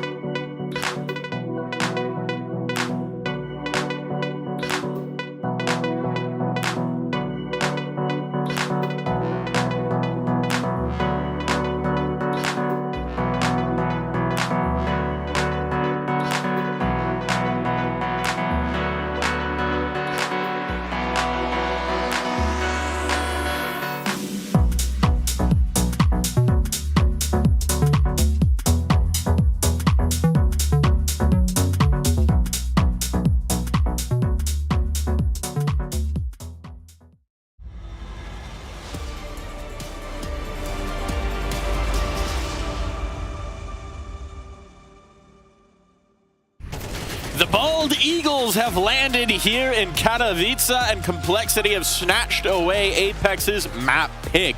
They claim victory on Vertigo, and, well, for the vast majority of that map, they were looking good. Little comeback at the end there. Little thing to make us nervous. A little bit. All good, Jacob, right? That was a good performance. All good. Good performance coming out of Cloud9. A little bit. Little squeaker. Complexity, listen. I wasn't nervous. Were you nervous? Who was nervous? Shut up, nerds. Complexity played a good game of Counter-Strike. For the first time in a very long time, I can allow myself to be positive when it comes to Complexity. We spoke about it in the green room, Maui. We were not happy with the way they played in Copenhagen, and the individual skill level that some of the players possessed in that game were not up to par. We called out Halser coming into this game, saying that he's potentially playing to stay alive within this lineup. He had a fantastic showing. There was a lot of positives coming out of Complexity for the first time in a while. It's easy now to look back at what happened there in Copenhagen and punch down. It's like, oh, you guys were so bad. They were so bad. The individual form was so bad from Floppy and Halser. I could barely watch them play. But at in this opening map here at IEM Katowice, Floppy and Halzerk were the two heroes for Complexity. They both played out of their mind. They helped Complexity get off to that nice lead that they got early on in the game. And later, even later on, Floppy on the T side was finding some openers towards that B site on his lurks. And really, I just needed Halzerk to hit some easy shots. And yeah, he did that. There we go. We got some consistency out of this guy. I think the most encouraging thing was just that it felt like Complexity were winning the rounds they were supposed to win, and they were winning pretty comfortably in a lot of situations, right? They looked like the better team. They did look like the better team. There's one silver lining to what we saw from Halzerk as well, though, I will say. We didn't see him that much with the AWP. It's a lot of rifle kills, and we also saw that in Copenhagen, that he steered away from the AWP and took more care of the rifle. It's very nice that you have an AWP player who can do that, who are versatile enough to also be productivity with the rifle, but I would like to see him play a bit more with the AWP, because you need that presence. We've been talking about Cloud9, how much they're struggling without the AWP presence. It's going to be the same for Mr. Halzerk and Complexity. So it's a good performance from this man. It's a great map coming out of Complexity, but I still want to see a bit more before I'm fully on the hype train. Let's turn the focus over towards the other side for Apex, right? This has been a touch-and-go tournament for them so far. Again, their map pick here, look against the ropes. They're a team that never says quit. They're never out, as we've come to know over the course of the last few games, but again, it's looking a little disjointed, right? The thing about Apex and their playstyle that has actually really frustrated Steel when I covered them earlier in this tournament is that they just really love to push by themselves no matter what. Like, they do a lot of solo walk pushing in different directions, and that feels like it's part of their game plan where they put a lot of trust into people, and we've seen how it actually has really benefited them before. We saw when Stiko was playing against Furia, when he played against Big, how he was able to find these really timely lurks on a couple of the maps that he played, but against Complexity, who were just holding their mice and shooting back to a higher degree, those solo lurk plays are a lot less effective because you're just losing your duels. The thing is, when you play that style of Counter-Strike, you rely a lot on your individual, I guess, skill level at that point. You got to win your duel. You got to be able to read the game. And with all due respect to Apex, I don't see that as a team that has a lot of great individuals. You know, there's a couple of the interesting players within the lineup in Norg and JKim as well. But if you want to play that style where you're putting your faith of the game almost down to a single individual every single round, you got to trust in your own skill level. And I don't think that's where they're at right now. They can do that at a tournament like, let's say, Elisa, where they got all the way to the final. They can't do it at IEM Katowice at the group stage. Turning our focus into the next map, it's Overpass, right? We've discussed Complexity's Overpass a little bit. What do we think of this one? What's it going to look like? It's been inconsistent, Maui, and that's my issue, because I remember us praising Complexity for having a fantastic overpass. They played that to a high level, especially the T-side calling coming out of JT. That's been a staple for them. You could always count on them getting 5, 6, sometimes even 7 rounds on a rough T-side. However, it's been a little bit, I would say, inconsistent as of late. The CT side struggles a lot. Halzerk with the AWP, that's my main focus point right here. On a map like Overpass CT side, you need to have a presence for that. Exactly. When we think about Complexity and why they like Overpass and why they've made it a home map, it is in some ways kind of when they were honeymooning a little bit earlier with this lineup. Even when they had Fang on it, Halzerk just felt like a more stable op presence, and because of, I don't know exactly what happened to Halzerk, being honest. I don't know why this inconsistency has really started with him, but it does seem like on this map in particular, I almost trust their T side more than their CT side just to find them some sort of win condition in the game, because yeah, their openers are really good. The lurks that they find, the way that Grim's able to make it up Con pretty much every single time, like they take map control really well, but then when it comes to CT side, I'm scared of a team like Apex a little bit, because if they're just going to spread out on the map and just kind of push random things at random times, Complexity isn't in a good enough form. They should be able to stop that, but they might lose track of things. It's possible, but map 1, we didn't see it, right? The I's were dotted, the T's crossed. It felt like JT, we'll heap some praise on him, we haven't really talked about him yet, had a very nice game plan. It was pretty much in control all the way through. Now, JT in particular is a guy who's thrived on Overpass, both as an individual and an IGL. I mean, they went on some crazy win streak right at the beginning of it, right? Are we expecting Johnny to have this one locked in again? The calling, yes. The calling, yes. I'm not sure if I'm really... I don't think I'm sold that he's going to be a sick individual on this map. Like, I'm asking about the calling. Yeah. Okay. Well, yeah. Call-wise. Call-wise is the least of my worries, Mike. I think the T side for Complexity here is going to get them at least 5 rounds. It might even be as good as 7, like Pimp said. So yeah, calling is cool. I'm almost just scared of the CT side, which I shouldn't normally be worried about for Overpass. I think JT exemplifies what we've been speaking about when it comes to Complexity being in this honeymoon period, maybe coming into CS2 and feeling a little bit better than they were. Because I think JT's individual output on the server has been fantastic. fantastic. If you look through his event stats and if you look through the way he's been playing in CS2 compared to CSGO, from an individual standpoint, he's been playing much, much better. But that's also slowed down a little bit. And that's usually what happens when you get into a new game. Some players are coming in with great motivation, get off to a good start. But over time, the players with the most talent, the players who are the better individuals, the better players will shine through eventually. And that's what's happening with JT. So I agree with you. The calling is not one of my worries. I think he's calling fine for Complexity, but we can't really expect him to be playing at that same level he did before. What I'm feeling right now from you in particular right now, Maui, is like, you know, a jaded ex-lover type of vibe of you're not ready to trust again. You're not there yet.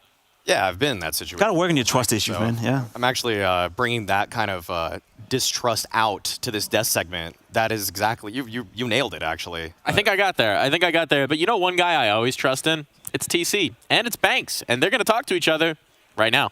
Just catching up with TC, the coach from Complexity, and he gave me a good amount of information coming in there because what he was saying was, yes, this Vertigo went their way. He says where they played at the beginning of the year in Blast was not their normal level. Their confidence was low from how the season ended, and that's understandable. But with that confidence being low, it's all about ramping it back up. And this win was a statement win. Hulzerk, who people have been very critical of, just had a great game as well. That's going to be nice for him. He says Overpass is a map we have to go for because we're not confident enough yet to leave it to potentially be a third. So they had to go and take it here. They need to get the job done and get the win as well. It's not going to be the easiest one, he says, but he's hoping the boost of confidence, the boost of mentality is going to be something that can carry them over the line here and get them this 2-0. Let's wait and see how it goes down, boys. Back to you.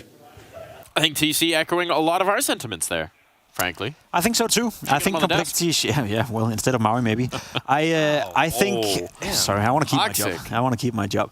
I think Complexity find themselves in a favorable position now. I had Apex coming into the game as a small favorite, considering how Complexity been playing as of late. I think their Vertigo performance was a step in the right direction. The individuals turned up, and I trust them enough to win on Overpass. I don't think it's going to be clean. I don't think we're going to see a whitewash where Apex are not competitive. But I think Complexity is going to win, Mike, and that means you're going to be happy. Well, I think it's all about trust. And look, maybe it's going to take you a little bit more time, but I got one map win. I'm ready to dive head first right back into this. I'm ready to be hurt again, baby, and we'll find out if I'm going to be after this break.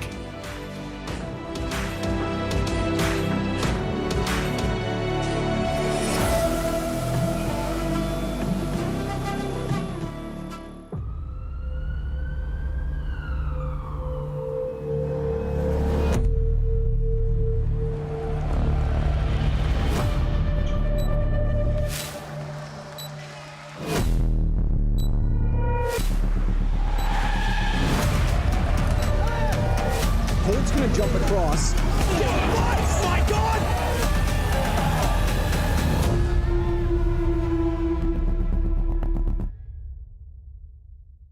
Fanatic are starting to crumble. What's going on? Let's look at Break. He's looking to shine the brightest, and he does it! His first grand final. Let's get it on!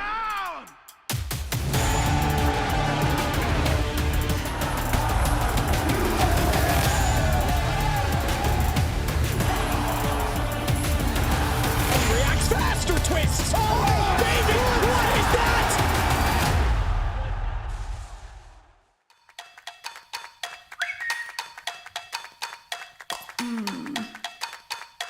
I just bought myself an island. I'm dripping in luxury diamonds. My life is what you see only in a dream. I get what I want and everything in between.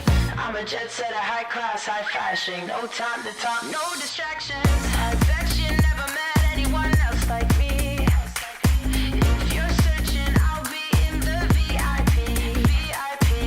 It's all in the acronym of every important person is coming in. And there's nowhere in the world I haven't been. If you don't understand, let me tell you again. I know my place and I come first. You wanna live like this, get to work. It's all a race and I come first. I take it all, it's what I deserve. I know my place and I come first.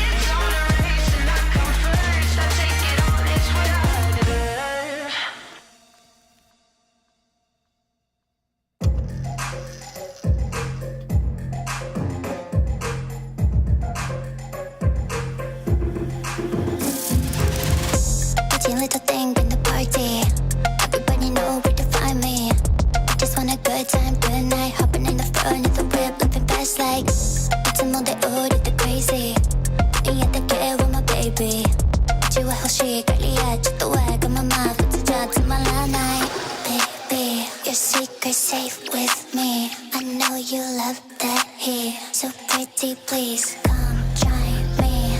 Baby, come play with fire. This heat will get you higher. You need a little space, that was happy. Can't help it, I'm a player. I know you love the danger. You know I got the space, that was happy.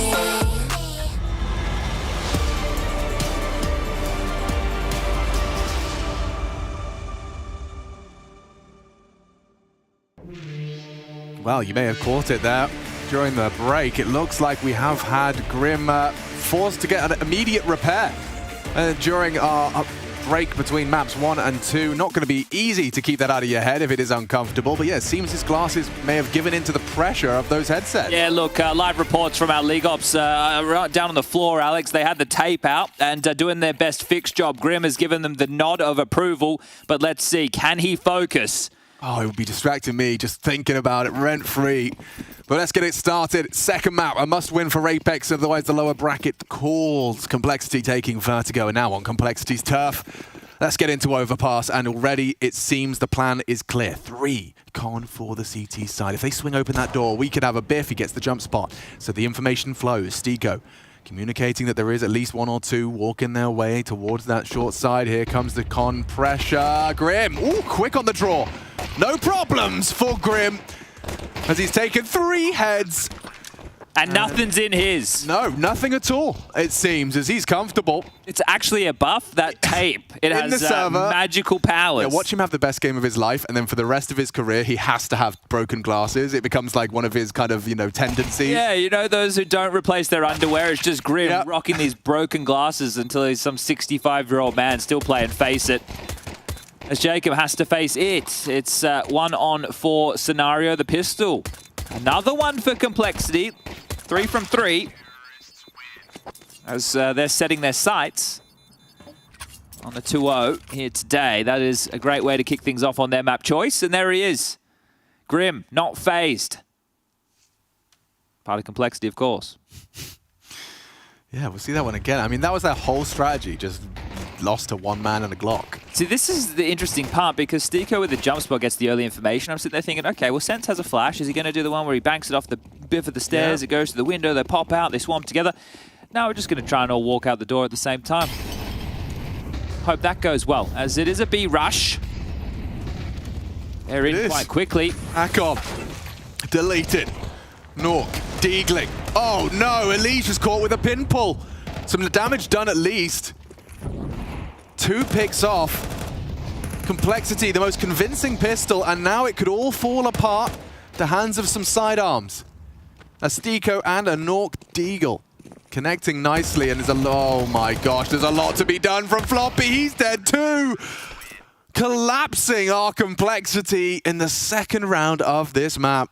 Ay caramba. Yeah. There was no heaven smoke as part of that rush. I was trying to see on the radar if it had completely missed or if they just hadn't thrown one, but no heaven smoke on the B rush, and well, that's where the opening pick comes through. Good shot. There's a quick one that you are able to throw if you're opting for a play like that, but that is Complexity starting off strong and falling immediately down to a force buy of their own design.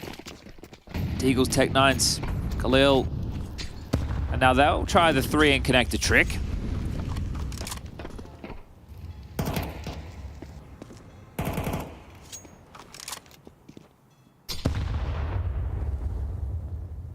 Boost being assembled to investigate connector. Sasanito will likely get the jump on anybody who swings. It's up towards A. They do have control of party. The next steps would be seizing the bathrooms. And as far as an execute goes, it's smoke and 2 flashes. So if they can creep silently through the bathrooms, get themselves up close and personal, a flash over the top, pop in towards the site, they might be able to swarm A.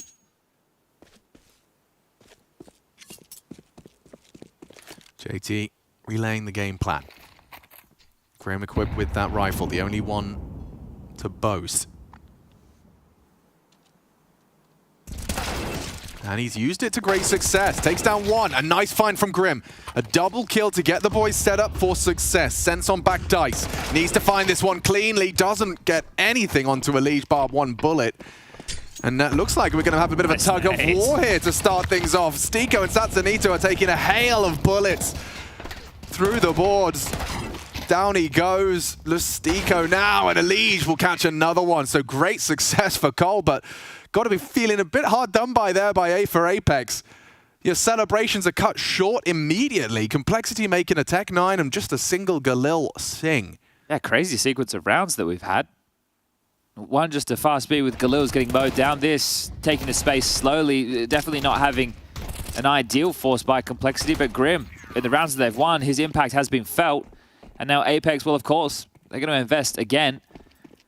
Back and forth with the loss bonus.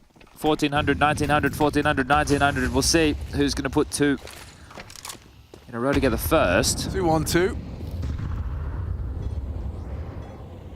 Is Sense going to keep pushing the issue? No, he's just going to park behind Rock. So, yeah, likely we do see... Maybe not. It's just Sasanito right now over towards B, so he can't really go aggressive. He needs to worry about short, the sandbag position, as well as Monster, where he's just deployed a smoke. It'll be Jacob overseeing and then Sense to pop up from behind the rock as they start to look towards long. He pops up, and Elige pumps him down. So info on another, because Jacob was trying to have the bait and switch scenario. Grim loses his fight to Stiko. Traded out by Floppy. Oh, Step. Didn't he? Yeah, I know. Satsanito's walked in on Monster here. This is a real perfect play from Satsanito. He is quick on his timings. He's usually good for the gap, but this time JT quick on the draw. Just Nork now and Jacob. Seems like Complexity will have won this battle of 4 spies early. They'd do nothing. I feel they would have heard that. It made the sound cue, at least for us. Someone said somewhere on the forums that it's less than 5 for the guaranteed sound cue. And that one clocks and tracks. No, Jacob! He gets 3 on the D. Complexity have absolutely evaporated on this side. Does he finish it with style and pizzazz as Elige is trying to pick up the pieces? He's trying to recover this one. Oh, and he nearly planted in front of Nork. That's round, that's round. They've won the round and Jacob's done it. Oh, God, that's a tilter. Oh, Jacob has just devoured the hopes and dreams of Complexity, who had what was a picture-perfect round, just pipping him at the post, picking him all across the map. Let me see that one again. They just surge into B, and the Deagle up close and personal. Oh, they're right in front of each other. JT and Floppy, they're kind of tripping over each other. And Elige, you can see the time, it really got him flustered. He was worried about short, tries to plant safe, and Nork spots him, no time, and yeah, oh, no timeout. They didn't take it. They're going to kind of stew in their juices as they play straight back on. Yeah, why not? Seems par for the course for the game so far. Holy moly, what is this 4-round game? It's been... I thought the 4 spy wars were concluding. It seems no, we've got more to have. That was a 2-on-4, and the remaining 2 only had Deagles. Yeah. Jacob, you animal. Oh, dearie me. Oh, I can't... how do you get that round out of your head? I'm not sure. What are you saying, Chad? What are you saying, we already man? had the broken glasses incident. Yeah. And then they had like... sheer pressure. Perfect pistol. Then Apex had the perfect... Rush B force second round force. I don't think they're ever going to want to go B after their experience. All right, hold on. If Grim gets another, it's the Grim multis that equal Complexity rounds. Yes. Counter-Strike maths back out in full force. All right, I'm getting comfortable for this. It seems like this game has got plenty of twists and turns ahead of us. Committing to that spray. Nork's been punished for it. All right, now what happens? I don't know, Chad. That's the fun. That is the fun of this one. Go. Let's find out together. Completely awry. Stiko, okay. Looking for the answers on it. Elige, and that's a quick shot. Sharp shooting from the American. Molotov does spread. Satsanito in trouble. 30 HP should be cut down. Drive-by from Grim, and that's a clean finish. 3 from 3. Grim multi-kills equal rounds. Okay. Einstein had a theory. This is mine. The Birchall theorem. Keep track and tabs on it. This one has, however, Finally ended. Right? It's not over. It's not? No, because Apex have to force buy again because of their loss bonus. I mean, they got 1,400. You're not going to lose to Deagles again. Don't worry. Never say never. An in-game leader dies every time you say you can't lose to a force buy, Alex. Okay, that's nice. Yeah, well, I've got my eyes on JT, and I believe Complexity are going to handle this with class. Okay. This boost very vogue at the moment, say from the traditional flashes. Oh, Floppy's so very, very lucky to get away from that one. Sense swarming in an aggressive CT position. They are fighting for short. Alicia's caught that Sense crawl, but it could go wrong. He's still up there. Jacob catches Alicia, and with Floppy on 1 HP, this is far from a guarantee. What's going on? It's going to be 6 consecutive rounds of just back and forth, bare knuckle brawls. Wait, hang on. Remember the theorem. Remember the theorem. The Grim multi-kills. He can still save them. The man who now already getting quotes for a new pair of frames. Still alive and kicking. The cut of noise has lulled Apex into a heavy rotation. Steeko remains on the site. A deploy of Monster Smoke will hold Complexity for another 20. And time, already an issue because we're at 35.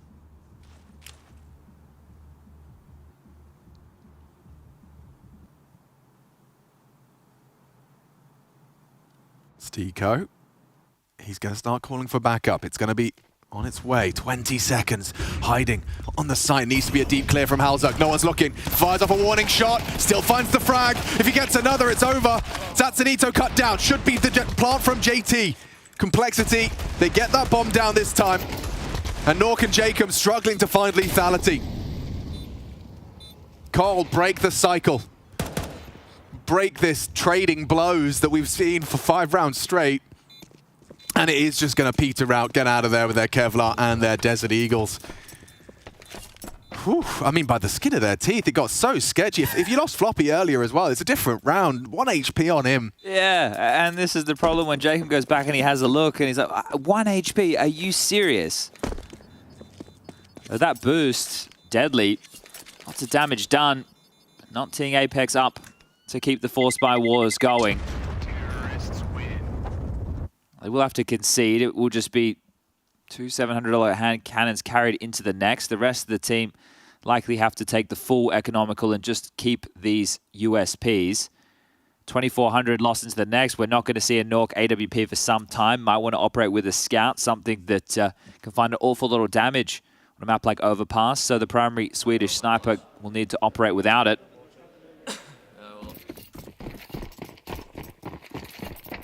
So doing it the hard way, the Complexity have eventually put Apex right where they'd like them. And Apex gone for a big old stack over towards A.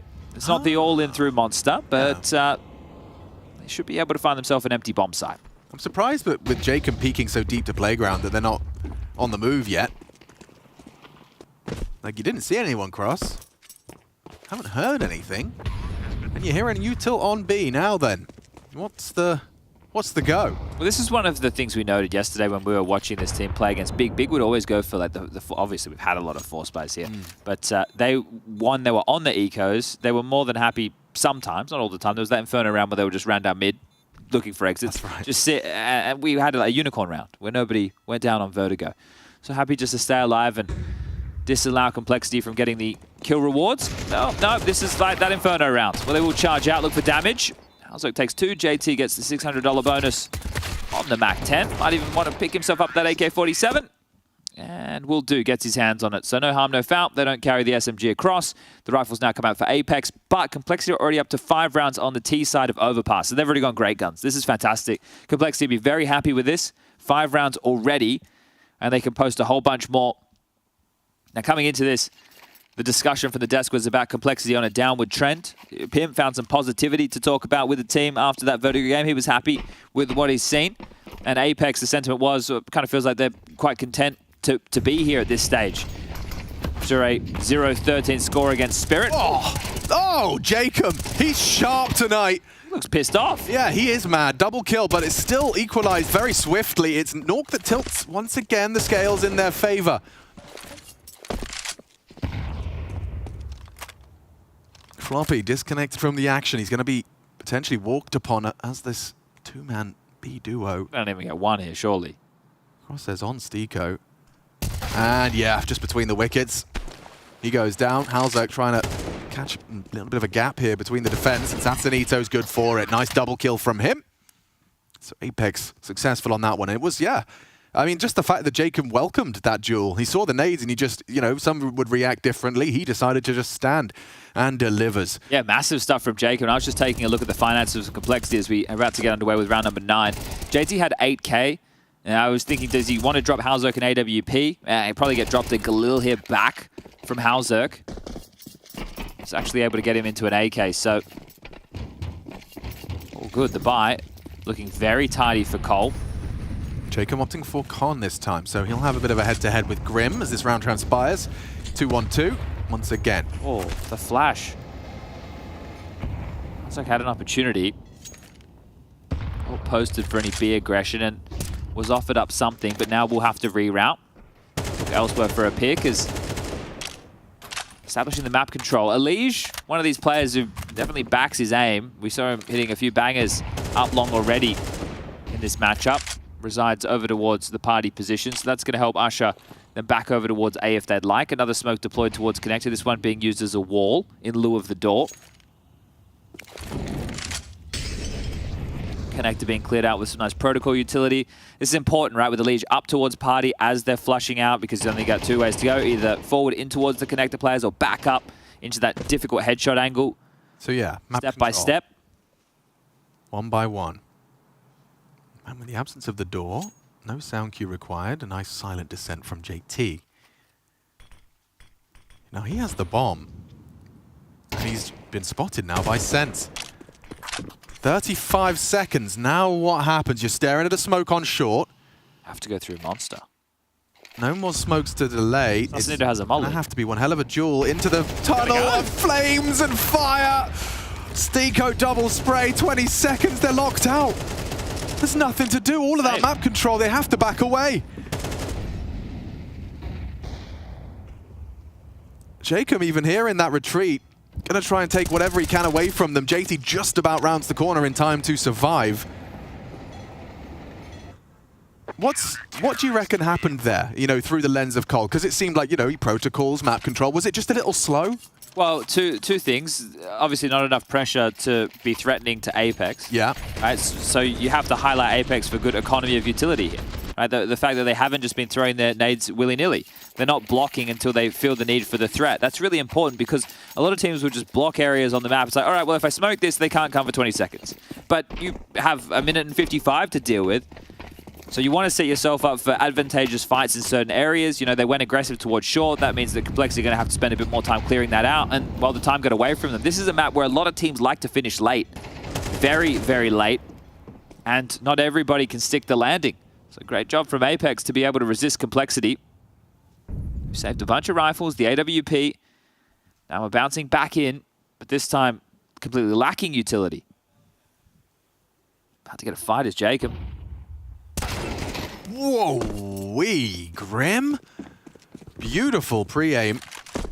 Nails the first bullet headshot. Nuke now reveals himself, and he does put his health on the line. Nice shot out of Elige.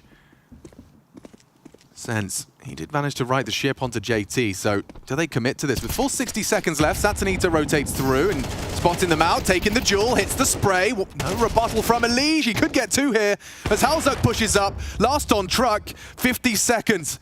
They're going to take the fights. They welcome the duels. Satsanito cut down. A triple kill from Elige. Lovely work. It puts Apex back into economic squalor. Needed that from Grim as well. Just getting that opening pick. A huge entry. And I am quite truly just looking through at the rounds won. Every round, the Complexity have won, Grim has had a kill or more. And every round that they've lost, he hasn't had a frag. Okay, well that's undeniably correlated. I'm just double checking because Seems too easy if that's the case. Is that analysis? I think you're doing it. Damn, look at me go. Nice. Elijah's grip tape. Learn all about that. I wonder if they used that on the glasses. I imagine there was alternative tape. I think it would have been electrical tape. Yeah, that's exactly what I think. The type of tape will be important because if Grim gets 25 kills this game, every kid at home is going to be snapping the arm on their glasses and wrapping it in electrical tape. You joke, but I mean, you know, when we talk about how it's such a mental game. Oh, really it is. If that was me and I wore glasses and my glasses broke with the headset just before I was about to get into the game and then I had to fix it with tape, first of all, I'd be annoyed. Yeah. Second of all, I'd be thinking I'd sit a little bit wonky. How is this going to affect my performance? I had one of my ear cups snap off my headset at LAN. Had to tape it up. Could not get over it. Yeah. Could not. Oh, boost. Oh, we like this jumpy one. And Halzak doesn't, because he's nearly lost his life. Now, they'll be a bit hard done by on the fact that Stiko didn't get to finish it. The nade doesn't find Halzak. It's the CTs, limited in resources. They've got themselves, what? Satanito now tagged up. He has got the M4, but significant lack of that utility we just discussed. The smoke grenade is all, and we're still the majority of the round ahead of us. Now, I do see Elijah a little alone right now. He's got some buddies on their way. It's going to be difficult to break this A defense that they have set up. Oh. No, not it's anymore. Not. JT. Just probably set up the connector. He's going to be surprised by Jacob. A nice swing, but need to see that trade from Elite. Goes for an audacious spray transfer, but it does keep the boots of Nork planted. And yeah, I mean, Stiko, he's walking into Floppy, an aim duel, and he wins it. Takes the AK, doesn't stop. He's bringing the fight through the flames. Nearly had Grim as well. Halzak with 7 HP. Yeah, exactly. Tatsunito. He finds Grim. That was the harder of the two to find because it's up against the AWP. Maybe Halzak can catch an element of surprise here. As he knows, Tatsunito has brought the bomb carrier down. He's going to overlook this position. They're past each other. Halzak has no idea he's already slipped out. That's bizarre. Dead man walking. That's bizarre. What a way for Tatsunito to close the round. I reckon Apex would sell their mothers if it meant they'd win a round. They're more than happy just to have these double lurks where they're not trying to trade. They just go, yeah, okay, and then he's going to assume I'm somewhere else, and as long as you win that one, we'll win the round. Yeah, no worries. Tatsunito gets them number 5. And the finances for Complexity looking bleak going into the final round of the half. We could tie things up 6-6 here. It has been a biff. This has been quite a brawly game of Counter-Strike. It has not been clean. It has not made much sense. But both teams are showing that they can pack a punch with the individuals. Suffocating smoke. Grim got a kill in that round and they didn't win it. Even got 2. Denied. No way. They're not ready for him. Jacob takes down JT. And that's the power of the conditioning. They've been throwing that smoke with no one home. This time, Cole thought they could overlook it. No one gives it a little flick of the mouse to clear. And he gets 3 backs turned. He could have gotten a whole lot more. Might feel a bit hard done by given what was on his plate there. Do you like this rear grash from Sense? If he just pushes up and parks himself, they're going to be baited from Nork in the side. He's actually going for a little bit more and even finds the frag. Elige falls. Oh, they're flashing for him. And yeah, Nork's got the covering fire. That was the setup I was talking about. Yeah. You can see a way it could have worked in a multitude of different ways. Sense has seen enough. And Grim, yeah, he gave it a good go. Downtown. 70 damage, long range Mac 10. And now Floppy steps up to the plate, a 1v4. Oh, he's so locked in. Here's the long flank as well as Bathrooms cut off by Stiko. Just seems like a matter of time then for Floppy. He's going to be walking into an AWP scope. And it's clean from Nork. A recovered half. I mean, one hell of a half, actually, if you recap how we got here. 6-6. Must win for Apex to stay in the upper bracket.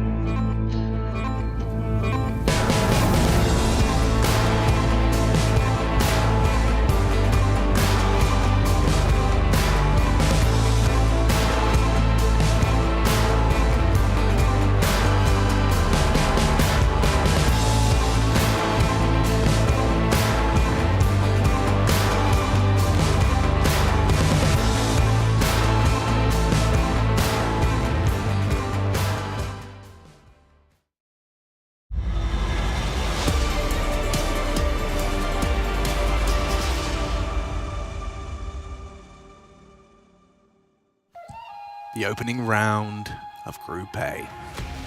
That's right, folks, we're hanging out here for Katowice, the big one to start off the year, 2024.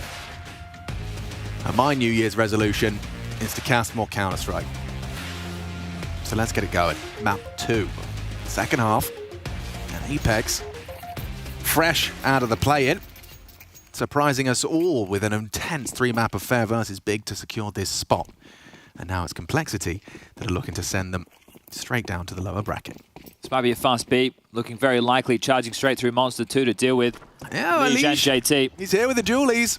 Goes one of two ways, and he's been deleted. Satanito using that Glock to great effect. Parkour required from Grim if he wanted to look over that smoke.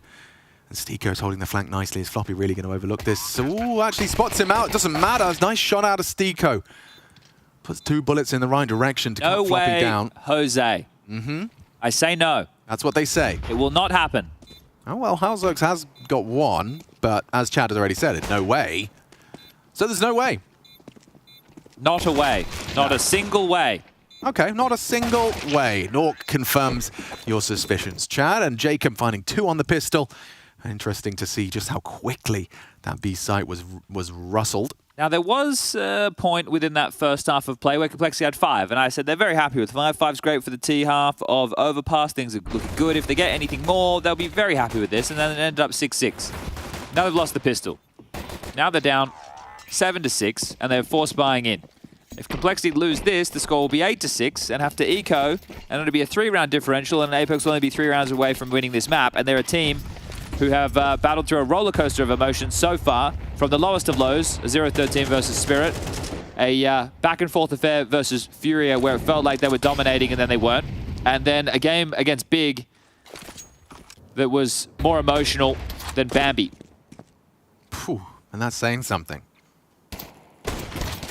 Halzak, he's fired off 1 scout shot. It would be very brave to go for another, but it's a Lige that's going to be tested here.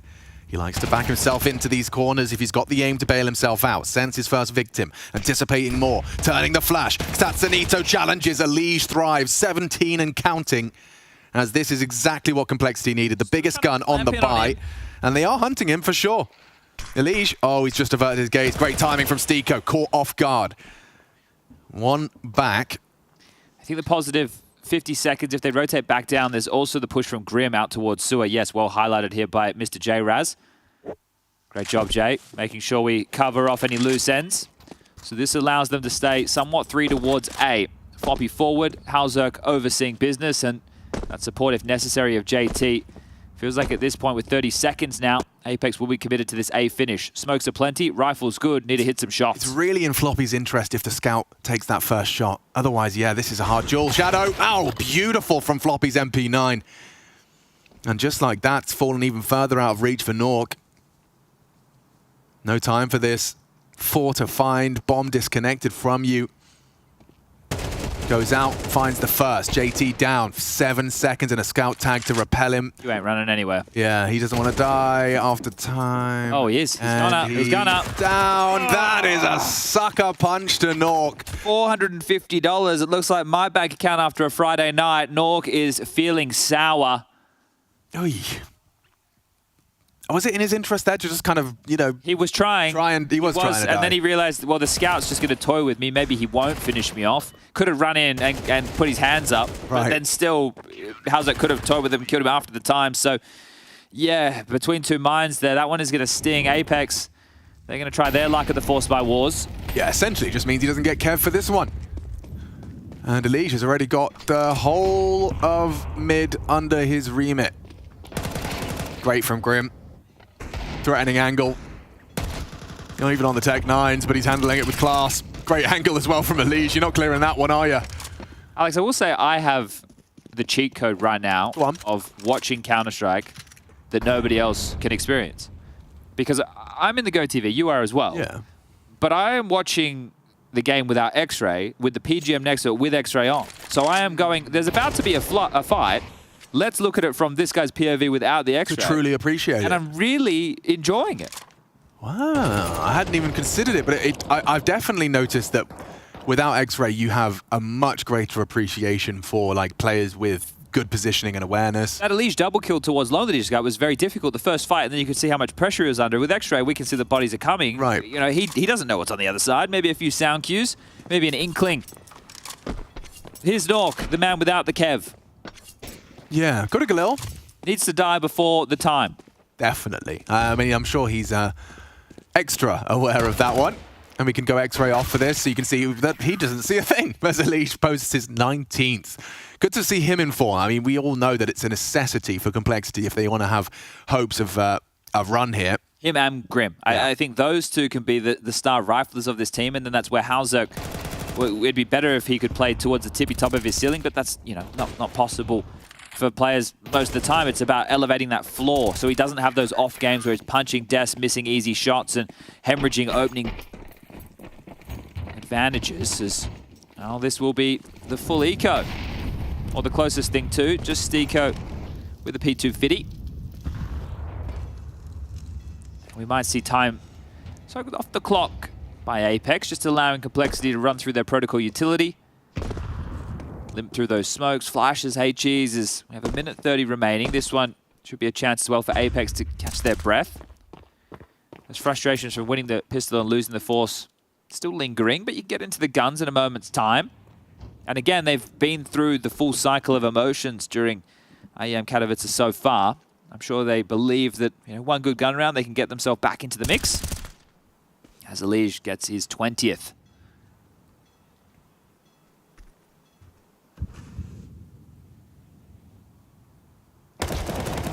Also got Launders back in business. Good to see him. We've had some individuals working double duty while Launders has been a little bit under the weather, but good, he's back upstairs just above us right now, casting with Scrawny. They're bringing you all the action of Vitality versus Ents. That one going down, that is a Group B matchup. You had G2 versus Heroic, that G2 came out on top of. That was quite the match. Monacy versus Heroic, He went beast mode, and the winner of Vitality versus Ents will be taking on G2 in that upper bracket semi-final. That one will be going down on Monday, but at least we'll have the two teams locked in by the end of tonight. I'm very interested to see, you know, what Ents can continue to do. Am I seeing Glaive at the top of the scoreboard again? Yeah. Come on, lad. All right, first gun round, maybe last for Apex. Make a dent, you need to. Double peak! Beautiful. The synchronization. And it's an opening advantage given. Halzerk concedes. Now lost the prowess of your CT side AWP to lock down these long lines of sight over towards A, which, isn't the end of the world with Elige's forward position towards long. Right, I mean, you can always clamp back in if they come up connector and take toilets. He can try and be a bit of a drama, but we'll have a fight with Sasanito at some point by the looks of things. The fact that Grim's coming over there as well, it really does weaken this JT floppy hold. Elige knows he has to search. Oh, didn't spot him. No, sir. But the bomb's coming back. Elige hears them, does get traded by Nork. Lucky to get one. Yeah, and this angle from Jacob is perfectly designed for JT with a knee-jerk reaction. Trying to retake a short late. They're grouping up to crawl into towards this A site here. Grim still long side. Jacob trying to keep these B boots planted. Floppy walks straight on in. Oh, Jacob. Grim might catch a great timing. Nork has just joined the pack. Didn't finish off his frag onto Floppy. Nork's looking for connector. Grim has an opportunity. Real opportunity. Are they planting in front? They are planting front dice, so he can't deny, but he could certainly catch a back turn, which he will. Just about. Pulls it across. Nuke close. You're not anticipating this one. He goes for the no-scope. A risky maneuver. But Apex just need the two more. Swing it through. Oh, dear. Stiko down. Nuke in the clutch. Good for it, typically. A triple kill, great. He needs a quad to give Apex hopes and dreams. And it's JT down on the flick. A wrist breaker from Nuke. We'll see that one again, please. I didn't even quite believe that he got the kill. You and your X-ray toggle. Sorry, what? Let's see that one again. Jeez. Oh, yes. One more time in slow-mo. This is slow-mo, by the way. Yeah. Wow. Yeah, Jacob can't quite believe it. Yeah, all right, Nork. That one had some sauce on it, and Sense enjoyed That clutch. Spicy. Yeah, Grim. He did find that timing, got the kill, then run down. You mentioned it, the no-scope. Nuke not even taking the moment to get the click in, just putting it straight into Grim's belly. Yeah. When he's on his peak, it always seems like he's kind of just, he's brimming with this like nonchalance. He's like, I'm just fragging, boys. This is the thing that Apex signing Nuke on, right, for an extended period of time. This is it's a great signing considering, you know, when we get to see those type of rounds come out from the AWPer. Yeah, I mean, compare what both of the AWPers in the server did that round. It's night and it's day. Yeah, Halzok got double swung, and Nuke won a very important clutch. Very important. And just as you'd highlighted, you know, this was a big one for Apex. And he got that important trade onto Elige as well to start it off. Oh, did he? Yeah, Grim aware. Short occupied early. Floppy's HE doesn't do anything. 6 damage onto Jacob. He brought the special Kevlar. Apparently they've seen enough. Sense. Dipping back will join the pack. So now they can have the 3-1-1. Steeko on connector. AWP of Nuke, Sasanito and Sense to work on some A control. So Jacob's initial jaunt for a fight over towards B was denied. And now they need to knock on the door elsewhere. The bogey position of Elysian Connector is on a bit of a timer, and he's actually smoking himself to get out. Play around this. Hearing some jumps towards long. That hole to be plugged by Grim. With the bomb being picked up here, like outside playground as well, there's a real world where Elige could do a real disruptive play. He's actually slipping down Cont. Tatsunito might catch him. I think it's going to get hard for Halzok in a moment too. Yeah. Steeko keeping his options open, well aware of the potential, the absence of info in Cont. 30 seconds as Halzok has a glance at long. The util starts to fly through. Grim on his way. Halzok, a decoy. Lets them know that the AWPer's close. Rallier flashes. He needs to hit this. He needs to hit it. Does so. First is great. The second is brilliant. But Steeko, a double of his own design. And the bomb will be going down in time. Jacob punching in the code. Oh, that's the headshot. Denies the plant. There's no time. There is absolutely no time. And this one slips away. A very important frag onto that bomb plant. It's a winner for Complexity. And they never actually cleared out Connector. The fact Elige was down there, then he came back up, poked up his head, got some information, went back down, and then he was that trap card that was played late, activated as Apex tried to punch in the bomb. And they'd gone through long. They must have known that the bathroom side was always going to be somewhat susceptible. Elige was still alive, right? It was Halzok, the player that went down with the Grim and the double up from Steeko. Maybe a misjudgment on your plant spot as well. 16 seconds as you get Halzok down. Steeko's come through. Yeah, I guess Steeko getting those kills from headshot maybe lulled them into a false sense of security. But here we go. Nuke whipping out the AWP. There could be a bit of an element of surprise in this one. I think that would have been saved across in the chaos. No way, they didn't they? Never mind. No, he did save it. Yeah. I thought it was crazy. No, he definitely did save it. Makes a lot of sense. Elige going down early, it seems insignificant, but could have ramifications. There's Kevlar on Jacob, so that rifle is a fully fledged threat. And they're allowed to elope. Feels like they have a lot of space. JT was just peering into Connector, just looked outside B from the pipe as well. Didn't see an awful lot. No AWP for Complexity to defend. It's Halzok operating with a silenced M4. That smoke is actually nice for Apex to hear. It means that they think that the threat is a little bit closer than it was. So now they can creep up and be a bit faster on their timings. 35 seconds. That was the last utility piece. Halzok. Shadow. Oh, 10 bullets go shy. He's used this whole magazine and empty-handed now with his back turned. It could have been 2. Oh, Grim's in trouble. Still manages to deliver. In the absence of Halzok's fragging, it's Nuke though, that AWP. The rotation so far that away. Flick, yeah, he's going to be getting that bomb down. Uncontested this time. Floppy, got the kit. Gets the info, backside's occupied. Oh no, makes a mess of this one.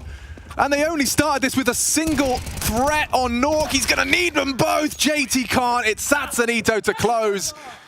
And it seems, yeah, a couple more twists in this tale to go. I feel we've had 19 rounds played. I swear at least half of them felt like the team who has had the worst buy has actually pulled the round out of their arse. And here's another one to add to that tally.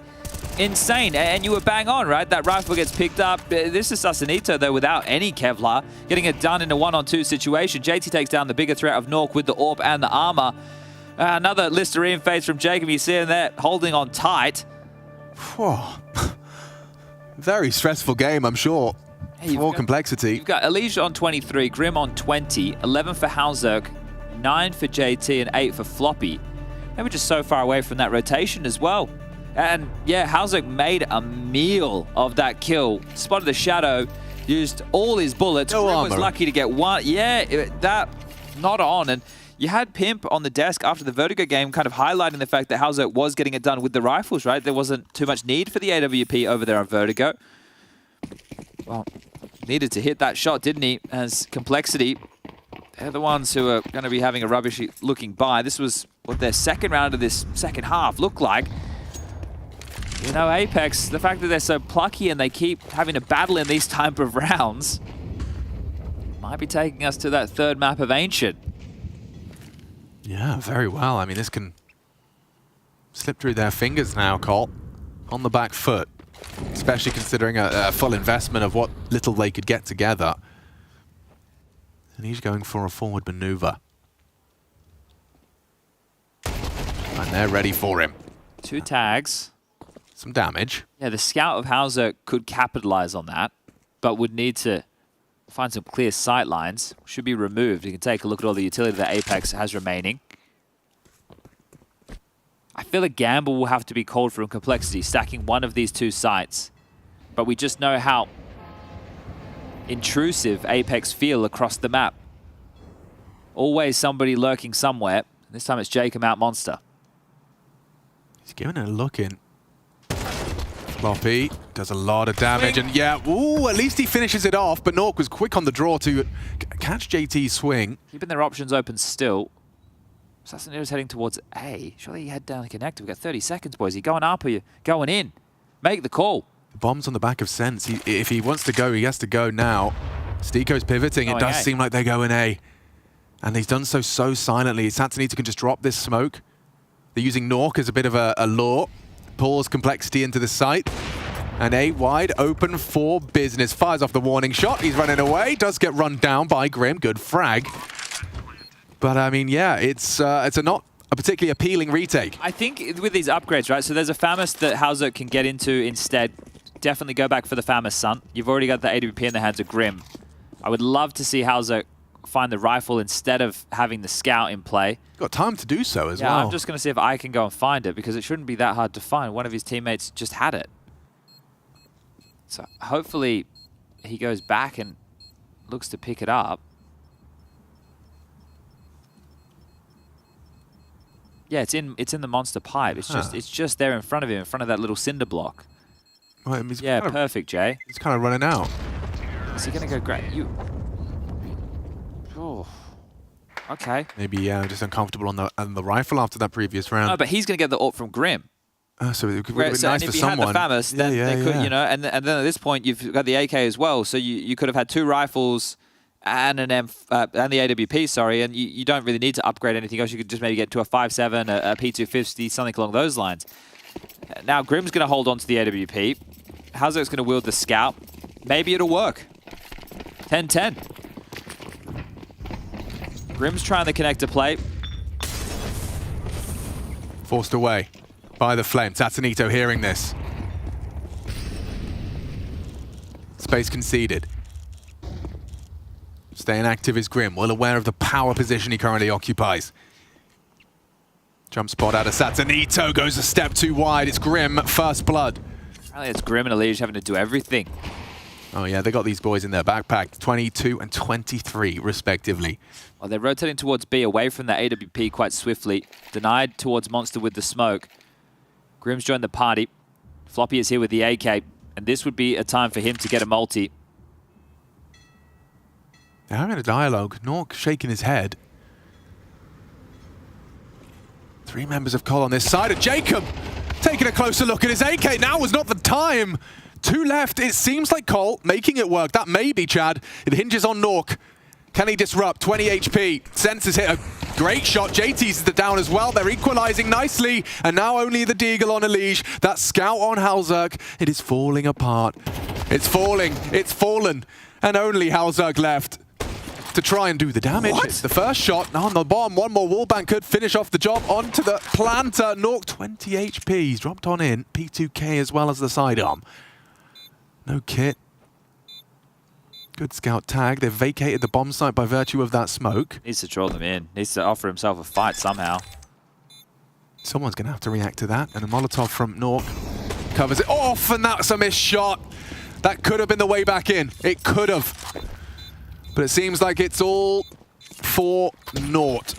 Take the AWP, get the hell out of Dodge. They might be able to hunt him down as well. Giving it a look in. Perfect play from Nuke again. Gets himself up to 20 and call that 2v4. A little messy. They've lost some extremely frustrating rounds. And it felt like they had everything on lockdown, but then they looked away from Monster, the Sling Cow, that said Floppy needed a multi. He was only able to get 1 on the AK. Grim finds the opener. He even rotates over towards B, stalls them out before they can push in the side. At this point, what are we talking, a 2-on-4 scenario? JT takes his eyes off the prize. Shot in the back, and then, yeah, Halzerk rotating in with this scout. You're not expecting anything to get done as a second tactical timeout, and yeah, a facepalm from Elige, the double facepalm, the most severe of the facepalm family. They've had some real stinkers. Stinkers, yeah. Maybe this is what Apex does to you, because Big know how this feels. Maybe just let Apex just have a way to make you stew in your own juices. Oh. And then, I mean, it becomes we know, a mentally driven game. You know, we talk about confidence. We talk about, you know. Stop smiling, JT and TC. Yeah, now's not the time. Look as emo as the rest of your team. It's not a laughing matter. Join us in our misery.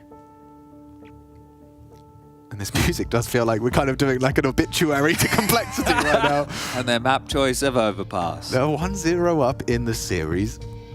It all started with a quick pistol round victory on the T side.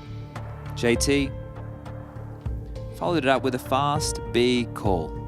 Straight in, all 5, losing the 4 spy.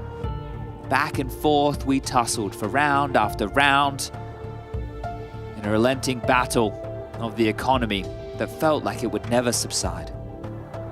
Complexity ended that streak and managed to put 3 consecutive T rounds to a 5-2 lead, once again on the T half of their map choice. But Apex, the tenacity, the grit, the teeth, it showed as we ended the half 6-6. They continued that run as we found our way into the second half of play with a pistol to their name. But the 4 spies came back with a vengeance as Complexity once more showed that they too could get it done with the little guns. Now we find ourselves at 11-10, and Apex seem to be in the driver's seat as just 2 more rounds are required to take us to map 3 of Ancient. I really enjoyed that. Thank you. Thank you for that. Wow. We had a small tech issue, and fortunately Chad has resolved it for us. Let's get back in underway. That was a Mr. Molotov of some variety. Heard that one detonate mid-air. Little firework.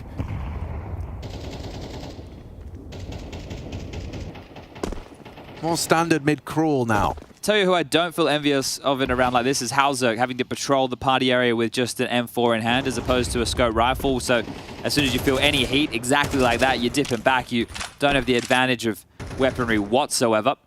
Oh, and we didn't even touch on the Nuke clutches. Yeah, that last one on there. The flick of the wrist. Really, really quick work out of his AWP so far. And he, justifiably at the top of the scoreboard. Apex expecting some form of aggression, knowing that Complexity's buy has to be compromised. So took their time before starting to establish this map control. Divider molly, bathroom smoke, connector control, going through the paces. Color by number Counter-Strike as the bomb picked up on the back of Nuke now. 45 seconds remaining. 3 players on A. Elige, Grim, and Halzerk. the usual suspects. Helzak spotted out. 30 seconds. That's a great time for the smoke to be blooming towards Divider. Elige considering the Axar flash. Oh, and it's actually Stiko just running and gunning through the smoke, and they just run into the meat grinder. Elige, Grim, they mow them down, and an 11th for Cole manifests cleanly. Just what they needed, really. A moment to reflect and then come back in, and it seems like all guns are blazing. All 5 staying alive will be quite important here. They have been able to retrieve the AWP. I don't even know if Halzak wants it at this point. We'll see how the trading of guns goes into the next. Of course he's going to take it, but it's just not really working for him right now. I think Grim's got more AWP openings already. But now I'm sure on the other foot again. It's just been such a tug of war of finances in this entire map of play. And I said it once, I'll say it again, it feels like at least 50% of the rounds the team with the worst buy has been able to pick them up. And the hesitancy from Apex to take that map control, worried about an aggressive maneuver early, it came back to bite them. They found this time the economy of utility being well held by Complexity, that late smoke. It's an all-in. It's an all-in. This is a backbreaker. It's 4B. Complexity reading this. They have to be ready. The mollies are in. Halzak's close by. He's not ready at all. Caught out by Satsunito. Floppy needs to come up trump. Needs to find another. Doesn't post it, but Grim and JT holding on beautifully. As that barrage of bodies up Monster has come to a close. Just Stiko on short side. An all-in call at round 23.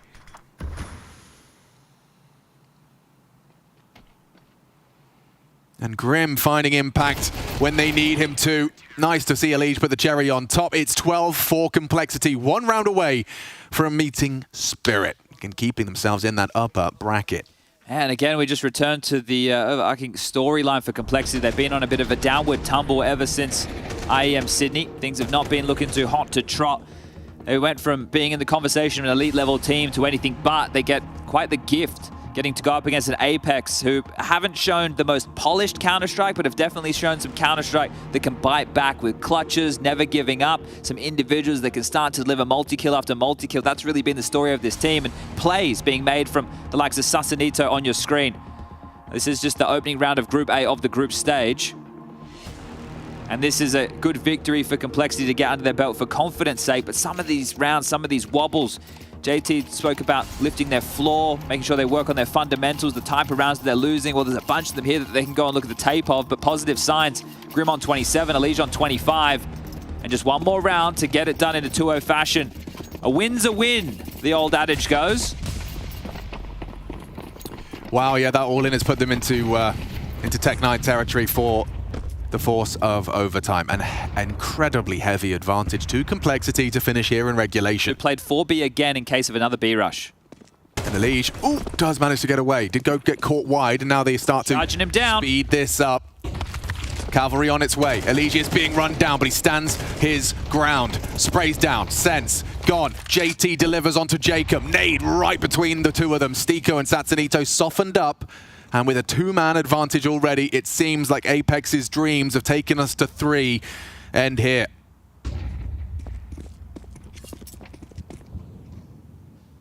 Don't want to rejig the setup too much. Stiko working on long. Elige picking up that AWP in order to hold this tight line, but it would be susceptible to a quick wide swing from that walked up Tech 9. He does remove the double zoom, so ready to track that walk up from Stiko. And he does hit it. Shot connected. It seems like Complexity have done enough. Unless Nuke and Satsunito can work some magic. First on the D, great. Caught by JT, and with Satsunito caught in the middle of the site, it feels hopeless, and it is. Solid work from Complexity in the end. They do get it across the line in regulation, and they'll stay in that upper bracket, sending Apex down to the lowest. Yeah, 2-0, as I said, a win's a win, and Complexity get their chance to slay the dragon for a spot in the Spodek. Spirit await. This is the team that everybody's talking about, and they managed to take down Na'Vi, being quoted as their first real test. Donk and Shiro needing to show up in that one to get it done. Apex, they continue to show that they're not a team that you can put down easily. Complexity had to work hard today. This is their first game in the Hall of Heroes, and they do walk away with the W. They need to start trending upwards. This could be the stop of that downward spiral, and now step at a time if they want to show they can be part of Counter-Strike's elite, because this is North America's hope at Katowice. And North America's hopes, you want to talk about elite, 27 frags each. Grim and Elige, they've arrived in Katowice in full form. The rest of the boys going to have to back them up if they want to continue in this upper bracket. Spirit's a big one, and the Desk are here to break it down. City manage it. They put away a tenacious Apex team. That squad just doesn't know when to say quit, but this time at least it's Complexity who triumph. And joining us here on the desk is a guy who knows a lot about Triumph. It's Mr. Grim. Hello guys, hello. How you doing, man? Doing good. You know, I'm an injured man with my glasses out here, but yeah, what happened there? What'd you do? I put the headset on and it just snapped off. I'm like, well, this will be the glasses broken game, so we're gonna drop 40 now. I'm like, all right. So I ended up having a good game because of it. It's the Jordan game, but with a lot lower stakes. Congrats. I mean, great map there over on Overpass. I mean, really throughout the series, you guys came in and you dealt with business. What? Look, let's talk about it first off. What changed from Blast till now? Yeah, honestly, we had a lot of practice, honestly, coming into this event, because, you know, when we lose, we just, you know, practice days, right? A bunch of practice days, and we just came talking, and we had this, we needed more, like, mid-round direction, and sometimes, and we were panicking a lot at Blast. Like, we were doing stuff that's very uncharacteristic, so we just, like, you know, in the scrims, we focus on, like, playing a bit slower, you know, calming down when we need to, making better plans, and I think we've done a good job of that today, at least, and hopefully we can build on that. Wow, that was a really comprehensive answer. It's kind of everything I was going to ask about, actually. I guess, okay, how about you stumped him. Yeah. Well, for mid-rounding in particular, then, like, who are the voices that are stepping up a little bit more now that you've had those discussions? I'd say, obviously, it's still JT and Elige, but I've been trying to do a lot more myself, and I think I feel a lot more confident in the game and comfortable when I'm doing that, because I can, like, call my plays, you know, see what's going on, offer support, and I have a more clear picture around when I'm doing that as well. I think it helped a lot today, and I keep building on that as well. I think even when we were just standing behind you in that last round, we could hear it, you know, calling the rotate, making the move over, anticipating the hit of where it would be coming through. It's impressive to hear, man. For you, Grim, you had a bit of an up and down, individually speaking as well. I remember a year ago you were like a revelation coming into Complexity. You're playing and firing on all cylinders. Then you've been a little slower as of late. Have you taken a step back to accommodate for Elige, or do you think it's just a bit of an up and down period for you? I don't think I took a step back at all. Like, none of my spots really changed. Okay. At Sydney in fall final, you know, definitely a little bit of nervousness on my side because inexperience in the big stage. But, you know, with that on my belt now, it helps a lot. And just trying to find myself to be more comfortable. Like, we all said on the team that, you know, I can do whatever play I want and we can make it work in the team. And we've been talking about that more. And I understand, like, more of what I can do in a round. And I think it's helped me a lot. So you have the freedom to do whatever you want. Speaking of Sydney as well, and the whole narrative of you guys coming out in CS2 and playing some beautiful Counter-Strike, you know, maybe even overperforming to a lot of expectations. Lately, it's been rough. What changed from Sydney and then the last couple of tournaments at Elisa, at Atlanta? You couldn't get it together. Were you jaded? Were you tired? What was the issue? I don't think we were tired. I mean, yeah, it was towards the end of the season. We had a long season, but that's no excuse, right? Like, we're an NA team, you know, that comes with the job. But I'd say it was our communication for sure. I'd say when we play in front of a crowd, we definitely have way more comms. You know, everyone's amped up, but we need to find a way to bring that into every game, even in a studio environment. So in the scrims, you know, we've been practicing communicating like it would be like an actual stage match scenario. And I think that the communication is a big thing for us, knowing what gaps are open, you know, what things are possible. And, you know, if we can do that better, we can get back to those winning ways for sure. Sounds good. It definitely showed here, right? You are our aim high, our Air Force aim high player of the match in this one, showing up very strong there, helping seal the deal. As well.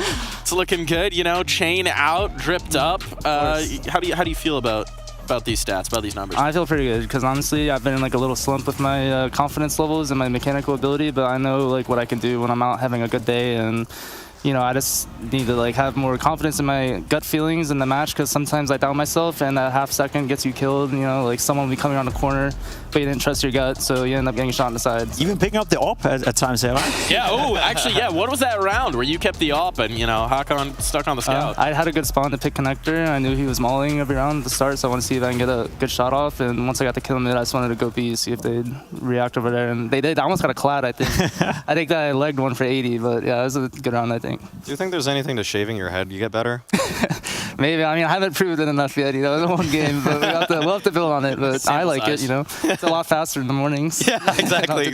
More time to warm up. Yeah. It's all about efficiency and optimizing. I mean, it's interesting to listen to you talk about the confidence game, right? Because, I mean, a throwback to the way I introduced you, a guy who knew a lot about Triumph. I mean, back in those days, you'd swing anybody. Yeah, I was owning everyone back in those days. Shake Zula, you know, he told me, you're off the leash. I just did everything, but... Yeah, I mean, I know, what it takes to be playing those games where you're firing on all cylinders, the confidence is high, and mental game is really big in this game, and if your mental is bad, you don't think you're going to get the kill, you're not going to go for as many kills, not make as many plays, so you need to be thinking you're the best, even if you're not, you need to have an ego in some sort, and I think that helps a lot. What's the general expectations for Complexity at this tournament? Now you're here in the group stage, you won your first game, is it playoff you're aiming for, or is it more getting back on track, sort of? I think more so getting back on track, because we've been last place last 3 tournaments, which is definitely not what we want. So we wanted that now, yeah. Yeah, we want to get back to those winning ways, and I think this win is going to help a lot, build some confidence for everyone, and we'll see what we can do to build on top of that. But I'm looking to make the stage again for sure. It was amazing those last 2 events earlier in the season. Cool. Anything more for the guy? I'm good. Should we let him go celebrate? Yeah, I think so. Congrats on a great debut here, man. Great game. Always fun to watch. Thank you, guys. Good stuff. Hopefully we'll have you back here soon. You could just take the headset off and just run away. Go, yeah. Well done. Well played. Free. GG, well Run, played. Grim. Fly into the sunset. He's off the leash again, huh? Appreciate him coming to join us, though. Always good to hear from him. And I mean, very frank, very honest in terms of, what he's been feeling, what he's been dealing with as well. That's one thing I like about Complexity. That's one thing I like about Grim and their players. They're not trying to hide away from the fact that they've been sucking lately, to be completely honest, right? They're well aware of the fact they've had some issues. They're well aware of the ending of last season was unacceptable to some degree, considering how well they were playing. And I like when people, and in particular players, are being honest about it. They're not trying to hide. They're not trying to come up with X, Y, and Z excuses. They're taking it on the chin. And right now, that was a great answer to answer back to all the critics out there and every one of us who rightfully, I would say so, doubted them a little bit. Yeah, for sure. I think it's reasonable, but it is interesting to think about Complexity, right? Because I feel like they changed the narrative around them over the course of 2023 from being like a team where we're like, oh, they made playoffs, that's really nice for them, to being like, oh, we at this point want them to compete for trophies. And then there was a bit of a backslide. It felt like CS2 gave them a pretty big boost. Also, getting a Liege gave them a pretty big boost. So it feels like, in a weird way, like Complexity need these false honeymoons. Almost like, hey, we got a Liege. Cool, we're going to go on a little run. Oh, CS2, we're going to go on a little run. They need to be able to recreate that kind of feeling and atmosphere all the time. And Grim's talking about the fact that it's when they're in now, they've had a taste of arena, and it's like they need that taste of arena to play it to the highest level. No, you need to be able to bring that in, day out, like teams like FaZe and, well, maybe Vitality are losing right now, but I mean, you know what I mean. We don't talk about that. Or we do talk about it. It's very exciting over there. But let's focus on our matchup first. Yes. There is another team involved who we haven't really touched on yet. Yeah. Apex on the other side of the coin. What were your takeaways, boys? I got one big one, and it's something that's been bugging me a lot about Apex, and it's got me scratching my head that they're even... Get it off your chest, man, yeah. Yeah, Let's hear it. They're even This is a winning safe space, games. Maui. Let us know. They had, in the play-in, the second worst trading of any team. After today, I'm pretty sure they had the worst trading once again. This team just kind of scatters a lot. They just kind of look for individual fights everywhere, and they don't actually work too often as a unit, and it's this style that is just, to me it's so high variance, and I feel like it's pretty impressive that they even got as far as they did so far, because they just are really just like one player. It's why Spirit dominated them, because they never really moved away from a 5-man all over the place default,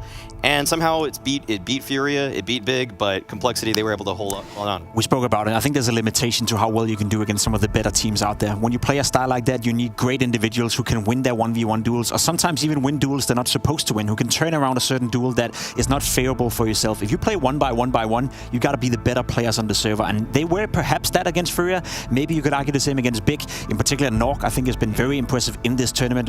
Massive clutches he's coming up with left, right, and center. He's really the catalyst behind the good performances when Apex are playing, but you cannot do that against teams who are individually better than you, which I think Complexity are with players like Elise, Grim, and Floppy for that matter. They certainly showed it today, but as we've learned from watching Apex, you can never count them out, and they've still got another chance. So down to the lower bracket, it is going to wrap up our matchup today here on the B stream. So go on over to A, check out the rest of that match, and we'll see you tomorrow bright and early for more of the Intel Extreme Masters Katowice. Good night, everybody.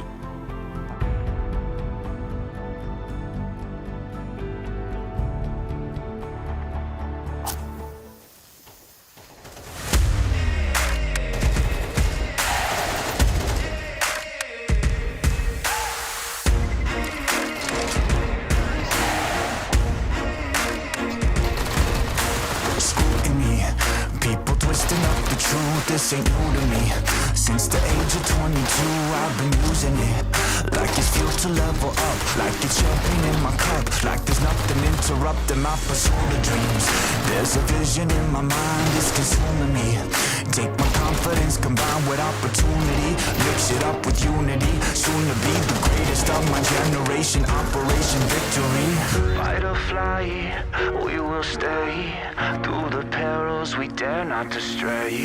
Spark the match, light the flame, out of luck, out of sight, dangerous, dynamite. Dynamite! Setting fire to the clouds at the speed of light.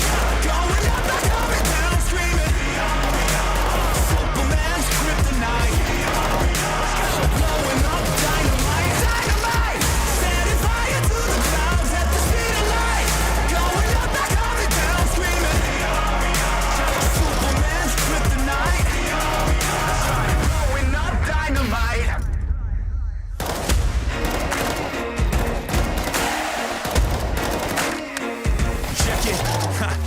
Troubled days, lonely nights, a lot of tears, a lot of fights. Big dreams met with bigger lies. It ain't what it seems from the outside. On my downfall they pray. Will I surrender or will I betray? Given the trauma that lives in my brain, I use it to fuel up the fire in my veins. I never complain, I lost up and do it. If there's a battle, I fight my way through it. If the wind blows, I thank God that he blew it. Cause what is a blessing depends how you view it. The fruits of my labor are in abundance. Indispensable, I'm not redundant. Incomprehensible the way I've done it. When the struggle pushes me out, I'll shove it. I'll rise above it. Fight or fly, we will stay, through the perils we dare not to stray. Spark the match, light the flame, out of luck, out of sight, dangerous, dynamite. Dynamite! Setting fire to the clouds at the speed of light. Going up, not coming down, screaming. Superman's kryptonite. Blowing up, dynamite, dynamite. Setting fire to the clouds at the speed of light. Going up, not coming down, screaming. Superman's kryptonite. Blowing up, dynamite.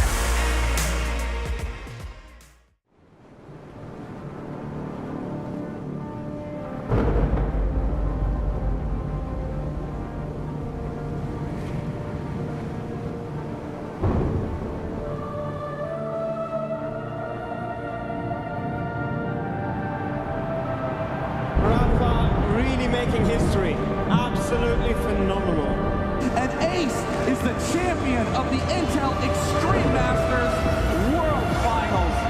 Storm's still not quite done. MC is going to take this fight though. 3 seconds left. Last 2 rounds of Action's got to start it well for ESC. And this is a massive move for Zez, but he's not content with just a Nexus kill. He wants to win. And it's all done. A flawless win. Unbelievable Rogue with a 4-0 victory over Classic. And they did it again in the grand finals. It's Nuke! Give it up for your Intel Extreme Masters World Champion!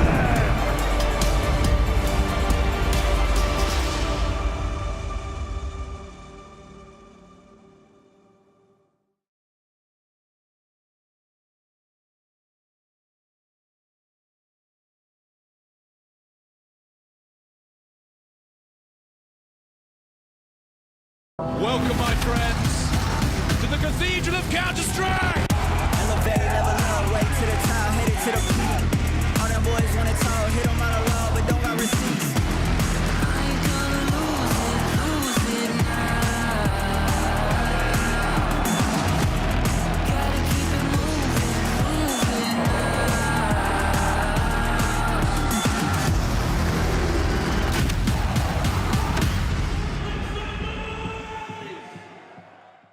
Smokes. You see double smokes in the same place there. Simple just jumping casually into the side. Wait, what was that? Never miss a play again. Simple, that's not allowed. This is not FPL. This is a major. Finally. With FaceIt Watch, you're in control. Switch between player POVs live and see the game through the eyes of any pro. Never miss a moment with replays. Relive each highlight on demand from all angles. Watch it, control it, face it.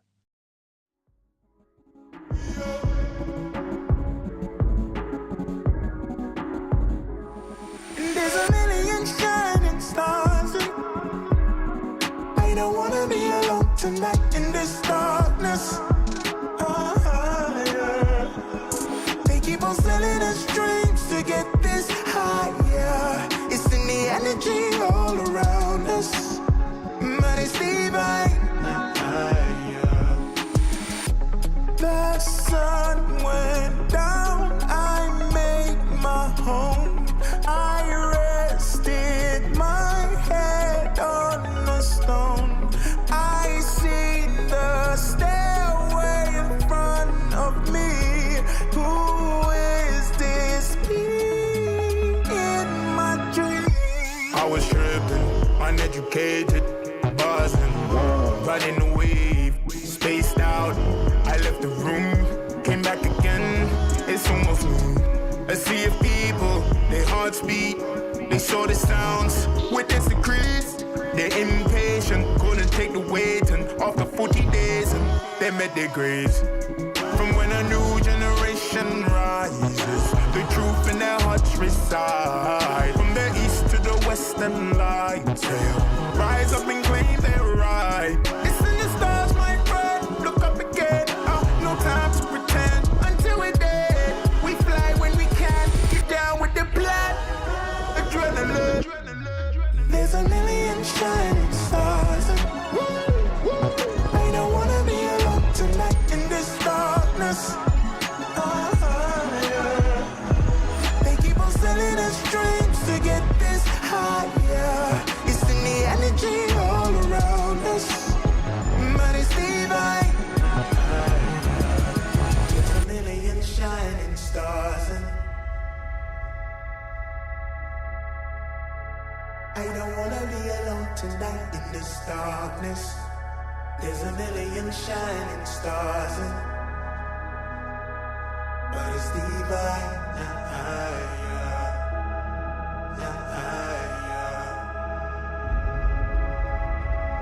They keep on selling us dreams.